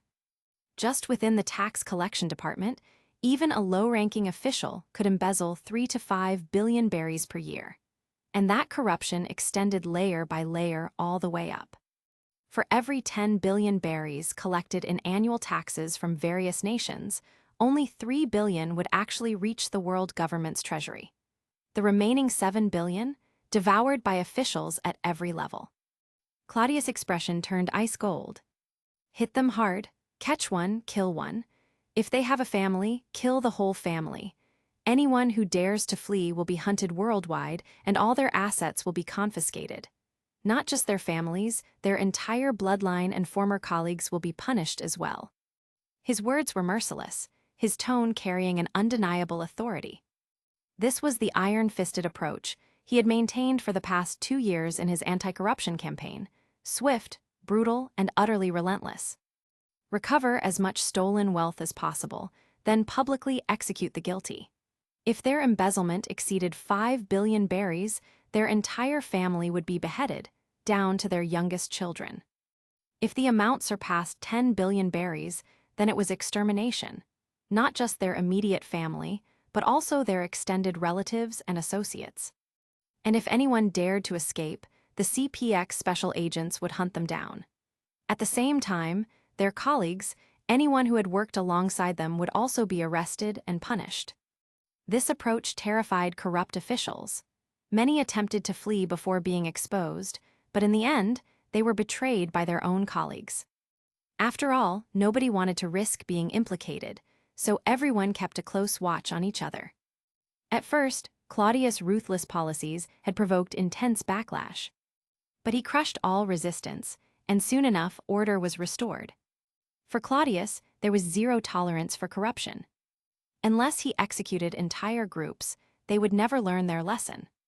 Of course, Claudius understood that even if he eradicated today's corrupt officials, there would always be new ones in the future. Corruption was like piracy, it could never be truly eliminated. But the harsher the crackdown now, the longer it would take for corruption to return. By purging entire bloodlines and wiping out families, Claudius could guarantee that for the next 20 to 30 years, the new world government would remain clean and efficient, with only minimal corruption. If he went easy now, then in just 3 to 5 years, corruption would resurface, perhaps even worse than before. Understood, you already know I fully support this approach, Dragon said with a smirk. After a brief pause, he added, this quarter alone, we've recovered over 700 billion berries. And that's not even everything, many assets are still under review. Preliminary estimates suggest the total amount of dirty money could exceed 1 trillion berries. Send it back into the government treasury. Even though our finances are stable, we need funding for major development projects, expanding sea train networks, improving trade infrastructure, and supporting large-scale commercial enterprises. Everything requires money. Also, I plan to increase government salaries and boost marine military expenditures. Claudius' tone was decisive. While the world government's current finances were strong, with Tesoro holding trillions in reserves, most of that wealth remained unused. At present, they were still sorting out internal affairs. But once that phase ended, Claudius planned to fully launch development initiatives. At that point, initial investments would be massive, and even trillions wouldn't be enough. The larger the empire, the more resources it needed. Increased salaries. Dragon raised an eyebrow, surprised. What are you planning? Claudius smirked. If you're going to beat them with a stick, you should also offer a carrot. We must eliminate corruption while ensuring that official salaries are high enough to prevent the temptation in the first place. We need both strong discipline and generous compensation. Our public servants should be wealthy and respected. That way, they'll be less likely to engage in corruption and will be more willing to work for the people. Dragon frowned slightly. Isn't there a flaw in that logic? Claudius nodded. Yes, high salaries alone won't guarantee integrity. There must also be strict oversight. Just because we offer high wages doesn't mean we can ignore supervision. We need strong anti-corruption laws, constant monitoring, harsh punishments, and a zero-tolerance policy. Dragon's eyes lit up. So, you're saying, while we increase salaries, we also increase penalties? Exactly, Claudius said firmly. You want money? Fine. We'll pay you well, but if you dare to steal, then you'll pay with your life. If someone commits minor corruption, they'll face severe punishment. If they embezzle large sums, their entire family dies. With high salaries and brutal consequences, few will risk taking bribes. This should significantly reduce corruption. The others nodded in agreement. It made perfect sense. Still, Claudius chuckled and shook his head. Of course, this is still experimental. We're feeling our way through this. Whether it actually works, only time will tell. Mistakes will happen, but what's important is that we have the determination to admit them and correct them. Understood. I'll discuss this with Tesoro and draft an official policy, Dragon replied. Just as they were finishing their discussion, there was a knock at the door. Claudius called out, and the door swung open. In walked Commander Kong, a smile on his face. Claudius respected Kong deeply. With a warm grin, he waved and said, "Commander, what brings you here?" "Heh. Your Highness, I'm here to submit my retirement application." Claudius paused for a moment, slightly surprised. The Marine headquarters restructuring plan isn't even finalized yet. Why are you stepping down so soon? The plan is done, I have it right here. Sengoku has decided to hand over the Fleet Admiral position to Sakazuki before the Marine headquarters relocation. Claudius fell silent, then sighed. He's paving the way for Sakazuki, huh? Exactly, Kong nodded solemnly. It's a long-standing Marine tradition. And now, it's my turn to retire. Your Highness, I humbly request your approval. With that, Kong handed the official document to Claudius. Claudius hesitated for a moment, then silently accepted it. Chapter 409. By decree, Fleet Admiral Sengoku promoted to Supreme Commander of the World Government. After receiving Commander Kong's retirement application, Claudius casually opened it, scanned through the contents, then picked up his pen and signed his name without hesitation. With that, both Claudius and Kong couldn't help but feel a bit sentimental. I still remember when we went after Redfield together, Commander, Claudius chuckled. Kong laughed as well. Yeah, time really flies. Back then, I thought you had a promising future, but even I never expected you'd rise this far. I sincerely appreciate everything you've done for me, Commander, Claudius said seriously. Kong had never explicitly sided with him. However, neither had he aligned himself with the Five Elders. His stance had always been one of loyalty to the world government, to governance and order. Still, Claudius could not forget all the help he had received along the way. Years ago, when Claudius sought to gain influence over the Marines and control military funding, it was Commander Kong who made the crucial decision to support him. Kong understood the implications behind that move, yet he still chose to cooperate, accepting gold from the City of Gold and backing the joint development of the Calm Belt by the Marines and CPX. That had opened an invaluable path for Cladius. Later, as Supreme Commander, Kong had covered for them, ensuring that the five elders did not interfere. Without him, their plans might have been exposed much sooner. It was impossible for Kong not to notice the major changes in Mariewa. He was too experienced to be deceived so easily. Cladius knew, without a doubt, that Kong had been aware of everything. Yet instead of intervening, Kong had turned a blind eye, even aided them in secret. Looking back, Cladius realized that Kong had likely refused to take a clear stance on purpose. Perhaps he didn't want any public credit, so as to avoid tarnishing Cladius' legitimacy. After all, if he had openly supported Cladius, then stepping down now would look like a forced retirement, as though Cladius were casting him aside after using him. Perhaps Kong had already foreseen this, choosing instead to retreat on his own terms and make way for the next generation. "You really don't need to thank me," Kong said with a hearty laugh. "In my life, I've always followed the justice in my heart. Every decision I made was because I believed in it, not because of obligation. Your Highness, I saw justice in you. I saw the future in you. That's why I was willing to put my trust in you." He sighed, his voice carrying a sense of contentment. "I'm already old. I've served as a fleet admiral. I've reached the pinnacle of military command. There's nothing more for me to pursue. The only thing I've ever truly wanted is justice." And Cladius, in his eyes, was justice. Cladius looked at the esteemed commander before him, his expression serious. "Rest assured, Commander, I will bring justice to this world." Kong smiled. "I have no doubt about that, Your Highness." Cladius nodded, then opened a drawer, rummaged through it, and pulled out 3 official documents. One by one, he signed his name. Then he placed 2 of the documents on the table and turned toward Rob Lucci, who stood silently behind him. "By decree, Fleet Admiral Sengoku is hereby promoted to Supreme Commander of the World Government, effective immediately. Announce it to the world." Lucci bowed slightly. "Yes, Your Highness." Cladius continued. "By decree, Admiral Sakazuki is hereby promoted to Fleet Admiral of the Marines, effective immediately. Announce it to the world." "Yes, Your Highness." "By decree, Admiral Cusin is hereby transferred to the World Government Security Department and appointed as Minister of Security.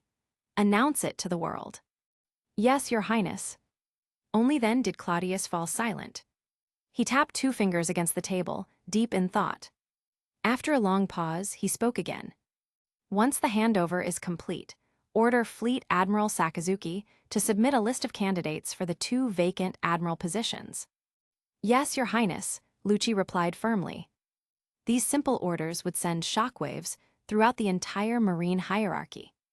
While the upper echelons had already been informed, the lower ranks would undoubtedly be stunned by these announcements. Soon after, Lucci carried out the decrees, setting everything into motion. Sengoku had been fully prepared for this moment. Upon receiving the decree, he immediately contacted Morgans, the Minister of Propaganda for the World Government, and arranged a global broadcast via the World Economy newspaper. Through live transmissions and special news editions, Sengoku announced his promotion to Supreme Commander of the World Government. Then, with a smile on his face, he packed his belongings and set off for Mariewa to assume his new position. Meanwhile, Sakazuki did the same. He formally assumed the role of Fleet Admiral, made a worldwide announcement, and then delivered another bombshell news update. Marine headquarters, which had remained in Marineford for 800 years, would officially relocate to the New World. Starting immediately, the Marines would begin moving their base of operations to the Marine G1 branch, aiming to complete the transition by 1520. This announcement sent shockwaves across the world. Everyone immediately realized the Sea Circle calendar 1520 would be a year of historic change. This move marked the beginning of an all-out confrontation between the Marines and the pirate emperors of the New World.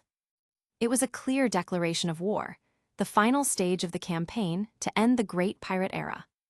By comparison, Cusin's transfer to the World Government Security Department seemed far less dramatic.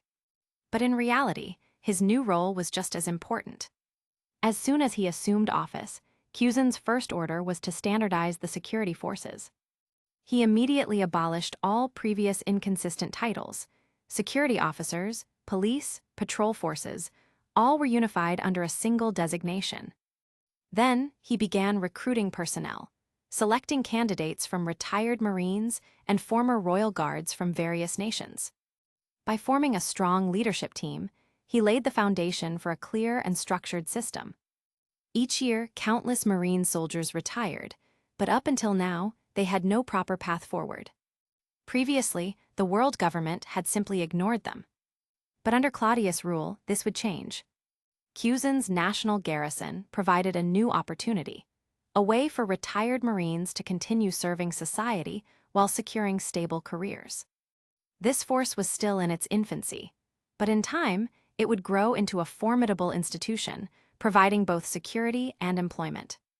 At the same time, Claudius was preparing to launch a massive commercial initiative. The world government planned to establish a global trading fleet, opening maritime trade routes between all 4 seas and countless nations. This would stimulate economic growth, expanding the world government's influence through commerce. These trade fleets would also require private security forces, another career path for retired Marines. With their combat experience, they would be highly sought after as professional guards and escorts. Of course, this was entirely optional. No one would be forced into service. But for those seeking a stable post-military life, the world government was finally providing real opportunities. Chapter 410, Naval Headquarters, Admiral Mamosagi Jin. In the New World, at the G1 Marine Base, Jin sat leisurely in her office. Her slender, fair legs rested directly on the desk, her body leaned back against the comfortable chair, and a lady's cigarette was held between her fingers. Her sword, Kenpira, hung casually at her waist. In her other hand, she held a document stamped with the seal of the Fleet Admiral and signed by Sakazuki. "I've been appointed as an Admiral of Headquarters. After so many years, I've come this far," Jin murmured with a hint of emotion. With Claudius now the ruler of the world, naval headquarters had grown immensely wealthy. The Marines had been secretly expanding for years, and now, under Claudius's protection, their influence was stronger than ever. Even though the Marines had suffered heavy losses in their battle against the Whitebeard pirates, they remained a formidable force. Their foundations were intact, making world conscription unnecessary. It would only dilute the Marines' purity and create chaos. Claudius had no interest in short-term combat power boosts. Even Fujitora, who had been with the Marines for nearly 3 years, had fully integrated into their system. He was no longer an outsider. Thus, Jin wasn't particularly surprised by the recruitment order in her hands. As a senior Marine officer with a personal connection to Claudius, she had long been aware of the internal changes. She also understood why she was being promoted to admiral. Under normal circumstances, she would have refused the offer. After all, she had never been particularly eager to become an admiral. Wasn't it better to remain an admiral candidate? That position carried prestige without the full burden of responsibility. However, with Claudius leading the way, she didn't mind. More importantly, since he had wiped out the celestial dragons, she was no longer required to protect them. On the contrary, this new status gave her the perfect excuse to visit Claudius more often. A small smile appeared on Jin's lips at the thought. Over the past few years, she had been incredibly busy overseeing the construction of the new naval headquarters. Now, with the G1 base finally nearing completion, the new headquarters was ready to be established. With things settling down, she would finally have some free time to visit Claudius. Just then, the door to her office burst open, and a figure rushed in, looking both excited and surprised. Jin was startled and quickly put out her cigarette, but upon seeing who it was, she sighed in mild irritation. "Kuina, what's with the rush? Can't you be a little more composed?" she asked, clearly dissatisfied. That's right, the person who had barged in was Kuina. At this moment, she was wearing the epaulets of a vice admiral, and her expression was full of excitement. Ignoring Jin's complaint, she blurted out, "Sister Jin, did you hear the news? This is huge. The headquarters is appointing you as an admiral." Jin glanced at Kuina helplessly and said, "You already know, so how could I not? The appointment order is right here in my hands. As long as I sign it, I'll immediately be promoted to admiral." "Then what are you waiting for? Hurry up and sign it," Kuina urged excitedly. Jin raised an eyebrow. "Why are you in such a hurry?" Kuina grinned. "Sister, Jin, if you become an admiral, you won't be the commander of this base anymore. And since I'm the only vice admiral here, doesn't that mean I'll get promoted? I'll be the commander of G1. Jin stared at Kuina in exasperation. "So what? This base is about to become naval headquarters. Soon, there won't even be a base commander position. Unless you suddenly become fleet admiral, it won't last long." "That doesn't matter," Kuina declared. "Whether it's 3 days or 3 years, experience is experience. Having commander of the G1 base on my record will look great. Imagine it, the last base commander in G1's history. Doesn't that sound impressive?" Jin gave her a strange look. "Impressive, that just sounds depressing." Deciding not to argue further, Jin changed the subject. "Enough about that. What about your little boyfriend? I haven't seen him challenge you lately." At those words, Kuina's face turned red. She waved her hands frantically. "Don't misunderstand. He's not my boyfriend. He's just my rival." That rival was none other than Rorinoa Zoro. After training under Cladius for a while and mastering armament haki, Zoro had eagerly come to the G1 Marine base to meet Kuina. The two had been thrilled to see each other again, and then immediately fought. The result? Kuina was still ahead. Zoro had talent, but Kuina had been at sea longer, had received proper swordsmanship training from Jin, and had far more battle experience. Unlike Zoro, whose master, Cladius, was only half serious about swordsmanship, Kuina had been trained by a true swordswoman. As for Cladius, his philosophy was full of abstract nonsense like "a sword in the heart is better than a sword in the hand," which sounded deep but was ultimately unhelpful. Still, he had at least taught Zoro proper haki techniques. More importantly, Kuina had joined the Marines early, honed her skills in the New World, and fought against countless fearsome pirates. She wasn't just stronger, she was more seasoned. To Zoro, she was still the wall he had to overcome. And so, the result of their fight was predictable. Kuina claimed her 1,251st victory. But Zoro was nothing if not persistent. He continued to challenge her, only to be defeated again and again. By his 2,000th loss, he finally decided he needed more real-world experience and set out to sea. Cladius agreed. While he wasn't the best swordsman, he knew that true growth only happened in life-or-death situations. So he arranged for Zoro to join the Spade Pirates, where he could assist Ace and, conveniently, have Buggy as a sparring partner. Buggy, after all, was practically unkillable, making him the perfect practice dummy. With Ace now recognized as the newest and final member of the 7 Warlords of the Sea, things were bound to get interesting. Kuina, however, was still flustered. "I told you he's not my boyfriend, and why are you blushing?" Jin teased. "That kid may be a bit dense, but he has potential. He's strong and not bad-looking either." Then she smirked. "If you're not interested, I suppose I could introduce him to someone else." Kuina's eyes widened. "You wouldn't." "Why not? I think he'd get along well with Tashigi," Jin said playfully. "You know her, right? The Marine Commodore who looks just like you." "Of course I know her. She's Smoker's assistant over at G5, Kuina huffed. Jin's smirk widened. "I think they'd make a cute couple. If you're not interested, I'll introduce them." "Don't you dare," Kuina shrieked, her face burning red. Then she realized she had reacted too strongly and grumbled, "You're bullying me again." Jin laughed heartily. Then, turning her attention back to the transfer order, she picked up a pen, her expression turning thoughtful. "Marine Admiral, huh?" Kuina noticed her tone and asked softly, "Is something wrong?" Jin shook her head. "No, I'm just feeling a little sentimental. In the end, I really did become a Marine Admiral." With that, she signed her name on the appointment order. Chapter 411, Fujitora, Isn't Being an Admiral the Same as Being a Ronin? Golden City, the most luxurious, high-end entertainment hub in the world, equipped with the most advanced facilities. Previously, it had been under the control of Tesoro. However, after the historic upheaval at Mariewa, Tesoro underwent a transformation, rising to become the world government's Minister of Finance, a high-ranking official within the system.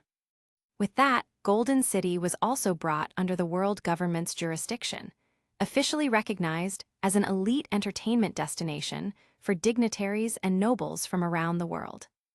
Although Golden City offers a vast array of entertainment, including racing, concerts, stage performances, and amusement parks, its most renowned attraction remains its casino. The gambling scene here is unparalleled. From small-time street stalls to the grandest, most opulent casinos, every level of gambling is covered, catering to gamblers of all types. If you have money, you can enjoy the high-roller casinos. If you don't, well, even being broke here means you'd be considered wealthy elsewhere. The street stalls allow even the less fortunate to experience the thrill of gambling. At this moment, in one of the more chaotic and noisy gambling stalls, two high-ranking Marines could be found blending in with the crowd. One was Issho, better known as Fujitora, an admiral candidate. The other was Vice Admiral Garp. These two shared a similar nature, their personalities aligned, as did their views on justice. So, not long after Fujitora joined the Marines, he and Garp, known for his carefree antics, became close, much like Garp's friendship with Vice Admiral Takacake. Fujitora loved gambling, while Garp enjoyed lively environments and having fun. Naturally, they ended up here together. In reality, given their status, one an admiral candidate, the other a legendary Marine hero, there was no reason for them to be in such a low-tier gambling den. They could easily access the most exclusive casinos. But Fujitora had no interest in that. He preferred the raw, unfiltered energy of these loud, chaotic, and frenzied stalls. In his words, only in places like this can you truly experience the joy of gambling. The high-end casinos, on the other hand, had lost the essence of gambling. They were nothing more than venues for the rich to flaunt their wealth and status. There, people sat upright, observing their wins and losses with calm indifference. What's the fun in that? True gambling was about passion, about the thrill of victory and the agony of defeat.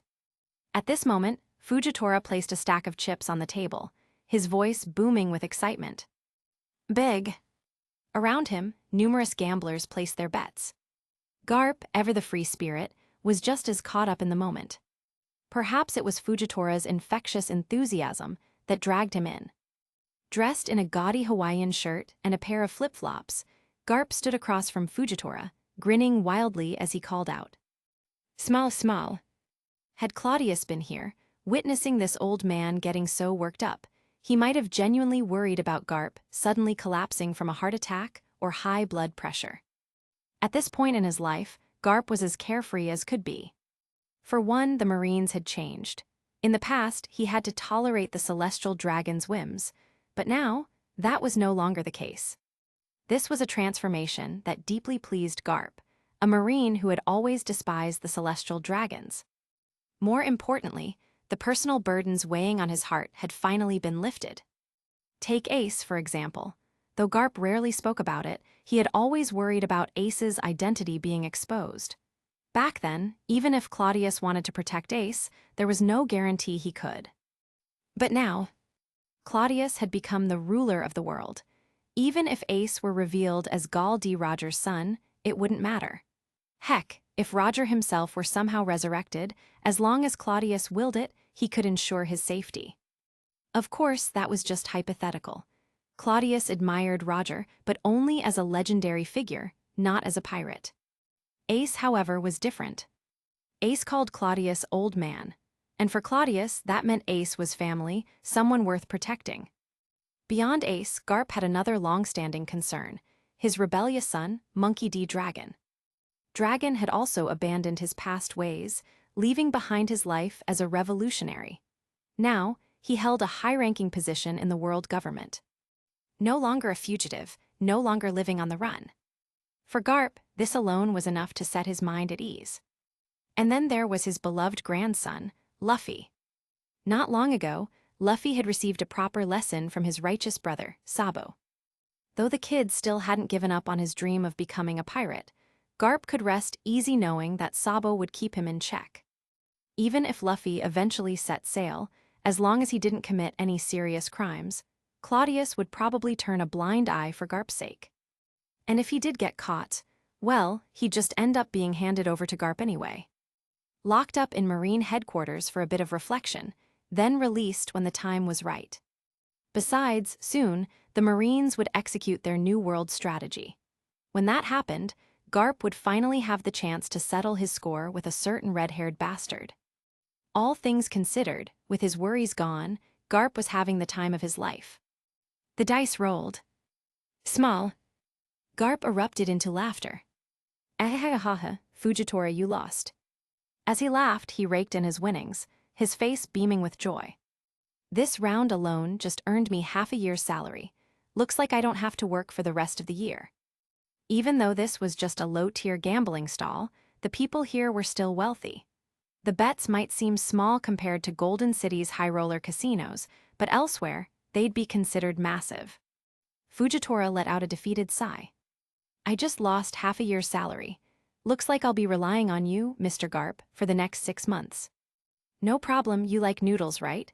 The old man will buy you 6 months' worth of noodles. Ahahaha, Garp teased. Even if I love noodles, I wouldn't take it that far. Fujitora chuckled helplessly. Garp played with the chips in his hands, then suddenly remarked. Actually, there's another reason you don't need to save money. What do you mean? Fujitora asked, puzzled. We're in Golden City right now, so you haven't received the news yet. But if we were in Marineford, you'd already have your transfer orders, Garp said with a grin. Fujitora blinked, realization dawning on him. Oh, Fleet Admiral Sengoku has been promoted to Commander-in-Chief. Admiral Sakazuki is now Fleet Admiral, and Admiral Kyuzin has moved to the secret police. That means... You're Admiral now, Garp confirmed with a nod. This morning, Jin contacted me. She already received and signed her transfer order. As of now, she's officially a Marine Admiral. And yours has been confirmed as well. That means my salary is going up, right? And I get a raise too, Fujitora mused. Of course. Plus, you get a top-class residence at the new Marine headquarters, G1. If they cover food and lodging then, why do I need to save money? At that moment, Fujitora felt like his old Ronin days had returned. No need to worry about money. Well then, time to gamble. With that, he grabbed Garp and yelled. Come on, let's play 2 more rounds. Chapter 412. Tesaro, being the Minister of Finance is too hard. Holy Land, Mariewa. Inside the headquarters of the world government, the Ministry of Finance was located on the 8th floor. At this moment, inside Tesoro's office, Baccarat was organizing documents for him. As the saying goes, when one person ascends to greatness, those around them rise as well. Tesoro had followed Cladius all the way from being a slave to becoming a high-ranking official. And Baccarat had followed Tesoro, rising to a high position herself, now serving as Deputy Minister of Finance. However, despite her status, Tesoro was still the one in charge. She merely assisted him in handling various tasks. Setting down the documents in her hand, Baccarat let out a soft sigh. The workload in the Ministry of Finance was immense. After all, they were responsible for cleaning up the financial mess left by the world government. On top of that, there were still many new plans to implement. Over the past 2 years, St. Claudius had been continuously bringing in talented personnel to support Tesoro and Baccarat, helping to ease their burden.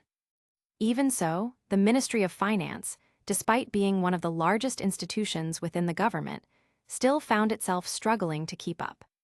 Finally catching a break, Baccarat sank into the sofa and exhaled in relief. She picked up her elegant pipe from the table, took a slow puff, and then sipped her tea, all while watching Tesoro, who was currently on a den mushy call. Baccarat liked Tesoro. Long ago, she had been just a dancer, until she unexpectedly consumed a powerful devil fruit. But without guidance, she had no idea how to properly use its abilities. Then Tesoro appeared, taking her under his wing and personally nurturing her step by step into who she was today. To say Baccarat was well endowed was an understatement. She possessed striking burgundy curls, warm hazel skin, and an explosively curvaceous figure.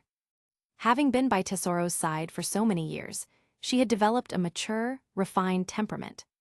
Her smile was charming, with eyes that narrowed in a way that made her seem approachable and kind. Yet beyond her looks, she was also highly capable, playing an indispensable role in Tesoro's work. In every aspect, body, beauty, personality, and talent, she was simply impeccable. A true goddess-level woman. Unsurprisingly, she had never lacked suitors. But Baccarat had no interest in any of them. Because in her eyes, there was only Tesoro. She was willing to give him everything, even though she knew Tesoro's heart belonged to another. No matter what, she could never replace Stella in his heart. Stella might not have Baccarat's talent, nor was she necessarily more beautiful, but she was Tesoro's haven, one of the two pillars that supported him. The other pillar was, of course, Saint Cladius. Baccarat had always understood this. She knew Tesoro was a devoted man. But no matter how much she tried to accept it, she couldn't let go of her feelings. Perhaps this was love. Even so, she had her own principles.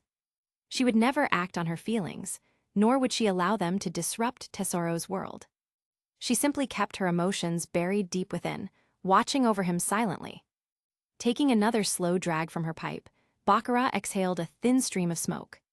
She glanced at Tesoro, who was still on the den mushy, and whispered softly, "Stella, I really envy you." Meanwhile, Tesoro remained oblivious to Baccarat's thoughts.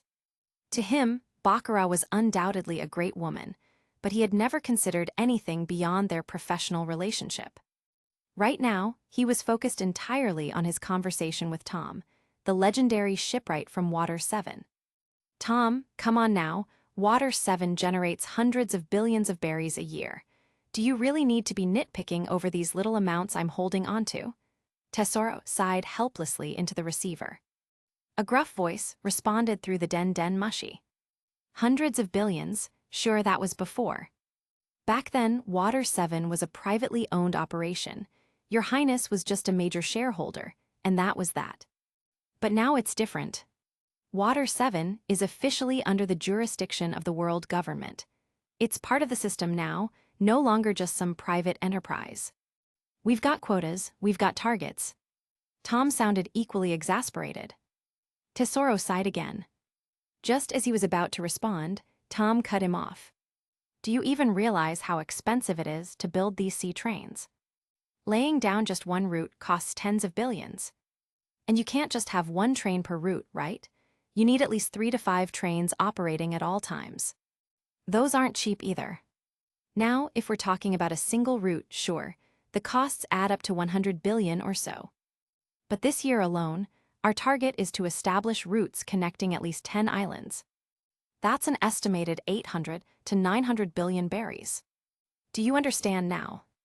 Tesoro fell silent for a moment. Tom continued, pressing harder. "And don't tell me we'll make it back quickly. Sure, maybe in 3 to 5 years, we'll see full returns. But you know how much upfront investment this requires." Tesoro sighed again. "I get it, Tom, but you also know the Ministry of Finance doesn't have much surplus right now." He knew he was going to approve the funding regardless. After all, this was Claudius' vision. Even if it meant losses, Tesoro had no choice but to ensure it got done. That said, as Minister of Finance, he had to maintain an image. If he made money too easy to obtain, then tomorrow the Marines would come asking for hundreds of billions. Then Dragon would show up asking for even more. Even with all the wealth at his disposal, Tesoro couldn't afford to be too generous. Tom wasn't buying the excuse. "Tesoro, the Ministry of Finance has nearly 5 trillion berries this year. I'm only asking for a 500 billion loan. No interest, just let me borrow it, and I will pay it back once the train lines are operational." Tesoro gave a bitter smile. Before he could respond, Tom raised the stakes. "If you keep dragging this out, I'll take it straight to His Highness." Then, shifting tactics, he added in a calmer tone. "Look, the past 3 years, Water 7 has raised its tax contribution to the Ministry of Finance by an additional 3%. Consider that the interest, isn't that fair?" Hearing that, Tesoro smirked. That was what he'd been waiting for. "Tom, if you're threatening to report me to His Highness, how can I refuse? Fine, 500 billion it is." That's the spirit. Now hurry up and process it. If you delay His Highness' plans, none of us will have a good time. Tom laughed heartily. Yeah, I got it, Tesoro muttered. After exchanging a few more words, the call finally ended.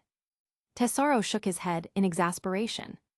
Across from him, Baccarat was watching with amusement, a sly smile on her lips. Being Minister of Finance isn't easy, Tesoro grumbled. Before he could even enjoy a moment of peace, the den mushy rang again. Hearing its distinctive blubberbulu, Tesoro groaned. Casting a glance at the receiver, he sighed. Here we go, another money-hungry leech.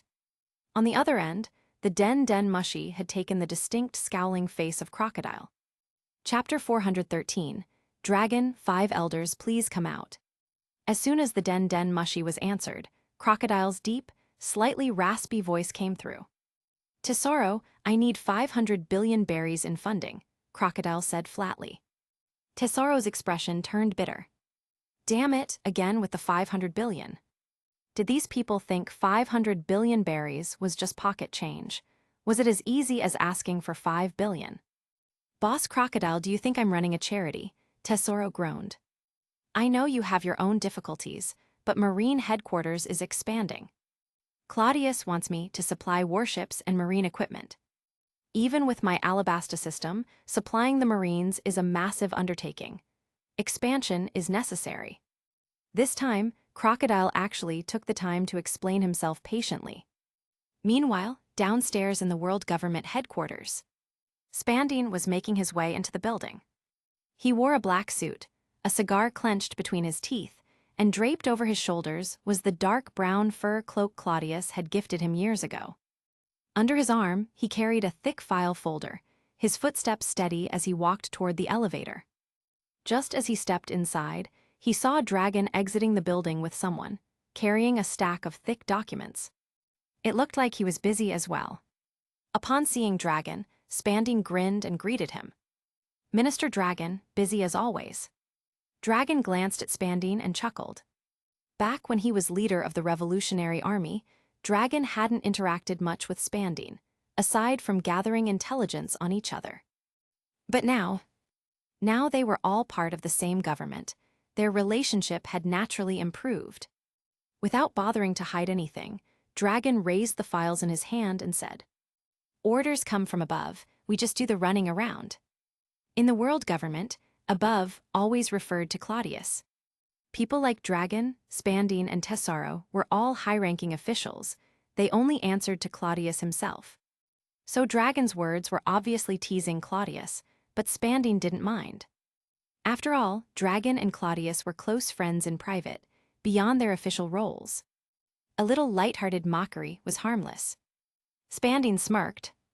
Big task, or another anti-corruption operation. Since Dragon had brought most of his former Revolutionary Army members into the government, their main task had been anti-corruption efforts. For some reason, this job had ended up under the Ministry of Civil Affairs, probably because the new government structure was still being adjusted. At the same time, CPX under Spandine played a crucial role in investigating and arresting corrupt officials. So it made sense for Spandine to ask. Dragon shook his head. No, not anti-corruption. That's already running smoothly on its own. I don't need to oversee it personally anymore. Then he added, Haven't you heard? Cladius is establishing 7 new administrative districts. We're cutting certain islands directly under world government control into these new jurisdictions. I'm currently working on forming the leadership teams for them. Spandine raised an eyebrow. Oh yeah, I heard about that. Wasn't Water 7 officially classified as a directly governed island this morning? Yep, I imagine Tom is swamped with work because of it, Dragon replied with a grin. Spandine sighed. Everyone's running around like crazy these days. He flicked the ash from his cigar and asked, So, who's going to be in charge of these jurisdictions? His Highness must be looking for experienced people who can actually hold things down. Dragon smirked. He pointed upstairs and said, The 5 are already in Cladius' office. I just need 2 more. Spandine froze. Wait, Cladius is finally calling them out after nearly 2 years. Dragon nodded. Honestly, was it that unexpected? Spanding thought for a moment, then nodded as well. I suppose not. We all knew His Highness would make use of them eventually. The 5 he was referring to were, of course, the 5 elders. Claudius had actually treated them fairly well. Even when he removed the celestial dragons from power, he allowed the 5 elders to save their immediate families. Instead of punishing them, he granted them the titles of 5 great nobles and ensured they received yearly tributes. The only real change was that they were relocated, moving from the Void Throne Palace to the House of Gods. In fact, Claudius still dined with them from time to time. There was no denying that the 5 elders were immensely capable. If they hadn't been, Emu never would have trusted them with absolute authority in the past. However, despite their intelligence, their positions as celestial dragons had restricted them. There were too many obstacles preventing them from making meaningful reforms. But now, Claudius had already cleared away all the corruption. After letting them stay idle for 2 years and cutting down most of their old power base, he had finally decided to put them back to work. The 7 jurisdictions were a major project. Especially in this early phase, experienced leaders were needed, people who had actual governing experience and the authority to command respect. In truth, Claudius didn't have many such people on hand. But the 5 elders were perfect candidates. All he needed was 2 more, and Dragon could finalize the appointments. And trust. It might seem odd, but Claudius trusted them completely, just as they had once trusted him. Spanding was curious. Aside from the 5 elders, who are you considering for the other 2 spots? Dragon sighed. Good question, that's my biggest headache right now. Honestly, you know this government better than I do. Got any recommendations? Spanding thought for a moment. It's really just a matter of prestige. As long as the person commands enough authority, the actual administration won't be too difficult. After all, Claudius will be running things directly. For at least the next 5 to 10 years, the 7 jurisdictions won't have much autonomy anyway. Dragon nodded. You really do think like Claudius. No wonder you've been by his side for so long. Of course, Dragon understood the plan perfectly. Claudius was centralizing power, concentrating everything under his direct control so that he could push through major global reforms. At this stage, there was no way he'd decentralize authority. Maybe in the future, when things had stabilized, he'd consider delegating power. For now, everything remained under his rule. Spanding had nailed it. What mattered most was prestige and experience. After thinking for a moment, Spanding said, "What about Commander Kong?" Dragon's eyes lit up. After a moment of contemplation, he nodded. I'll look into it. He just retired not long ago, though. Maybe he should be allowed to rest. But if no better candidates turn up, I'll ask him personally. Spanding shrugged. Well, that's your problem. I won't keep you. I'm off to see His Highness. Dragon smirked and shook his head. You really know how to dodge work. Spanding laughed. Hey, I'm a spy chief. This isn't my department. With that, Dragon returned to his tasks, while Spanding continued toward Claudius' office. Chapter 414. From now on, there is no Pluton. At this moment, inside Claudius' office, the 5 elders were feeling somewhat emotional. This office had once been theirs. In the past, they were the ones summoning Claudius here. But now, the roles had reversed. It was clear proof that times had changed. However, despite everything, Claudius had never humiliated them. On the contrary, he had treated them well. This had softened the 5 elders' perspective on him. And more than that, they admired him. If there was one way to describe Claudius' rule over the past 2 years, it would be bold and decisive. Everything they had once been restricted from doing, everything they had been unable to accomplish. Claudius had done it all. Unlike them, he had no one above him to hold him back. Now, he was the undisputed king of the world. In just 2 years, the world government had revitalized itself. It was still somewhat chaotic, but at least it was no longer decaying. Doflamingo sat casually by the windowsill, legs crossed, a glass of red wine in hand. He wore his signature mischievous grin, looking completely at ease. Ever since Claudius restored his status as a celestial dragon, promoting him to the rank of top celestial dragon, Doflamingo had stayed in Mariewa. He had completely abandoned Dressrosa. In his own words, Dressrosa is bound to become a directly governed island anyway. It doesn't matter if I'm king or not. Claudius had no objections to this. If Doflamingo didn't want to return, then so be it. He had even brought Doflamingo closer, subtly grooming him for more responsibilities. Truthfully, Doflamingo was no fool. His entire first half of life had been spent as a pirate and an underground crime lord. To suddenly transform into a proper statesman, that wasn't his style.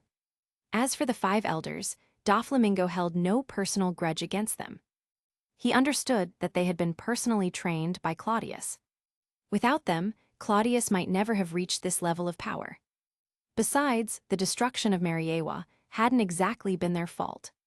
Holding a document in his hand, Nasjuro sighed. Under your rule, Claudius, the world government's power will reach unprecedented heights. The 5 elders fully understood the significance of the 7 new administrative districts. It meant that direct governance from Mariewa would expand globally. And with the sea train system, the traditional barrier of distance would be eliminated, a crucial factor for long-term rule. This was why the 5 elders had supported the sea train project in the first place. The cost didn't matter.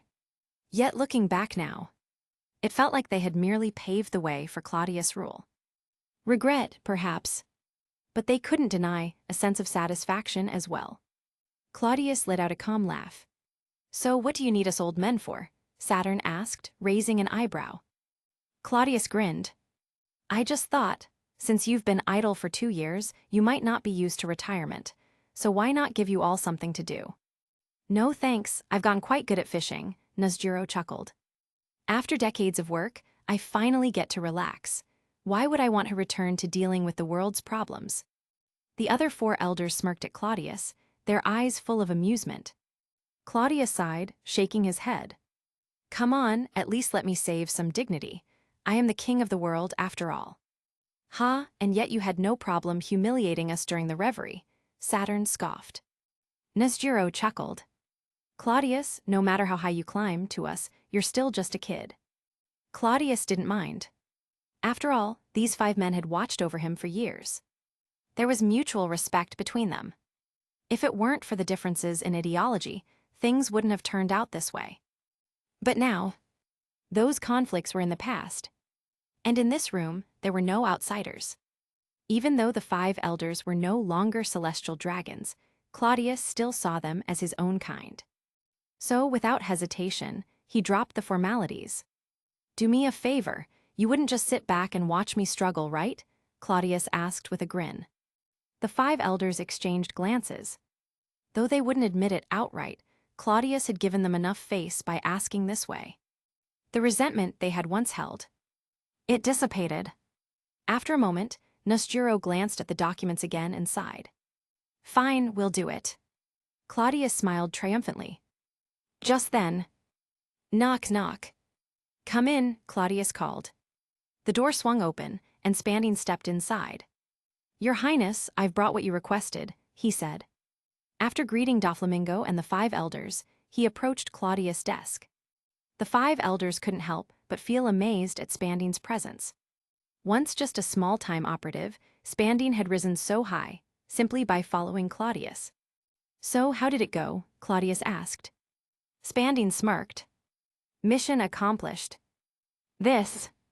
He reached into his coat, pulling out a single blueprint. Is the ancient weapon, Pluton's design plans. The large stack of documents under his arm. Just a decoy. Claudius nodded. Tom told me this morning, I figured you'd be back soon. The 5 elders' expressions shifted. Nasjuro frowned. Wait, you have Pluton's blueprints. Claudius grinned sheepishly. Yeah, I suppressed the information back then.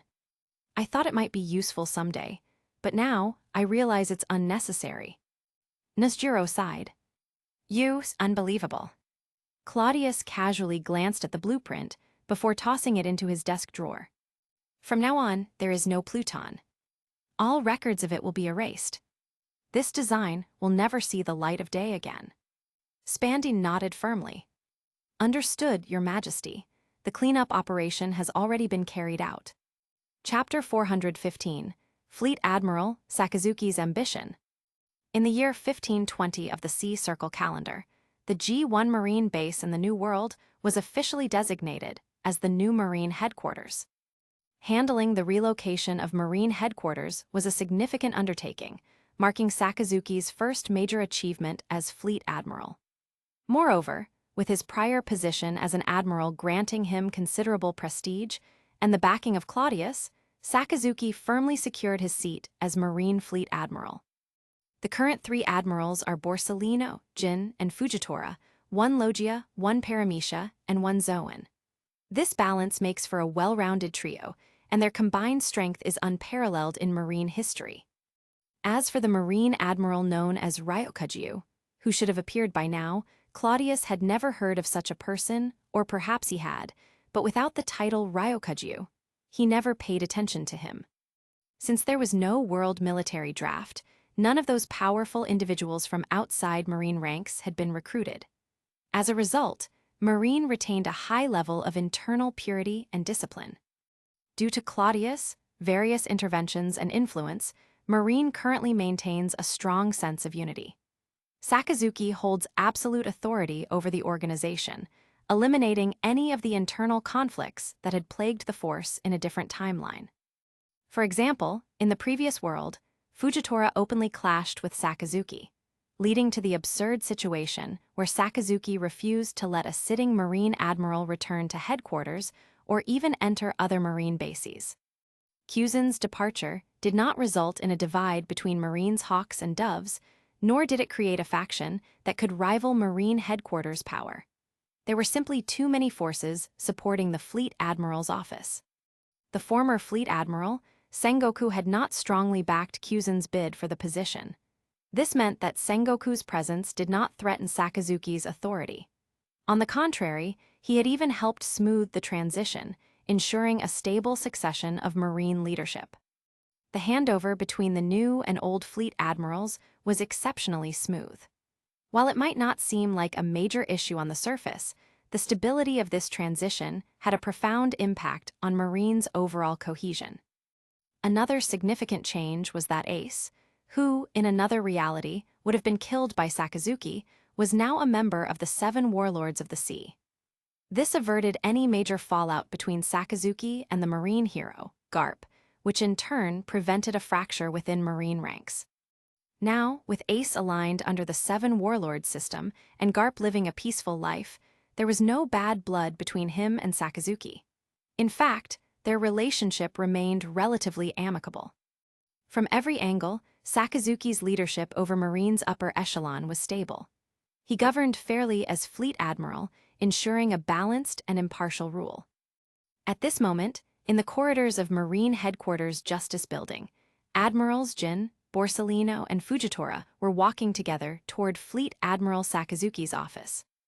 Jin had seemingly developed a smoking habit. She walked through the corridor with a lady's cigarette between her lips, dressed in her signature pink outfit with the Justice cloak draped over her shoulders and Admiral epaulets on her uniform. Her heels were modest, but her presence was commanding, exuding an aura befitting a high-ranking officer. Borsellino, as usual, had his hands tucked into his coat pockets. His signature orange sunglasses rested on his face, lips slightly pursed, and the deep wrinkles on his expression made him look even more eccentric. Meanwhile, Fujitora, dressed in his signature purple kimono with a simple wooden staff and katana at his waist, wore his Marine Justice cloak over his shoulders. Unlike in another timeline, where he had blinded himself, his eyes remained their natural dark color, giving him an unexpectedly gentle appearance. As the 3 admirals walked together, every Marine they passed quickly stepped aside, standing at attention and saluting. "Hey, Borsellino, you're on good terms with Sakazuki," Jin asked, taking a drag of her cigarette. "Any idea why he called us in?" Borsellino kept his hands in his coat pockets and drawled lazily. "The old man doesn't know. But judging from the situation, it's probably related to the pirates of the New World." Fleet Admiral Sakazuki is determined to eradicate the pirates in the New World, Fujitora said with a calm smile. Due to the relocation of Marine headquarters, he's been delaying this operation. Now that the move is complete and the necessary administrative matters are settled, he likely wants to shift focus back to the New World. That would be the natural course of action, wouldn't it? That makes sense, Jin nodded after a brief moment of thought. However, when they considered the 4 major pirate factions of the New World, the so-called Emperors of the Sea, the 3 admirals were not overly optimistic. One-on-one, Marine headquarters feared no one. Even Whitebeard had been forced to retreat before. In fact, among the current emperors, 2 of them had already suffered past defeats. However, if the balance of the New World was shaken too drastically, there was always the risk that these emperors might band together. If Marine engaged 2 at once, they could still manage. They were even confident of victory. But a 1 versus 3 situation would be far trickier. And a full-on 4 versus 1 scenario, that would be an extremely difficult battle to win. I suppose Sakazuki is also concerned about backing those bastards into a corner and wants to plan a proper strategy, Borsellino said with a smirk. I think so too, Jin nodded. Soon, the 3 admirals arrived at the Fleet Admiral's office. Jin knocked on the door, and Sakazuki's deep voice responded from inside. They pushed open the door and entered. At that moment, Sakazuki was speaking into a den mushi. Please rest assured, Commander-in-Chief. We will formulate a suitable strategy as soon as possible and provide you with an answer, Sakazuki said in a deep, firm voice. The voice that replied from the den mushi was one they all recognized. It was none other than Sengoku, the former Fleet Admiral. Sakazuki, His Highness has already coordinated this matter with us. In the next phase, the world government will prioritize the eradication of the New World pirates, Sengoku said. I'll be blunt, this is an extremely important matter. His Highness, as the highest authority in the world government, needs to make a strong statement. Whether it's me or other departments, we will provide full support. The resources of the world government will be at Marine headquarters' disposal, but only if you don't disappoint us. Sakazuki immediately responded, I guarantee the mission will be completed. Good, coordinate with the necessary parties and devise a concrete plan. His Highness will review it, and then we'll hold a meeting at Mariewa to finalize the operation, Sengoku instructed. With that, the conversation concluded, and the call ended. Sakazuki grabbed a cigar from his desk, placed it between his lips, and took a breath. Without needing a lighter, the tip of the cigar ignited on its own. Borsellino, Jin, and Fujitora made themselves comfortable on the office's sofas, skipping any unnecessary formalities. Blowing out a stream of smoke, Sakazuki spoke, You all heard what Commander Sengoku just said. Our next objective is the New World. The smaller pirate factions aren't an issue, but the 4 emperors. How do you think we should handle them? A joint operation, Jin asked first. Sakazuki didn't deny it and responded directly. Yes. While Marine headquarters is powerful, coordinated operations will be necessary. Spandine will be liaising with us as well. That means we can utilize the 7 warlords of the sea, Jin mused. That strengthens our position in the New World, but finding the right entry point will be tricky. If we can eliminate one swiftly, the remaining 3 will be much easier to deal with, Fujitora suggested with a quiet smile. Borsellino smirked and asked, Where's Chief of Staff Tsuru? Isn't she involved in this? Sakazuki's expression shifted slightly before he replied, She's in Mariewa. Hearing that, the 3 admirals exchanged knowing glances. After all, Sengoku was there as well. Those 2 had been entangled in this power game for a lifetime.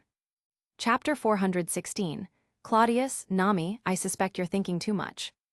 Holy Land Mariewa, inside the House of the Gods. The House of the Gods had essentially been taken over by Cladius, with only a few areas reserved for the 5 elders and their descendants.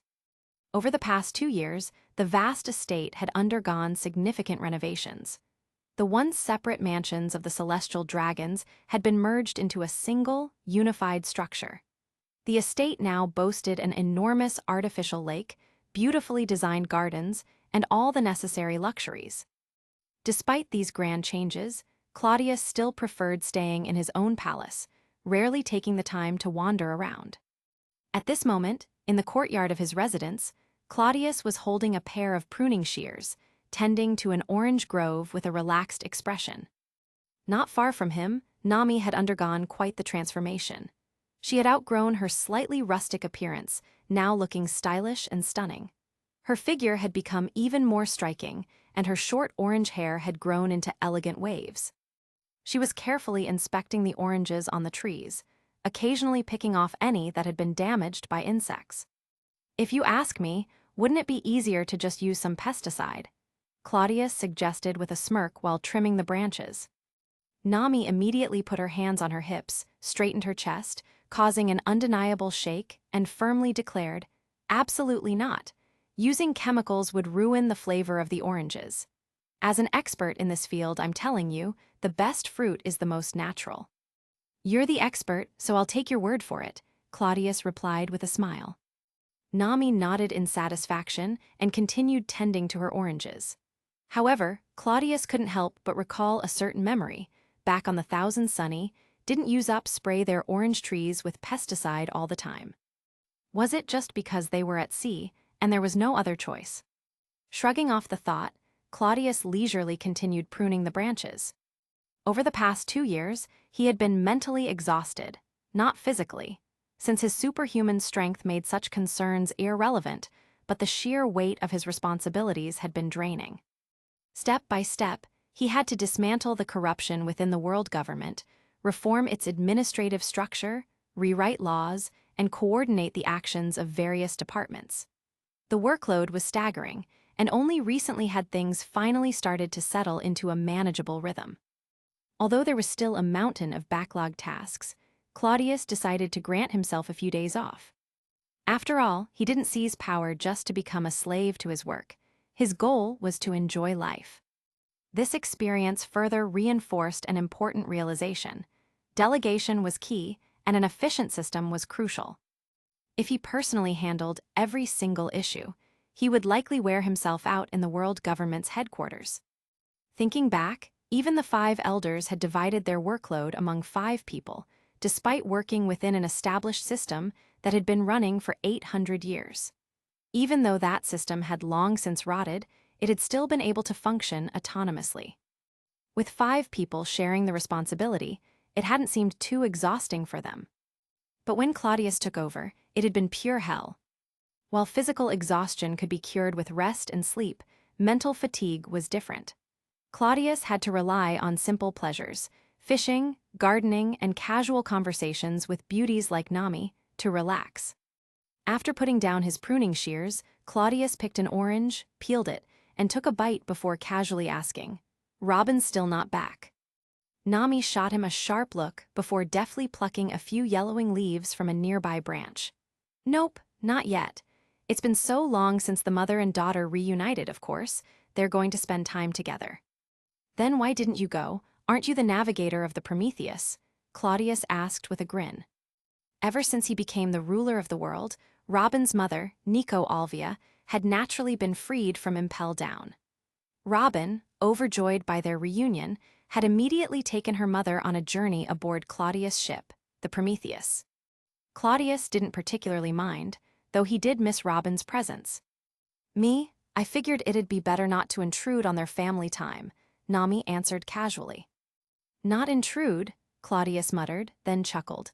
"I was actually thinking of calling Robin back in a few days." "For what?"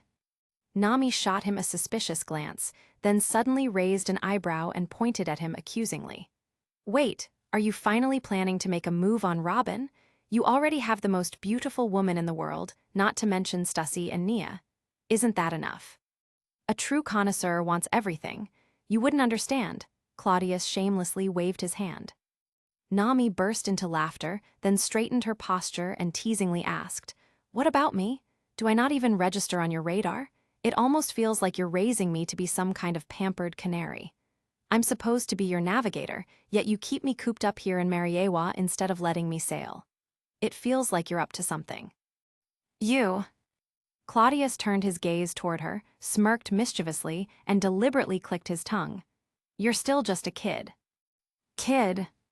Nami puffed up in outrage, crossing her arms beneath her ample chest, causing a very distracting bounce that nearly blinded Claudius. "Want me to measure and confirm?" Claudius grinned wickedly. Nami, who had been fuming, instantly flinched. Her bravado faded, and she muttered under her breath, "Pervert." A faint blush crept up her face. Truthfully, Nami hadn't had much experience with men. Zoro was one of the few she had close interactions with, along with those eccentric North Blue swordsmen. But Zoro was completely obsessed with his swordsmanship and already had someone in his heart. Nami only saw him as a companion. As for those other swordsmen, they were just rowdy little brothers to her. Along her journey, she had come across all sorts of men, but none of them compared to Claudius. He was, after all, perfect. He had the looks, the strength, the intelligence, the charisma, and the sheer presence of the most powerful man in the world. How could that not be attractive? But love, that was a different story. Nami wasn't quite there yet. However, if Claudius were to make a move, she wouldn't exactly be opposed to trying things out. As for his other women, sure, she wasn't thrilled about sharing, but she could accept it. After all, who could possibly claim this man for themselves alone? "Little troublemaker," Claudius laughed as he saw her reaction. After a brief pause, he continued, "Originally, I wanted to call Robin back to have her work as my secretary. She'd be a great help in reducing my workload. But now that I think about it, she should spend more time with her mother first." "Secretary? Yeah, sure. Help reduce your workload, huh? More like secretary by day, stress relief by night, am I right?" Nami arched an eyebrow. Claudius glanced at her in amusement. "You're really letting your imagination run wild, huh? Be careful, you might get struck by lightning for thinking too many dirty thoughts." Otherwise, why did Claudius never show up for the nightlife in Mariewa? Nami, ever the free-spirited girl, simply shrugged. "Well, that's because you're too much of a playboy." "Why don't you try being my secretary? Maybe you have hidden talents," Claudius mused. Nami immediately took a step back, crossing her arms over her chest. "I highly suspect that's a trap." Claudius sighed dramatically. The two of them exchanged glances, then burst into laughter. "Talking to you always lifts my spirits," Claudius admitted with a smile. "You should cherish this rare gem of a beauty," Nami teased, waving him off. Chapter 417. Stussy, it's a pity His Highness didn't have a son sooner. As Claudius and Nami chatted away, tending to the garden, Stussy walked into the courtyard, a document in hand. Lately, Stussy had been incredibly busy. She hadn't returned to Mariewa often and had only just arrived back. She was in the process of integrating Happy Street into the CP organization, preparing to hand over control to Spandine. Surprisingly, Spandine wasn't particularly thrilled about this. He wasn't feeling triumphant about his growing influence. On the contrary, he was feeling increasingly burdened. Before the reforms began, St. Claudius had warned him that gaining power would also mean taking on greater responsibilities, but Spandine hadn't expected it to be this overwhelming. With CPX and the traditional CP organizations now fully merged, and Happy Street added to the mix, Spandine had effectively become the second-in-command of the entire intelligence network, answering only to Claudius himself. Yet, rather than feeling satisfied, he felt the weight of his years catching up with him. And now, with Stussy transferring control of Happy Street to him, he was already looking for someone to delegate to. His first move, shamelessly requesting to have Rob Lucci reassigned from Claudius' side. Claudius had agreed without much fuss. After all, since ascending to the highest position in the world government, he rarely left Mariewa. Keeping a talent like Lucci constantly in his shadow would be a waste of potential. Back when Spandine trained Lucci as his successor, he had intentionally placed him close to Claudius to build his credentials and foster a relationship with the supreme authority. After all, only someone personally trusted by Claudius could take charge of CP. Now, with Spandine bringing Lucci back to assume control of CPX, the transition was well underway. As for why Stussy wanted to relinquish her hold over Happy Street, it wasn't for any complicated reason. It was simply because Claudius never left Mariewa anymore. After entering the courtyard, Stussy took a casual stroll before approaching the Orange Grove. Just as she was about to step inside, Nia suddenly appeared, blocking her path. "Official business?" Nia asked softly. Stussy raised the document in her hand and replied, "Of course." Nia remained silent for a moment before suggesting, "Could it wait a little while?" Stussy blinked in mild surprise. "Why?" "I think it's fine to let His Highness rest for a bit longer," Nia said with a small smile. A knowing glint flashed in Stussy's eyes. She turned to the ever-gentle maid and chuckled. "Nia, you really are His Highness' most devoted caretaker." Nia scoffed lightly. "His Highness has been far too busy. I haven't seen him this exhausted in years. Let him enjoy his break." "I remember him once saying, 'If you want to wear the crown, you must bear its weight.' I didn't fully understand it then, but now I do," Stussy mused with a sigh. After a brief pause, she added, "But don't worry. The government is gradually returning to order. As long as His Highness continues sorting things out, it will all settle down soon enough. And let's be honest, His Highness is excellent at delegation, isn't he?" Both Nia and Stussy had been by Claudius' side for years. They were well aware of his talent for passing off responsibilities to others. Previously, the chaos of restructuring the world government had forced him to personally handle countless matters. But now, with most of the work done, he would soon return to focusing solely on the bigger picture, leaving the day-to-day affairs to his subordinates. Since Nia had made her case, Stussy decided not to press the issue. Instead, she stood and chatted with her dear friend, their conversation filled with occasional laughter. After more than half an hour, Nia finally relented. "Just don't tell His Highness about this, or he might scold me for interfering." After all, while Nia's intentions were good, she had technically blocked official business. Stussy chuckled. "Please, he adores you too much to be mad." That said, Stussy didn't push any further. She simply nodded at Nia before stepping into the orange grove. At this moment, Claudius had completely abandoned any notion of dignity. After all, this was his own home. There was no need to maintain any formalities. He was sitting cross-legged under an orange tree, peeling an orange with a relaxed expression. He leaned back against the tree, casually popping orange slices into his mouth. Not far from him, Nami was still plucking dried leaves from the branches, carefully tending to the trees. Hearing approaching footsteps, Claudius lazily lifted his head. Sure enough, Stussy soon came into view, holding a document. At the sight of her, Claudius immediately pulled a bitter expression. "I literally ran off to hide at home, and yet someone still came to chase me down," he groaned. Nami burst into laughter. "What can you do? You're just too attractive. You always manage to attract devoted followers wherever you go." Stussy raised an eyebrow, unimpressed. "Your Highness, slacking off isn't a very admirable trait." Yeah, Claudius sighed dramatically, raising his hands in surrender. Stussy smirked. "For ordinary matters, of course, I wouldn't disturb your Highness' rest. But these are two issues that you specifically asked to be kept a priority." Claudius tore an orange in half and held one side out toward Stussy. Instead of using her hands, she simply bent down and took a bite directly with her mouth. Claudius smirked at her playfulness and asked, "The matter with Fishman Island, what's the other one?" Stussy swallowed the orange slice and replied, "Yes, Fishman Island. King Neptune has completed all necessary internal arrangements.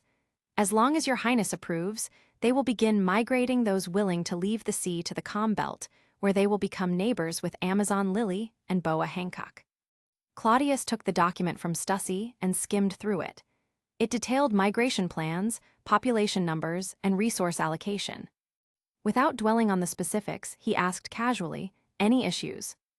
"None. King Neptune is quite reliable, or maybe he just has a good team supporting him. Either way, everything is within the agreed-upon parameters," Stussy answered promptly. Claudius nodded, flipped to the last page, and extended his hand.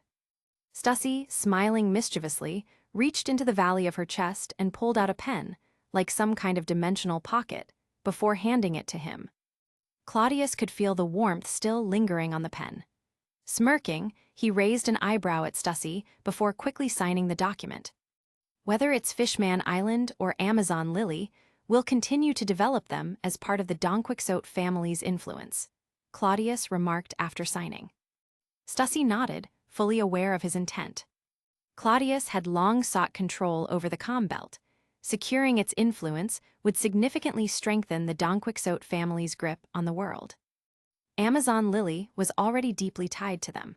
Boa Hancock's relationship with Claudius ensured that the island remained firmly in his corner.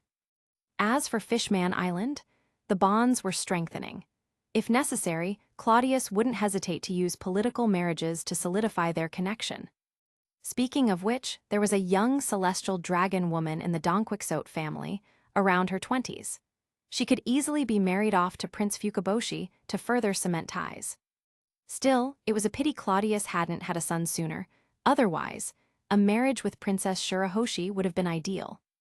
After all, securing Poseidon was worth far more than just controlling Fishman Island. Chapter 418. Elbaf wants to join the world government. After Claudius signed his name, Stussy asked, "Then, Your Highness, should we begin arranging the marriage? I believe the Adriana might be a suitable choice."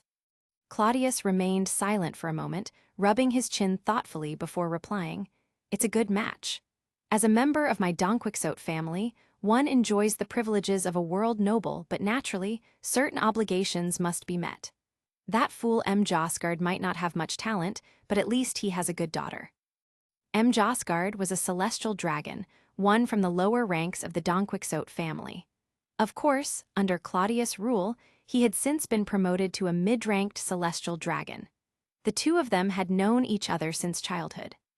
Back in the day, M. Josgard had been a typical celestial dragon, arrogant, corrupt, and utterly useless. He indulged in every vice imaginable and was nothing more than a fat, incompetent aristocrat. But when Claudius rose to power and reformed the Donquixote family, he personally ensured that M. Josgard was beaten into shape. Surprisingly, M. Josgard had potential after all. In another timeline, had Claudius not appeared, M. Josgard would have been reformed by Queen Ottoheim, becoming one of the few celestial dragons with an actual sense of duty. He had even been bold enough to wield a mace during the reverie, intimidating royalty from other nations. A rare, respectable celestial dragon. Under Claudius' strict discipline, M. Josgard had straightened out even earlier. He had become a fairly capable noble, and Claudius was even considering assigning him an official role within the world government. It wouldn't be anything too important, but with the right training, M. Josgard could serve a useful public relations role, traveling the world, engaging with the common folk, and improving the image of the Donquixote family. After all, the Donquixote family wasn't just another decaying celestial dragon house. They were a noble family that truly cared for the people. M. Josgard was about the same age as Claudius. While Claudius himself had no heirs and didn't seem in any hurry to have children, Garud already had both sons and daughters. His daughter, Adriana, had been raised well, educated, poised, and completely free of the decadent arrogance that plagued the old celestial dragons. Even Claudius personally acknowledged that she was an outstanding descendant. As a member of the Donquixote family, enjoying its privileges, it was only natural for her to contribute in return. Claudius didn't object to political marriages, but he still had his own principles. He wasn't the type to force someone into an unwanted marriage under the guise of duty. After some thought, he finally said, "First, let's bring it up with Neptune, let them prepare and ease into the idea. There's no pressure on this. We're not going to force it. If possible, we can arrange for Adriana and Fukaboshi to spend more time together. Fukaboshi is an excellent prince. Perhaps the two of them will develop feelings naturally. If that happens, then great. If not, then no rush. Let's take our time." Stussy smiled and said, "I never thought Your Highness would be sentimental about something like this." "Ha ha ha, sentimental?" Claudius burst into laughter before shaking his head. "No, this isn't about sentiment, it's about my pride. What kind of man do you think I am? Do I really need to sacrifice a young woman's happiness just to pave my way? Ridiculous. People would laugh at me." "That's true," Stussy admitted after some thought. "As Your Highness, you really don't need to rely on something like this." Claudius smirked and continued, "Also, when you bring this up with Neptune, mention that I'm considering formally adopting Shirahoshi as my sworn daughter.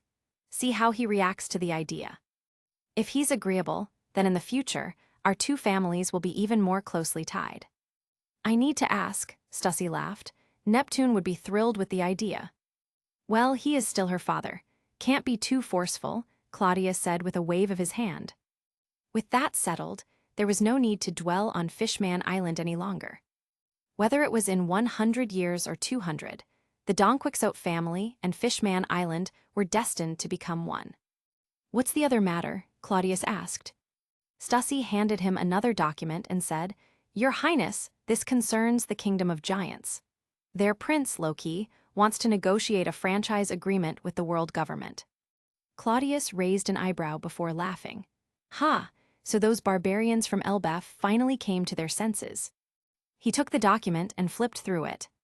More than 2 years ago, before Claudius seized absolute power, he had already begun cooperation with Elbaf, particularly regarding naval operations in the Calm Belt. Now, as the undisputed ruler of the world government, his influence over Elbaf had only grown, not just through economic agreements, but also through strategic military alliances with moderate factions among the giants. Over the past 2 years, with the world government's restructuring and the relocation of marine headquarters to the New World, Elbaf had begun reevaluating its position. Ultimately, they decided to join the world government and test the waters. Their financial obligations were minimal. The heavenly tribute was only 100 million berries annually, which even Elbaf's modest economy could afford. As for taxes, they didn't mind paying, so long as the benefits outweighed the costs. And under Claudius' rule, the benefits were undeniable. Claudius carefully examined the proposal.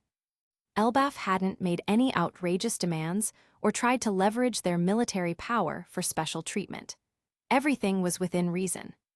It was clear that they understood Claudius was not someone to be negotiated with lightly. Especially now, marine headquarters had moved into the New World, signaling the world government's full-scale expansion into the region. If Claudius succeeded in conquering the New World, Elbaf would be greatly affected. Rather than risk being left behind, they had wisely chosen to get ahead of the game and establish a good relationship with Claudius before he became too powerful to bargain with.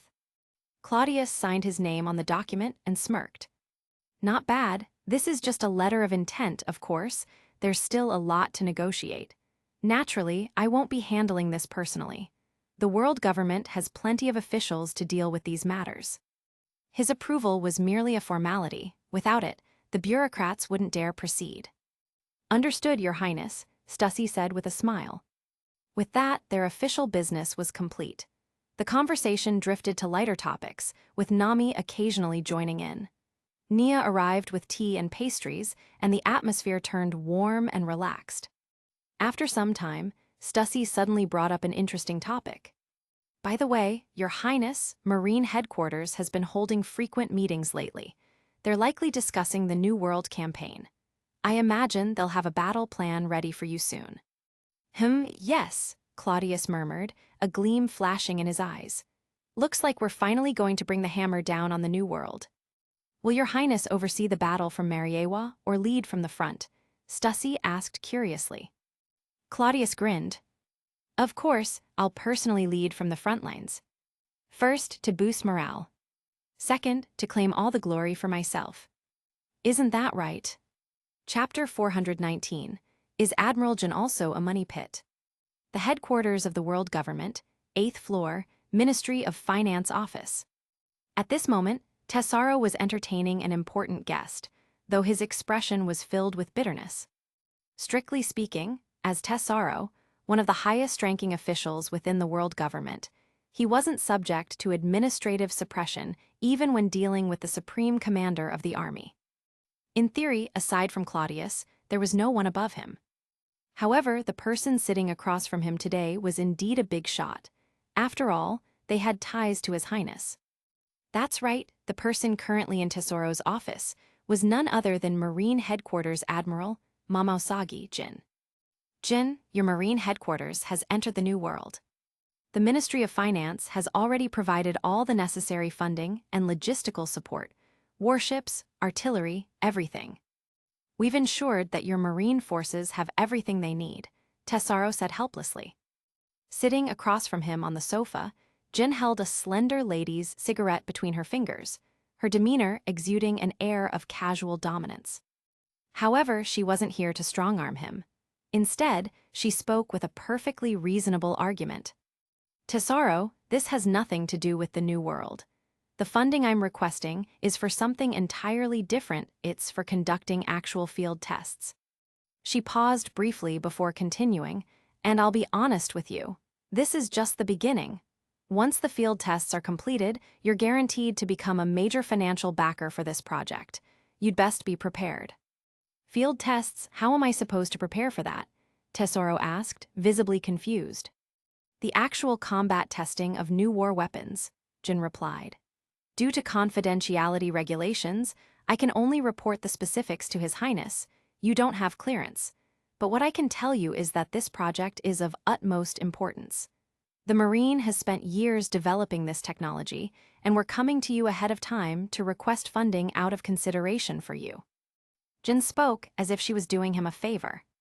Tesoro was completely dumbfounded. "You're asking me for money, and you're calling it consideration for me." However, as a high-ranking official, he quickly regained his composure. After a moment of thought, he furrowed his brows slightly and asked, "Jin, is this a big merit?" "A huge merit," Jin answered without hesitation. The war weapon Jin was referring to was the PX series Pacifista, a powerful battle weapon Marine headquarters had been developing for years. Modeled after Bartholomew Kuma, these mass-producible units were designed for overwhelming combat efficiency. For ordinary pirates, these war weapons were an absolute nightmare, an unstoppable force on the seas. Even notorious rookies, like the supernovas, would be completely crushed by them. Only in the New World, where strong individuals wield haki, could the pacifistas face limitations. However, even there, they were still a formidable tool in battle. If the PX Pacifista program succeeded, it would be a game-changer. Equipping just 3 units per Marine base could significantly impact the battlefield, and within 3 to 5 years, the results would be undeniable.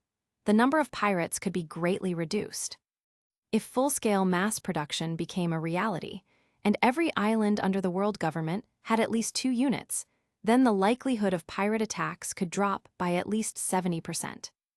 However, the cost of a single PX Pacifista was astronomical, comparable to that of a warship, if not higher. It was clear that this was going to be an insatiable money pit. Hearing Jin's words, Tesoro felt a twinge of temptation. He reasoned that Jin had no reason to deceive him, so if she was emphasizing this merit, then it must truly be significant. If the Ministry of Finance were to play a role in funding this, it could also mean gaining political leverage and influence in the future. However, did Tesoro even need more merit? Not particularly. Thus, he cautiously asked, "According to Marine estimates, if this project succeeds, how much will military expenditure increase?" "Oh, not much," Jin said calmly after thinking for a moment. "At most, a 30–50% increase compared to current warship expenditures." He slammed the table and exclaimed, "Jin, do you even know how much your Marine spends annually on repairing and building warships?" Jin scratched her head. She genuinely had no clue about these financial matters. However, she wasn't just throwing out numbers randomly. The cost of the PX Pacifistas wouldn't reach warship-level production numbers. Otherwise, it would become a burden even for the world government. Especially when it came to repairs. If a pacifista sustained significant damage, it was often cheaper to replace than repair. Given their intended frontline combat role, the long-term maintenance costs were going to be another massive expense. That's why Jin had roughly estimated that the necessary increase in military spending would be around 30–50% of current warship costs. Any higher, and it would be unsustainable. "I'd say at least 100 billion berries, right?" Jin asked uncertainly. Tesoro, as the Minister of Finance, answered without hesitation. 100 billion? Jin, you're underestimating the Marine's expenses. Your Marine forces number over 1 million. Just in the first half of the Grand Line and the New World, plus Marine headquarters itself, you already burn through hundreds of billions on warships alone every year. Let alone the entire world. especially in the past 5 to 10 years with your continuous military expansion. And let me make it clear, that's just warship expenditures. All right, I don't want to hear it anymore, Jin interrupted, covering her ears. Then she added seriously. But Tesoro, let me also make one thing clear. His Highness has been keeping a close eye on this project. From the very beginning, ever since Marine Headquarters launched this research initiative, His Highness was already monitoring it. Her tone carried a subtle meaning. Previously, Marine Headquarters had assumed that this project was highly classified, known only to Fleet Admiral Sengoku, the Supreme Commander of the Army, and the 5 Elders. But after Saint Cladius seized supreme power within the world government, Sengoku made a shocking discovery.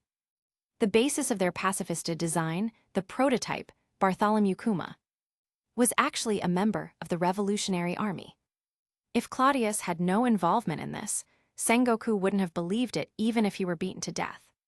However, since the two sides were now on the same team, Bartholomew Kuma had still undergone the transformation, but his consciousness didn't have to be erased. Hearing Jin's words, Tesoro's expression turned bitter. Why is it that every time you need money, you have to use His Highness as leverage against me? He grumbled. Jin chuckled. Come on, Tesoro, this isn't a joke. Tesoro sighed. I may have mountains of gold and silver, but even that isn't enough to keep up with your demands. We're not just spending, you know. The Marine also seizes a lot of wealth every year, Jin said persuasively. Once this war weapon goes into effect, piracy will decline, trade will prosper, and your Ministry of Finance will see an increase in revenue. Not to mention, a significant amount of the funds will be recovered from the pirates we capture. Tesoro rolled his eyes. Yeah, right, this is no left-hand to right-hand transfer. At best, it's partial cost recovery. Still seeing Jin's determined expression, he finally sighed and said, I can authorize funding for the field tests, but if this leads to mass production later on, without a direct order from His Highness, don't even think about getting more from me. Jin laughed. Relax, Tesoro. Claudius will be the one demanding funding once he sees the results. I sure hope so, Tesoro muttered, feeling a headache coming on. Chapter 420, Enel, guess what I found? Tesoro was in the middle of signing a document approving funding for Marine Headquarters war weapon field tests when the den mushy on his desk suddenly rang. Without even looking at it, Tesoro rubbed his forehead and sighed. I get a headache just hearing this sound. Ha, is it because everyone keeps asking you for money? Jin asked, laughing as she lounged on the sofa. Tesoro nodded. Ordinary people can't reach me through the den mushy. There are people who handle that sort of thing. Most of the funding requests aren't that large, nothing worth my time. Otherwise, what's the point of having an entire Ministry of Finance? But anyone who can contact me directly, well, those are always troublesome people. Tesoro wasn't wrong. As someone who oversaw trillions of berries, dealing with requests for a few billion here and there was beneath him, that's what his finance staff was for. Moreover, his status was high enough that very few had the authority to reach out to him directly. Anyone who could bypass the usual channels and call him personally was definitely a big shot. And the worst kind of big shots were the ones who never asked for just a little. They always came demanding hundreds of billions, masking their requests behind words like important projects and business investments. That was why he felt an instant headache whenever his den mushy rang. Jin chuckled. Tesoro finished signing the document and finally turned his head to look at the caller. Seeing the den mushy's face, he was genuinely surprised. Enel. Unlike most high-ranking figures, Enel never asked Tesoro for money. In fact, Enel was actually one of the Ministry of Finance's biggest sources of revenue. The guy loved treasure hunting and adventure, constantly raiding pirates and looting their wealth along the way. Among all the major players, Enel was one of the wealthiest. If someone told Tesoro that Enel had hundreds of billions of berries tucked away in a private vault, he wouldn't even bat an eye, because Enel absolutely had that kind of wealth. Moreover, Enel didn't even need that much money for himself. Instead of Tesoro giving him money, it was usually the other way around. Tesoro would occasionally borrow some wealth from Enel when needed. After all, being Minister of Finance wasn't easy. He couldn't just keep handing out money without some funds flowing back in. Even with massive financial reserves, if every major player kept withdrawing funds year after year, even trillions of berries wouldn't last forever. So when Tesoro saw that Enel was calling, he suddenly felt relieved. At least this time, it wasn't someone asking him for money. Without hesitation, he answered the call in a relaxed tone. Enel, hey, how's it going? You doing well? If you've got some extra cash lying around, maybe help me out a little. You wouldn't believe it. These people really think I'm some kind of walking cash dispenser. Jin is sitting right in front of me, demanding 100 billion berries from me. And for what? I'm still not even sure. Hey, Tesoro, it's for field tests. Field tests. Isn't that explanation clear enough? Jin immediately protested. I don't even know what you're testing, Tesoro said helplessly. Hearing Jin's voice, Enel laughed through the den mushy. Ha ha ha ha, hey Tesoro, why don't you just come out and be a pirate with me?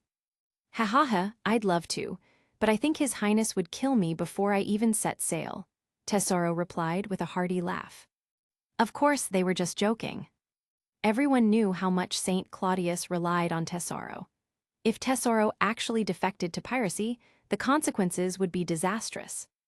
Anyway, no chance I'm helping you, Enel continued. It's barely the start of the year, and you guys have already scammed me out of 200 billion berries, and that's excluding the high-value antiques and treasures I contributed. At this point, I feel like stripping His Highness, Prometheus down to its treasures, and selling them all off. If I hadn't looted a group of celestial dragons' assets recently, I wouldn't even have the trillions of berries I need to cover everything, Tesoro complained. So, has the situation improved at all? Enel asked, casually showing some concern. Tesoro didn't hide anything. Yeah, things have gotten better.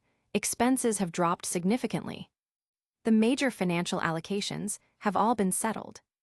Commerce, taxation, and other revenue streams have all entered a period of growth. If things keep going at this rate, the next 5 to 10 years will be golden years for the economy. Profits should start rolling in soon, Tesoro explained. After some more casual conversation, Tesoro finally asked, But what about you? You wouldn't call me just to chat. What's up? You bored and looking to mess with me? Ha ha ha ha, no, I actually have some huge news, Enel said excitedly. Remember that treasure hunter, Mad Treasure, the one who used to work for you? That guy is seriously impressive. He's found something big again. Of course, Tesoro remembered Mad Treasure. After all, that treasure hunter was the one who discovered the gold fruit, which ultimately fell into Tesoro's hands. And right now, that devil fruit was a key asset for the world government. If financial issues ever arose, Tesoro had the ability to create gold and temporarily stabilize the economy until things recovered. Hearing this, Tesoro's interest immediately spiked. What did he find this time? Why are you so excited? Some legendary treasure trove, a city of emeralds. Or did he stumble across the hidden treasure of the Rocks pirates? Tesoro asked eagerly. If it was something like the City of Emeralds, Tesoro would be overjoyed. But Enel just chuckled. None of those, he said with a grin. Hearing that, Tesoro's excitement instantly dropped by half. Oh, really? Well, congrats, I guess, he replied, sounding far less enthusiastic. What's with that tone? I'm telling you, this is even bigger than those, Enel said, clearly dissatisfied with Tesoro's lack of excitement. Tesoro wasn't convinced, but Jin was intrigued. Enel, what exactly did you find? She asked. Enel grinned. Sister Jin, have you ever heard of pure gold? He asked mysteriously. Jin blinked, momentarily confused. She had never heard of pure gold before. It sounded valuable, maybe some kind of rare mineral. But before she could process it, Tesoro, who had just taken a sip of tea, suddenly froze mid-drink. The next second, he spat his tea all over his desk. Ignoring the now-soaked documents, Tesoro grabbed the den mushy in shock. Wait, Enel, did you just say pure gold? As in the legendary pure gold created by alchemists over 200 years ago. Yeah, that's the one. The legendary metal that supposedly grants eternal life, Enel said smugly. You're telling me you actually found pure gold? Tesoro asked in disbelief. Even Jin's expression turned serious. The idea of eternal life was far too tempting. For Claudius, Tesoro, Jin, and the other high-ranking figures, this wasn't just any treasure. This was something that could change their fates. If enough pure gold existed, it could even strengthen the world government's rule. Imagine if Garp, Sengoku, and the admirals could all live forever. 200 years later, who could possibly stand against them? By then, their battlefield wouldn't just be the sea, they could start conquering the stars. Haven't got my hands on it yet, but I've got solid leads, Enel said, grinning. Chapter 421, The Story of Pure Gold and Immortality. In the courtyard of Claudius' residence, both Jin and Tesoro had gathered. It had been a while since Jin last saw Claudius, and after a moment of affectionate reunion, Tesoro got straight to business. Claudius picked up a teacup and took a sip, his gaze flickering with interest. Jin, sitting beside him, gently massaged his shoulders with her slender fingers. Pure gold? Claudius asked in surprise. Enel found pure gold. No, Your Highness, Tesoro quickly clarified. For now, it's just a lead. According to the confession of a guy who's over 200 years old, pure gold is inside the body of a lantern fish. Enel is currently searching for it. Pure gold, a legendary creation of alchemists more than 200 years ago, was originally intended for medical purposes. To a great extent, it could suspend the aging process, allowing a person to wait for future medical advancements capable of curing fatal diseases. It sounded similar to the cryogenic freezing experiments that existed in Claudius' previous life. There were even rumors that people had actually attempted such procedures. But compared to cryogenic freezing, whose effectiveness remained uncertain, pure gold seemed almost mystical, yet it was an undeniable reality. After all, for over 2 centuries, it had managed to preserve the life of a young girl without aging her. From that perspective, pure gold truly possessed the power of immortality. And the most important thing, it had no side effects. If someone grew tired of living and wanted to experience the natural cycle of life and death, they could simply remove the pure gold. Time would then resume its natural effect, and they would eventually age and die as normal. But Claudius didn't particularly care about that. Before meeting Imu, Claudius had mixed feelings about immortality. After all, humans were a short-lived species. Decades or centuries would pass, and eventually, all things should return to dust. Suddenly gaining eternal life, was that a blessing or a curse? Perhaps at first, he would feel excited and exhilarated, but eventually, it might lead to endless pain and loneliness. However, after meeting Imu, Claudius had gained a new perspective. Just standing before Imu made him feel insignificant, a realization that there was no point in debating. And now, he had come to understand the benefits of eternal life. As for concerns about parting, endless time, and eternal suffering, well, Imu had survived 800 years without issue. In Imu's own words, living forever is always enjoyable. You simply can't comprehend the happiness of eternal life. Since pure gold had no side effects, Claudius would be lying if he said he wasn't interested. More than 200 years ago, pure gold had caused a major upheaval. At the time, the celestial dragons had sought to claim it for themselves, but for some reason, a dramatic event unfolded, and in the end, they got nothing.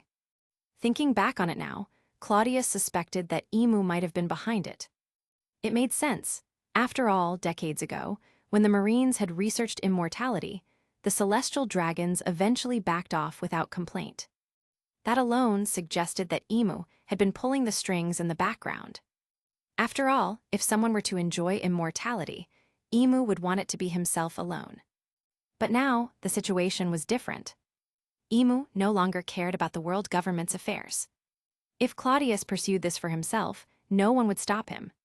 Claudius didn't know what had changed over the years, but in his memory, the creator of pure gold, the father of that 200-year-old girl, should still be alive. That meant, in theory, pure gold could still be mass-produced. If that was true, then it would be an invaluable asset, not just for himself, but for his Donquixote family, the world government, and the loyal subordinates who fought alongside him.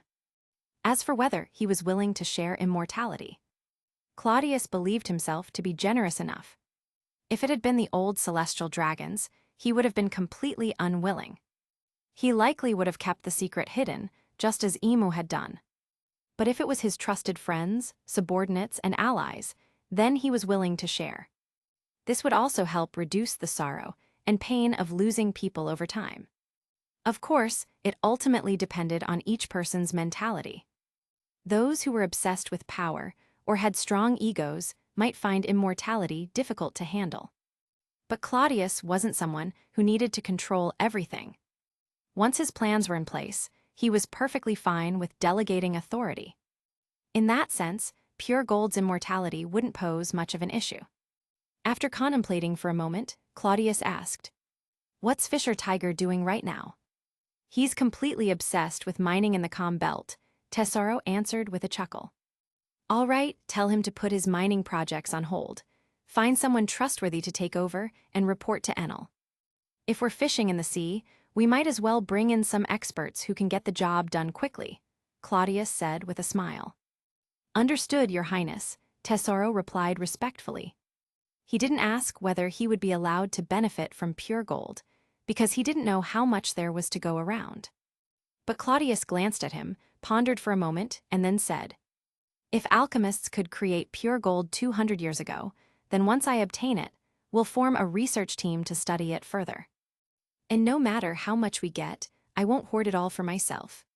"Your Highness," Tesoro started to speak. But Claudius waved his hand. "I have a hunch that there's no shortage of pure gold. So whether it's you, Jin, Crocodile, Enel, or Stussy, you're all important to me. Not just as subordinates or friends, but as people I trust." Claudius didn't say anything further. But Tesoro understood completely. Once Claudius secured pure gold, the rest wouldn't be left to starve. There would be enough for everyone. Tesoro had always believed that Claudius wasn't the type to hoard power alone, but hearing it stated so clearly still filled him with emotion. After a long moment, he smiled and said, "Your Highness, I promise, I won't let you down." Jin also smiled and teased, "Oh, so I'm included in this too.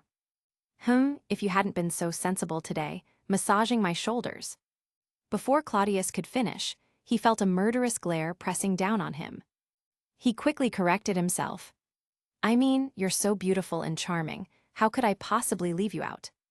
Although Stussy, Nia, and even marine admirals like Jin had all maintained their youthful beauty, they still aged naturally. But if pure gold was truly limitless, then this was a once-in-a-lifetime opportunity.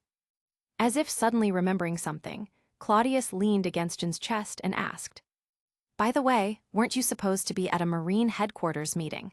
What are you doing here?" Jin hesitated.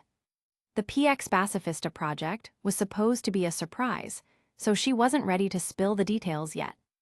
So she simply smiled playfully and said, "What's wrong? You don't want to see me. I missed you, so I took a leave just to visit." Claudius smirked. "Oh, really? Then don't leave tonight. Let's conquer Mariewa together." "Rogue," Jin muttered softly. Chapter 422, Golden Lion, Shiki's Worries. In the New World, with the formation of the Four Emperors system, pirate factions had firmly divided the territory alongside the 7 warlords of the sea, leaving the remaining second-rate pirates struggling to survive. In today's New World, if a pirate sails in, they have 2 choices. Join one of the Four Emperors' crews or become a lackey of the warlords otherwise. The moment they're spotted, they'll be hunted down and killed. This greatly restricted the living space for second-rate pirates, but ironically, it also stabilized the New World, causing the once chaotic region to gradually settle. At this moment, over a certain sea in the New World, floating at a relatively low altitude of about 100 meters, several islands hovered in the sky. The underside of each island was painted with a pirate flag, the emblem of the Golden Lion Pirates, belonging to none other than Shiki, the Golden Lion. These floating sky islands were Shiki's main base in the New World. It wasn't that this was his entire territory, but the islands he frequented the most and his primary headquarters were all here, kept aloft by his devil fruit powers. The scenery across these islands was breathtaking, Aerial waterfalls cascaded down from the floating lands, forming streams that merged back into the ocean below. A powerful upward ocean current allowed ships to ascend to the floating islands, while waterfalls flowed down from the sky, creating an impressive sight. Merchant ships could be seen freely passing through, as this area was relatively stable. Unlike the rest of the lawless New World, Shiki had not chosen to spread destruction here. At this moment, however, a massive floating ship, covered in reinforced rock plating with countless oars paddling through the air, was docked at the largest island. Anyone in the New World could recognize it at a glance. This was the personal flagship of Golden Lion Shiki, a symbol of dominance and power. Moored at the harbor, the majestic ship with its lion-shaped prow exuded a commanding presence. Descending from the ship was Shiki himself, his signature 2 swords hanging at his waist. The rudder remained embedded in his head, and though his face bore traces of age, his long golden hair still flowed wildly. However, his expression wasn't good, his posture slightly hunched, his face worn, as if something was weighing on his mind. Shiki's old crew, the one he commanded before being imprisoned in Impel Down, was long gone. Some of them had fallen under the control of Kaido and Big Mom, while others, having gone solo, were eventually destroyed by the brutal tides of the New World. In the end, very few of his original subordinates remained. After his escape from Impel Down, Shiki had rebuilt his pirate crew, and today, his main officers were ex-convicts who had broken out alongside him. Among them were figures like Shiryu and even former subordinates of Blackbeard, martial details such as Laffit, who somehow ended up under Shiki's command.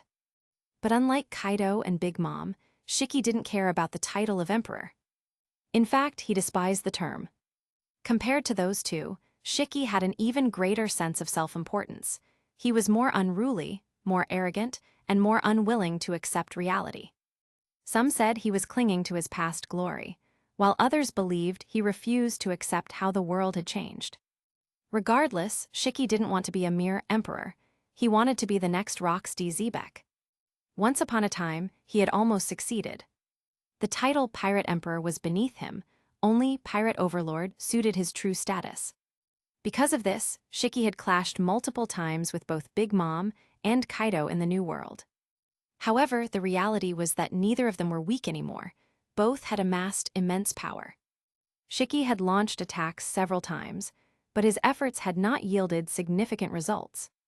In the end, he had been forced to back down, swallowing his pride and reluctantly accepting the Four Emperors system.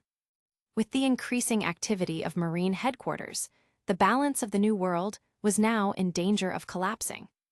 At any moment, war could break out. Recognizing this, Shiki had stopped provoking conflicts and had instead begun preparing for the inevitable storm ahead. Sitting in his spacious yet somewhat empty quarters, he picked up a bottle of sake, took a few gulps, and gazed out the window, lost in thought. In the past, the Marines had been less aggressive in the New World, and Shiki had largely ignored their presence. Back then, he had always assumed he could easily outmaneuver them. After all, with his ability to fly, he could simply observe the chaos from above, untouched by the tides of war. But now, things were different. Shiki's gaze drifted to an old newspaper on his table. It wasn't recent, probably from a month or two ago. Shiki didn't usually keep old newspapers, but this one was an exception. The headline detailed the massive changes in Marine headquarters. Fleet Admiral Sengoku had been promoted to Commander-in-Chief of the Marines, and Sakazuki had become the new Fleet Admiral. Shiki didn't care about those changes. The passing of power from one generation to the next was inevitable. What troubled him was one specific name: Fujitora Issho. He had been appointed Marine Admiral. Shiki acknowledged Fujitora's strength. Even without a prestigious background, he had risen to the rank of admiral solely based on raw power. But what truly concerned Shiki was Fujitora's ability. Gravity manipulation. Shiki's greatest advantage had always been his mobility, his ability to fly freely, avoiding danger and controlling the battlefield. But with Fujitora's power, that advantage was completely nullified.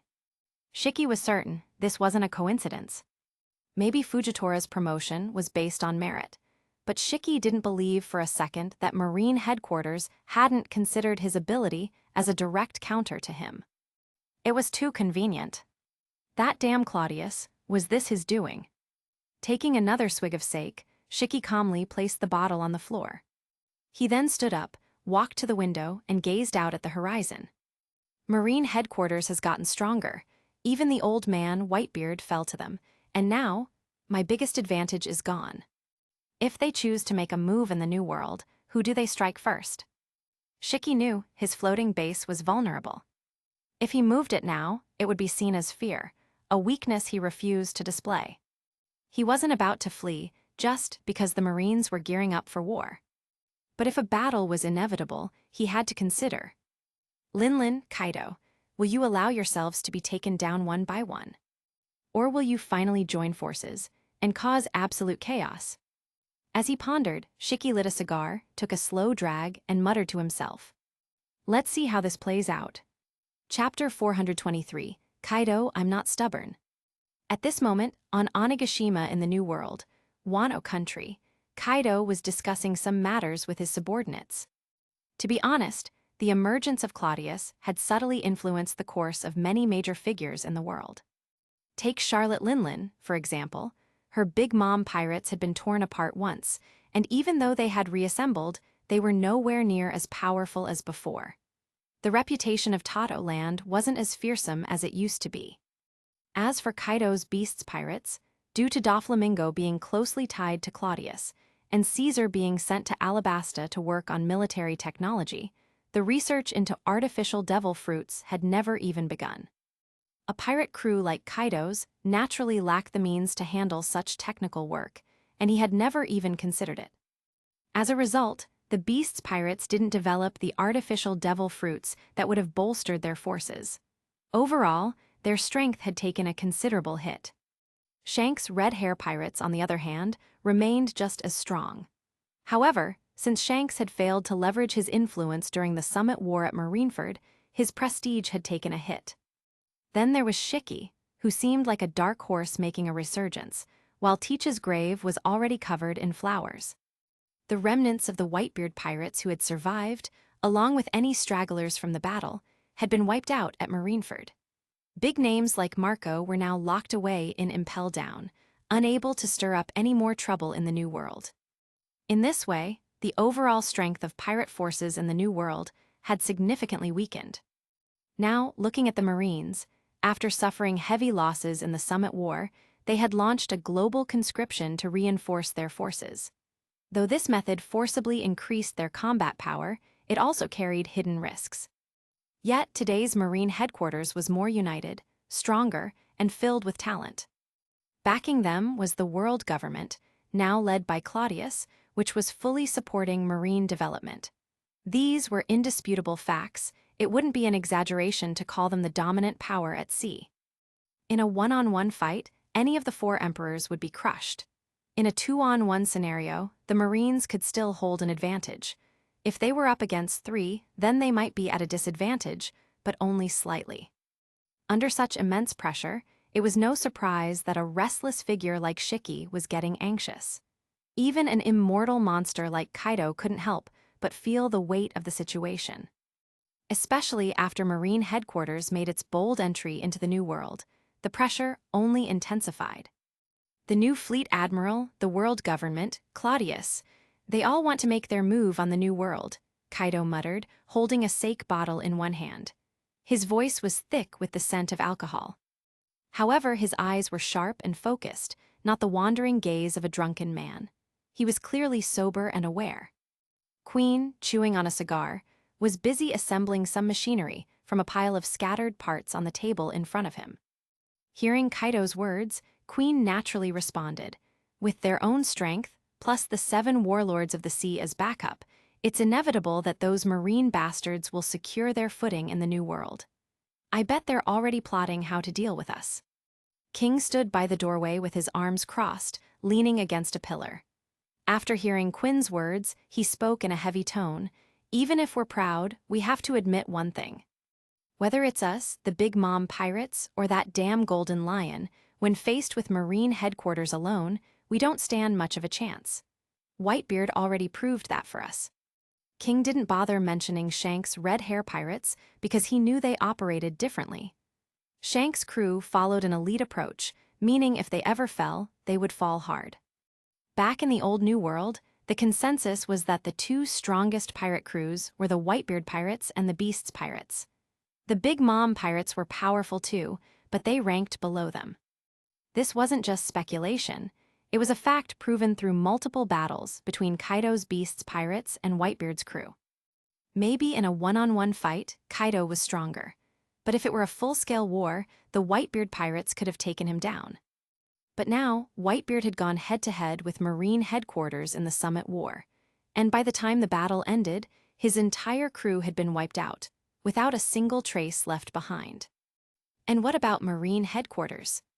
They had emerged from the war stronger than ever, continuing to grow in power. Over the past 2 years, Kaido hadn't even been able to restore his crew's strength to match what Whitebeard's was back then, let alone surpass it. Meanwhile, Charlotte Linland's resurgence had cost him a large number of powerful cannon fodder as well. All things considered, the Beasts pirates hadn't grown stronger over the last 2 years. If anything, it was impressive that they hadn't lost more ground. Even though the world now recognized the Beasts pirates as the strongest pirate crew, with Golden Lion Shiki as the second, Kaido knew that against an overwhelming force like the Marines, if they fought head-on, they would meet the same fate as Whitebeard. The same fate as the Whitebeard pirates.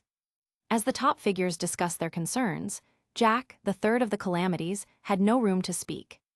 To be fair, it wasn't like Jack had any bright ideas. The guy was just a brute. You couldn't expect him to come up with anything clever. Kaido didn't expect him to contribute anything either. After King finished speaking, Kaido furrowed his brows and said, "If nothing else, I expect that within the year, the Marines will launch a major military campaign in the New World." "I think so too," King responded. Queen added, "Forget Sakazuki, just look at Claudius. Now that he's the king of the world, there's no way he's leaving the New World alone. A guy like him will definitely want to end the Great Pirate Era once and for all.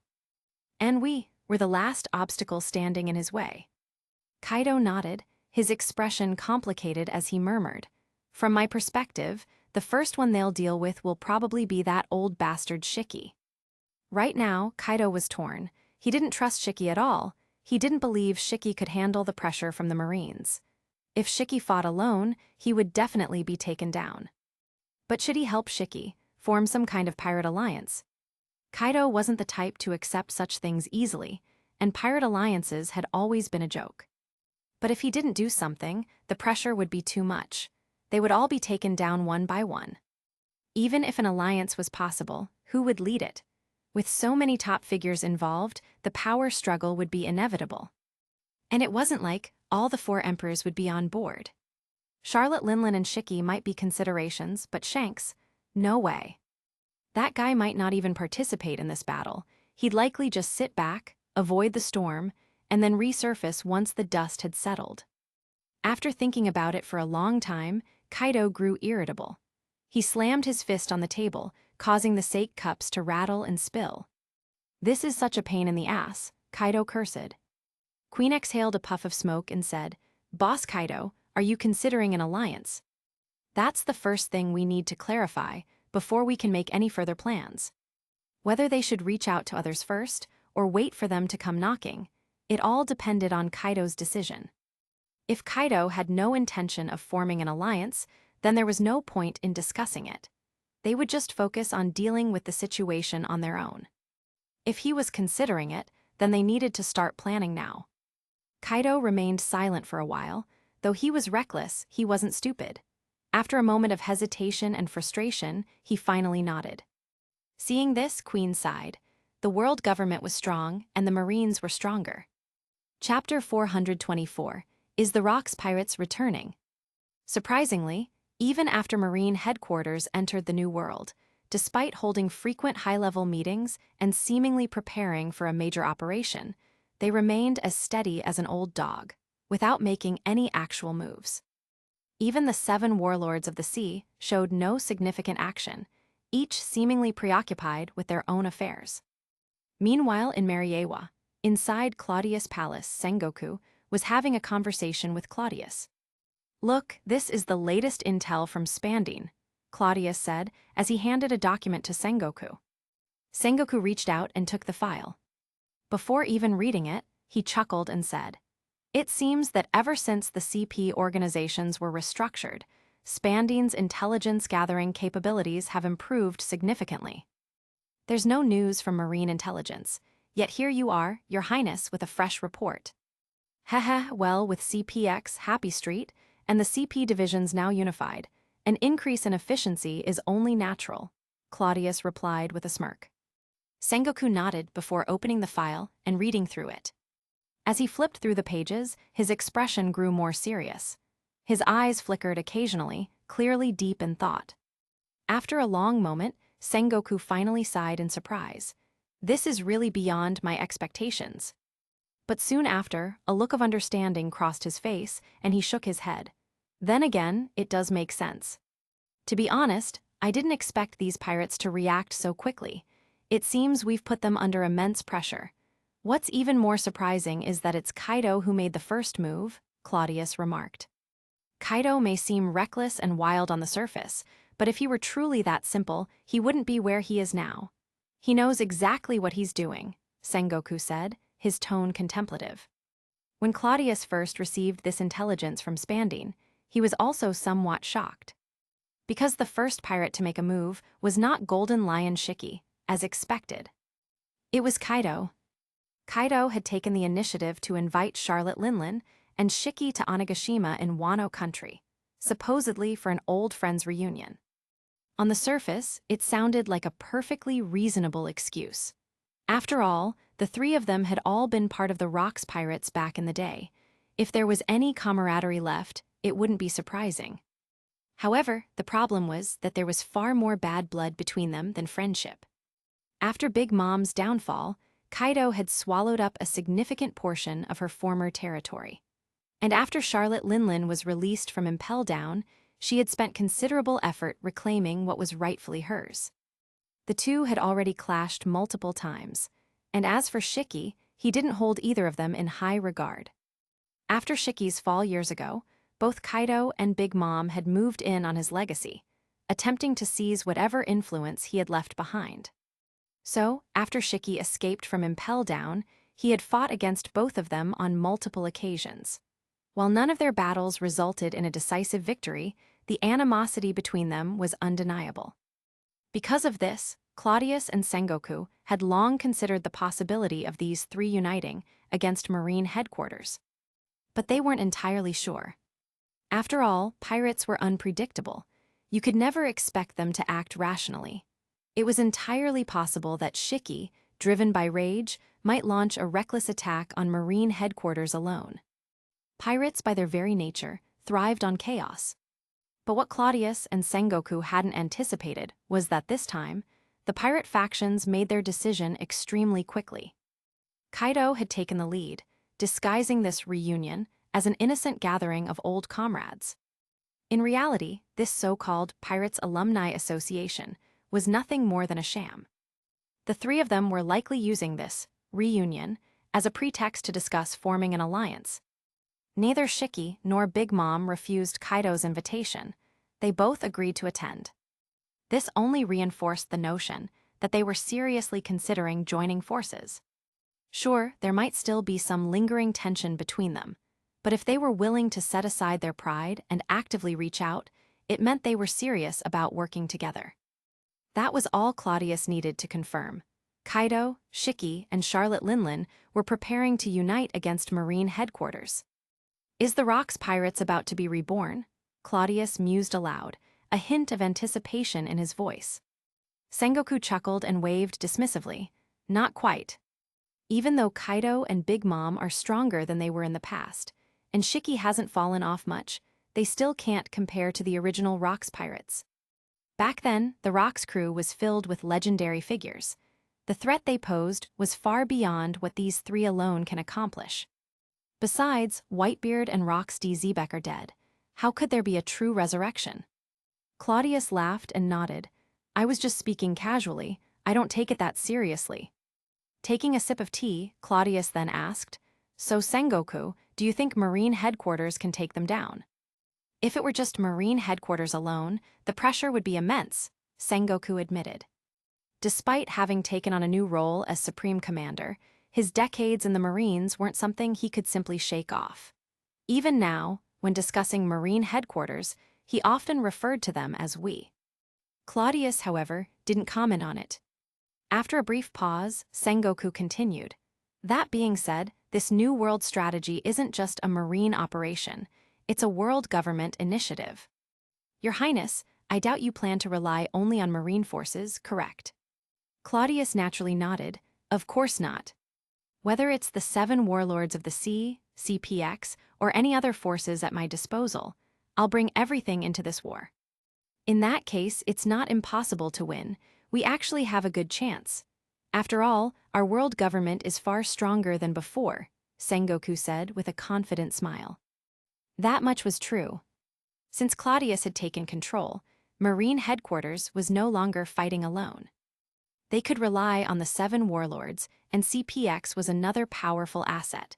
But most importantly, there was a new force in play, the remnants of the Revolutionary Army. Although Dragon had taken up the position of Minister of Civil Affairs, his combat prowess remained on par with an admiral, if not stronger. And among his subordinates, there were still plenty of powerful fighters. Sabo, for instance, was an incredibly strong combatant. With all these forces combined, even if 3 of the 4 emperors joined forces, the world government still had enough power to take them on. Not to mention, "Time is on our side, Your Highness," Sengoku said thoughtfully. Claudius nodded. He was already well aware of the PX Pacifista project. After much investigation and some persuasion of Jin, Claudius had finally obtained the details. The PX Pacifistas had already entered real-world testing, and that was precisely why Marine headquarters had yet to make any major moves. As Sengoku said, time was on their side.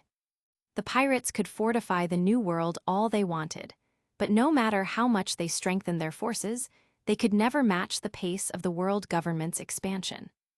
Once the PX Pacifistas were ready for mass production, Claudius planned to deploy them for a massive surprise attack, reducing the number of pirate forces and eliminating their top commanders.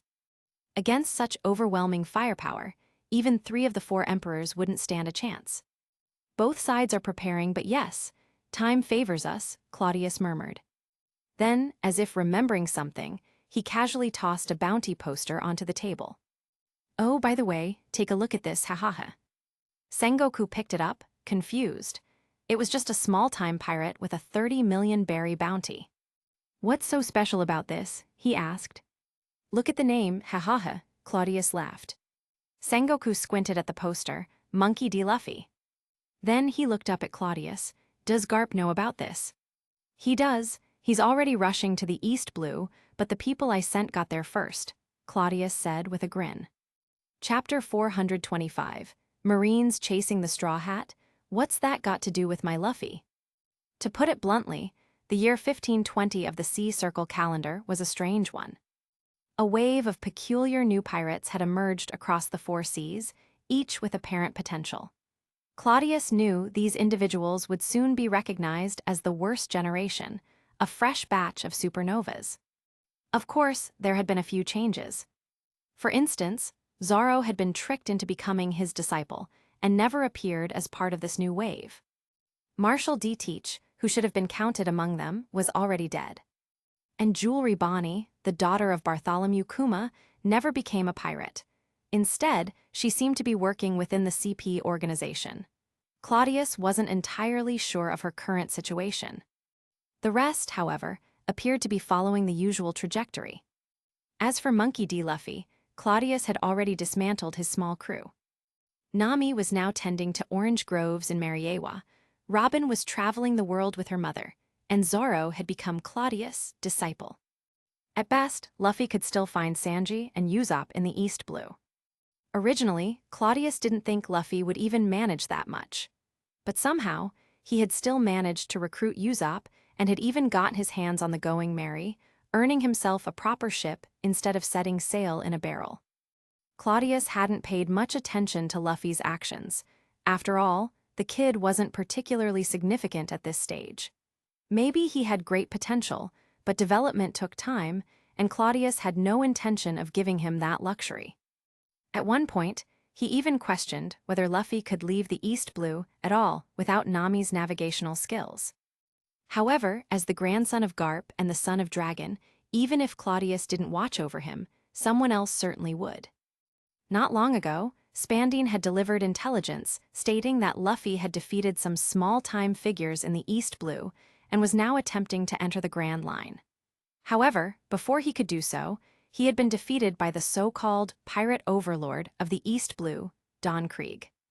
The battle had been a spectacle, leading to the near destruction of the famed East Blue Sea restaurant, Barady. As a result, Luffy had been forced to work at Barady to pay off the damages as compensation. At least the kid had some integrity. He stuck around and worked at the restaurant for a while. During this time, he was awarded a 30 million berry bounty for defeating Krieg. In truth, Krieg wasn't worth anywhere near that amount. More than likely, Marine intelligence had uncovered some details about Luffy's lineage and bumped up the bounty accordingly. Sure enough, both Claudius and Garp caught wind of this development. Neither of them intended to let Luffy roam freely any longer. So, Claudius immediately dispatched Rob Lucci to capture him. At the same time, Garp also set off toward the East Blue. But since Lucci was already near Reverse Mountain, he would likely reach Luffy first. At this moment in Barady, Luffy had just handed over the last of his earnings to the restaurant's owner, Redleg Zeph. In reality, Luffy hadn't earned much at all. He had eaten more than the guests, frequently broke plates, and caused all sorts of trouble. However, Zeph needed to maintain the reputation of Barady, so he endured the troublemaker for an entire month. Now that the debt had been settled, Zeph was eager to get rid of this walking disaster. During his time at the restaurant, Luffy had taken a liking to Sanji and had been trying to recruit him as his crew's cook. However, Sanji had yet to agree. In Zeph's quarters, the former pirate and his adopted son sat together, engaged in a quiet conversation. Zeph took a slow drag from his cigarette, exhaling a thin stream of smoke. Looking at Sanji, who also had a cigarette between his lips, he said softly, "If you want to go, then go. Don't waste your whole life stuck here in the East Blue with an old man like me." Sanji frowned, visibly dissatisfied. "And if I leave, who's gonna take care of you?" "Ha, I can still live for plenty of years," Zeph chuckled. Sanji remained silent. The atmosphere grew still until Zeph spoke again. "All blue has always been my dream as a chef," he murmured. "I can't chase after it anymore, but you still can. Are you going to give up on your dream?" "When you die, I'll go look for it," Sanji replied flatly. "That'd be a real shame. I was hoping you'd find it while I'm still alive and tell me about it," Zeph said with a wistful smile. Sanji's expression softened slightly, showing a rare trace of emotion. After a long pause, he asked, "You really want to see it?" "Of course," Zeph answered without hesitation. Hearing this, Sanji fell silent again, visibly torn. Seeing this, Zeph smiled and continued, "I've been watching that Straw Hat brat this past month. He's not bad, and his companion seems reliable too. If you join them, it might not be a bad choice, Sanji." "It's not as simple as you're making it sound," Sanji muttered, waving his hand irritably. After another brief pause, he hesitated before adding, "But I'll think about it. I'm just giving you my opinion. Whether you take it or not is up to you," Zeph said with a smirk. At that moment, another chef, Patty, suddenly burst into the room in a panic. "Head chef, Marines are here. They're here to arrest that kid." Zeph's face darkened. Though he ran a sea restaurant in the East Blue, he still had some influence. He wasn't afraid of Marines, but this situation was a problem. "Tell the brat to hide first," Zeph ordered. However, just as he spoke, the sound of a scuffle erupted downstairs. Zeph's expression shifted, and he immediately stood up, preparing to go check the situation. Sanji and the others quickly followed. When they reached the stairs, they saw the entire restaurant in chaos. Many guests were cowering in the corners, and Luffy had already taken down 5 or 6 Marine soldiers, including what appeared to be a major from an East Blue branch. Seeing this, Zeph sighed in relief. As long as Luffy hadn't been captured yet, there was still room to maneuver. However, just as he was about to speak, his expression darkened further. A man in a black suit strode calmly into the restaurant. Unlike the fallen Marines, this man had an unmistakable aura of danger. Even though Zeph wasn't a master fighter, he could tell at a glance. This man was far beyond the Marines lying on the ground. This man was Rob Lucci. Lucci removed his top hat and held it in his arm. Glancing at the unconscious Marines, he frowned slightly and muttered, "Compared to Marine headquarters, the East Blue branches are far too weak. No pressure to keep them sharp, I suppose." The East Blue was the weakest of the 4 Seas, and its Marines were no exception. It was mostly a training ground for recruits. Luffy straightened his straw hat, eyeing Lucci with slight wariness. "Who are you? Are you a Marine too? You here to arrest me?" "My name is Rob Lucci. I am not a Marine. I am an agent of CPX," Lucci answered calmly. Luffy blinked, confused. "CPX, what's that?" Since he didn't understand, he relaxed a little. "So you're not a Marine? Then you're not my enemy." In his mind, only Marines would try to capture a pirate like him. However, Zeph broke into a cold sweat. Luffy might not know what CPX was. But he did. And compared to the Marines of the East Blue, CPX was 1,000 times more terrifying. Chapter 426, Lucci slams Luffy. God, at this moment, Zeph remained silent, but Usopp was the first to speak. As soon as he heard the name CPX, a cold sweat broke out on his forehead. Although the East Blue is the weakest sea, its news isn't completely cut off. In fact, because it's the weakest and the most peaceful, commerce thrives here more than in any of the other seas. With trade caravans and the world economy newspaper circulating, the information network is actually quite good. Usopp isn't as clueless as Luffy, his IQ is online. Plus, he has a pirate father, so he pays more attention to news about the sea. Naturally, he had heard of CPX before. "Luffy, be careful. CPX is similar to the Marines. They're both capable of hunting pirates. But it's rumored that they're even stronger than the Marines. Even the Pirate King, Roger, was defeated by them. You know the 7 warlords of the sea, right? There's even a legend that they answer to CPX." Usopp quickly warned. Luffy was momentarily stunned. Of course, he knew who the Pirate King, Roger, was. If he didn't, what kind of pirate would he be? But the 7 warlords of the sea, he had never heard of them and had no real understanding of the larger situation on the sea. Still, he caught 2 key points. First, the Pirate King, Roger, was defeated by CPX. Second, like the Marines, these CPX people were also his enemies. Lucci followed the voice and glanced at Usopp, who was hiding among the crowd. Raising an eyebrow slightly, he said, "You're quite knowledgeable. Are you his companion? That means you're also a pirate." Usopp tensed up at Lucci's words and stammered nervously, I'm not. I'm just a guest here for a meal." "Really?" Lucci didn't seem particularly concerned about Usopp's response. But Luffy, on the other hand, was baffled. "Usopp, what are you saying? Aren't we crewmates?" "You idiot," read the room a little. Usopp exclaimed in frustration. Lucci still didn't care about this trivial exchange. Instead, he turned his gaze to Luffy and said, "You're the Straw Hat Luffy, with a bounty of 30 million berries, right?" "That's me," Luffy confidently adjusted his straw hat. "Good," Lucci nodded calmly before continuing. "Now, I have some personal doubts. There are a few things I want to ask you." Luffy stood upright and nodded. "Go ahead." "Your grandfather is Vice Admiral Garp, the hero of the Marines. Your father is also a high-ranking official of the world government, the Minister of Civil Affairs, Monkey D. Dragon.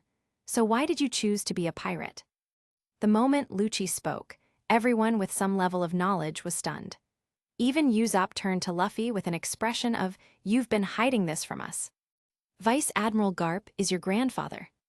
The most wanted criminal in the world, the leader of the Revolutionary Army, now a high-ranking official in the world government, Dragon, is your father. You have that kind of background, and you still chose to be a pirate. Are you insane?" Usopp always thought of himself as a second-generation pirate, so it was only natural for him to become a pirate. But Luffy, there was absolutely no reason for it. Even Zeph was dumbfounded. Damn, this kid has such a big background. No wonder he caught CPX's attention. But seriously, with a background like that, why become a pirate? Whether it's as a marine or a government official, wouldn't that be a way better career choice? Luffy, however, remained completely unfazed. Instead, he looked puzzled and asked, "What does wanting to be a pirate have to do with my grandpa or my dad?" Lucci was momentarily taken aback by Luffy's response. Then, rarely, he let out a laugh. "Ha ha ha ha, interesting. Now I understand why His Highness occasionally pays attention to you. You really are an interesting guy." "That's right, your father and grandfather aren't pirates, so their choices have nothing to do with you," Lucci said with a chuckle. "You get it," Luffy replied with a smug look. After laughing, Lucci shook his head and said, "Even if your logic is sound, a pirate is still a pirate. You have a bounty of 30 million berries, which means you're a wanted criminal. Whether I was given an order or not, I can't just ignore you. So, I hope you surrender willingly and come with me." Luffy scratched his head. "And go where?" Lucci was momentarily speechless before answering, "To a marine base, of course. Although your crimes aren't severe, you'll still be detained for a while. But given your connections, as long as you haven't done anything too serious, you'll probably be released soon. Maybe you could even join the Marines or something." "No way," Luffy refused without hesitation. He then declared, "I'm going to be the Pirate King. That's my promise to Shanks." Lucci wasn't surprised at all. This was just a routine question out of respect for Vice Admiral Garp. "I see. That means this conversation won't end peacefully." Lucci shrugged. He then took 2 steps to the left and casually placed his hat on the coat rack. Luffy frowned slightly, clenched his fists, and asked, "So you want to fight?" "Fine by me. Let's see what the grandson of Vice Admiral Garp and the son of Dragon is capable of." Lucci cracked his neck and spoke casually. The moment his words fell, Luffy had already thrown a punch. With the power of the Gamu Gamu no Mi, his fist extended instantly. However, whether it was an illusion or not, just as Lucci turned his head to crack his neck, he naturally dodged the blow. And in the next second, he completely vanished from Luffy's sight. "So fast," Sanji, who was watching, muttered in shock. From his vantage point, he couldn't even see how Lucci moved behind Luffy. "That's the Rokushiki, 6 powers, technique, Sorrow Shave." Zeph, who had sharp foresight, immediately recognized the move. "Tempest Kick," Lucci whispered. A muffled sound followed. With a single sweeping kick, Lucci sent Luffy flying. The tables and chairs in his path shattered as he crashed into the wall. Yet, thanks to his rubber body, Luffy didn't feel any pain. He immediately raised his head, only to see Lucci standing right in front of him. Clenching his fists, he prepared to counterattack. But Lucci was faster. In a flash, Lucci grabbed Luffy's head and bam, slammed it hard against the wooden wall. Before Luffy could react, Lucci grabbed his head again and dragged him across the wall, carving a long gash into it before slamming him down near the doorframe. Dazed but unharmed, Luffy wobbled to his feet. Lucci looked at him curiously and muttered, "So that's the power of the Gamu Gamu no Mi? Impressive durability." Luffy took the opportunity to attack again, but Lucci easily dodged. Then, with just a flick of his haki-infused finger, he sent Luffy flying once more. Chapter 427, Sanji, "I haven't even gotten on the ship yet. I'm not a pirate, don't arrest me." He said he needed to think about it, but his body was far more honest. The moment Sanji saw Luffy wailing as he was sent flying, he instinctively shouted, "Luffy!" Without hesitation, he placed one hand on the railing, leaped from the 2nd floor, and swung his leg down in a tomahawk-style axe kick aimed at Lucci's head. Lucci didn't sense any haki in the attack, so he didn't take it seriously. Raising his arm casually, he blocked Sanji's heavy blow with ease. Then, moving with astonishing speed, Lucci grabbed Sanji's ankle before he could land. With a fluid motion, he spun Sanji around like a windmill and sent him flying straight into the bar. Sanji crashed into the counter, knocking over drinks as bottles shattered around him. "Are you also his accomplice?" Lucci asked as he straightened his collar. Sanji staggered to his feet, visibly frustrated. "Bastard," Sanji cursed under his breath. Just as he was about to retaliate, Lucci furrowed his brows slightly as if something had just occurred to him. His expression shifted to mild surprise as he asked, "Vinsmoke, Sanji." Sanji's movements froze for a brief moment at the mention of the name, Vinsmoke. His expression darkened. "Judging by that look on your face, it really is you," Lucci remarked with a smirk. "I thought so. Outside of the Vinsmoke family, it's rare to see such distinct eyebrows." Sanji didn't respond. Instead, he vaulted over the bar and charged at Lucci again.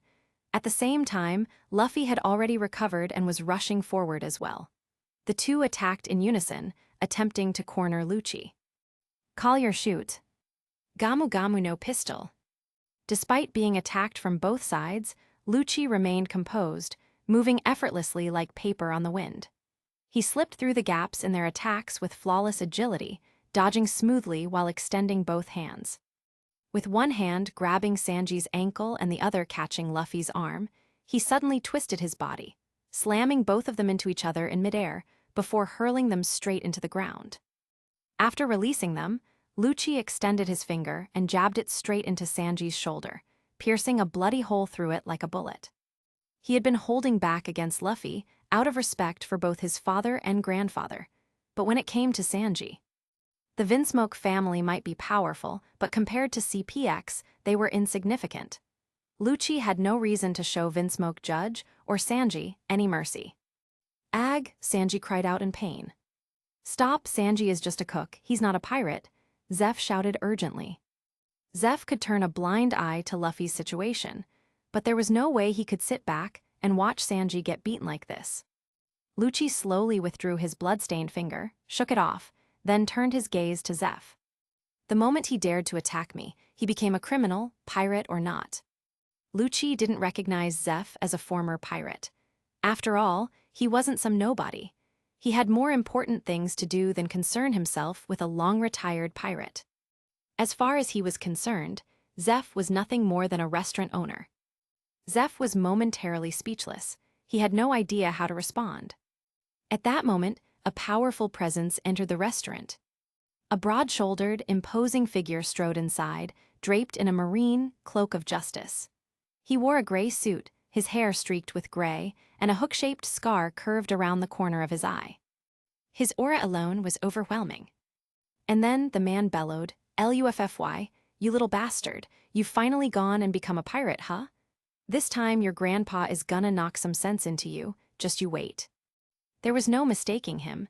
This was Vice Admiral Garp. Lucci smirked at the sight of him, nodded, and greeted him. "Vice Admiral Garp, you're here." "Oh, if it isn't Lucci," Garp replied, looking at him with a grin. "Damn, this whole mess even managed to get your attention, huh? Now I'm embarrassed." Lucci chuckled. "Since you're here, Vice Admiral, I'll leave this matter in your hands." "Oh," Garp raised an eyebrow, genuinely surprised. "You're letting this one go just like that?" Lucci simply nodded without elaborating. In reality, he had arrived long before Garp, but hadn't taken any real action. He had only been waiting for the Vice Admiral to show up. After all, Luffy might be called a pirate, but he hadn't committed any real crimes. The only thing he'd done so far was defeat a bunch of actual pirates. He hadn't caused any harm to innocent people. Because of that, Lucci didn't mind letting Garp handle him. Let this old man drag his grandson back home and discipline him properly. That would be the end of it. "Grandpa," Luffy's face twisted in panic. Garp didn't waste any words. He grabbed Luffy by the collar, hoisted him off the ground, and slammed a fist straight into his head. "You little bastard, you're even more of a headache than your old man. I'm a marine hero. Your father is a high-ranking official in the world government, and you have the audacity to run off and become a pirate. Have you even considered how that makes us feel?" Luffy clutched his head, struggling. "Let go, I'm going to be the Pirate King. I made a promise to Shanks." "Pirate King my ass," Garp roared. "I'm throwing your sorry hide into Impel Down to cool off, and as for Shanks, I'll make sure he joins you soon." Without hesitation, Garp coated his head in haki and delivered a devastating headbutt, knocking Luffy out cold. Then, as if picking up a sack of garbage, he lifted the unconscious Luffy with one hand. Turning to Lucci, he declared, "I won't make things difficult for CPX, I'll personally escort this brat to Impel Down." This time, Garp was serious. If he let Luffy go, who knew what kind of trouble he'd cause? Maybe Claudius had tolerated him so far out of respect for both Garp and Dragon. But if Luffy actually became a major problem, Claudius wouldn't be so forgiving. So it was better to just lock Luffy up for a few years before things escalated further.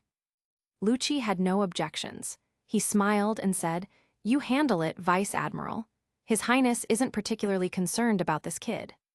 Then, taking a step closer to Garp, Lucci leaned in and whispered, "His Highness suggested that if you really can't keep him under control, maybe you should send him to young Master Ace." Garp's eyes gleamed at the idea. That actually wasn't a bad option. Still, he quickly dismissed the thought for now. "The big battle is coming soon. I don't have time to deal with this brat. For now, he's going to impel down. Once things settle, I'll reconsider." Lucci simply nodded. His message had been delivered. Then, turning back to the crowd, Lucci yanked Usopp out, knocked him unconscious with a swift hand chop, and grabbed Sanji. Sanji struggled frantically. "I haven't even joined the crew yet. I'm not a pirate." "You can explain that to the judge at Anai's lobby," Lucci replied coldly. And just like that, the Straw Hat Pirates, who had only been at sea for 2 months, were completely dismantled. Chapter 428, Claudius, What King Are You Trying to Be? The small storm brewing in the East Blue had no real impact on anything. It took Claudius 3 or 4 days before he even heard about the outcome. And when he finally did, he was utterly speechless. Luffy had suffered an almost comical fate. He had barely done anything at sea. His only notable action was taking down the Krieg pirates, which was actually a good deed. And yet, just because he called himself a pirate, he was slapped with a 30 million berry bounty. Then, before he could even leave the East Blue, Garp personally arrested him and sent him to impel down. Claudius genuinely wanted to ask Luffy to his face, "What king are you trying to be?" But when he thought about it, doing so would be too arrogant, too much like bullying. Who was he, Claudius? Even if Luffy was supposed to be the protagonist, so what? So in the end, Claudius just chuckled, treating the whole thing as nothing more than a joke. "Garp even asked you to publish this in the World Economy newspaper," Claudius asked, amused. Sitting across from him was Morgans, the bird-like journalist. Morgans had once been a mere opportunist, but now he had completely turned his life around. Who would have thought that St. Claudius would seize the highest authority within the world government?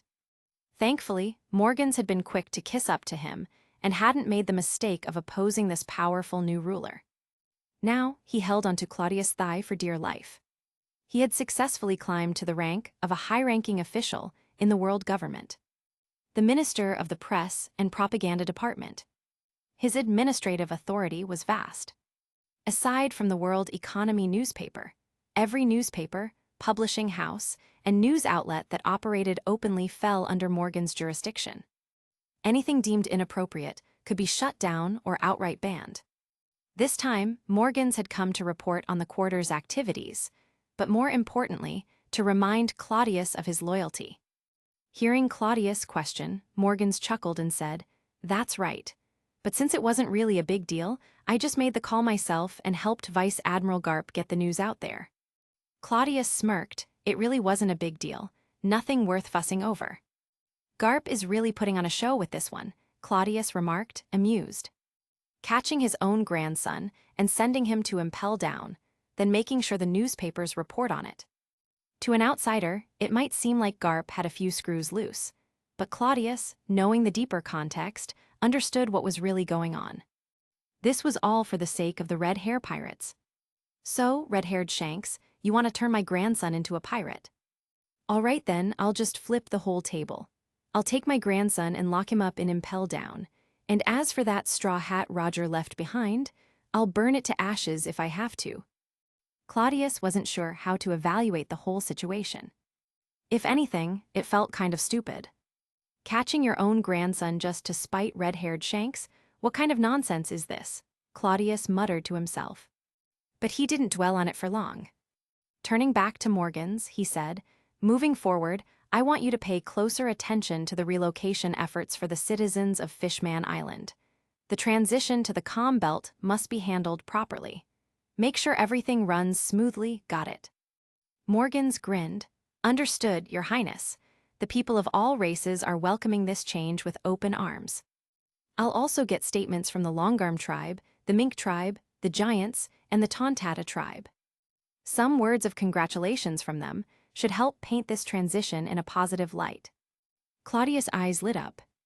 This guy really knew how to do his job. Heh, that's exactly the approach I want. Go ahead with it, Claudius said approvingly. Oh, and write up a few lighthearted stories to accompany the news. For example, something about a shipwrecked man being rescued by a mermaid, leading to a heartwarming romance. It's a cliché story, but ordinary people love that kind of thing. The goal is to establish a positive image for Fishman Island. But don't go overboard with it, use your best judgment. Morgans quickly nodded. You're absolutely right, Your Highness, I'll take care of it immediately.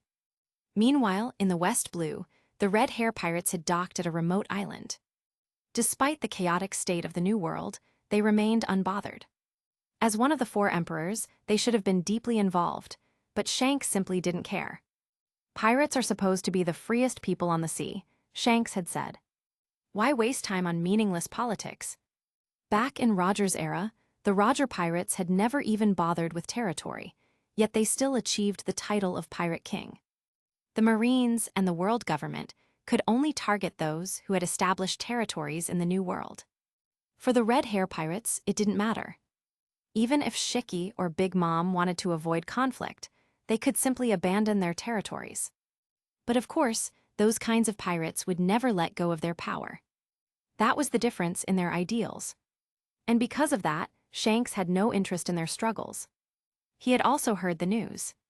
The other 3 old members of Rock's crew were having a reunion. But Shanks had never been part of the Rock's pirates. He was just a baby when they rolled the seas. He wasn't their member, so there was no reason to get involved. And so, while the New World was engulfed in chaos, the Red Hair Pirates had simply sailed off to the West Blue. At that moment, Beckman sat on the ship, reading a newspaper while the crew resupplied. Capone Bijeha, the gangster turned pirate. I can't tell if that's a smart move or a stupid one. Before, the Marines had been preparing a massive crackdown on organized crime, something led by Admiral Cusin under the new security department of the world government. Gangs would be the first to suffer. So from that perspective, Bijet choosing piracy might have been a wise move. But considering how the golden age of piracy was now ending, even Beckman, as sharp as he was, couldn't say whether this was a good decision or not. Who cares? Maybe the guy just got bored of being a crime boss and wanted a change, Yassop muttered, polishing his gun. Beckman skimmed through the rest of the newspaper, finding nothing particularly interesting. Then, out of the corner of his eye, he noticed a small article in the bottom left corner. Vice Admiral Garp captures an East Blue pirate with a 30 million berry bounty. At first he laughed. World News must be desperate if they're printing such trivial stories. But as he kept reading, his expression suddenly changed. He turned his head and asked, Yassop, what's your kid's name again? Usopp, why? Beckman exhaled sharply. Damn it, then this is real. Luffy was arrested and sent to Impel Down, and his friends went with him. One of them was named Vinsmoke Sanji. The other was Usopp. Yassop froze, then he snatched the newspaper, reading it over with a bitter expression. Well, looks like my son's doing 5 years in prison. Beckman sighed and whispered, the captain completely lost this bet. The future wasn't changed by pirates. It was changed by Claudius, a celestial dragon. And Roger's legacy. It had failed to live on. Luffy's adventure had barely begun, and yet, it was already over. Chapter 429, Staring Today. As Beckman and Yassop discussed the newspaper, Shanks returned from the port, carrying a crate of wine with him. Seeing the two reading, he grinned and said, You guys are really boring. Here, want to try some fine wine from my hometown? Yassop glanced at Shanks and sighed, Captain, do you always have to recommend your hometown's wine? We're sick of drinking that stuff. And honestly, it's not even good. Shanks had a habit of hyping up West Blue's wine to anyone he met. But to be frank, West Blue's wine wasn't great. If anything, it was an acquired taste. Yet for some reason, Shanks absolutely loved it. That was why the red hair pirates often made stops in the West Blue, just so Shanks could stock up on more of his favorite drink. You people have no taste, Shanks teased. West Blue wine is the romance of men, that slight bitterness with a touch of sweetness, it's just like life. Beckman took a slow drag of his cigarette before handing the newspaper to Shanks. Speaking of life, Captain, take a look at this. Shanks raised an eyebrow, confused by Beckman's tone. Setting the crate of wine down by his feet, he took the newspaper and gave it a casual glance. A moment later, his expression darkened. Then, after a brief silence, his gloom turned into helplessness. Finally, he let out a bitter smile. So, how's the wine of life taste now? Beckman quipped, his sarcasm cutting deep. Shanks' eye twitched, his teeth ached just looking at the article. Congratulations, Beckman, Shanks muttered. For the first time ever, you've made me consider quitting drinking. Then, with an exasperated sigh, he folded the newspaper and sat down on the wine crate. Beckman exhaled a plume of smoke. Any thoughts? Shanks was silent for a moment before muttering, no thoughts. Then, after a short pause, he added, but this really feels like a complete defeat. It's frustrating. Bitterness mixed with a hint of regret, Yassop chuckled. Shanks shot him a glare, shaking the newspaper in annoyance. Yassop, your kid's in this mess too. Shouldn't you be more concerned instead of teasing me? Yassop sighed and leaned back. 5 years in prison isn't so bad. What else can I do? He made his choice when he went out to sea. A real pirate should be prepared for something like this. Am I supposed to storm Impel Down and break him out? Yassop scoffed. Not to mention, his sentence could get reduced over time. Shanks nodded. Although he had entrusted his straw hat to Luffy, he never expected this outcome. He had planned to meet Luffy out at sea someday. But fate had taken an unexpected turn. Back then, he didn't know Luffy was Garp's grandson. Now, in hindsight, it made perfect sense. Of course, Garp would personally drag Luffy to Impel Down without a second thought. And just like Yassop said, what was he supposed to do? Break into Impel Down. Even though Shanks tried to rationalize it, the whole thing still left him feeling defeated.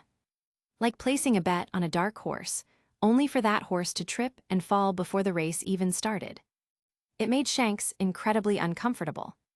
After a long silence, Shanks suddenly muttered, I feel kind of demoralized. Beckman raised an eyebrow. What do you mean? Shanks let out a self-deprecating laugh. It feels like I failed at life. He started listing things off. I was on Roger's ship, but I never made it to Laugh Tale. I wanted to start a crew with Buggy, but he ditched me immediately. I became a pirate, but I've always felt like an outsider. The other 3 emperors just had a reunion, and I wasn't invited. The Marines are about to make a huge move in the New World, but they don't even seem to care about me. 2 years ago, I had this grand idea to show up at Mariewa and negotiate with the Celestial Dragons to stop the war. And what happened? Shanks sighed.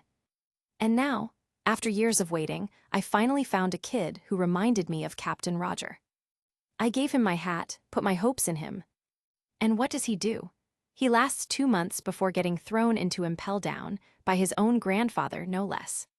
Shanks took a deep breath and exhaled slowly. His life seemed perfect on the surface, but now he realized. It was full of regrets. He shook his head and muttered, West Blue wine, a West Blue man. Huh, this is just sad. Beckman hadn't expected Shanks to suddenly have a full-blown existential crisis. What was this? A midlife crisis for a Yonko.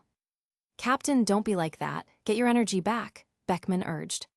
Shanks suddenly clapped his hands on his thighs and made a declaration. I've decided, starting today, I'm taking things easy. No more getting involved in anything. Let the red hair pirates roam freely on the sea. The New World War, not my problem. The end of the Great Pirate Era. Not my concern. Beckman and Yassop were completely dumbfounded. Captain, isn't that exactly how we've always been? Shanks, completely ignoring their comments, suddenly brightened up. By the way, have you guys heard about this amazing West Blue dish? And just like that, he was back to normal. Beckman and Yassop stared at him in silence. Something felt off. Like he just pulled a fast one on them, but they couldn't quite figure out how. Meanwhile, across the world, a new generation of pirates had entered the Grand Line. These newcomers were wild, ruthless, and chaotic. Unlike the pirates of previous years, they ignored all rules. They attacked marine bases, looted government offices, and even hunted down fellow pirates. Because of their reckless brutality, they had earned the nickname, the Worst Generation. Many believed they represented the final, desperate surge of the Great Pirate Era.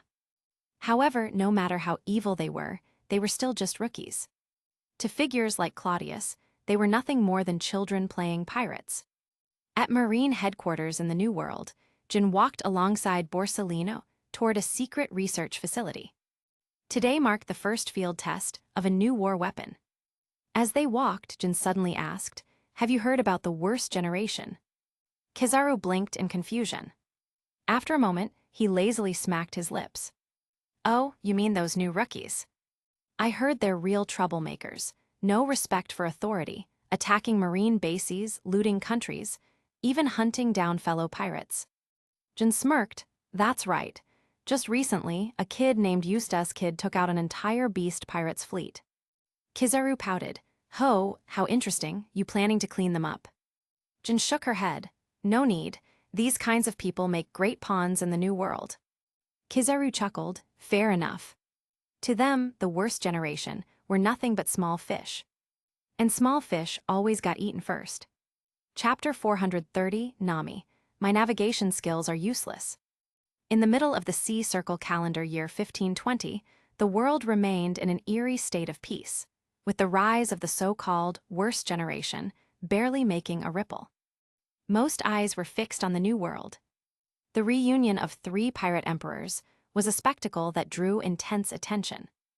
No one knew what kind of agreement Shiki, Kaido, and Charlotte Linlin had reached during their gathering. It was rumored that a battle had indeed taken place, but the details remained unclear.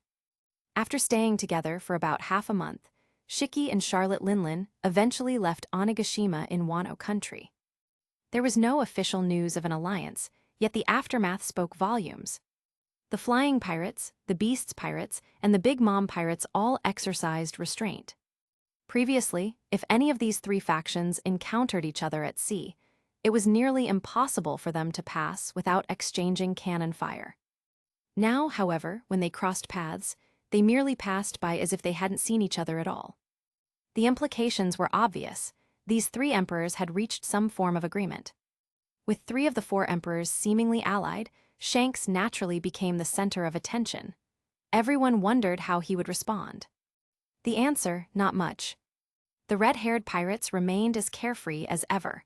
One day they were spotted in the West Blue, and a few days later, they might show up in the North Blue.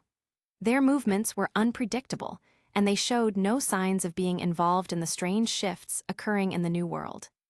But upon closer thought, perhaps it truly had nothing to do with them. For a long time, the red-haired pirates had hovered on the outskirts of these power struggles. Even if the new alliance of emperors sought to expand their control, they wouldn't prioritize eliminating Shanks' crew first. As for Claudius, he had little interest in Shanks. If the man wanted to be a carefree drifter, then so be it. As long as he didn't stir up trouble, Claudius had no reason to concern himself with him.